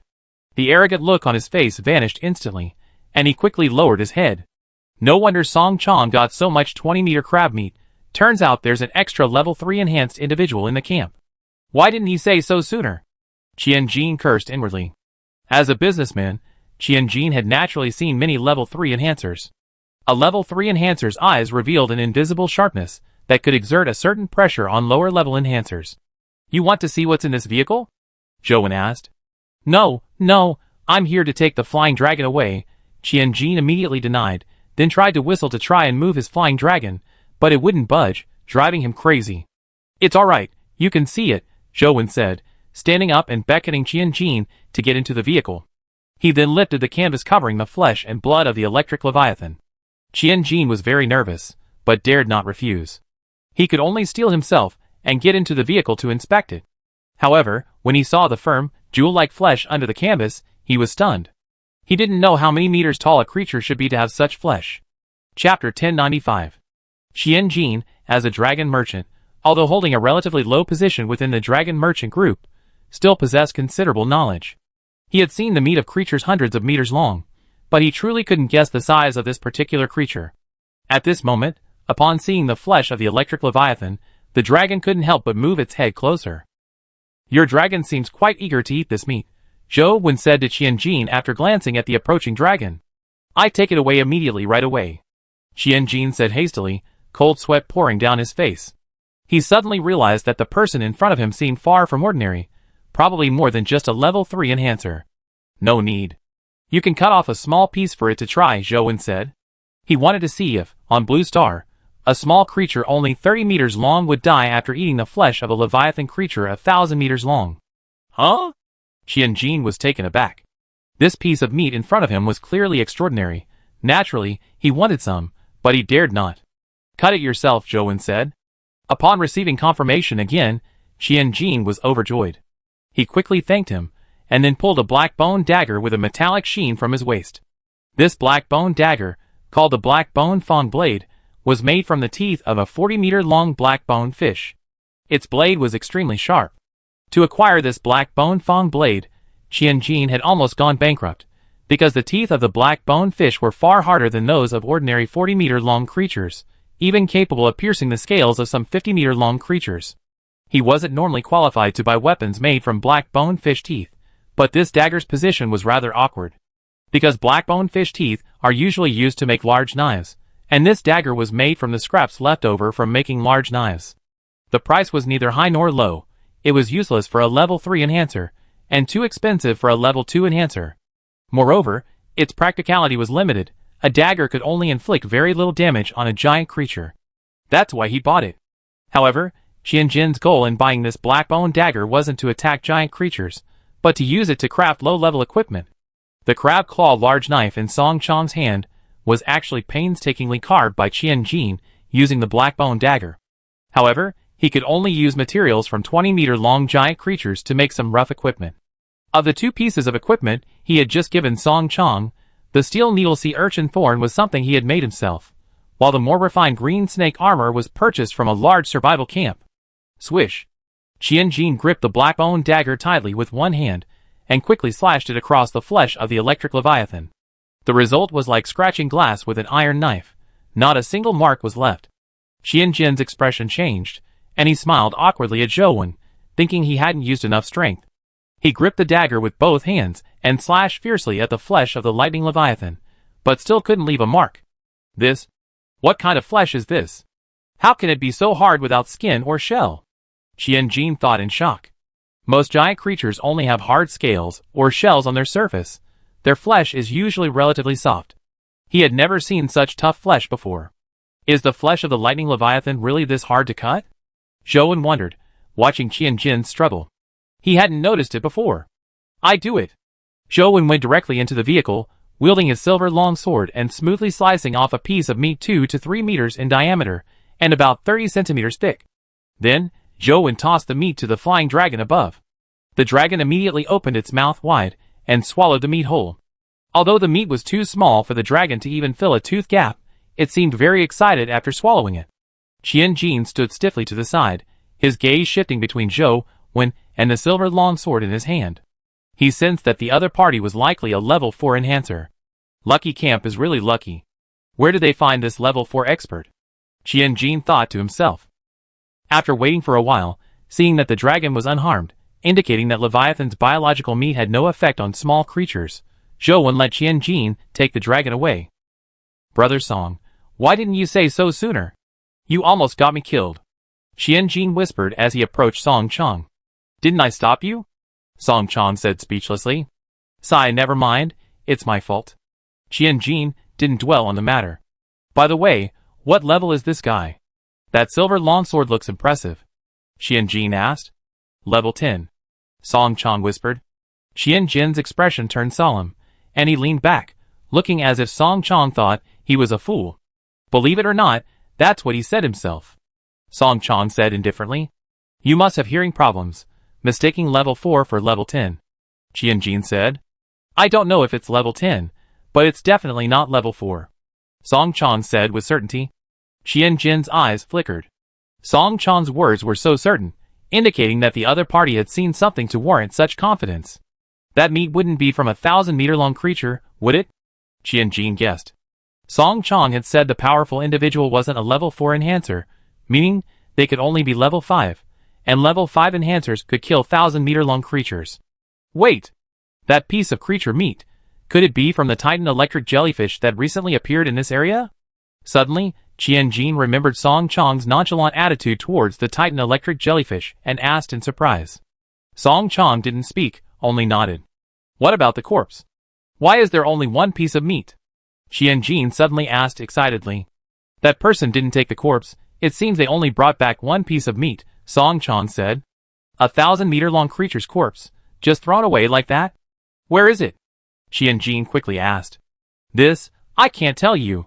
What if that powerful individual left the corpse for some other purpose? Song Chong shook his head. What use is a 1,000-meter-long creature corpse? To lure 10,000-meter-long creatures? Where would we get 10,000-meter-long creatures here? Tell me quickly, and after I sell the 1,000-meter-long creature corpse to Jinshan Camp, I give you a set of equipment made from 100-meter-long creature materials, Qian Jin urged. No, if you want to sell, go ask yourself. I won't tell. Song Chong shook his head again. Song Chong was still very clear-headed. Equipment made from 100-meter-long creature materials was certainly tempting, but you had to be alive to use it. If he displeased this mysterious expert, who had surpassed level 5, equipping a set of equipment made from 1,000-meter-long creature materials would also mean certain death. Hearing Song Chong say this, Qian Jin fell silent. He really didn't dare to ask. A level 5 expert, if the other party was even slightly displeased, he might be doomed.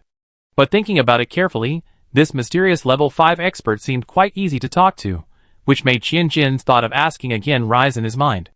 After struggling for a while, Qian Jin finally gritted his teeth and decided to take the plunge. Chapter 1096. Fortune favors the bold, let's risk it, Qian Jin said, as if encouraging himself, before heading to Zhou Wen's location. Answer, I wonder. Is the 1,000-meter-long creature you just killed? Is it useful in any other way? Qian Jin's voice trembled slightly.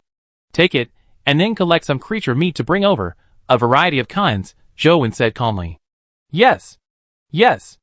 I will definitely collect as much creature meat as possible. Hearing the mysterious expert's words, Qian Jin was overjoyed, excitedly promising. Then, after learning the location of the lightning leviathan's corpse from Song Chong, Qian Jin impatiently jumped onto the back of the flying dragon, ready to leave. Hey! Aren't you going to take this crab meat? Song Chong shouted. No, you can keep it for yourselves. After saying this, Qian Jin pulled on the reins, and the flying dragon's 3 pairs of wings flapped violently, soaring into the sky. Eat it all ourselves? That's such a waste. Song Chong looked at the 7 carts full of crab meat. Each type of giant creature meat could potentially turn someone into an enhanced being, but eating the same kind repeatedly had no effect. Just then, a cheer suddenly erupted from the camp members gathered ahead, roasting the crab meat. Boss Song, Miao Shuang has become an enhanced being. Xiao Lu excitedly rushed over and said. A few little brats actually produced an enhanced being? Song Chong asked, somewhat surprised. Because children who become enhanced beings experience further physical growth, they will be stronger than ordinary level 1 enhanced beings as adults. Besides Miao Shuang, are there any others who have become enhanced beings? Song Chong asked. After all, Miao Zhuang was only a 10-year-old child. It was impossible to send him into battle. If something happened to him, the loss would be too great. No more, only Miao Zhuang. Xiao Lu shook her head. The odds are really slim, Song Chong said helplessly, but he was used to it. Around noon, the convoy finished resting and continued their journey towards the Iron Wall camp. For the next 10 days or so, the Lucky Camp convoy fared relatively well, encountering no truly enormous creatures. They only encountered large creatures ranging from a few meters to 10 meters in length, which were nothing to Song Chong, who possessed the green snake armor and the steel needle sea urchin spikes. Zhou Wen didn't intervene, because creatures under 10 meters long weren't even considered small in his eyes. Song Chong had his subordinates to handle them, so he didn't bother. However, Song Chong didn't harvest much meat either, because although the creatures weren't large, their numbers were vast. Song Chong needed to protect the camp members, so he couldn't focus on obtaining meat. Therefore, the carcasses of the creatures he killed were eaten by their companions. In the end, only 3 types of creature meat were obtained, but after distributing them among the camp members, no enhanced individuals were created. At this time, the Lucky Camp's convoy stopped in a dilapidated town. It was late, and Song Chong planned to set off again at dawn. Just as the camp members began to cook, a convoy approached from the other side of the town, in the direction of Iron Wall Camp. This convoy was extremely large, even containing tanks. Seeing this, Song Chong had a bad feeling and quickly went to negotiate with the people in the convoy. Iron Wall Camp is doomed. A 10,000-meter creature attack. You better turn back now, a member of the large convoy said to Song Chong. A 10,000-meter creature? Song Chong's face paled. That was a terrifying existence that even a level 5 enhanced individual couldn't handle. I never heard of 10,000-meter creatures before. How did they suddenly appear? Song Chong muttered. Xian Jin had mentioned encountering one at the Blue Star camp, which was ultimately killed by a nuclear bomb. Song Chong didn't dwell on the question too much. He quickly returned to his convoy, informed all members, and then prepared to turn the convoy around and leave the town. Don't turn back. Continue towards Iron Wall Camp, Zhou Wen said as Song Chong got into the vehicle Zhou Wen was in, preparing to turn around. Iron Wall Camp is inaccessible. A 10,000-meter creature appeared, and everyone at Iron Wall Camp is evacuating, Song Chong explained. It's alright. Continue towards Iron Wall Camp, Zhou Wen said. He had overheard Song Chong's conversation with the members of the larger convoy. The 10,000-meter creature was nothing more than a large leviathan. You can handle a 10,000-meter creature? Song Chong hesitated. Zhou Wen's previous display of strength was indeed impressive, but there was a vast difference between a 10,000-meter creature and a 1,000-meter creature. Yes, Zhou Wen nodded. Song Chong was silent for a moment. Then after a long while, he notified all camp members to continue their journey to Iron Wall Camp. This notification puzzled many camp members, but they quickly realized what it meant. It was Zhou Wen's intention. Over the course of 10 days, some members of Lucky Camp naturally became curious about Zhou Wen's identity. Then, Old Zheng and Little Lu secretly revealed that Zhou Wen was a lone traveler and a level 3 enhanced individual. Sending us to our deaths at Iron Wall Camp? Does he really think he can handle a 10,000-meter creature? A member of Lucky Camp sneered. He's really overestimating himself. If he wants to die, he should go alone. Why drag us along? Another chimed in. We can go to Iron Wall Camp with him, but could we ask him to spare the children in the camp? Yet another said. No, everyone misunderstood. That person isn't. Seeing that the camp members seemed to have misunderstood, Song Chong quickly explained. Boss Song, what are you afraid of? I know you're worried about what we say displeasing him, but we come this far. Why should we be afraid of offending him? Someone in the crowd shouted, directly interrupting Song Chong's explanation. Song Chong wanted to explain further, but the crowd kept talking, giving him no chance to speak. Finally, Song Chong got angry and started cursing, which finally silenced them. That strongman can handle 10,000-meter creatures. Everyone don't need to worry, Song Chong explained. As a result, nobody believed him. That was a 10,000-meter creature. Even the strongest level 5 enhancer couldn't handle it. How could a mere level 3 enhancer possibly have that kind of strength? Then, Song Chong mentioned that Zhou Wen had killed the previous lightning-fast 1,000-meter creature, and that the opponent might have been a level 10 enhancer. But this explanation was too outrageous, and nobody believed him even more. Believe it or not, stop talking nonsense. Everyone get on the bus and head towards Iron Wall Camp. Song Chong was too lazy to explain anymore. Boss Song, you changed. You're bowing and scraping to the Lone Rangers, sending us all to our deaths. Xiao Lu got into the bus with tears in her eyes, and a face full of disappointment. The other members of Lucky Camp also looked at him with disappointment, then silently got into the bus. I'm telling the truth, Song Chong said helplessly, then glanced at Jiaran beside him. Can that guy really handle a 10,000-meter creature? That's a 10,000-meter creature. Even Jiaran, let alone the other camp members, was somewhat skeptical. Chapter 1097. Anyway, it was that person who said it himself, Song Chong said to Jiaran. Actually, Song Chong wasn't sure if Zhou Wen's words were true, but he had no other choice. That person was likely a level 5 or higher enhanced individual, someone their small survival camp couldn't defy. Sigh, let's get in the car and set off. Song Chong sighed, then led Jiaran into the car, and together with the camp's convoy, they drove towards Iron Wall Camp overnight. Along the way, the Lucky Camp convoy encountered many other convoys evacuating from Iron Wall Camp. The members of these convoys were puzzled to see the Lucky Camp convoy still heading towards Iron Wall Camp. Has this small camp gone mad? A 10,000-meter creature is not something a level 4 enhanced individual in Iron Wall Camp can handle. They still dare to head towards Iron Wall, no matter how much we try to persuade them, a member of another survival camp wondered. Why do you care about others? Take care of yourself first, another companion said indifferently. In this world, survival is the most important thing. 2 days later, the Lucky Camp convoy entered another city, with Iron Wall Camp located in its center. In truth, Iron Wall Camp was more of a city than a survival camp. The reason it was built as a survival city was because, before Earth entered the Vanishing Era, it was an industrial city. The large quantities of steel, cement, and other construction materials stored within the city made it easy to forge the city center into a sturdy fortress. Upon entering the city, the Lucky Camp convoy found an open space to rest. After 2 days of continuous travel, the camp members were quite exhausted. Moreover, in the eyes of the Lucky Camp, they were committing suicide. Reaching the Iron Wall Camp meant certain death. Therefore, before that, they naturally wanted to have a good meal. After all, as the saying goes, a full stomach makes for a good journey. While these camp members were cooking, they would occasionally glare angrily at Zhou Wen. With their deaths imminent, they had no reason to fear him. Zhou Wen was unconcerned by their glares. A 10,000-meter creature was an absolute catastrophe for ordinary people. Even the strongest level 5 enhanced individuals were powerless against it. Therefore, it was normal for them to think he couldn't handle it. Please don't take offense, they're too narrow-minded, Song Chong said, speaking up for the camp members in front of Zhou Wen. Well, the Iron Wall Camp is in the center of this city, not far. How about I drive you there? Song Chong hesitated before finally speaking. Song Chong had never seen a 10,000-meter creature, but he knew how terrifying a 1,000-meter creature was.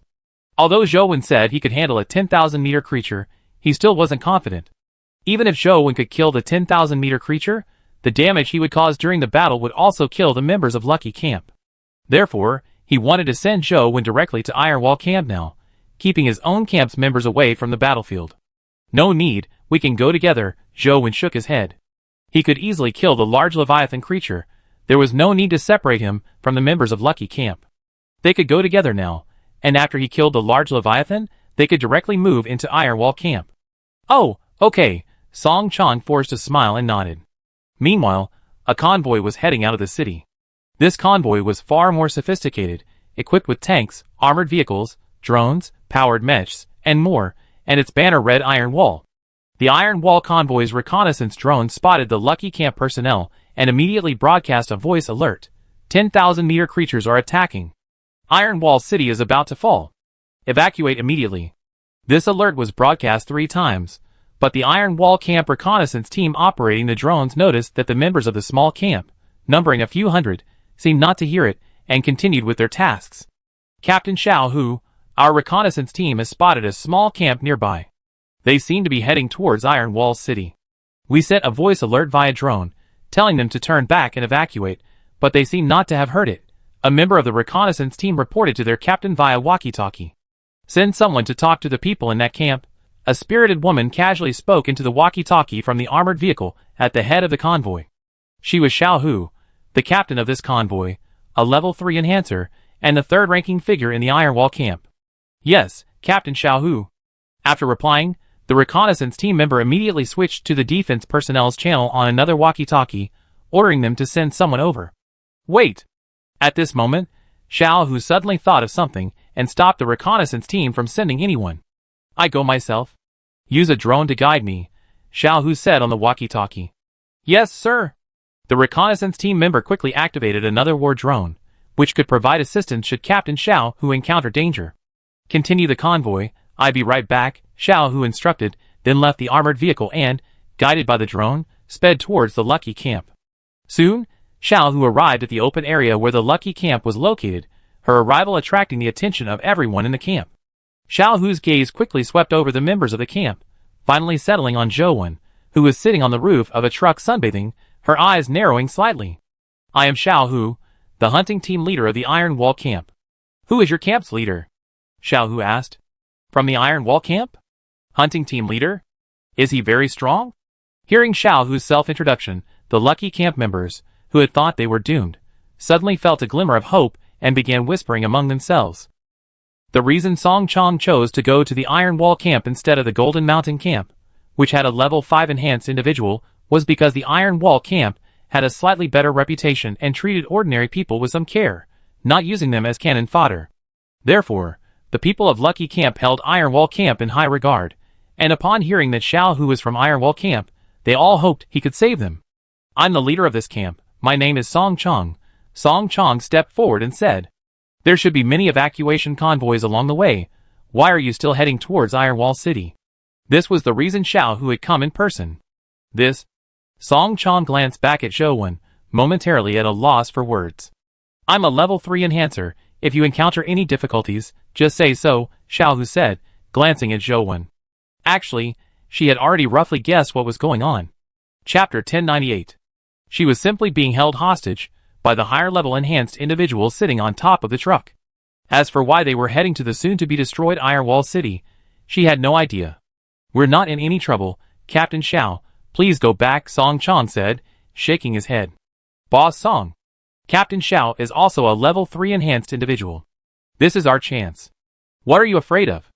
At this moment, a man rushed out from the crowd and shouted, "Captain Xiao, we were all coerced by that guy. He's a lone wolf, also a level 3 enhanced individual," the man said, pointing at Zhou. "That's not it, they misunderstood, it's..." Song Chong tried to explain quickly, but before he could finish, Xiao Hu had already drawn a large red knife from his back and rushed to the truck where Zhou was. "Friend, I don't know why you're taking them to Iron Wall City, but the 10,000-meter creature is less than 100,000 meters away. Iron Wall City will soon be reduced to ruins. Going there will only be suicide." Xiao Hu didn't attack immediately but tried to persuade them first. After all, as fellow level 3 enhancers, a fight would be difficult to decide quickly, and their Iron Wall camp had no reason to risk offending a powerful lone traveler for the sake of a small camp. Zhou quickly sized up the woman in front of him, dressed in a black leather jacket and pants, with short black hair, and a rather androgynous appearance. "I'm going to deal with the 10,000-meter creature. Your Iron Wall doesn't need to leave. You can come back to Iron Wall City with us," Zhou said calmly. Xiao Hu frowned. She didn't believe a word Zhou said, because currently, the only way to deal with a 10,000-meter creature was with nuclear weapons, not even for level 6 enhancers. Yes, currently, there are level 6 enhanced individuals among humanity, exceeding level 5. However, even level 6 enhanced individuals can only deal with creatures within a 5-kilometer radius, remaining helpless against creatures within 10,000 meters. And this guy in front of her, claiming he can handle creatures within 10,000 meters, seems like a pipe dream to her. "If you're going, go alone. These people can't go with you," Xiao Hu said directly. She didn't argue with Zhou about whether he could handle creatures within 10,000 meters, because it was pointless and a waste of breath. "Yeah, since you can handle creatures within 10,000 meters, why don't you go alone? Why take us with you?" The man from Lucky Camp chimed in. Yeah, why would you take us with you if you're so powerful? Are we supposed to help you?" "Exactly, go by yourself." Suddenly, The entire Lucky camp erupted in commotion, members clamoring for Zhou Wen to leave. "You people, sigh." Zhou Wen stood up from the roof of the vehicle with a somewhat helpless tone, shaking his head as he glanced at everyone. "I offered to help you out of kindness, and you treat me like this?" Zhou Wen said calmly, slowly walking to the edge of the hood of the car. Xiao Hu's expression darkened. She felt an invisible pressure emanating from him, and immediately gripped her red broadsword, assuming a fighting stance. Meanwhile, the war drone hovering above Xiao Hu's head had already loaded the 2 Gatling guns beneath its fuselage. As the black barrels spun, a devastating barrage of bullets rained down. Zhou Wen lightly leaped down from the hood of the car. Xiao Hu's expression immediately hardened. Since he had already shown hostility, there was no need for her to be reasonable.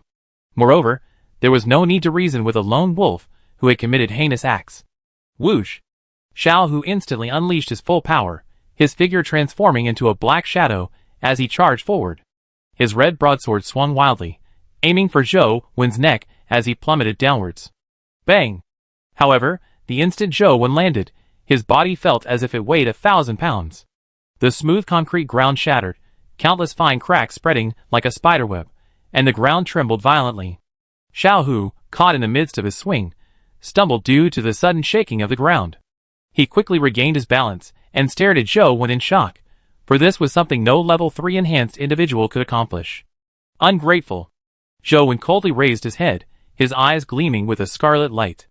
Then, a surge of blood-red energy rose from his body, enveloping him completely, making him appear as if bathed in blood, a truly terrifying sight. The members of Lucky Camp, who had been shouting, were startled by Zhou Wen's sudden change. The next second, a chilling aura swept over them, causing everyone to gasp. Xiao Hu's expression changed drastically, her eyes wide with terror as she stared at Zhou Wen, whose body radiated crimson energy. "You?" Xiao Hu was about to speak when her vision suddenly blurred, and then Zhou Wen's figure vanished. The next second, she felt a terrifying aura behind her, realizing that Zhou Wen was behind her. Although Xiao Hu already knew she was no match for him, waiting to die was not in her nature. So, she gritted her teeth, quickly twisted her waist, and swung her red great sword with tremendous force. The red great sword landed squarely on her opponent's neck. Seeing that he didn't dodge, a glimmer of hope suddenly ignited in Xiao Hu's heart. This large red sword was crafted from the hardest bone spurs of a 100-meter-long creature. Even a level 4 enhanced individual, if struck in the neck without defense, would be severely injured, if not killed. Bang! However, the scene Xiao Hu had anticipated, the blade piercing flesh, did not occur. Instead, her red sword shattered the moment it touched the opponent's neck. Before Xiao Hu could even show shock, she saw the opponent's arm move. A fist carrying extreme power whistled down and struck her abdomen. In that instant, her hands and feet turned ice cold, death was imminent. The next second, a sharp pain shot through her abdomen. Xiao Hu's consciousness immediately blurred, and her body was launched into the air, flying backward like a cannonball. Bang! Screech! Xiao Hu's body slammed heavily into the truck behind her. The truck was deformed by the impact, and the enormous force caused it to shift a meter. Rat-a-tat-tat. Everything happened too fast. The 2 Gatling guns on the war drone had just started firing, raining down bullets at Zhou Wen. But these bullets couldn't even get close to Zhou Wen. Upon contact with the crimson energy on his skin, the bullets vanished instantly. Whoosh! Zhou Wen waved his hand, and a crimson energy blade about 10 meters long flew towards the war drone in the sky, instantly slicing it in two. Boom! Boom! The war drone, cut in half, fell from the sky, exploding and bursting into 2 fireballs. Zhou Wen stood between the fireballs, his scarlet eyes fixed on the remaining reconnaissance drone. Chapter 1099. In the Iron Wall camp convoy, the scouts who witnessed everything were drenched in sweat, their eyes filled with deep fear. Meanwhile, at the Lucky camp, Zhou Wen absorbed the dead blood energy into his body, returning to his previous sluggish state. Continued to Iron Wall City. Anyone have any objections? Zhou Wen's gaze swept over the pale-faced members of the Lucky camp.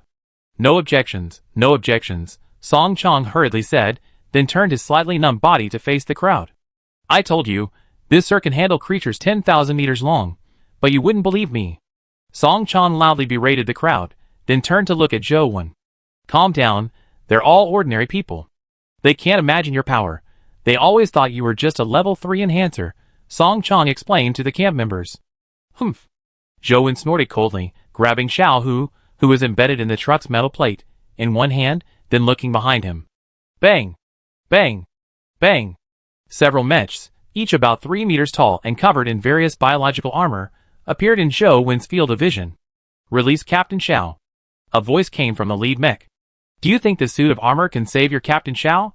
Zhou Wen said, holding the heavily injured and unconscious Xiao Hu in one hand. You? Have your convoy turn around and return to Irewall City, or else. Zhou Wen didn't say anything more, only glancing at Xiao Hu, the meaning of which was self-evident. After a while, the Irewall camp convoy, which had just withdrawn from Irewall City, turned around and returned, following Zhou Wen's lucky convoy, heading towards Irewall City. Zhou Wen sat atop an intact truck, with the unconscious Xiao Hu beside him. Zhou Wen placed his hand on Xiao Hu's abdomen, and a surge of emerald green energy entered his body, rapidly repairing his damaged internal organs. Xiao Hu's pale complexion regained its rosy hue. Sigh, no one believes the truth, I have to resort to violence, Zhou Wen said helplessly. Meanwhile, in the northern part of Irewall City, the center of this industrial city, a colossal creature, resembling a mountain and 10,000 meters long, was slowly moving. In front of this 10,000-meter-long creature, a tiny human figure was carrying a black crystal cannon, 5 or 6 meters long and 3 meters wide, unleashing energy attacks at the creature. However, the 3-meter diameter energy beams were less than a tickle to the 10,000-meter-long creature, utterly ineffective. Everyone in the city should have evacuated by now. The figure muttered to herself, immediately distancing herself from the 10,000-meter-tall creature after unleashing her attack. She was Tian Kai, the level 4 enhanced warrior and leader of the Irewall camp. This energy cannon the Blue Star camp researched is somewhat useful, but the energy crystals are too expensive. Tian Kai had been using the energy cannon to attract the 10,000-meter-tall creature's attention, slowing its arrival at Irewall City and buying time for the city's inhabitants to evacuate. Of course, she was able to buy time because this 10,000-meter-tall creature was a snail-like creature, moving very slowly, otherwise, she couldn't possibly be faster than it. Buzz? At this moment, static crackled from the long-range communicator clipped to Tian Kai's chest. Have all the people in the city left? Tian Kai asked. Boss Tian, Captain Zhao's evacuation convoy has returned. The subordinate reported on the other end of the communicator. What? What happened? Tian Kai, who was about to return to the city, paused and quickly asked. According to the evacuation convoy members, it seems they encountered an enhanced individual who could release strange, blood-red energy. Captain Xiao was severely injured by that person's punch. The subordinate relayed the information he had received. An enhanced individual releasing strange, blood-red energy? A level 6 enhanced individual? Tian Kai guessed. Could they be here to provide support? But a level 6 enhanced individual couldn't possibly kill a creature 10,000 meters tall, Tian Kai frowned. Level 6 enhanced individuals possess a peculiar energy. To become a level 6 enhanced individual, one needs to fuse with the source core within a special 100-meter-tall creature. Successful fusion grants extraordinary abilities, but the probability of successful fusion is very low. This method of fusing with a special 100-meter-long biocore to become a level 6 enhancer is a recent development, resulting in a limited number of level 6 enhancers. Therefore, any level 6 enhancer must belong to a large survival camp. While minor conflicts may occur between the various large survival camps, humanity remains relatively united in this world teeming with giant beasts. If a well-known large camp encounters a colossal creature it cannot handle, other large survival camps will provide support. Who was lucky enough to reach level 6, and then presumptuously came to our aid, even forcibly bringing back my evacuation convoy. How despicable, Tian Kai said angrily. Although Tian Kai is only a level 4 enhancer, her strength is actually close to level 5. Furthermore, she is young, only in her early 20s, and her status is equal to that of other level 5 enhancers. Never mind, everyone else has already evacuated. I take my men and evacuate too. As for that guy who wanted to deal with the 10,000-meter creature, let him buy us time to retreat. He can't handle it anyway, he can definitely escape. With that, Tian Kai shouldered the energy cannon and rushed towards Irewall City. Whoosh! But Tian Kai had only moved a few hundred meters when a white light flashed across the sky. What was that? Tian Kai stopped and looked back, only to see the white light flying straight towards the 10,000-meter creature. Buzz! When the white light was only 1,000 meters away from the 10,000-meter creature, it suddenly stopped. The next second, a surge of crimson energy shot into the sky, transforming into a crimson energy blade 10,000 meters long. A few seconds later, The crimson energy blade flew towards the 10,000-meter creature, easily piercing through its body. The 10,000-meter creature, which had been moving forward, suddenly split in two. The two halves fell one after the other, the half inside the shell still writhing. This is the level 6 enhancer who came to provide support? Tian Kai exclaimed, her mouth agape in disbelief. At this moment, on the north wall of Iron Wall City, Song Chan's Lucky Camp members and Xiao Hu's retreating Iron Wall Camp members were all frozen in place. They had initially thought Zhou Wen would have a major battle with the 10,000-meter creature, but he had actually annihilated it instantly. Boss Song kept saying that guy was very strong, but I didn't believe him. I deserve to die, a Lucky Camp member said, his expression blank. Xiao Hu, where did you find him? A well-dressed, refined-looking man asked in shock. He was Tang Wenshan, the second in command of the Iron Wall Camp, and also a level 3 enhancer. Xiao Hu was also in shock. She had only met him a few hours earlier, and knew nothing about his identity, so she looked at Song Chang. Chapter 1100. Whoosh! Whoosh! Zhou Wen released two more dead blood energy blades, each striking the brain of the 10,000-meter-long creature whose body had been severed in two, destroying both halves and killing it completely. I didn't expect the first large leviathan I encountered on Blue Star to be a bone-plate tungsten snail leviathan, Zhou Wen said with some surprise, then slowly descended from the air, flying towards the stomach wall space of the bone-plate tungsten snail leviathan. Although the bone-plate tungsten snail was a large leviathan, it didn't have a core, only the tungsten gold sea centipede within its stomach wall space possessed one. After arriving on Blue Star, Zhou Wen couldn't open his system emails. Encountering the bone-plate tungsten snail leviathan allowed him to obtain tungsten by feeding on the tungsten gold sea centipede's carapace. At this moment, in the stomach wall space of the left half of the bone-plate tungsten snail leviathan's body, a 300-meter-long, entirely black arthropod was rapidly crawling, capturing some parasites within the stomach wall space. Zhou Wen landed in front of the tungsten gold sea centipede, immediately mistaken for a parasite. It opened its enormous mandibles and charged at him. Whoosh! Zhou Wen casually unleashed a blade of dead blood energy, slicing the tungsten gold sea centipede in two. Luckily, I have the deathly silent worms inside me. The dead blood worms that breed from them can continuously provide me with dead blood energy.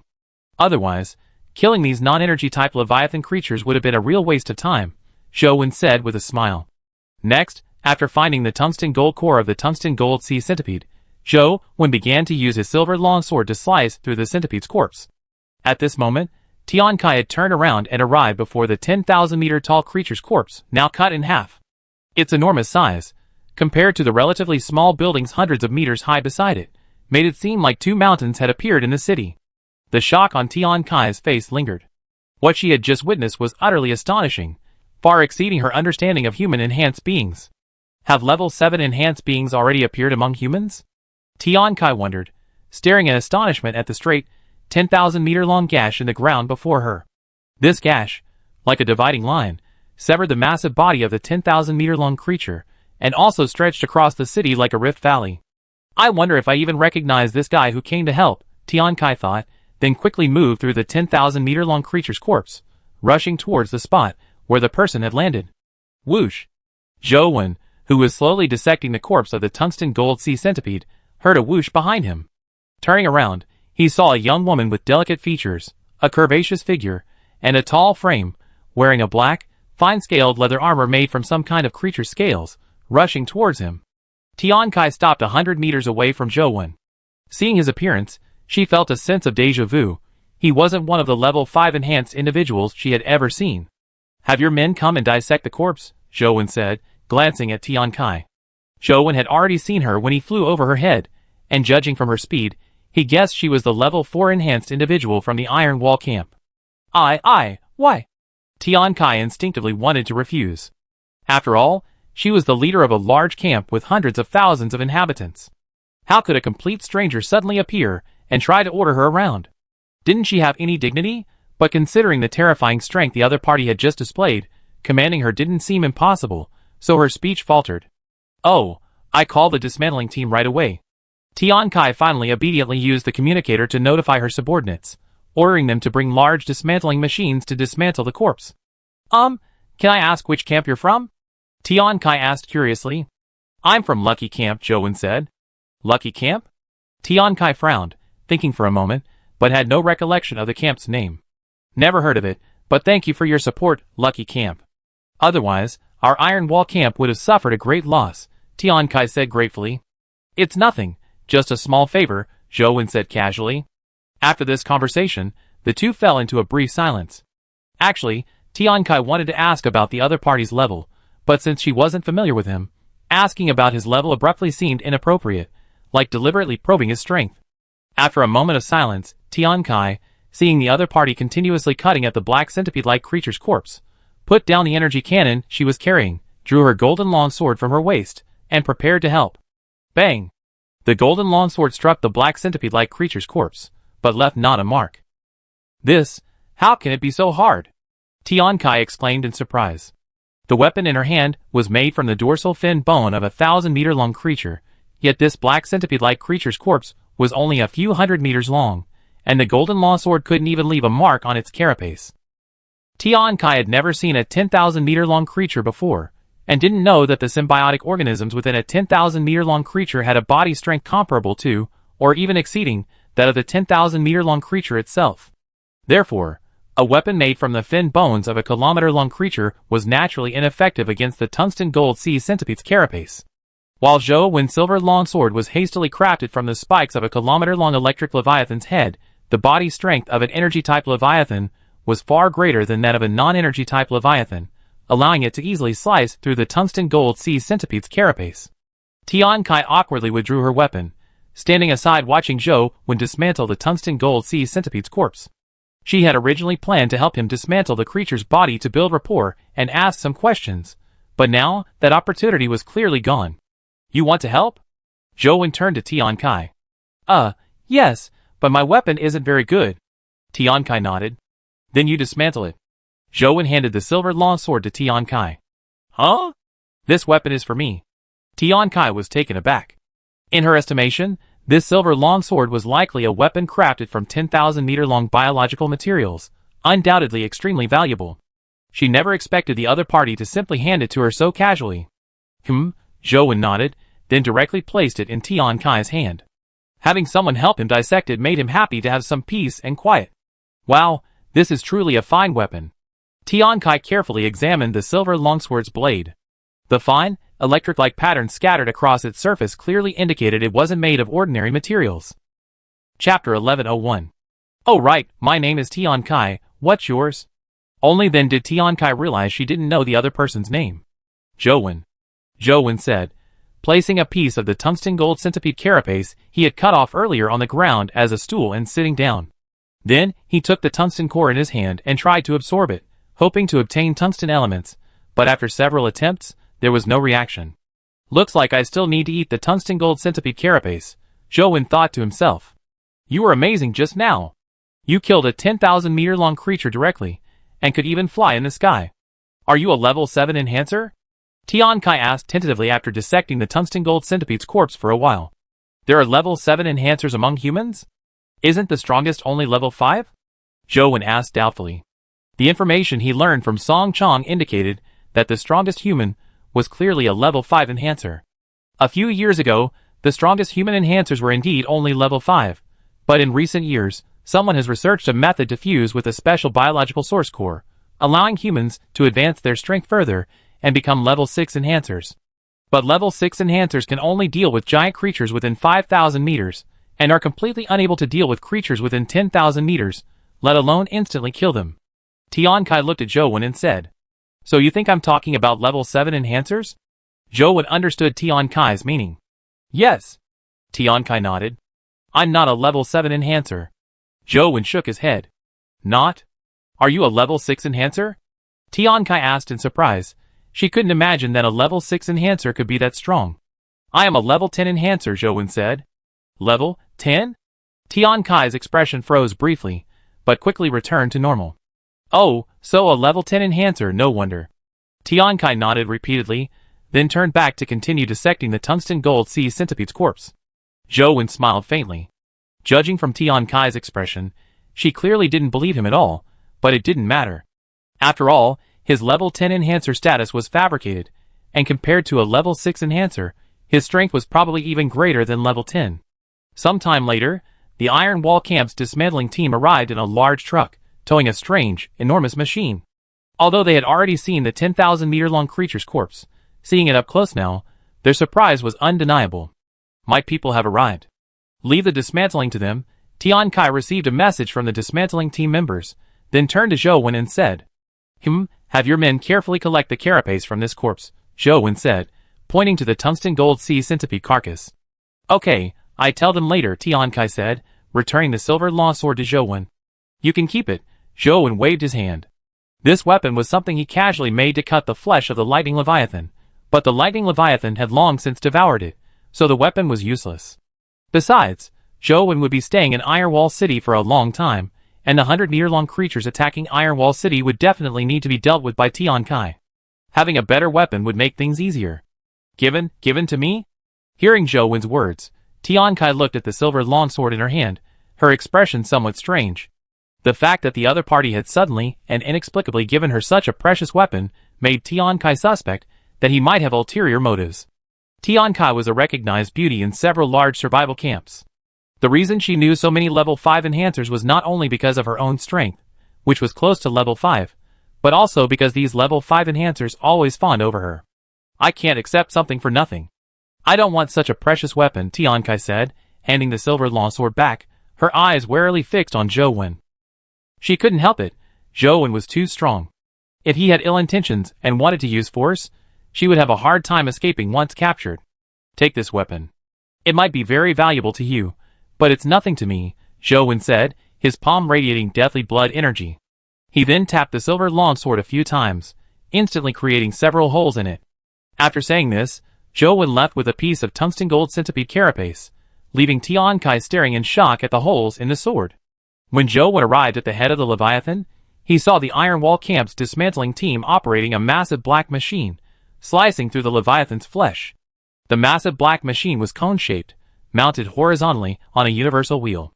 A beam of energy, only a few centimeters thick, shot from the tip of the cone. This energy beam easily cleaved the Leviathan's flesh, and its cutting direction could be adjusted by rotating the universal wheel.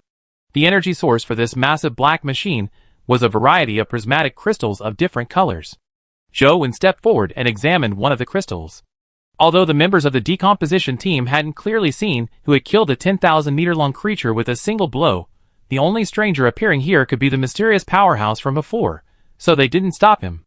When Zhou Wen picked up a golden crystal, it suddenly transformed into energy and entered his body. This is gold-type energy? Zhou Wen said in surprise. It seems these crystals are made using energy from the core, Zhou Wen guessed, because he could only directly absorb energy from the core. Then, Zhou Wen returned to Iron Wall City. The lucky camp members waiting for Zhou Wen in Iron Wall City looked at him with somewhat evasive eyes. Why are you all so timid? Apologize quickly. Song Chong shouted to the group. If it weren't for Lord Zhou Wen killing the lightning-fast 1,000-meter-long creature, we would have been dead long ago. Afterwards, Song Chong led the lucky camp members in apologizing, which Zhou Wen accepted. They were just ordinary people. There was no point in holding a grudge. Then, Xiao Hu awkwardly came over to apologize. After all, she had started the fight, and it turned out the other party really was there to deal with the 10,000-meter creature. It was all a misunderstanding. Let's arrange accommodations, Zhou Wen waved her hand dismissively. Okay. Xiao Hu then led Zhou Wen and her group to the center of Iron Wall City. This was the location of the Iron Wall camp. Xiao Hu arranged for Lucky Camp to be housed in a nearby residential complex. This complex was about 60,000 square meters in size, with over a dozen apartment buildings, more than enough to accommodate the several hundred people from Lucky Camp. When Xiao Hu arrived at Leviathan, she also gave Zhou Wen a communicator so she could contact her directly if needed. Chapter 1102. That evening, Tian Kai arrived at the residential area where Lucky Camp was located and delivered several truckloads of Leviathan meat from the tungsten snail pelvis to Zhou Wen. By this time, Tian Kai had already learned the general situation from her subordinates, and knew that Lucky Camp was just a small camp. However, this made Zhou Wen's identity somewhat mysterious, as if he had appeared suddenly. However, Tian Kai didn't dwell on it too much. Having a powerfully enhanced individual with no background permanently stationed in Iron Wall City meant they wouldn't have to worry about attacks from 10,000-meter-long creatures anymore. By the way, do you have a way to produce large quantities of hydrogen? Zhou Wen asked. Hydrogen production? Sure, There's a hydrogen production facility in the Iron Wall City steel mill, Tian Kai said. Then give me a hydrogen-filled chamber, Zhou said. Currently, without king-level Leviathan flesh, the various king-level energies within his body were condensing extremely slowly, and the only king-level energy that could be used as an attack method was condensed nucleus energy through the absorption of hydrogen. Previously, Zhou had been on the road and had no means to produce hydrogen. Now that he had arrived in Iron Wall City and had a fixed place to live, he naturally wanted to begin absorbing hydrogen to condense and fuse nuclear energy. Oh, Tian Kai nodded, agreeing without asking why. That evening, after consuming a large amount of flesh and blood from the pelvic bone tungsten snail Leviathan, Zhou returned to the accommodation Xiao who had arranged for him to rest. He hadn't slept for the past 10 days. The next morning, after getting out of bed, Zhou stared blankly at the concrete ground of the residential area through the glass window. Even after so many days, he still felt somewhat out of place. In the survival world, once outside the phantom scale stomach wall space, the only view was endless seawater. After some time, Song Chong came to call Zhou for breakfast, but Zhou didn't go. Instead, he ate some raw flesh and blood from the pelvic bone tungsten snail Leviathan. Around noon, Tian Kai came to find Zhou and told him that the hydrogen chamber was ready. The steel plant already had hydrogen production equipment. Connecting a pipe to a well-sealed room was all it took, not a major project. Zhou immediately followed Tian Kai to the room containing the hydrogen chamber, and began continuously absorbing hydrogen through the fusion nucleus, condensing fusion energy within his body. During this time, Tian Kai noticed that Zhou hadn't come out of the hydrogen chamber for a long time and checked on him several times, thinking he had fainted from lack of oxygen. However, Zhou was perfectly fine. It was her frequent checks that aroused Zhou's dissatisfaction. Is he even human? How can he go so long without breathing? Tian Kai asked in surprise. Could it be that the special giant biocore he fused with gave him the ability to absorb hydrogen? Tian Kai speculated.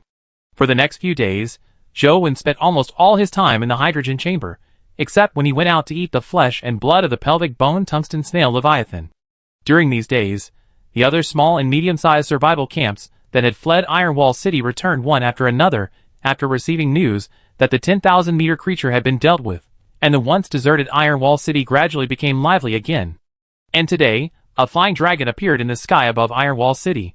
It was Qian Jin, the flying dragon merchant, who had previously obtained a lightning leviathan corpse from Zhou. Upon finding the corpse of the lightning leviathan, Qian Jin was so excited he nearly fainted. The carcass of this 1,000-meter-long creature could definitely propel him to great heights. So, he immediately rode his dragon day and night for 3 days to reach the Golden Mountain camp. He used his connections to inform Gu Wanjiang, a level 5 enhancer at the camp, about the lightning leviathan's corpse. Gu Wanjiang, however, didn't believe him at all. The lightning leviathan was no ordinary 1,000-meter-long creature. Humanity currently had no way to kill it, not even nuclear bombs, as they couldn't hit it. Qian Jin pleaded and begged, even guaranteeing with his life, before Gu Wanjiang finally sent a level 3 enhancer subordinate to accompany him to investigate. After the subordinate confirmed it was indeed the corpse of a lightning leviathan, Gu Wanjiang was devastated. He believed the lightning leviathan hadn't been killed by humans, but by some much more powerful giant creature. If that terrifying, unknown giant creature were to reach Jinshan camp, the entire camp would be destroyed, hence the order to prevent anyone from collecting the Thunder Leviathan's corpse.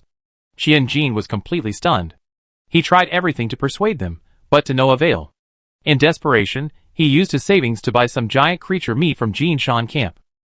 Then he flew to Ironwall camp to see if the people there dared to collect the Thunder Leviathan's corpse, and also to explain the situation to Zhou at Lucky camp. Otherwise, failing to fulfill his promise would certainly have dire consequences. However, upon arriving near Ironwall camp, he heard that it had been attacked by a 10,000-meter-tall creature. Going to Ironwall camp was out of the question, so he sold the giant creature meat he had bought to various survival camps he encountered along the way to recoup some funds.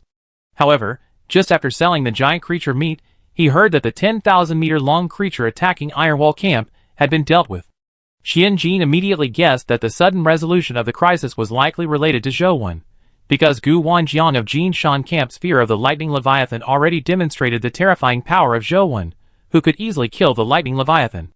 Thinking of this, Qian Jin dared not go to Ironwall camp empty-handed, so he returned to Jinshan camp, spent all his savings, bought various kinds of giant creature meat, and hurriedly flew to Ironwall City.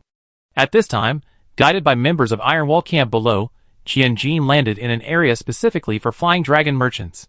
Upon landing, Qianjin, through members of Ironwall Camp, found Lucky Camp, then handed over the various kinds of giant creature meat he had brought to Song Chong, and explained to Zhou Wen why he hadn't brought more giant creature meat. Then take the Ironwall Camp men to retrieve the corpse, Zhou Wen said. After listening to Qianjin's explanation, he suddenly realized that the Lightning Leviathan's corpse seemed quite valuable. However, dissecting and bringing back the Lightning Leviathan's corpse would take a long time, because the dissecting tools were too huge and could only be transported by ground. It might take 2 or 3 months to completely dissect and bring the entire corpse back. Are there any creatures around 20 meters long near Ironwall City? Zhou Wen turned to Tian Kai and asked.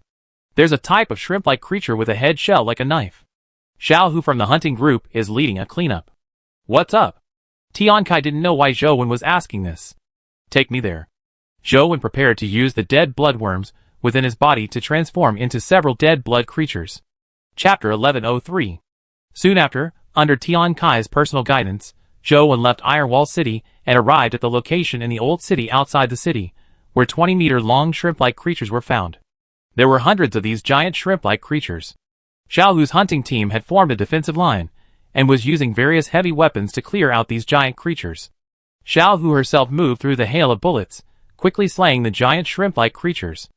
As a level 3 enhanced user, clearing out these 20-meter-long creatures was quite easy for her. These giant creatures seemed to be appearing more and more frequently lately, Xiao Hu said, frowning as she pulled her broadsword from the head of one of the giant shrimp-like creatures, and looked at the dozens of giant shrimp-like creatures still charging towards her. Just as Xiao Hu was about to move again, she received a message from her subordinates informing her that Tian Kai and Zhou Wen had arrived, apparently for some business, so she quickly returned to the defensive line. Boss Tian and Zhou. Xiao Hu was a little embarrassed. She didn't know how to address Zhou Wen. If Tian Kai wasn't there, she could call Zhou Wen Boss Zhou, but with Tian Kai around, it felt inappropriate to call someone else boss. Just call me Zhou Wen, Zhou Wen said nonchalantly. Oh, is there something you all want? Xiao Hu asked. She didn't take Zhou Wen's suggestion to call him by his name directly.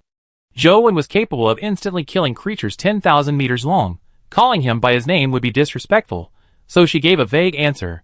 Tian Kai didn't speak, only glanced at Zhou Wen. She didn't know what Zhou Wen had come for.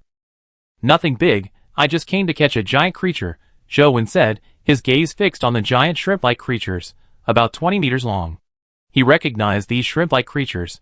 They were called knife-headed shrimp. Transforming this razor-headed shrimp into a dead blood creature, its bladed head armor is perfect for decomposing the corpse of the Electro-Leviathan, Zhou Wen thought to himself, then vanished in a flash.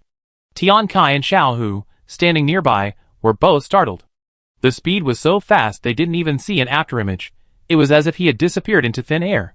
When they turned their gaze to the battlefield outside the defensive line, they saw Zhou Wen standing on the back of a giant shrimp-like creature, one arm piercing into its carapace, seemingly doing something. Cease fire. Xiao Hu quickly ordered her men via walkie-talkie to prevent artillery fire from hitting Zhou Wen. Of course, Xiao Hu knew these bullets wouldn't harm Zhou Wen, but she still wanted to show him the necessary respect. Although Zhou Wen usually seemed very easygoing and unassuming, she had personally experienced his terrifying killing intent, an intent that was definitely not that of a benevolent person.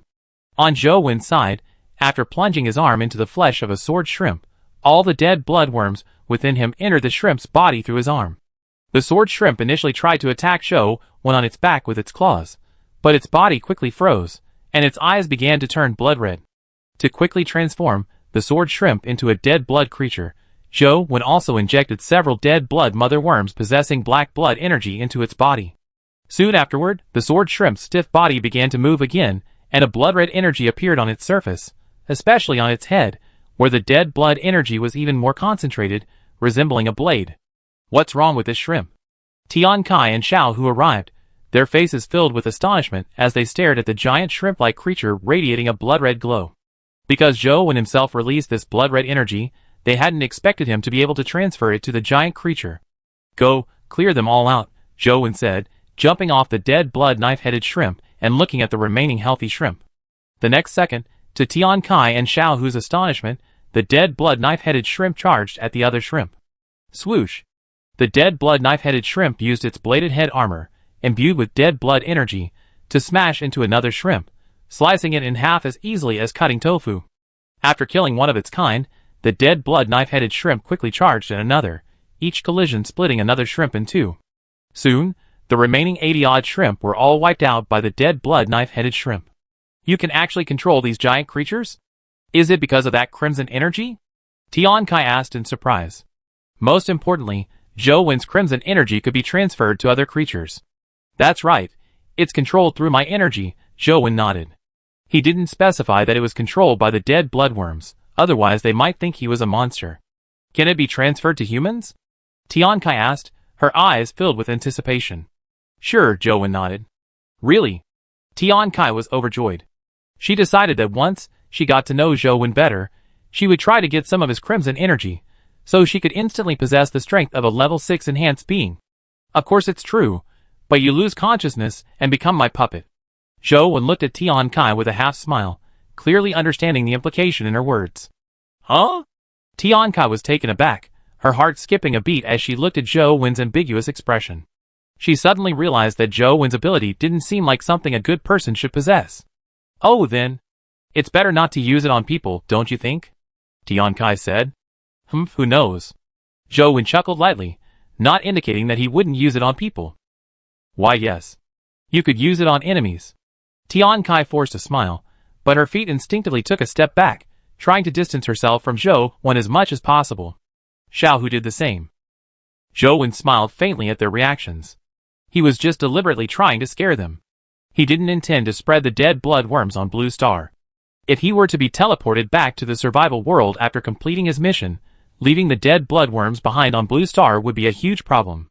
Although under normal circumstances, the bloodworms would die directly after being disconnected from Zhou Wen for an extended period, mutations could still occur.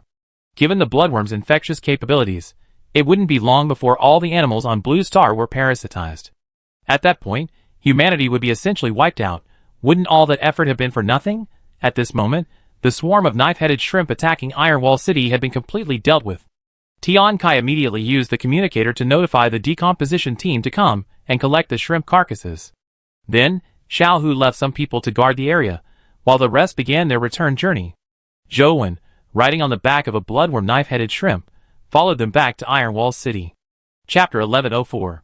Originally, Zhou Wen had invited Tian Kai and Xiao Hu to ride the dead blood knife-headed shrimp, but they quickly waved their hands in refusal. Upon returning to Ironwall City, the dead blood knife-headed shrimp caused a commotion. The city's residents initially thought a giant creature had invaded. Xiao Hu finally calmed the disturbance by briefly explaining the situation through a loudspeaker placed on the roof of the vehicle. Take this giant shrimp to dissect that Titan electric jellyfish, Zhou Wen said to the flying dragon merchant Qianjin and the group of dissectors. Qianjin looked at the giant shrimp-like creature, its entire body glowing with blood, a puzzled expression on his face. He didn't understand why this giant shrimp-like creature didn't attack the people around it, and why it could dissect the corpse of a special kilometer-long creature. However, he didn't ask. Zhou Wen said it was okay, so it was okay. He just needed to do as he was told. Besides, none of the Ironwall camp personnel had raised any questions, so it wasn't his place to ask.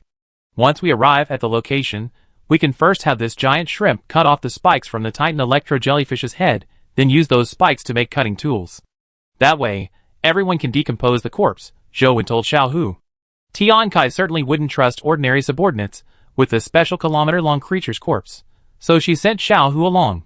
The specific personnel arrangements for decomposing the Electro-Leviathan's corpse were Tian Kai's responsibility. Zhou Wen returned directly to the hydrogen chamber to continue absorbing hydrogen and condensing nucleus energy. After that, Zhou Wen spent most of his time in the hydrogen chamber, sometimes basking in the sun during the day to condense auspicious and life-giving energy. 10 days later, the entire team that had gone out to dismantle the Lightning Leviathan's corpse returned. The corpse was also transported to Ironwall City by air via other dragon merchants summoned by Qianjin. Upon seeing the Lightning Leviathan cut into hundreds of spike pieces, Tian Kai realized that the silver longsword Zhou Wen had given him was something he had casually made from the Lightning Leviathan's spikes. By this time, almost every member of the dismantling team was armed with a sword, crafted using the dead blood energy from the bladed head armor of the dead blood knife-head shrimp, using materials devoid of spikes. Seeing that the Lightning Leviathan's corpse was completely dismantled, Zhou Wen retrieved the dead blood worms, and dead blood mother worms from the dead blood knife head shrimp back into his body. During this time, Tian Kai wanted to keep the dead blood knife head shrimp, as its dead blood energy would be extremely useful for dismantling corpses and crafting various equipment. However, Zhou Wen directly refused. The dead blood shrimp, having collected all the dead blood worms and the dead blood mother worms, died instantly. After handing its carcass over to Tian Kai for disposal, Zhou Wen returned to the hydrogen chamber. Time passed day by day, and Iron Wall City regained its former prosperity, its streets bustling with people. Meanwhile, rumors of Iron Wall City's success in dealing with 10,000-meter-long creatures gradually spread, attracting more small and medium-sized survival camps. This led to a surge in the population of Iron Wall City, causing it to become somewhat overcrowded, forcing many small survival camps to set up camp outside the city. Other large camps also learned of this and sent invitations to Zhou Wen, wanting to get to know him, but Zhou Wen completely ignored them.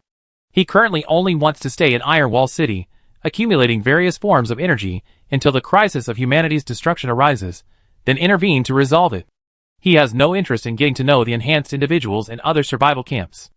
Song Chan of Lucky Camp became a level 2 enhanced individual after consuming large amounts of meat from various creatures, but no new enhanced individuals have appeared in the camp yet. In the blink of an eye, a month has passed. Zhou Wen's core energy has reached over 200 strands, enough to kill even weaker king-level creatures. During this month, the number of giant creatures near Iron Wall City has increased, and their size has also continued to grow, with groups of creatures reaching 50 meters in length already appearing. He also encountered attacks from 5 100-meter-long creatures and 3 1,000-meter-long creatures, but Tian Kai dealt with them all. After obtaining the corpse of the electric leviathan, Tian Kai had his subordinates use the electric leviathan spikes as material to create a suit of armor for himself, naming it the electric pattern armor. He also named the long sword he made from the spikes the electric sword.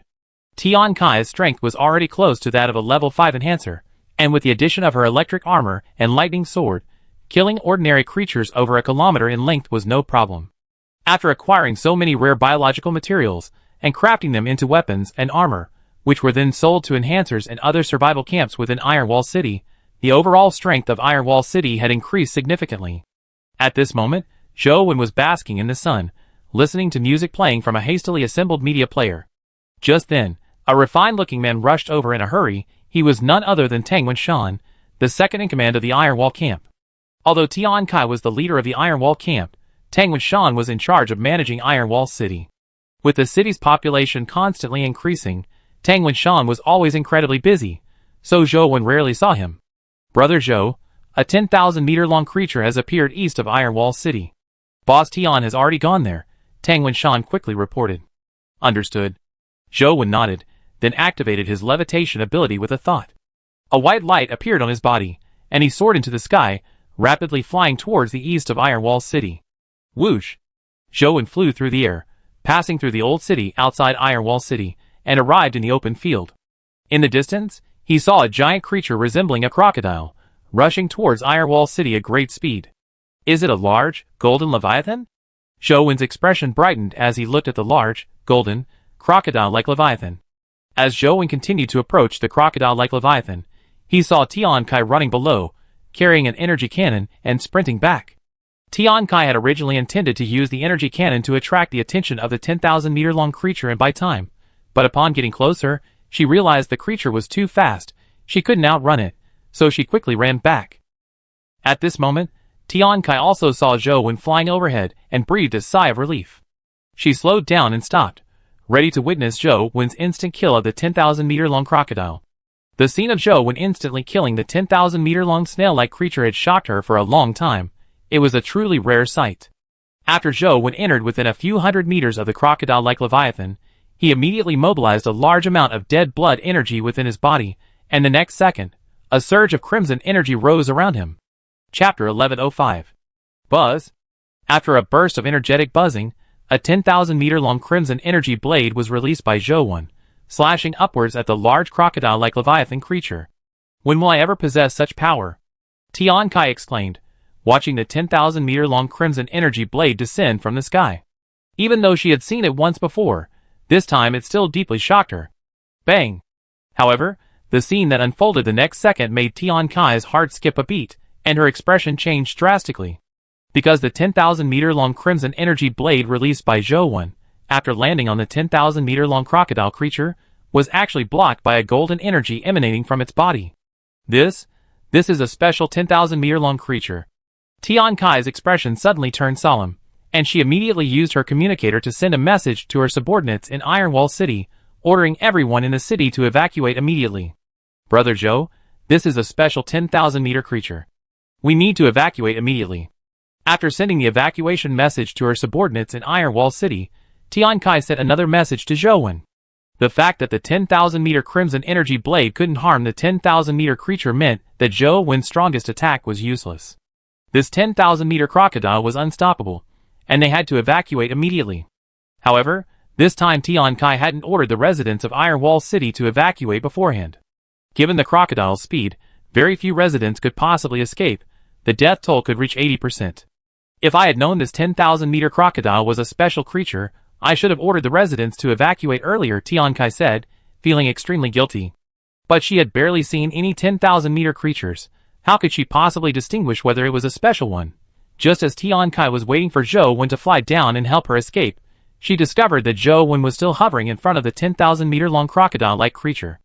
Buzz!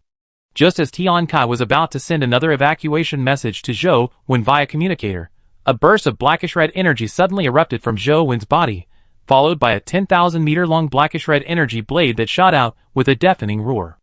As the blackish-red energy blade descended towards the large crocodile-like leviathan creature, the creature leaped up, opening its abyss-like maw to bite at Zhou. Whoosh! The blackish-red energy blade pierced through the middle of the crocodile-like leviathan's body, carving a massive, bottomless trench tens of thousands of meters deep into the ground. The crocodile-like leviathan's body split in two midair, gushing out a large amount of pale golden blood that gathered on the ground, forming a golden river that flowed into the trench tens of thousands of meters deep. Boom!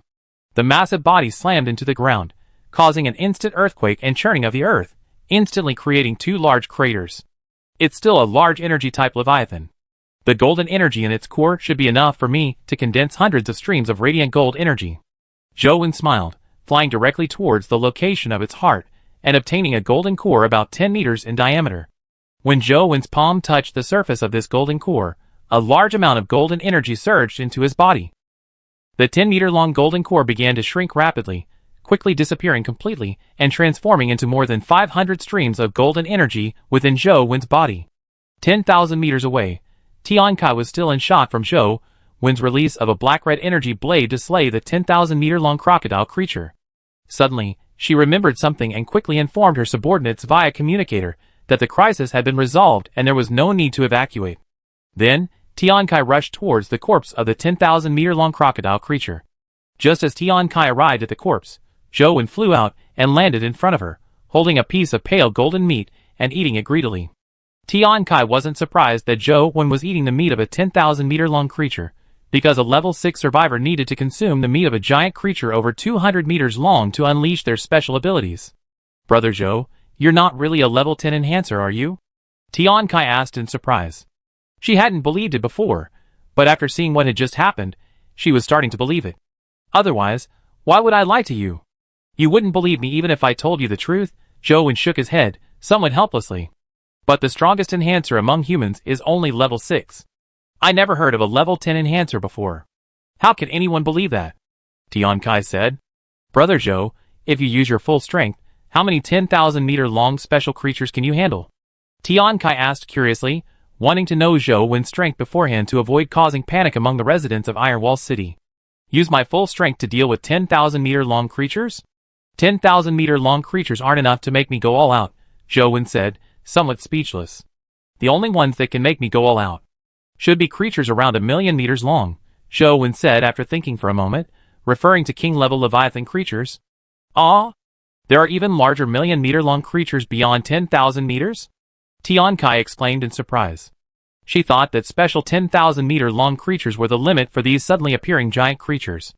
That's right, and when these creatures reach a length of around 100,000 meters, they all possess some kind of special energy, and its intensity is extremely high. Even nuclear bombs shouldn't be able to cause damage, Zhou said. Tian Kai looked at Zhou with surprise. She suddenly became curious about his identity, since creatures measuring 100,000 meters and 1,000,000 meters hadn't appeared yet. How did Zhou Wen know? Don't worry, as long as it's not over 1,000,000 meters, I can handle it, Zhou Wen said with a smile. For so long, although he hadn't had any king-level Leviathan flesh to eat, by consuming large amounts of large Leviathan creature flesh, and with the energy provided by the dead blood worms and dead blood mother worms within his body, his deathly energy had reached 5 strands. With 5 strands of deathly energy, relying on the deathly flesh creature armor and devouring marks, killing 1 or 2 king-level Leviathan creatures was no problem. After saying this, Zhou Wen released a deathly blood energy blade, cutting off a piece of pale golden flesh, and then flew back to Ironwall City with it. Tian Kai stayed behind to wait for the dismantling team to arrive. A few days later, Ironwall Camp received a message. Golden Mountain Camp had been destroyed by a special 10,000-meter creature, with only 30% of its members escaping. Those who escaped are now heading towards Ironwall Camp, including Gu Wanjiang, the leader of Golden Mountain Camp. A few days later, news arrived of other large camps being destroyed. Realizing that the appearances of 10,000-meter creatures were becoming increasingly frequent, those large camps that hadn't yet been attacked by them began migrating towards Ironwall Camp. Now everyone knows that there is an extremely powerful enhanced individual in Ironwall Camp, capable of easily slaying special 10,000-meter creatures. Seeking refuge at Ironwall Camp is the only sensible choice. Chapter 1106. 3 months later, almost all the large survival camps had relocated to Ironwall City. They then built their own fortified cities within the old city surrounding Ironwall City, effectively encircling it. During these 3 months, the giant creatures grew increasingly larger. Rumors circulated that some were even 100,000 meters long, their surface energy impervious to even nuclear weapons. Of all the large survival camps, Blue Star Camp was the oldest and strongest, and the only one possessing nuclear weapons. However, when the 100,000-meter-long creatures appeared, Blue Star Camp also began migrating towards Ironwall City. Of course, it wasn't that the people of Blue Star Camp believed the mysterious powerhouses of Ironwall Camp possessed the ability to kill 100,000-meter-long creatures. Rather, humanity was now facing a life-or-death situation, and they had to unite to fight these giant creatures. Rat-a-tat-tat. Boom boom boom. At this moment, within the old city where the Ironwall Camp was located, swarms of creatures reaching 50 meters in length were densely packed. Several large survival camps surrounding Ironwall City were relying on their hundreds of meters high reinforced concrete walls to withstand the giant hordes of creatures, with bullets and shells raining down upon them. The surface of the reinforced concrete walls was inlaid with various hard, giant creature carapaces. While these could withstand some attacks from the 50-meter-long creatures, the internal reinforced concrete structure could not withstand the frequent impacts from them. Therefore, outside the walls, a large number of level 3 enhanced individuals were clearing away the 50-meter-long creatures that approached the walls, trying their best to prevent the walls from being attacked. Can we even defend against this? Gu Wanjiang, the leader of the Jinshan camp, stared grimly at the endless tide of giant creatures. He felt that humanity might truly be facing extinction. Although the mysterious expert from the Iron Wall camp could slay special 10,000-meter-long creatures, judging from the current rate of growth of these giant creatures, it wouldn't be long before hordes of 100-meter-long creatures appeared. At that point, ordinary guns and cannons would be useless. Only level 4 and 5 enhanced individuals could kill them. But enhanced individuals among humans were already few, and level 4 and 5 enhanced individuals were even rarer. How could they possibly deal with hordes of 100-meter-long creatures? Where did all these giant creatures come from? Gu Wanjiang cursed. Bang bang bang. At this moment, Gu Wanjiang suddenly noticed the city wall beneath his feet trembling slightly. Looking up, he saw a 10,000-meter-long creature resembling a tortoise suddenly appear tens of thousands of meters away, charging towards the city wall at an extremely fast speed. Quick! Notify the Iron Wall camp. We encountered a 10,000-meter creature at the Golden Mountain camp. Gu Wanjiang immediately ordered his subordinates. However, tens of thousands of meters is merely a few body lengths for a 10,000-meter creature. Gu Wanjiang watched the 10,000-meter turtle-like creature's body grow larger and larger, despair creeping onto his face. Too late, it's over. Whoosh! Just as Gu Wanjiang thought he was doomed, a white light flashed above his head, directly piercing the head of the 10,000-meter turtle-like creature. The next second, the 10,000-meter turtle-like creature frantically shook its head in extreme pain, finally retracting its head into its shell. Shortly after, a white light shot out from the tortoise shell, and the 10,000-meter-long tortoise-like creature fell completely still. The white light was naturally Zhou Wen, who had activated his levitation ability.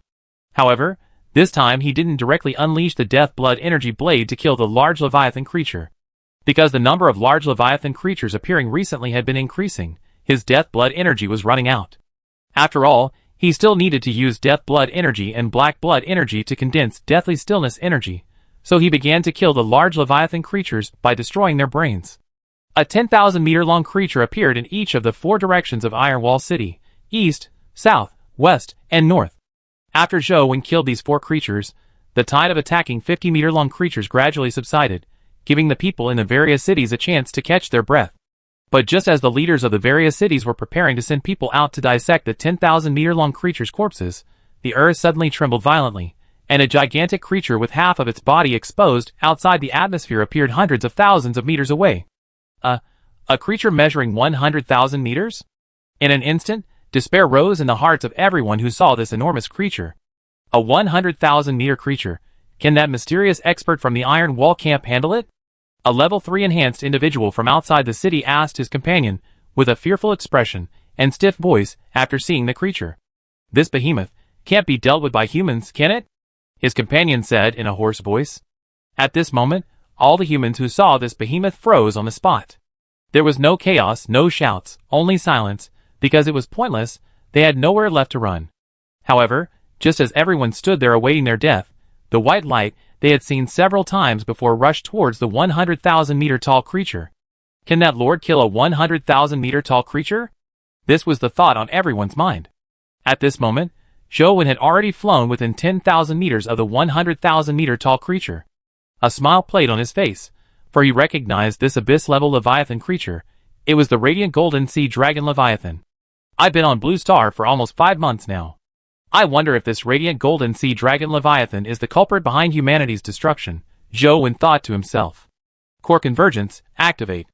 Zhou Wen immediately activated his Core Convergence ability, and a dark blue energy sphere rapidly condensed in his palm. The radiant golden energy of the radiant golden sea dragon Leviathan was extremely strong among abyss-level energies.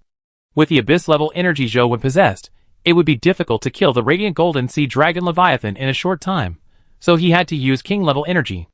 The azure energy ball in Zhou Wen's palm was extremely dazzling, its light spreading tens of thousands of meters, visible to members of various survival camps hundreds of thousands of meters away. What is that light? Someone on the wall of the Golden Mountain camp asked doubtfully. Could that lord really kill a creature of 100,000 meters? Another Golden Mountain camp member explained excitedly. Is it really possible? Many people, in truth, held little hope. A creature of 100,000 meters, humans were so insignificant before it, they simply couldn't imagine how Zhou Wen could win. Brother Tian, can Brother Zhou kill a creature of 100,000 meters? On the Iron Wall City wall, Xiao Hu looked at the enormous, golden-bodied, snake-like creature and asked solemnly. Yes, Brother Zhou told me before that he can kill creatures of 1,000,000 meters. 100,000 meters is definitely no problem, Tian Kai said earnestly. Although Tian Kai said that, she was also unsure, because the sense of oppression from a creature at 100,000 meters was completely different from that from a creature at 10,000 meters. Everyone knew that they couldn't deal with a creature at 10,000 meters, and at least they would think about running away. Chapter 1107. A creature reaching 100,000 meters in length. Just one glance at its massive body is enough to make one give up hope of survival, as escape is simply impossible. At this moment, the Leviathan, the Golden Sea Dragon, whose head had been protruding into space, noticed Zhou Wen releasing energy and abruptly plunged its head down. Whoosh! The enormous golden head pierced through the atmosphere, then opened its mouth, intending to swallow Zhou Wen whole. Whoosh! With a thought, Zhou Wen released the energy cluster in his palm. A dark blue line streaked through the air and instantly entered the Leviathan's gaping maw. Boom! In an instant, a blinding blue light flashed, followed by a deafening explosion. A dark blue energy burst forth from the Leviathan's head, transforming into an energy cluster 10,000 meters in diameter. On the Iron Wall City side, Tian Kai, who was holding her breath, anticipating Zhou Wen's victory, suddenly found everything in her vision turned a dark blue. Whoosh! Shortly after, an extremely terrifying shockwave struck, sending the 50-meter-tall corpses of creatures on the ground outside the city wall tumbling about. Those waiting on the city wall, seeing the terrifying shockwave, immediately ran down. Bang! Soon, those who had run down the wall heard a loud crash, as if something had slammed heavily into the wall. The entire wall shook violently, as if it were in danger of collapsing. On Zhou side, after releasing the condensed energy, he retreated a distance. When the exploding condensed energy cluster dissipated, the entire head of the Leviathan Sea Dragon had disappeared. The raised front half of the Golden Sea Dragon Leviathan's body slumped forward, crashing heavily to the ground, causing the earth to tremble violently. A sea abyss-level Leviathan, still a bit weak, Zhou said, flying directly into the Golden Sea Dragon Leviathan's corpse to obtain the golden core. In the various survival camp cities, after the terrifying shockwaves outside dissipated, some enhanced individuals mustered their courage and returned to the city walls, where they saw the corpse of the 100,000-meter-long creature. They won. That Lord won. An enhanced individual shouted excitedly. Slowly, a second enhanced individual, a third enhanced individual, more and more enhanced individuals shouted excitedly, and the news spread quickly. In an instant, the various large survival camps were in an uproar. While the members of the various survival camps were jubilant, the leaders of these camps immediately piloted helicopters towards the corpse of the 100,000-meter-long creature. The corpse of a creature over 100,000 meters is absolutely treasure trove. If we hurry over now, we might be able to get some materials. At this moment, inside the corpse of the Leviathan Sea Dragon, Zhou had already found the heart. After applying a layer of dead blood energy to his arm, he used his hand, as a knife, to cut through the heart's flesh and enter its interior. But just as Zhou entered the heart, a golden figure suddenly rushed in front of him and punched him. Boom! However, just a second before the golden figure's fist struck Zhou's body, Zhou activated the radiant gold trait and used a stream of flowing gold energy, causing a layer of flowing gold patterns to appear on his body. After blocking the sudden punch, Zhou activated his Li Yang trait, then mobilized the 3 streams of Xian Yang energy within his body. He then formed a sword finger gesture with his hand, and swung it forward 3 times in succession. Whoosh!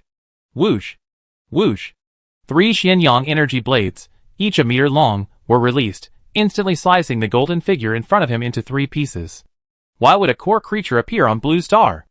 Zhou looked at the golden figure now divided into 3 pieces. Its shape was that of a humanoid golden sea dragon. After the golden sea dragon Leviathan's core creature died, its body liquefied and condensed into a golden core about a meter in diameter, the golden core. Next, Zhou went to check the stomach wall space of the golden sea dragon Leviathan. After confirming there was nothing there, he left. As soon as Zhou arrived outside, he saw several leaders of large survival camps, all staring at him expectantly.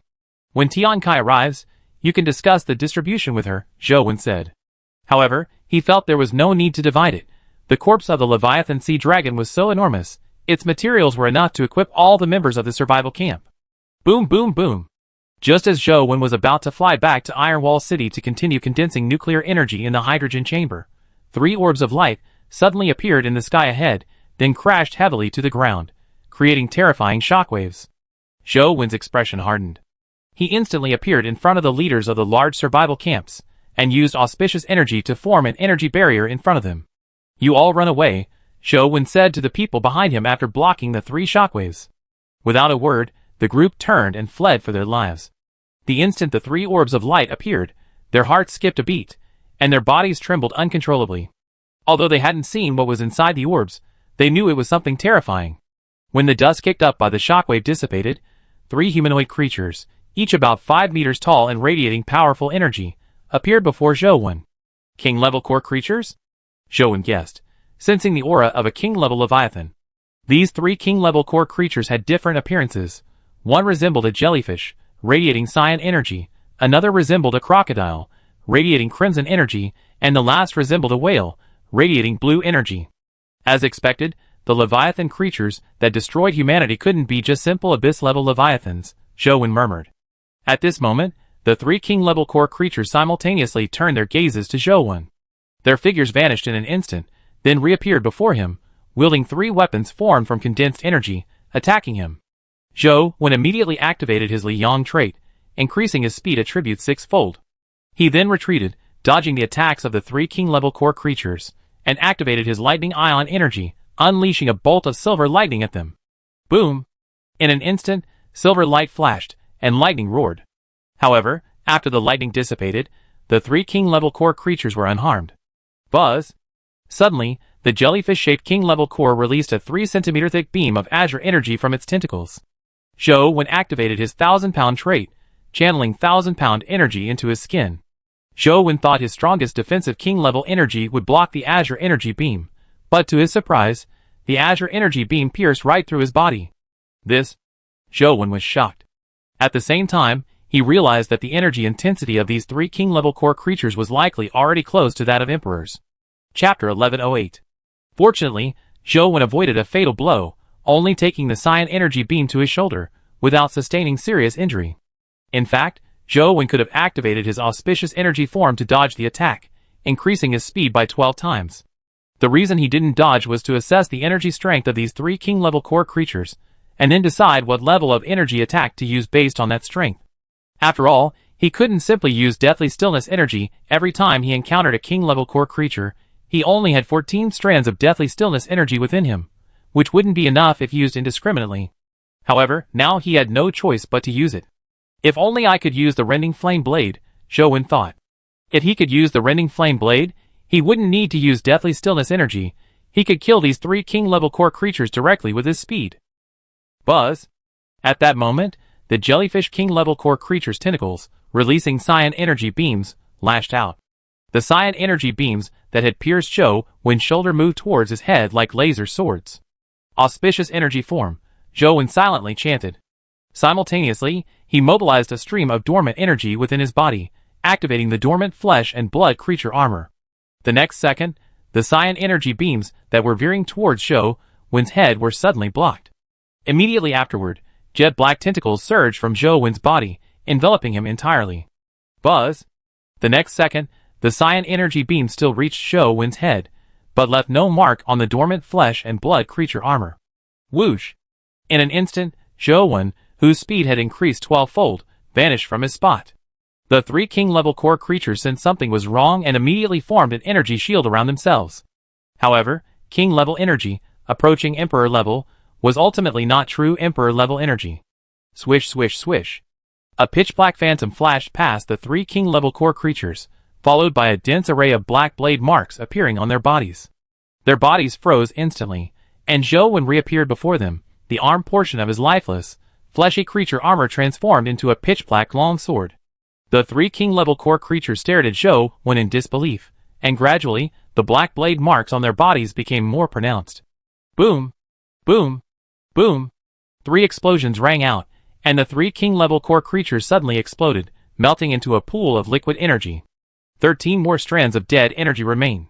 I wonder if humanity's crisis is over.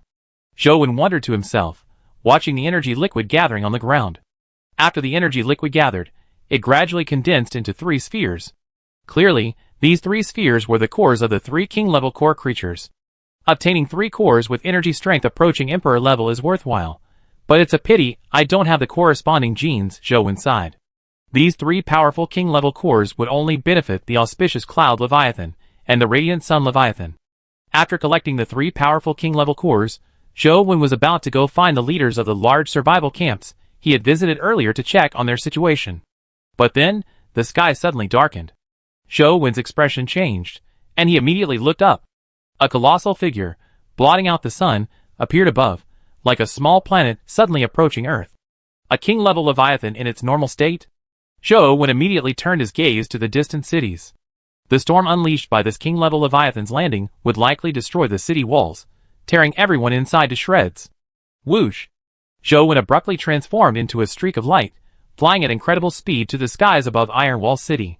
He then channeled his auspicious energy, condensing a massive energy shield that enveloped all the cities. Boom boom boom! As soon as the energy shield materialized, powerful storms crashed against it. Tens of thousands of meters away, 10 king-level Leviathans appeared in succession. The gales generated upon their landing instantly ripped up the soil, exposing the hard rock beneath. The earth trembled violently, city walls collapsed, and buildings were reduced to rubble. The energy shield Zhou Wen erected could only withstand wind pressure, not the earthquake. Massive casualties ensued in the cities. In this situation, is there really any hope for humanity? Zhou Wen frowned deeply. The humans of Blue Star were far too fragile. The energy shockwaves he would unleash during his battle with 10 king-level creatures would wipe out the remaining humans. Brother Zhou, leave.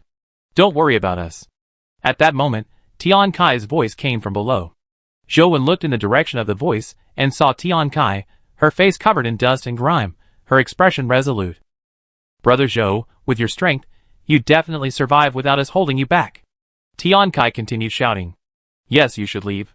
At this moment, Song Chong, Xiao Hu, Tang Wenshan, and other people Zhou Wen knew were all urging him to leave. How can I leave? My mission is to save humanity, Zhou Wen thought helplessly. Does Ironwall City have underground shelters? Zhou Wen asked. Yes, Tian Kai nodded. Get as many people as possible into the underground shelters. I won't be able to look after this place once the fighting starts, Zhou Wen said. Understood. Tian Kai immediately ordered her men to gather the remaining survivors and move them into the underground shelters. You should also go to the underground shelters, Zhou Wen said, looking at Tian Kai who hadn't moved. I want to see you win. Don't worry, I'm a level 5 enhanced user. I can withstand the wind pressure you generate during battle, Tian Kai said, looking at Zhou Wen affectionately. Zhou Wen's expression shifted slightly. He then consumed 100 strands of auspicious energy within his body to form an energy shield around Tian Kai, ensuring her safety. After the survivors had all entered the underground shelter, Zhou Wen glanced at Tian Kai, then transformed into a streak of light, and rapidly flew towards the 10 king-level Leviathans. Hopefully, these are the last 10 king-level Leviathans, Zhou Wen thought to himself. He then used another strand of deathly energy to activate the deathly flesh and blood creature armor, and then activated the devouring runes. The crimson devouring runes spread directly to the 3 powerful king-level cores Zhou Wen had previously acquired. Just as Zhou Wen was about to reach the 10 king-level Leviathans, he channeled a strand of deathly energy into the devouring runes. Buzz! In an instant, the devouring runes on the 3 king-level cores erupted with a blinding red light. The king-level cores, each 1 meter in diameter, were instantly devoured, transforming into a sky full of crimson energy. Chapter 1109. Whoosh! Then, the crimson energy began to rapidly contract, surging wildly into the deathly flesh and blood creature armor. Zhou Wen's body expanded rapidly under the infusion of crimson energy. When all the crimson energy had merged into the deathly flesh and blood creature armor, Zhou Wen's height reached 300,000 meters. Although still far from the million-meter-long king-level Leviathan, it was sufficient. Zhou Wen charged directly at one of the king-level Leviathans. All 10 king-level Leviathans simultaneously released their energy, bombarding Zhou Wen. However, the deathly flesh and blood creature armor on Zhou Wen's body had absorbed king-level energy at an intensity approaching emperor level. Therefore, the attacks from these 10 king-level Leviathans could not damage the deathly flesh and blood creature armor. Zhou Wen withstood the attacks, charging to the front of one of the king-level Leviathans, and used the large sword formed from the tentacles of the deathly flesh and blood creature armor to slash at its body, cutting a long wound. However, this kind of damage was of little use against the regenerative abilities of a king-level Leviathan. The wound, barely inflicted, began to heal at a visible rate. Zhou Wen had fought king-level Leviathans before and knew this, so he directly entered the body of this particular king-level Leviathan. This way, he could continuously damage this king-level Leviathan, while also avoiding attacks from other king-level Leviathans. Although the energy intensity inside the deathly flesh creature armor was slightly stronger than that of these 10 king-level Leviathans, continuous attacks would still rapidly deplete its internal energy. Then, Zhou Wen launched a frenzied attack inside this king-level Leviathan, simultaneously searching for its king-level core. A short while later, when Zhou Wen found the king-level core of the king-level Leviathan, he discovered that the king-level core was also a core creature, and its energy intensity was approaching that of an emperor-level being. Given the current strength of the dead flesh and blood creature armor, it was impossible to kill it. Therefore, Zhou Wen had to abandon his attack on the king-level core creature and continue attacking the other king-level Leviathans. After a long time, Zhou Wen's size shrank from 300,000 meters to about 2 meters. He had successfully killed 5 king-level Leviathans, but their cores were all core creatures. At this moment, under the siege of the 5 king-level core creatures, Zhou Wen once again channeled dead flesh and blood creature armor with dead energy, instantly killing the 5 king-level core creatures. Then, he used the devouring rune to absorb the energy within the core. In an instant, Zhou Wen's body swelled to 500,000 meters, and then he engaged in battle with the remaining 5 king-level Leviathans. Boom! After a period of time, the last king-level Leviathan fell, and its king-level core creature was also killed by Zhou Wen using deathly stillness energy. The battle was finally over. This should be over now, right? Zhou Wen, his remaining 100,000 meter tall body, stood high atop the massive king-level Leviathan corpse. His body was already in space, his gaze fixed on the distant horizon, which curved upwards. I wonder how many people are still alive, Zhou Wen thought, preparing to jump off the king-level Leviathan corpse and return to Irewall City to take a look. But just as he was about to act, he sensed something, and then a terrifying aura suddenly enveloped him. Zhou abruptly looked up at the night sky and noticed something unusual. He could see a large number of stars in space, whereas after leaving the atmosphere, the background of space should have been pitch black, making it impossible to see stars. Then, the stars moved, like flowing rivers, rapidly shifting beyond Blue Star. Buzz! Suddenly, the pitch-black background of space lit up with a peculiar light, a light that seemed both colorful and black. Illuminated by this light, Zhou finally saw the outline of the flowing star river, like the body of some serpentine creature. At this moment, the entire Blue Star was enveloped by this enormous stellar serpent. Buzz! Above Blue Star, two enormous, scarlet eyes suddenly appeared, appearing to Zhou as if two suns had suddenly appeared in space. This is an Emperor class Leviathan. Zhou stared at the colossal figure in space, feeling utterly powerless. So the world in the past world salvation ticket really did refer to Blue Star. At this moment, Zhou felt absurd. The world system of the survival world had given him an impossible task. At this moment, Zhou still possessed 9 strands of deathly energy, a weakened version of Emperor-level energy, which was insufficient to contend with a true Emperor-level Leviathan. If his system interface were functioning normally, he would have taken out the meteorite crystal to try and fight back. However, after arriving on Blue Star, the system interface had lost its functionality, leaving him utterly powerless against the Emperor-level Leviathan. This world system missions are too unfair, Zhou muttered, somewhat speechless. He hadn't died in the survival world, but he was destined to die on Blue Star. Bang! The starry sky serpent's body constricted the entire Blue Star, then opened its enormous jaws, lunging to bite at it. Because the starry sky serpent's body was so massive, Zhou was completely surrounded by darkness and couldn't see it approaching. Just as the giant maw of the starry serpent approached Blue Star, a terrifying pressure crashed down on him, making it impossible for him to stand. When Zhou finally managed to lift his head, enduring this pressure, the surrounding stars had vanished, leaving only boundless darkness. This was because the giant maw of the starry serpent had enveloped the area where Zhou stood. Is this it?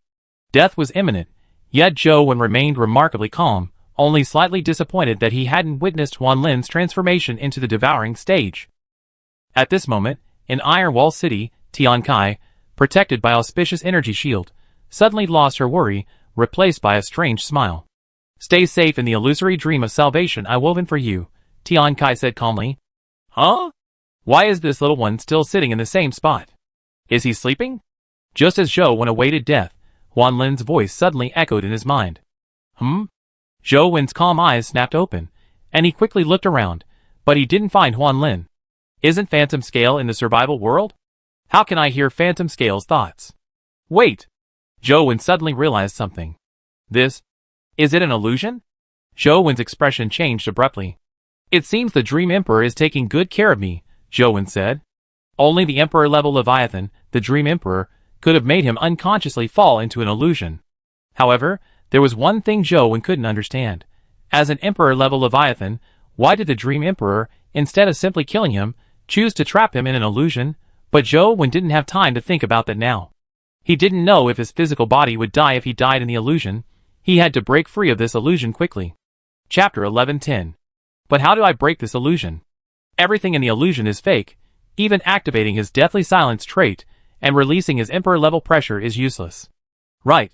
Although everything in the illusion is fake, the system interface still extracts the corresponding items based on my thoughts. Zhou used Flame Ion Crystal to break the illusion when he was trapped in the Leviathan illusion last time. But the problem is, my system interface is malfunctioning. Zhou murmured, looking at the system interface in front of him, which only showed his character attribute panel. No! This is an illusion. In reality, the system interface should be working perfectly. Zhou suddenly said.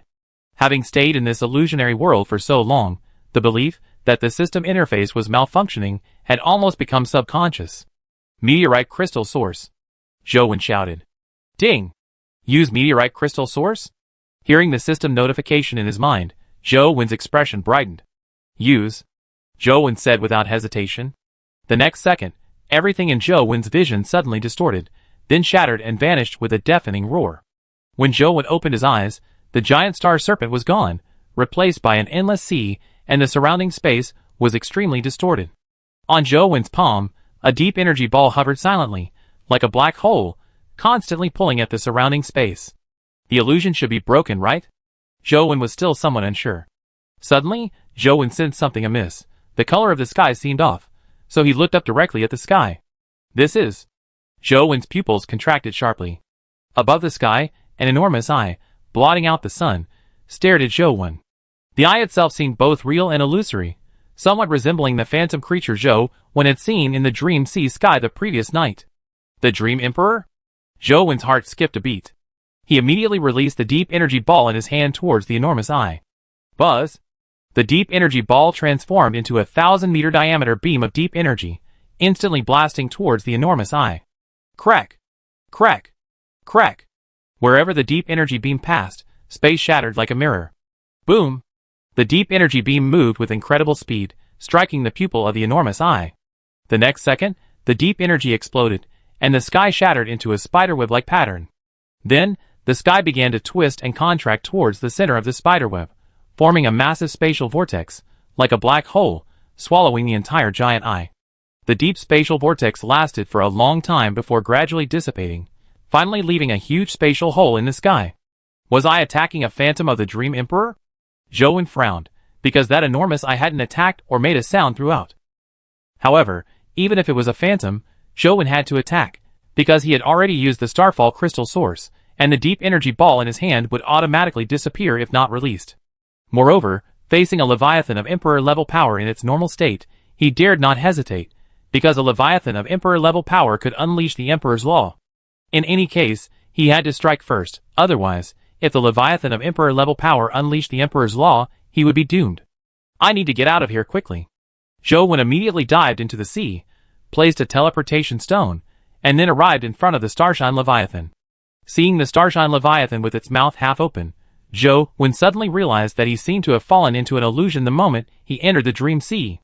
To verify, Zhou opened the system interface to check his emails, but he couldn't find the 60 brain platinum crystals. Was it already an illusion from the moment I saw the Starshine Leviathan? Zhou suddenly felt a chill of fear. If it weren't for the illusion scale, he probably wouldn't have realized it was an illusion at all. Leave on your own. After Zhou released the illusion scale from the Starshine Leviathan's mouth, he condensed his mental energy into a thread and probed into the Starshine Leviathan's brain, giving the command. Splash.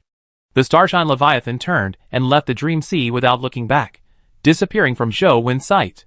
Should I use the teleportation token to take Phantom Scale back to Sea Area 10? Or should I directly use the Rift Leviathan summoning ticket to go to the sea area where the Gravity Emperor is located? Zhou quickly pondered.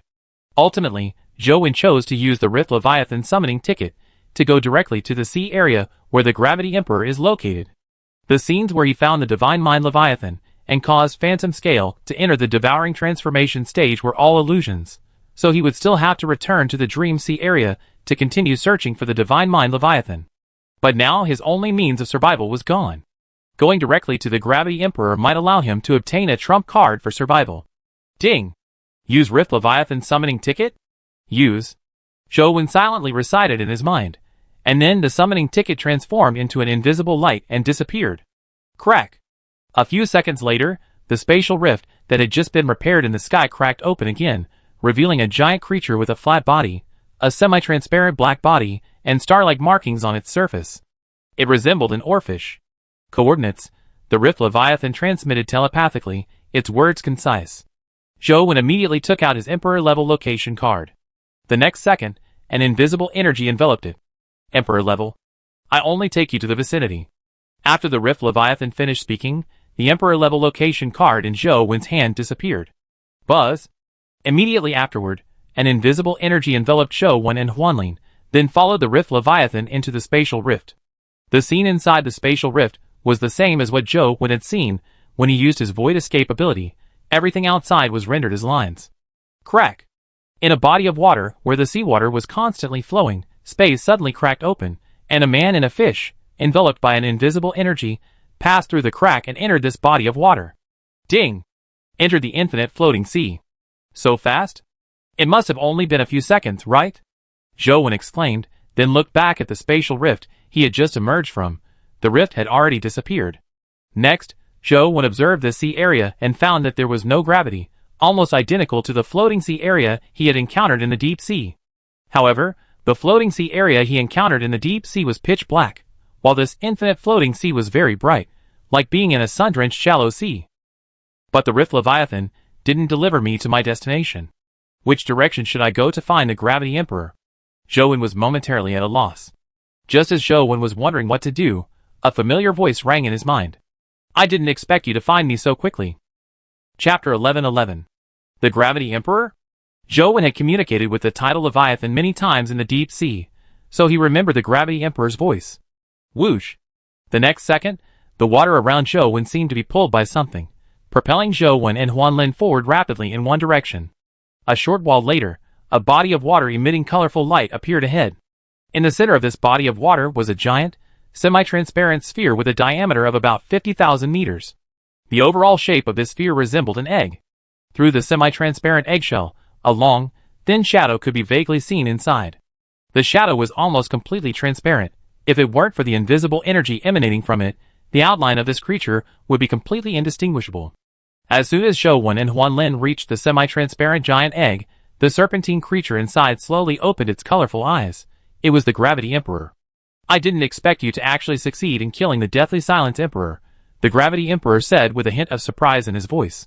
It's all thanks to the Deathly Silence Emperor's imperial law that you survived, otherwise, you wouldn't have had a chance to win, Zhou said with a smile. Back then, if the Deathly Silence Emperor hadn't used up a huge amount of energy to kill the Tide Leviathan with the Imperial Law, even if Zhou had forcibly fused with the Flame Ion Core later, he would have been instantly killed by the Imperial Law. The time to accumulate energy was still too short. If I could have reached the Emperor level earlier, I wouldn't have been directly hit by the Deathly Silence Emperor's annihilation rule, the Gravity Emperor said calmly. Is the Deathly Silence Emperor really dead? It seems like you Emperor-level Leviathans can regenerate continuously, right? Zhou felt something was off when he thought about the Deathly Silence Emperor's calmness before his death. Even the resurrection of an Emperor comes with conditions, said the Gravity Emperor. What conditions? Zhou had offended the Blazing Emperor, and if he could confirm the complete death of the Silent Emperor, he could avoid the retaliation of an Emperor-level Leviathan. A sea area affected by the Emperor's rules. As long as the sea area doesn't disappear, the Emperor can be reborn indefinitely, the Gravity Emperor explained. So the Silent Emperor is completely dead? Zhou pondered for a moment, because the Silent Emperor's sea area was the deep sea, and now the deep sea no longer existed. After the various survivor sea areas descended upon the endless sea, the deep sea merged into it. Zhou had currently encountered 4 survivor sea areas: Sea Area 1, Sea Area 3, Sea Area 9, and Sea Area 10. Aside from Sea Area 10, which was brought to the endless sea by the world system, the other 3 survivor sea areas descended with the deep sea, but the sea area they are currently in isn't called the deep sea. Not necessarily. The Silent Emperor is somewhat special. Even if its sea area disappears, as long as one dead bloodworm remains, it has the potential to revive, said the Gravity Emperor. Dead bloodworms? Zhou expression changed. His body was filled with dead bloodworms. Not only that, but also the dead blood mother worm and the silent worm. Won't the Silent Emperor revive inside me? Zhou frowned slightly. The Silent Emperor won't revive inside you. The silent worm inside you doesn't have the Emperor's will. Don't worry, the Gravity Emperor said, noticing Zhou's worry. That's good. Zhou relaxed. So, it seems the Silent Emperor is being targeted, Zhou said after thinking for a moment. Because all 10 survivors descended into the endless sea after passing through the deep sea, it means that the dead Emperor's deep sea was not only separated from the endless sea, but also divided into 10 parts. There was no other way. As you saw in the deep sea, the dead blood worms of the Silent Emperor spread extremely quickly. We warned it many times not to continue expanding its territory, but it wouldn't listen. As I said before, all emperors can regenerate as long as their own territory exists. The Silent Emperor's endless expansion is a threat to all emperors. So, we fought a great battle with the Silent Emperor, killed it, and then stripped the entire deep sea away, throwing it out of the endless sea. The Silent Emperor was very powerful. Many emperors died in that battle, including myself. I should have resurrected directly in my own territory, but for some reason, I suddenly appeared on the planet where you survivors are, and my imperial will was split into 10 parts. After that, I became your guardian Leviathan, and a voice in my mind kept telling me that only by killing the Silent Emperor could I be reborn in my own territory, the Gravity Emperor recounted. It seems to be related to the world system, Zhou Wen thought to himself after listening to the Gravity Emperor's explanation. By the way, now that you're in the process of resurrection, shouldn't you return to our Sea Area 10 to continue being our Guardian Leviathan? Without the Guardian Leviathan, the development of our Sea Area 10 is very slow, Zhou Wen said. I'm still resurrecting and can't leave my own sea area, so I can't continue being your Guardian Leviathan. The figure inside the Gravity Emperor's eggshell shook his head. The infinite floating sea area is floating in the sky, right? Can't you control your sea area to float above our Sea Area 10? I can give you the coordinates of Sea Area 10, Zhou Wen said, taking out a location crystal for Sea Area 10. He needed to make the Gravity Emperor become the Guardian Leviathan of Sea Area 10 again. Other survivor sea areas had Guardian Leviathans, and they could exchange Leviathan flesh for corresponding energy crystals. This was crucial for the survivors' development. All Emperor sea areas have their own locations and ranges. They can't move freely, or they end up like the dead Emperor, the Gravity Emperor explained. Then you can continue being our Guardian Leviathan after you resurrect, right? Zhou Wen asked. Yes, but my resurrection will take a long time, the Gravity Emperor said. How long exactly? Zhou Wen asked. 1,000 days, I guess. Huh? That long? Zhou Wen was taken aback. More than 3 years. By then, it was questionable whether their Sea Area number 10 would still exist. Is there any way to shorten it? Zhou Wen asked immediately. The Emperor Core can speed up my resurrection. An Emperor-level core. I need it myself too. Right. Zhou Wen suddenly remembered something, and with a thought, retrieved it from the system interface. Will this be useful to you? Zhou Wen asked, taking out the Emperor Crystal Amber he had previously obtained from the blazing treasure chest. Chapter 11-12. Pure Emperor energy? It worked. The Gravity Emperor scanned the Emperor Crystal with his mental power, somewhat surprised. Then he released an invisible energy, directly enveloping the Emperor Crystal in Zhou Wen's hand. Soon, the transparent Emperor Crystal, assimilated by the invisible energy, transformed into streams of transparent energy that entered the giant egg. How many days will the energy in this Emperor Crystal shorten your resurrection time? Zhou Wen immediately asked. 100 days. The Gravity Emperor briefly assessed his condition, and then said, Only 100 days? That means I have to kill at least 10 Emperor-level Leviathans for the Gravity Emperor to be fully resurrected. Zhou Wen's face was bitter. The thought filled him with despair. Since you can't go to Sea Area 10 for the time being, how about I set up a teleportation point here so survivors can teleport to you to exchange for energy crystals? Zhou Wen asked. Sure. The Gravity Emperor nodded. Looks like I need to find a way to get more teleportation foundation stones, Zhou Wen thought to himself. One teleportation foundation stone can only bind 10,000 teleportation slots, and there are 10 million people in the 10th Sea Area. Although not everyone exchanges energy crystals with the Gravity Emperor every day, 10,000 teleportation slots are far too few.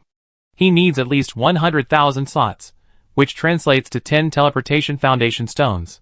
Zhou Wen currently only has 2, and both are used for other purposes. Having barely managed to retrieve the Guardian Leviathan of the 10th Sea Area, Zhou Wen began asking about his own affairs. Do you know about the Divine Sense Leviathan? It's a king-level Leviathan, Zhou Wen asked the Gravity Emperor. A Divine Sense Leviathan? I don't know. There are too many types of king-level Leviathans. I can't know any king-level Leviathans that don't belong to the infinite floating sea, the Gravity Emperor replied. Originally, Zhou Wen wanted to confirm the exact location of the Divine Sense Leviathan from the Gravity Emperor. If the Divine Sense Leviathan wasn't in the Dream Sea, he wouldn't need to risk it, since king-level Leviathans were far too dangerous. But now it seemed he still couldn't avoid the Dream Sea. What about the Dream Emperor? Zhou Wen asked again. You encountered the Dream Emperor? The Gravity Emperor was somewhat surprised, because the illusion constructed by the Dream Emperor with its mental power was extremely strong. Even king-level Leviathans would be affected. Yet Zhou Wen had encountered the Dream Emperor and managed to reach it.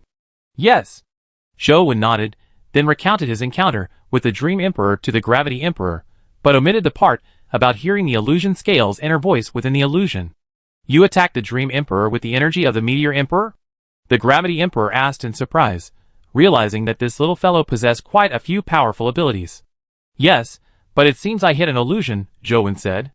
No, that was indeed the real body. The Dream Emperor's body is in an illusory state, but that was only a small part of its body. It wasn't a serious injury, the Gravity Emperor said. Then do you have any way to prevent me from being affected by the Gravity Emperor's illusion? Zhou Wen asked, as this was originally his purpose in coming to the Gravity Emperor. The Dream Emperor's mental power is very strong. Even I am not completely immune, the Gravity Emperor said. What can I do? I already used all my trump cards. If I get pulled into the illusion by the Dream Emperor again after entering the Dream Sea, I definitely won't be able to break through it, Zhou said helplessly. You shouldn't encounter the Dream Emperor again this time, the Gravity Emperor said. Huh? Why? Zhou asked, puzzled. Because the Dream Emperor is afraid of death, the Gravity Emperor chuckled. Afraid of death? Isn't it a Leviathan of Emperor rank? And it has its own Dream Sea, capable of continuous regeneration, so why would it be afraid of death? Zhou was even more confused. Its sea is very fragile, composed of the wills of various creatures, and those wills easily dissipate, the Gravity Emperor explained. Composed of the wills of various creatures? Zhou suddenly thought of the illusory creatures he had seen in the Dream Emperor's illusion, those creatures vanishing at the slightest touch. To collect a vast amount of willpower, the Dream Emperor pulls all creatures entering its seas into an illusion. These creatures then experience the same events repeatedly within this illusion until they die. After death, the creatures transform into willpower, drifting within the Dream Emperor's seas. However, although the Dream Emperor's dream seas are fragile, they do have one advantage. In case of danger, they can take all the willpower of the creatures and flee to other seas belonging to non-Emperor level Leviathans. Therefore, the Dream Emperor may no longer be in the seas you went to, the Gravity Emperor speculated. But after the Gravity Emperor finished speaking, Zhou face showed no joy, because a major problem arose. So, the Dream Sea isn't fixed.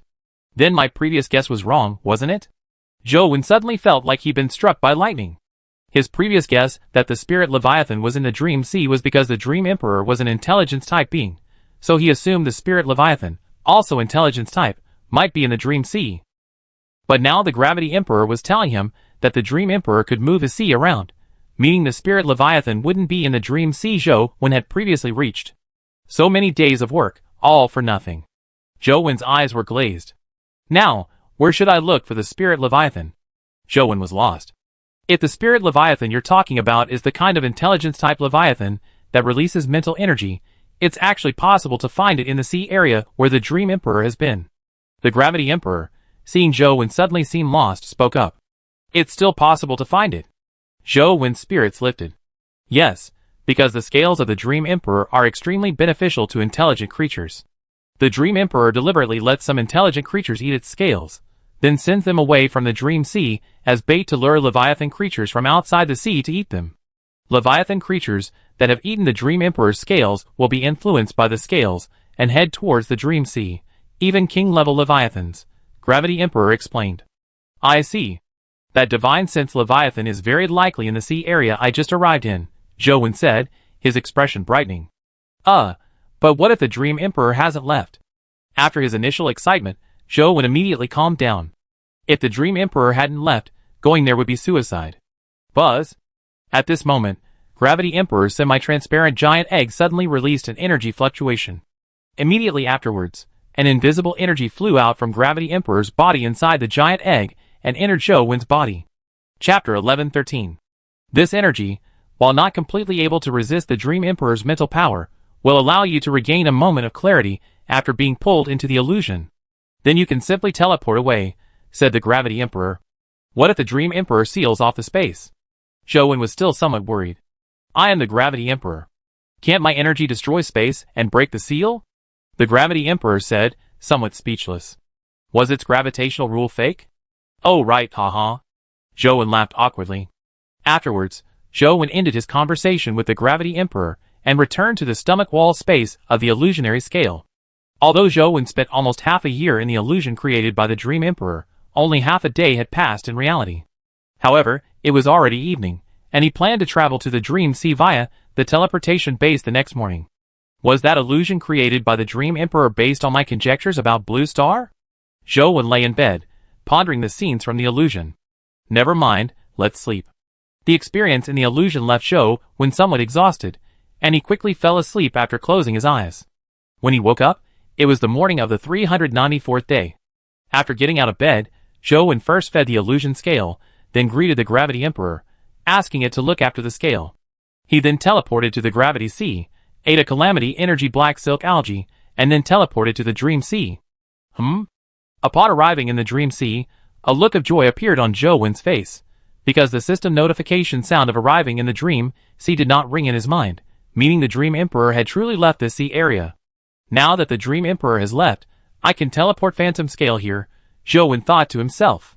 After all, relying solely on the Wave Breaker Mech's 10,000-meter exploration range to search for the Divine Sense Leviathan in this sea would be like finding a needle in a haystack.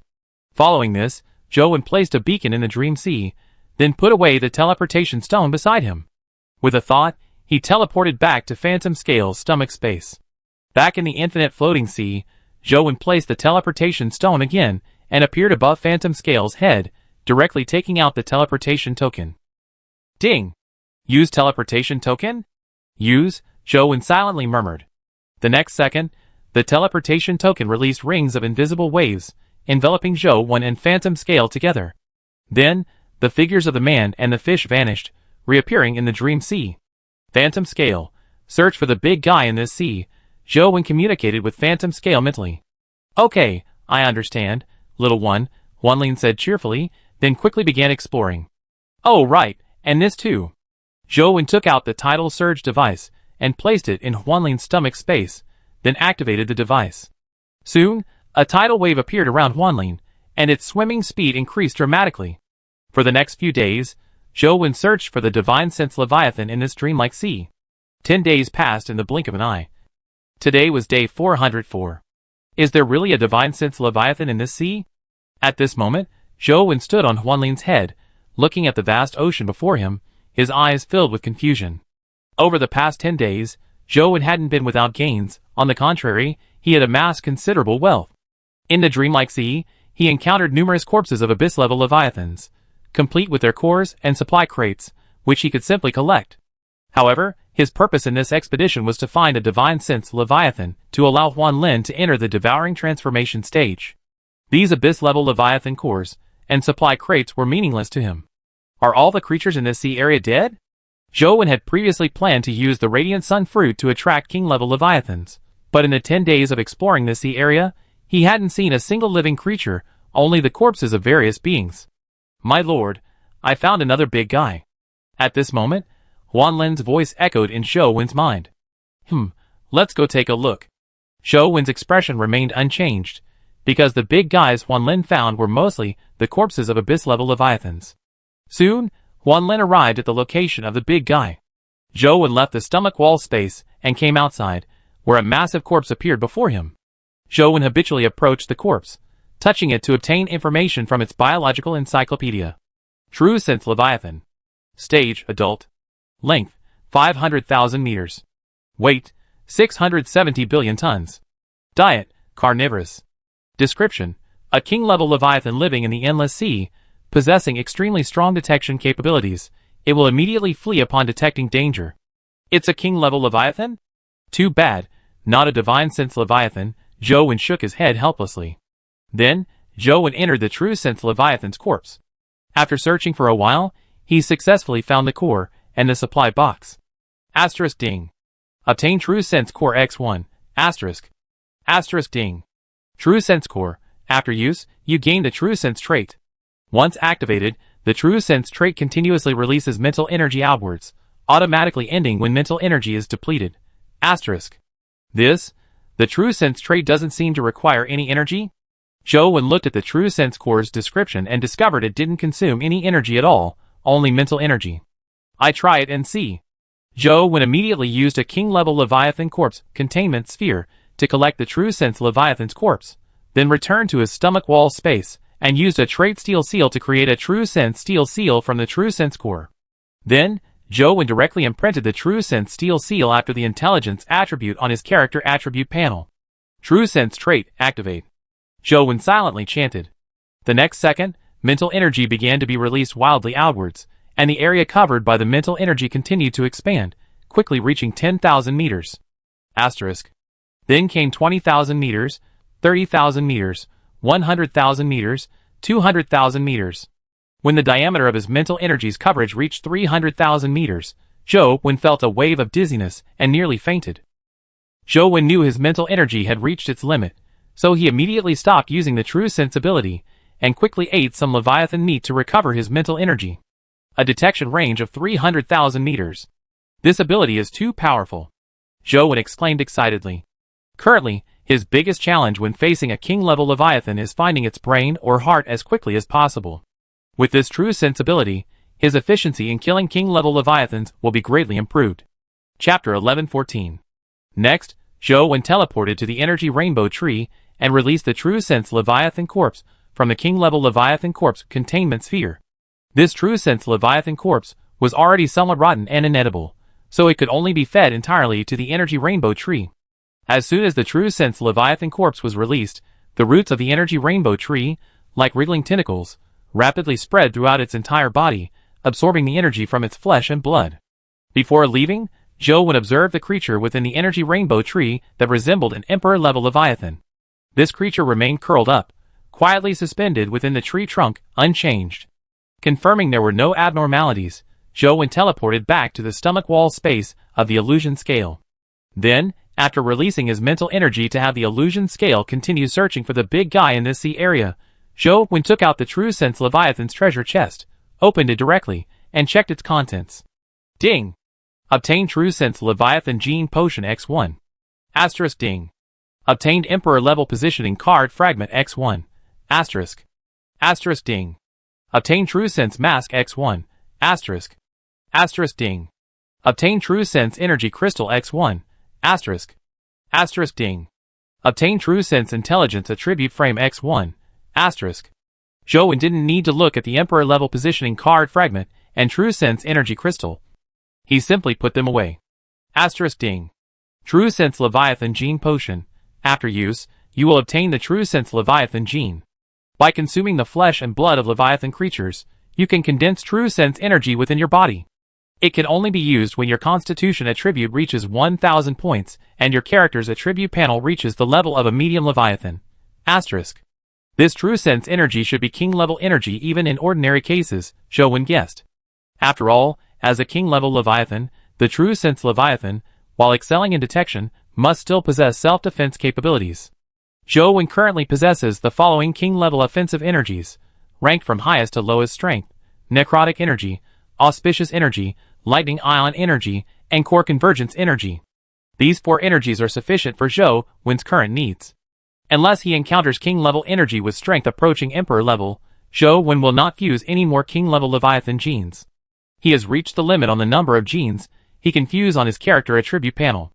Although 2 of the 9 genes Zhou Wen has fused are Abyss-level genes, both the Thunder Leviathan gene and the Brainwave Leviathan gene are crucial to him and cannot be replaced for the time being. The Thunder Leviathan gene, with its condensed thunderous energy, can increase physical attributes tenfold. The Brainwave Leviathan gene allows him to restore mental power by consuming Leviathan flesh and blood. Its inherent mental surge ability can also increase total mental power by 50%, perfectly complementing the True Sense trait. Asterisk ding. True Sense Mask. When worn, releasing mental energy reduces mental energy consumption by 30%. Asterisk. A king-level equipment? Zhou Wen briefly examined the True Sense Mask. The mask was very thin, light blue in color, and covered with golden, gilded patterns. It had no facial features and felt extremely smooth to the touch. Then, Zhou Wen put the True Sense mask on his face and activated the True Sense characteristic, releasing mental energy until he felt dizzy. This time, his mental energy detection range reached 400,000 meters. The effect is not bad. Reducing mental energy consumption by 30% is equivalent to increasing the mental energy detection range by 30% for the True Sense characteristic. Zhou Wen removed the mask, eating Leviathan meat to replenish his depleted mental energy, and said with a smile, Asterisk ding. True Sense Intelligence Attribute Box. After use, the Intelligence attribute will change to True Sense Intelligence, and the Intelligence attribute value will increase by 1 point. Asterisk. An extra point of intelligence. Zhou Wen was stunned, somewhat excited, because this extra 1 point of intelligence was equivalent to saving an Intelligence attribute cap breakthrough recipe. Asterisk ding. Use True Sense Intelligence Attribute Box? Asterisk. Yes. Zhou Wen nodded. The next second, his character attribute panel automatically popped up. The True Sense Intelligence Attribute Box transformed into energy and merged into the Intelligence attribute, turning the white Intelligence attribute into light blue. Zhou Wen's Intelligence attribute value also became a light blue 26 points, but his intelligence attribute cap did not increase, remaining at 25 points. Buzz. Zhou tried releasing his mental power. This time, he didn't activate the true sense characteristic, he just wanted to see how much the range his mental power could cover had increased under normal circumstances. A huge improvement. It's doubled. Zhou exclaimed in surprise. His previous mental power detection radius was 500 meters, but now it had increased to 1,000 meters. Asterisk. I didn't expect to gain much in the Dream Sea, but I stumbled upon a king-level treasure chest for free, and it's boosted my abilities so much, Zhou said with a smile. But after his initial excitement, he couldn't help but sigh. Sigh, if only I had found the corpse of the Divine Sense Leviathan. Compared to his own improvement, Zhou was more eager for Huanlin to enter the Devouring Transformation stage. Because once Huanlin enters the Devouring Transformation stage, it will possess 10 types of king-level energy. Huanlin possessing 10 types of king-level energy is equivalent to Zhou when possessing 10 types of king-level energy, which is far superior to doubling his current mental detection range. For the rest of the time, Zhou continuously consumed Leviathan flesh within the stomach wall space of the illusionary scale to restore his mental strength, while simultaneously condensing various king-level energies. That evening, Zhou received a private message from Chen Xian informing him that another Radiant Sun fruit had fallen in the Eternal Day Sea. After releasing his mental energy to stop the illusionary scale from exploring the Dream Sea, Zhou immediately had Chen Xian accompany him there. Chen Xian was already familiar with the process of obtaining Radiant Sun fruits. After bringing Zhou along, she immediately ended the journey and returned to the stomach wall space within her illusionary Leviathan.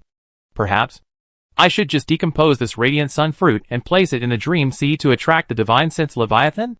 Zhou pondered, looking at the sun releasing energy in the sky. Searching for the Divine Sense Leviathan in the Dream Sea was simply too difficult. Continuing the aimless search would take an unknown amount of time. The length of the search isn't the main concern, as long as it's eventually found. The most important thing right now is that he can't be sure if the Divine Sense Leviathan is truly in the Dream Sea. If it's not, then all his efforts will have been in vain. Therefore, Zhou decided to waste a Radiant Sun fruit and take the decomposed fruit to the Dream Sea to try and attract it. If the Divine Sense Leviathan does exist in the Dream Sea and is still alive, perhaps it can be attracted. Chapter 11:15. At this moment, the sun in the sky, the Eternal Day Emperor, had departed, and the Radiant Sun fruit began to fall. However, this time, its direction of fall was not from Zhou location. Whoosh! Zhou immediately activated his Radiant Sun trait and rushed towards the direction the Radiant Sun fruit had fallen. After a while, Zhou arrived near the location where the Radiant Sun fruit had fallen, but he did not immediately approach. Because at the location where the Radiant Sun fruit had fallen, the seawater was churning violently, even forming a huge vortex with a diameter of over 1 million meters. At the center of the vortex, however, grew a huge leaf resembling a lotus leaf. The leaf was approximately 500,000 meters in diameter, blotting out the sun, and radiating a bright green light under the sunlight. What is this? A look of doubt appeared on Zhou face. The huge leaf radiating bright green light seemed somewhat familiar to him. Buzz? With a thought, Zhou put on the True Sense mask. After activating his True Sense trait, he began to release his spiritual power. His intelligence attribute reached 26 points, doubling his mental exploration range to a radius of 400,000 meters with the enhancement of the True Sense mask. Soon, the scene beneath the massive vortex appeared in Zhou mind. He saw two gigantic creatures, each approximately 300,000 meters long, constantly rotating around something beneath the sea surface. The enormous vortex was created by their rotation and movement. The Confrontation Leviathan? When Zhou detected the shapes of the two gigantic creatures with his mental power, he felt they looked familiar.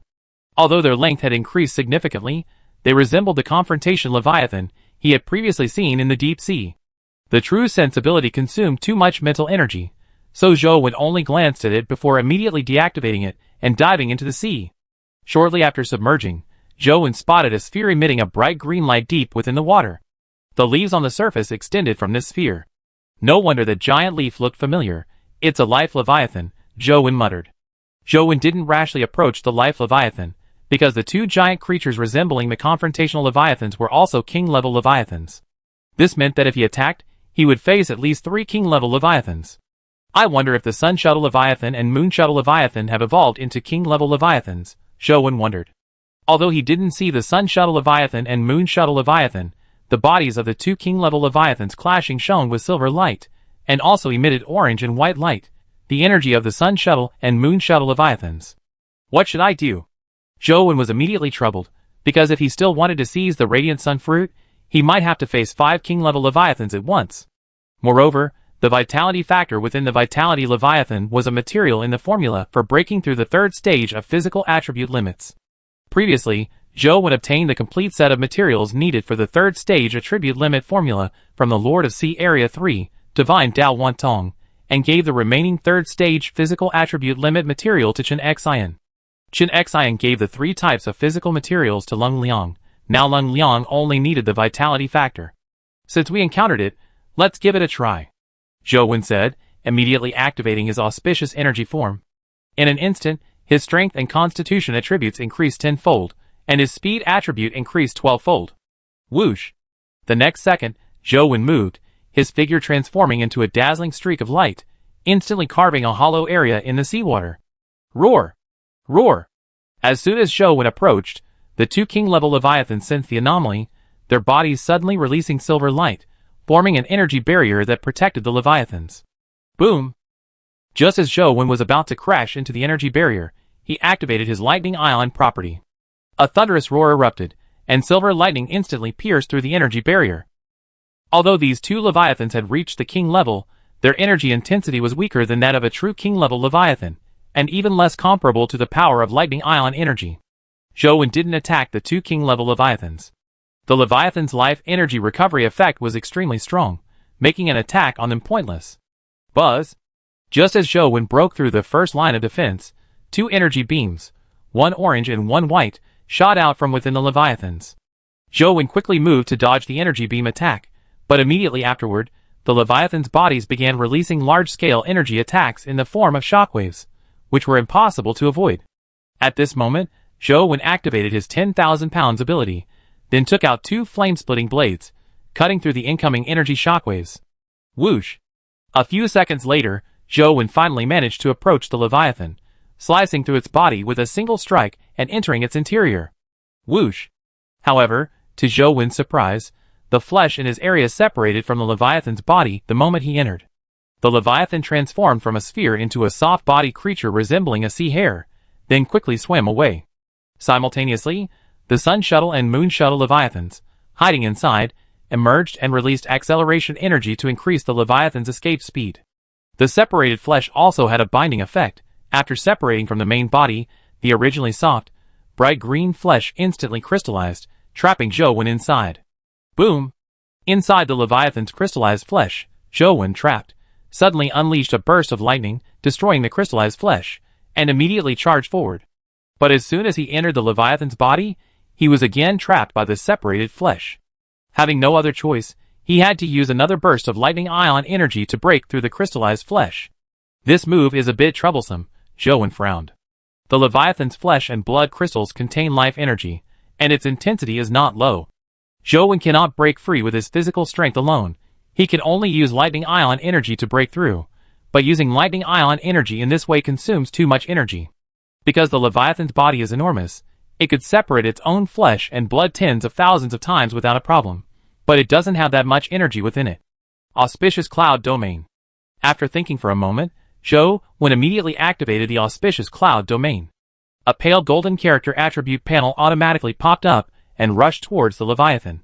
When the pale golden character attribute panel collided with the Leviathan's body, the auspicious energy and the Leviathan's life energy briefly clashed. The auspicious energy was slightly stronger, but not enough to pull the Leviathan into the domain. Chapter 11:16. Boom! A booming sound of energy rang out, and the pale golden character attribute panel flew back, forming a 20,000-meter diameter auspicious cloud domain around Zhou. Whoosh! After activating the auspicious cloud domain, Zhou once again charged towards the life Leviathan, burrowing into its flesh. This time, after the life Leviathan separated its flesh, the flesh could no longer crystallize, because the life energy within the flesh had been neutralized by the auspicious cloud domain. Now, Zhou's speed was no longer slowed down by the flesh's confinement, allowing him to continuously chase the life Leviathan and burrow into its body. After chasing for some time, the life Leviathan's size had shrunk by half. "Here, have all the meat, just stop chasing me." Just then, as Zhou approached the Leviathan of Vitality, a voice suddenly rang in his mind. Then, the Leviathan separated 90% of its body, leaving only 1/10 to carry its core away. "Give me the substance encasing your core, and I won't chase you anymore," Zhou said. "Here you go! Here you go!" The Leviathan of Vitality was only 50,000 meters long and couldn't be split any further, so it quickly spat out a layer of energy gel encasing its core. "Alright, I spare your life." Zhou condensed and acquired the energy. Ding! Gained Vitality Factor X1. Then, Zhou turned and charged towards the two king-level Leviathans that had been chasing him, killing them as quickly as possible and obtaining their cores and treasure chests. Ding! Gained Sharp Core X2. Ding! Sharp Core. Gain Sharpness Trait upon use. When Sharpness Trait is activated, Sharpness energy can be used freely, while simultaneously releasing king-level pressure. Leviathan of the Edge. Stage Adult. Length 340,000 meters. Weight 5.9 billion tons. Description: after absorbing the energy of the Sun Fruit, the Leviathan of the Edge mutated and evolved into a king-level Leviathan. Its edge is already evident, no longer needing to contend. As expected, it evolved from the Leviathan of the Edge, Zhou said after reviewing the Leviathan of the Edge's biographies. Then, Zhou used a king-level Leviathan corpse containment sphere to collect all the flesh and blood separated from the Leviathan of Life, and then sent it to Jiangge, a member of the Jiangge Guild residing in Sea Area 10. Since returning from the mission to explore Survivor Sea Area 3, Jiangge has risen from an ordinary member to a core member of the Jiangge Guild. Zhou also rewarded Jiangge with a golden armor, a Sea Abyss level core, and a Sea Abyss level transformation stage material, allowing him to leap from a survivor of average strength to a powerful figure in Sea Area 10. Zhou instructed Jiangge to place the Vitality Leviathan flesh from the king-level Leviathan corpse collection sphere in the sea near the main island, then had Jiangge send the king-level Leviathan corpse collection sphere back. After temporarily placing the remaining sharp Leviathan corpse in Sea Area 10, using the king-level Leviathan corpse collection sphere, Zhou found the Radiant Sun Fruit, quickly decomposed it, and stored it in the system interface. Finally, Zhou returned to the location of the Sunset Leviathan, brought Chen Xian back with him, and then returned to the stomach wall space of the illusionary scale. "I release the Radiant Sun Fruit tomorrow to try and attract the king-level Leviathan," Zhou said calmly, as it was already quite late. Subsequently, Zhou placed the Vitality Leviathan flesh, and the two sharp Leviathan corpses he had just obtained in the Energy Rainbow Tree Sea area, then remained in the colorful bubble space to condense various energies. During the energy gathering process, Zhou sent the Vitality Factor to Lung Liang, allowing Lung Liang's physique attributes to enter the fourth stage. He then opened the Leviathan's treasure chest. Ding! Obtain Leviathan Gene Potion X1. Ding! Obtain Leviathan Energy Crystal X1. Ding! Obtain Leviathan Sword X1. Ding! Obtain Travel Token X1. The first Leviathan treasure chest contained only these items. Zhou quickly glanced at the Leviathan Gene Potion. After integration, it allowed him to condense Leviathan energy within his body by consuming Leviathan flesh, but it had no special effects. Ding! Leviathan Sword. Injects Leviathan energy internally. A 100-meter sword beam can be released during thrusts. Not bad, a king-level weapon. Zhou nodded, then began examining the second treasure chest. The second Leviathan treasure chest contained similar items, except the Leviathan sword was replaced by a Leviathan power frame. Asterisk ding. Sharpness power frame. Grants the sharpness power attribute upon use, increasing base strength by 20%. Asterisk. After examining the items in the two treasure chests, Zhou sent two sharpness cores and sharpness Leviathan gene potions to Jiang Haitao and Chen Xian respectively. He sent the sharpness sword and sharpness power frame to Chen Xian. Jiang Haitao already had the burning power frame, so he didn't need it. The night passed quickly. On the morning of day 405, Zhou returned to the Phantom Scale's stomach wall space. After feeding the Phantom Scale, he went to the main island of Sea Area 10 and gave two sharpness energy crystals to the Auspicious Cloud Leviathan and the Radiant Sun Leviathan respectively. Then he asked the Auspicious Cloud Leviathan for some auspicious energy. The Radiant Sun Leviathan could also provide him with energy, but he didn't want it. After returning to the dreamlike sea, Zhou immediately left the stomach wall space and quickly moved away from the illusion scale. Once he had a safe distance, he released all the sun fruits from his system email. Hopefully, this will attract a Leviathan of divine sense, Zhou thought hopefully. For the next few days, Zhou remained in the same spot. 1 day, 2 days, 3 days. Until the afternoon of the 3rd day, the energy within the sun fruit fragments completely dissipated, and he still hadn't seen a king-level Leviathan, or even a single living creature. It seems there really are no living things left in this sea area, Zhou sighed. Having failed to attract them with the sun fruits, Zhou could only continue having the illusion scale search, hoping to find the corpse of a Leviathan of divine sense. Time passed day by day, and soon it was the 413th day. In these 5 days, Zhou hadn't encountered a second king-level Leviathan corpse. Could it be that there really isn't a Leviathan in the Dream Sea? Zhou felt a sense of despair. If it wasn't in the Dream Sea, he didn't know where else to look. Survivor World Number 1 was the first to arrive in the Endless Sea. I wonder if the Emperor of Survivor World Number 1 has it, Zhou thought to himself.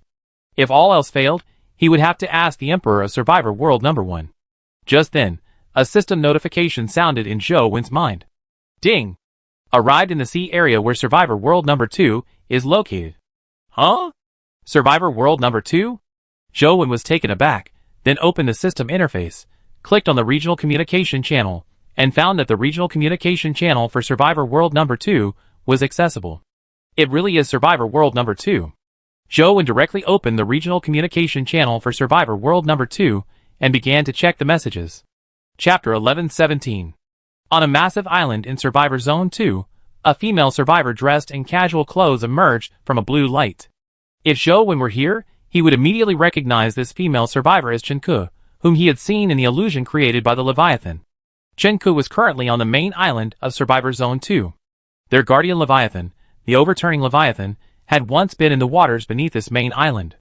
But just 20 days ago, they suddenly discovered that the overturning Leviathan had died. Even more strangely, the timeline in the Survivor world had abruptly jumped from 213 days to 393 days. They had no recollection of the missing 180 days, only vaguely remembering participating in several treasure hunt trials. They couldn't remember anything that happened after the treasure hunt trials ended. However, when the survivors of Zone 2 were communicating in the regional chat channel, they discovered something strange. Everyone seemed to have had the same dream. In the dream, Areas 1 through 9 of Sea Area 2 were relentlessly attacking the survivors of Area 10, ultimately succeeding in wiping out Area 10. This dream seemed to repeat itself over and over again. This bizarre event sparked days of discussion among the survivors of Sea Area 2 in the regional chat channel. Some speculated it was a bug in the world system's time display, while others guessed they had collectively traveled through time. Still others theorized that they had actually died upon arriving at the Endless Sea, and their souls were merely repeating past actions. But among these various speculations, the most widely accepted theory was that they had encountered some kind of powerful Leviathan creature. Furthermore, judging from the death of the Leviathan that guarded the Sea Leviathan, the powerful Leviathan creature was likely an Emperor-level Leviathan. As for how the Emperor-level Leviathan suddenly caused them to lose 180 days, and why it didn't kill them, the survivors have no idea. At this moment, Chenke, with a thought, donned a suit of azure armor and headed to a massive palace in the center of the main island. She came here, as the Queen of District 10, to show her submission to the Queen of District 1. Since the Deep Sea, survivors from the 9 districts have been relentlessly attacking the survivors of District 10. The number of survivors in District 10 has dropped to just over 1 million. If this continues, District 10 will truly be wiped out. Previously, because of the Sea Leviathan, survivors from each district could exchange Leviathan's flesh and blood for energy crystals, preventing a significant power gap between the 10 districts. Her strength as the Queen of District 10 far surpasses that of the survivor queens of the other districts, making the other survivors wary of her, and thus uniting against her. However, now that the Leviathan of the Sea is dead, its core and treasure chest have been obtained by the Queen of District 1. The Queen of District 1 also obtained a sea-turning fork with king-level energy from the treasure chest. Having acquired a king-level weapon, the Queen of District 1 now possesses the power to unify Survivor Sea Area 2. Therefore, in Chenke's view, District 10 is no longer a threat to the other 9 districts. A dozen days ago, Chen Xian had already privately communicated with the Queen of District 1 and the survivor queens of the other 8 districts through the system interface. From now on, all 9 survivor queens of Sea Area 2 will submit to the Queen of District 1, and the survivors of District 10 will no longer be besieged by survivors from other districts. Over the past 10 days, Chen Xian has gathered all the survivors from District 10 who were scattered elsewhere, and rebuilt District 10 on the main island outside Sea Area 2. Chenke accompanied him to the main island, not only to express his submission to the King of District 1, but also to discuss the future development of the survivors in Sea Area 2 with the other survivor kings. After all, without the Guardian Leviathan, exploring the endless sea would be quite dangerous for the survivors. Clang! The palace doors opened, and Chenka entered, arriving at a magnificent golden conference room. 6 survivor kings were already present. The King of District 1 sat high on the golden throne at the far end of the conference room, while the other 5 survivor kings sat on silver thrones on either side. Greetings, Your Majesty the Sea King. All the survivors from District 10 have returned and built a branch island outside the main island. All the survivors of District 10 are willing to submit to you. Chenka knelt on one knee before the golden throne, declaring her allegiance to the King of District 1. Ha ha ha. I never thought that the once fiercely independent Miss Chen would one day kneel before me. Looking at Chenka kneeling before the throne, the King of District 1 couldn't help but burst into laughter. Chenka was once the strongest survivor king in Sea Area 2. The survivor kings of the 9 districts dared not face her alone, yet now she could only obediently kneel before him. The King of District 1's gaze brazenly surveyed Chenka's body, his eyes gleaming with lust. Today, he would conquer this wild horse. The King of District 1 slowly rose from the golden throne, step by step descending the throne to Chenka's side, then reached out and helped her up. Miss Chen, we're no longer enemies, so there's no need for you to wear armor anymore. The King of District 1, looking at Chenka's curvaceous figure, helped her up and casually touched her hand, seemingly enjoying it despite the armor. Chenka frowned slightly and took a half step back, but didn't show her disgust. District 10 couldn't afford to fight the other 9 districts anymore, otherwise, the scene of District 10 being wiped out in her dreams might very well become a reality. I'm used to wearing armor, Chen Xian said respectfully. Heh, Chen Ke, let me be frank. Your strength is too great. I'm very uneasy. Unless you hand over all your powerful traits and become my woman, District 10 has no reason to exist, the King of District 1 threatened, seeing that Chenka didn't seem to grasp the situation. You? Chenka's expression changed, a surge of anger rising within her, but she hadn't come here to escalate the conflict with the King of District 1, so she held back. Lord Sea Emperor, you have obtained the core and treasure chest of the Leviathan, and possess a king-level weapon. I am no longer your match, and I will not be your enemy in the future, Chenka stated again. Verbal promises are worthless, the King of District 1 said with a smile, shaking his head. I now give Miss Chen 2 choices. 1. Hand over all your powerful traits and become my royal consort. 2. Annihilate District 10. The King of District 1 said coldly at the end. Chapter 11:18. Chen Ke, you better think this through carefully. The King of District 1 finished speaking, and returned to his seat on the golden throne. King of District 10, I advise you to agree quickly. Haven't you noticed that 3 survivor kings are missing? At this moment, the King of District 3, sitting on the silver throne beside him, spoke up. You? Chen Ke's expression changed drastically. He immediately tried to cancel his journey and return to District 10's island, but a notification sounded in his mind that the space was sealed. What's wrong with becoming the Sea Emperor's consort? King of District 10, just agree. If you delay any longer, all the survivors in District 10 will die. The King of District 5 said. Despicable and shameless. Chen Ke's eyes were filled with rage. He instantly activated his 3 powerful traits, and was about to rush out of the palace to rescue the survivors of District 10. But as soon as he moved, he was stopped by the 5 survivor kings from Zones 2, 3, 5, 8, and 9, all of whom activated their powerful abilities. Get out of my way, or one of you will die, Chen Ke said in a deep voice, 2 large swords appearing in his hands with a thought. Insolence. Chen Ke, you still want to threaten people with your previous suicide attack? Do you not respect me? The Zone 1 king shouted angrily, then his palm flashed with blue light, and a harpoon, entirely azure blue with deep blue patterns on its surface, appeared, the king-level weapon, the sea-turning harpoon. Chen Ke, I don't want to kill you. Don't force me to attack you. The Zone 1 king said, twisting his wrist and forcefully pointing the sea-turning harpoon at Chen Ke. The Zone 1 king's meaning was clear. If Chen Ke dared to attack one of the survivor kings, he would intervene, while also reassuring the other 5 survivor kings. Chen Ke, isn't it a good deal to trade yourself for 1,000,000 survivors in District 10? The King of District 1 sat back on his throne and spoke calmly. Anyway, I already sent people to clear out the survivors from District 10's island. Every second you delay, a survivor from District 10 will die because of you. Let's see how many more survivors from District 10 you kill. The King of District 1 said with a smile, confident he had Chinka cornered. Boom! Chinka ignored the King of District 1's words, suddenly unleashing her energy and charging directly towards the Survivor King. Chinka didn't choose to compromise because she knew that even if she agreed to the King of District 1's conditions, they would still massacre District 10. At that point, she would lose her strength, and she probably wouldn't even have a chance to die together with them. It was better to fight back with all her might now. Bang! Bang! Bang! Chinka clashed with 5 Survivor Kings. The energy blasts from the battle quickly destroyed the palace, which had only been built a little over 10 days prior, causing it to collapse.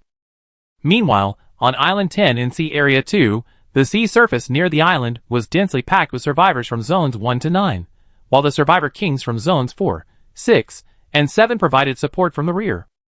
Haha, Zone 10 will be wiped out today. That stupid woman actually believed we let Zone 10 go, the King of Zone 6 scoffed. Too bad, that woman will belong to the Sea Emperor from now on. We won't have a chance to taste her, the King of Zone 4 sighed. That's not necessarily true.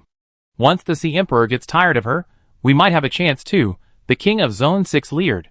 That's right, I see how powerful she is then, ha ha ha. The King of District 4 laughed loudly. Meanwhile, on the island of District 10, the survivors of District 10 were already fighting against survivors from other districts, but the enemy's numbers outnumbered those of District 10 survivors by dozens of times. District 10 had no chance of winning. Annihilation was a foregone conclusion. These bastards. Beasts. Untrustworthy villains. Shinhong cursed as she fought a powerful player from District 6. Why? The King of District 1 obtained the corpse of the Leviathan of the Sea, clearly possessing unparalleled strength. Why is he still trying to wipe us out? Chugu roared in confusion. I thought we'd be betrayed by you, a traitor, like in my dream, but I never expected it to end like this. Zhang Hao forcefully knocked back a powerful player from District 7, then casually killed a survivor from District 4. Whoosh whoosh whoosh. Behind the survivors of Zone 10, Wang Menghan rapidly unleashed storm arrows, decimating survivors from other zones in large numbers, while Wu Mujuan stood guard beside her. It's over, Zone 10 is gone again. Wu Mujuan sighed deeply. Hopefully, Boss Chen can escape. There will be a chance to avenge us later. Wang Menghan said. Can Boss Chen still escape? Didn't the King of Zone 1 get a king-level weapon? Wu Mujuan felt hopeless. There's still a chance.